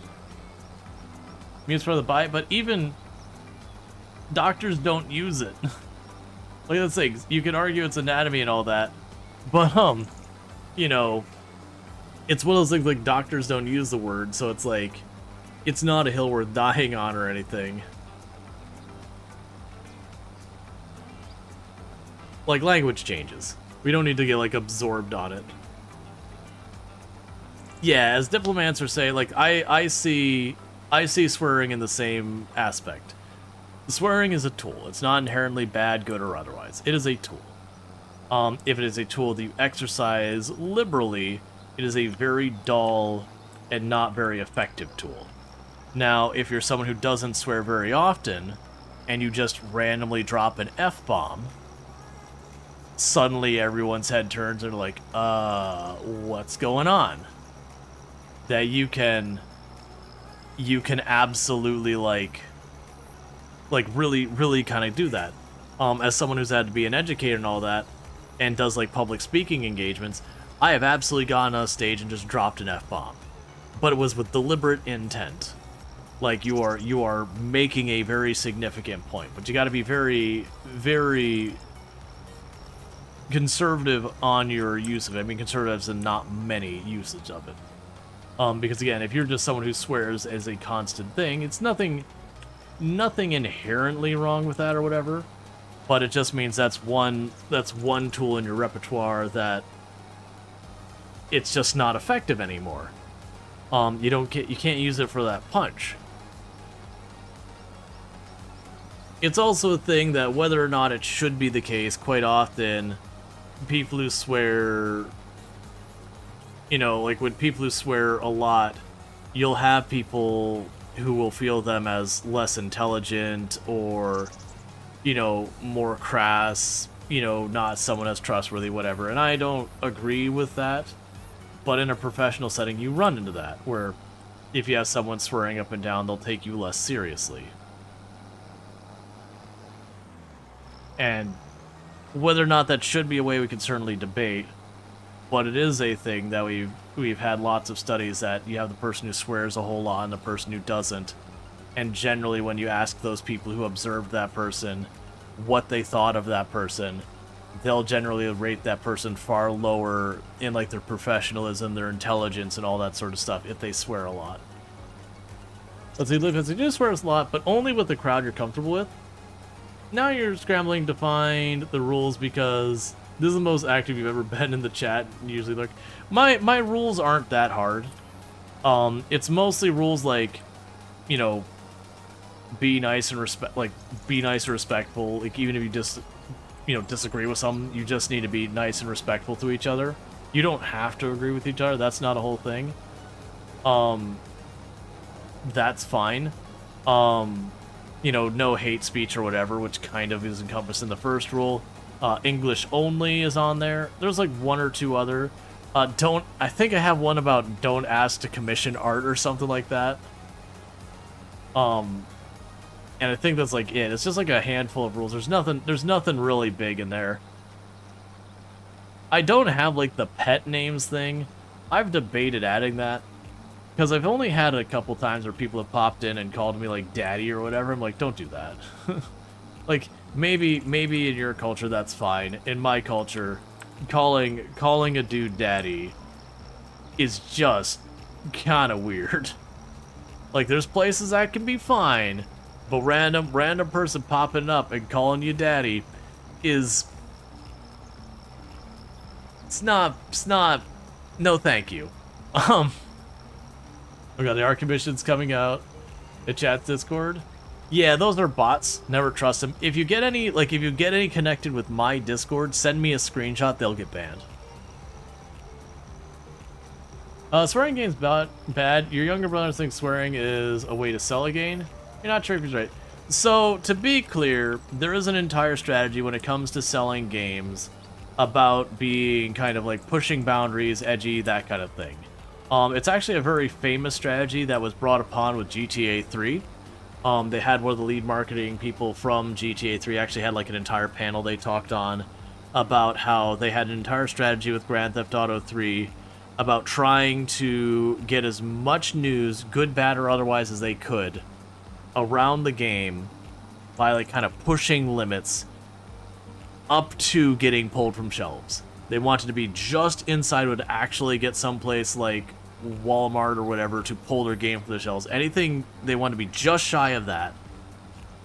But they wanted every one of the newspapers to be going, oh my god, did you see this game? You're going to be allowed to like run over prostitutes and shoot police officers in the face, and oh my god, you're going to be dealing drugs and like all that kind of stuff. And it was 100% just about getting everyone else to do their marketing for them.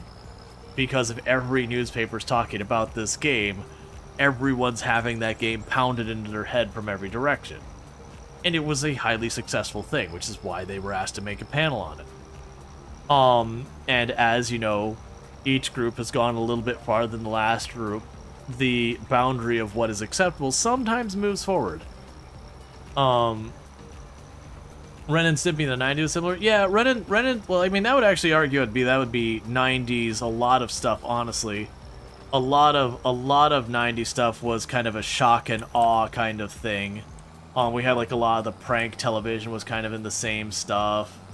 And I don't disagree. I think you're absolutely right about Ren and Stimpy, that they were going more for like what were the boundaries with like the gross factor.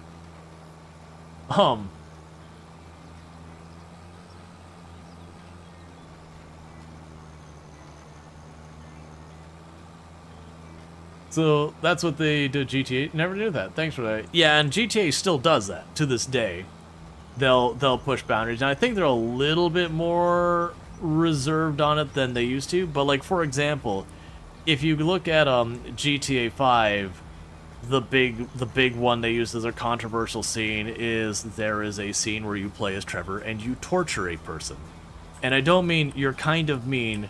We're talking hammer to the kneecaps, zapping them with car batteries, like torture a person.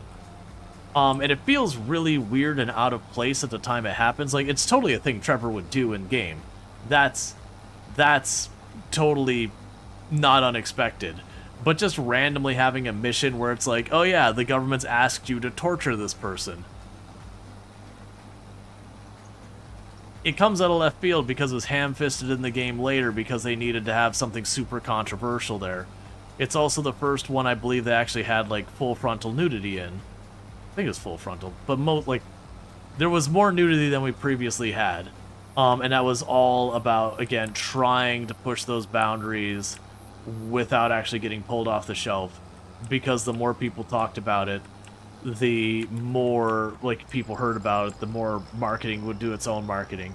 And plus, there is a large draw for like taboo-ish kind of games. As you've seen the headlines, GTA has anti-cop messages. Like, what's the game called? I mean, and to be fair, GTA has always reflected a lot of things like law enforcement, not necessarily in the most positive light. It is a thing where like you accidentally bump into a police officer and they immediately start shooting at you. That's not exactly really showing them in a good light, and every single one of the GTA games has a lot of corrupt police officers. Like a very large number of corrupt police officers, and usually they're not like just like the whole way up the pipe. It's just GTA. But yeah, so it's a bunch of like kind of that shock marketing kind of thing. That's actually one of the things that frustrates me, is because a lot of games after they had that panel decided like this is the route we need to go. We need to push the limits. And it's gotten real tiresome, because to me it's one of the reasons why every freaking survival crafting game just about adds cannibalism, because it makes people go, oh no, it's a cannibalism.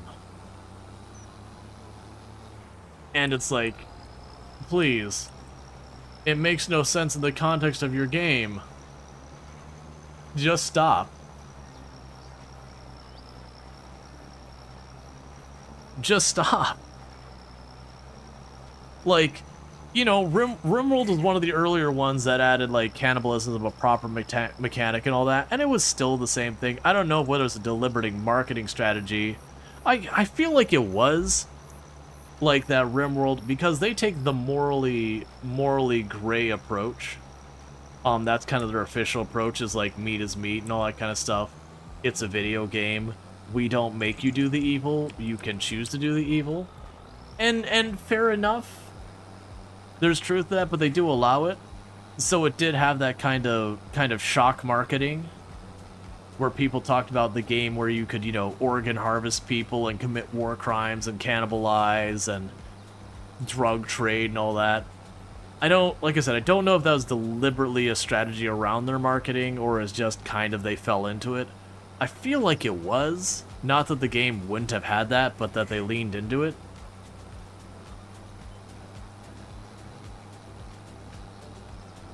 Hey, Grumpy, welcome back. Let's see, RimWorld's devs are funny because you recall them saying that never add kids because it's too dark for the game, and then Biotech came out? Yep. Well, that's also a thing to be aware that sensibilities change over time, of what is and isn't too far and all that. You can come up with different ways to approach it. And you also consider RimWorld as, what, 11 years old or 12 years old now? A decade is a long time for things to change. Yeah, I know you're all good, Grumpy. That's the reason you got a timeout. Like, if it had been just, like, way too far, it wouldn't have been a timeout.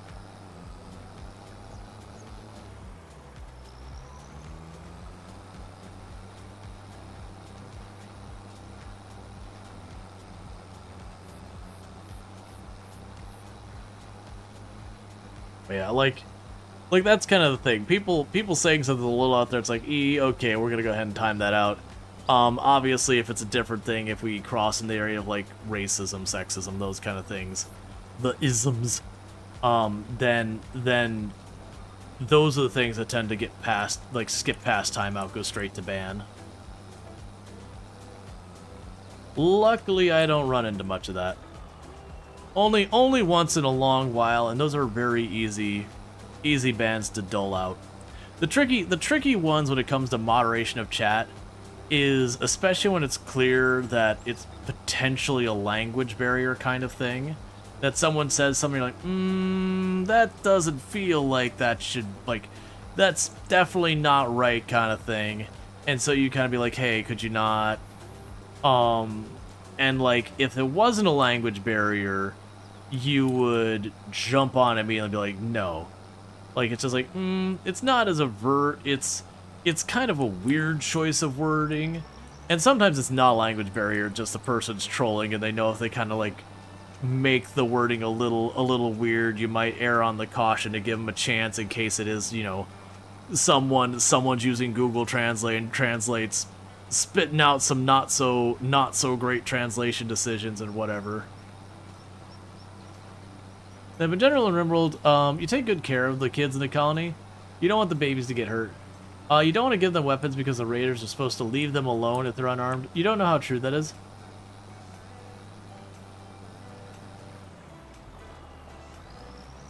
They can be attacked if child, but babies are safe. Yeah, babies they won't harm. I think the children are... I don't think they won't attack children if they're unarmed. I could be wrong. I believe they won't prioritize the children. So, like, when the enemies go and they roll the dice to be like, who am I attacking? They'll prioritize an armed adult over an unarmed child. Now, that said, if the unarmed child is in the way, the unarmed child is going to have a bad time. The raiders will go through the unarmed child to reach the adult. Or if they're, like, just straight up in the way, they will attack them. You basically have a safe room that you drop the kids in. Yeah, so the way I usually deal with it, for the most part, is I tend to keep the children, like, when the fighting starts, I will have, depending on the fight, like, if I expect it to, if expected to be more than just in my defensive line.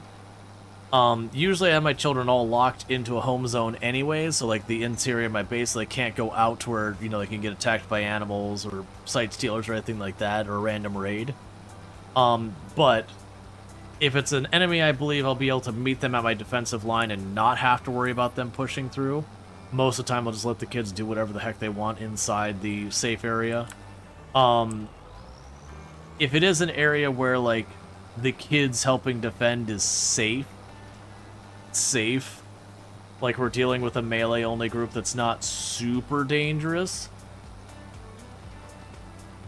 then what I will do is, like, I'll let them be armed to work up their shooting skill or whatever way in the back. If it's a ranged enemy, typically won't do it. Sometimes when you have a fight, you're just like, no, the only way we make through this is all hands on deck. You gotta do what you gotta do. It is RimWorld. I do try to avoid, like, I do try to keep them out of the fights. If I do expect a fight to get ugly, but I don't want the kids involved for whatever reason, like it's mechs or whatever, then I might draft them all and shove them in the corner of a bedroom and basically be like, duck your head between your knees, openly weep, hope the sun rises in the morning.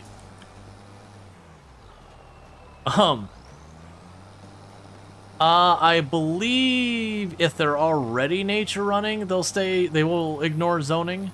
If you do restrict them from the zone where they can't reach a spot to nature run, which is being far enough away from your colony, I don't remember the exact rules. So if you keep them, like, stuck in your home zone, and your home zone doesn't take up, like, 2/3 of the map, they should not be able to nature run at all. Because they have to be able to reach decent, like, far enough outside of the middle of the map to nature run, or where you're based. So like I said, I usually restrict my children to stay inside whatever my defensive perimeter is. And I'd rather they take the hit because they want to nature run and they can't, than have them out there and have some bear go and gobble them up.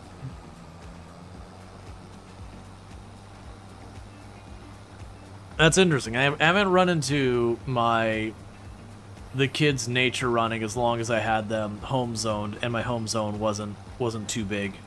Like, I definitely had the maps that were pushing, like, the all tile challenge, the whole tile challenge, where it was starting to take over most of the map, and I do think I had some kids nature running that one even without it.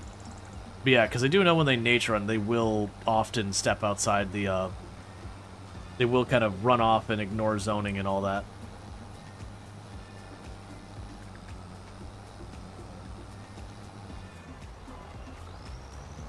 Alright, so we're gonna go ahead and get this field done. And all that. But yeah, no, it's been a very productive day in Farm Sim.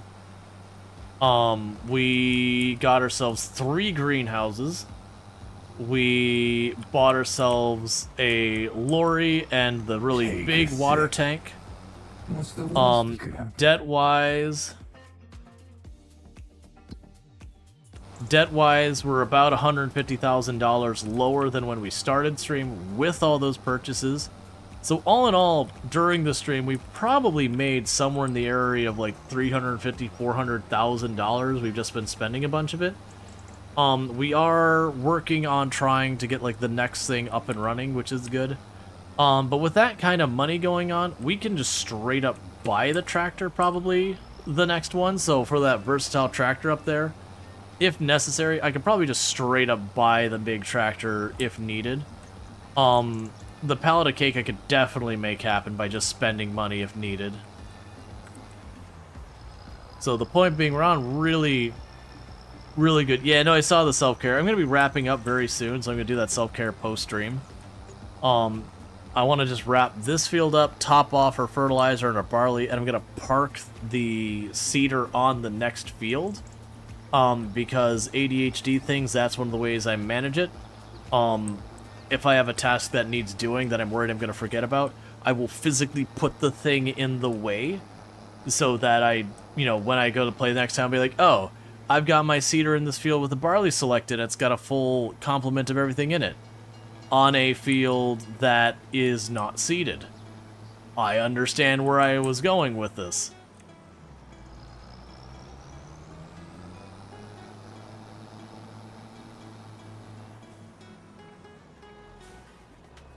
You're all doing math calculations, you're just running back and forth. I don't think I'm doing that much in the math.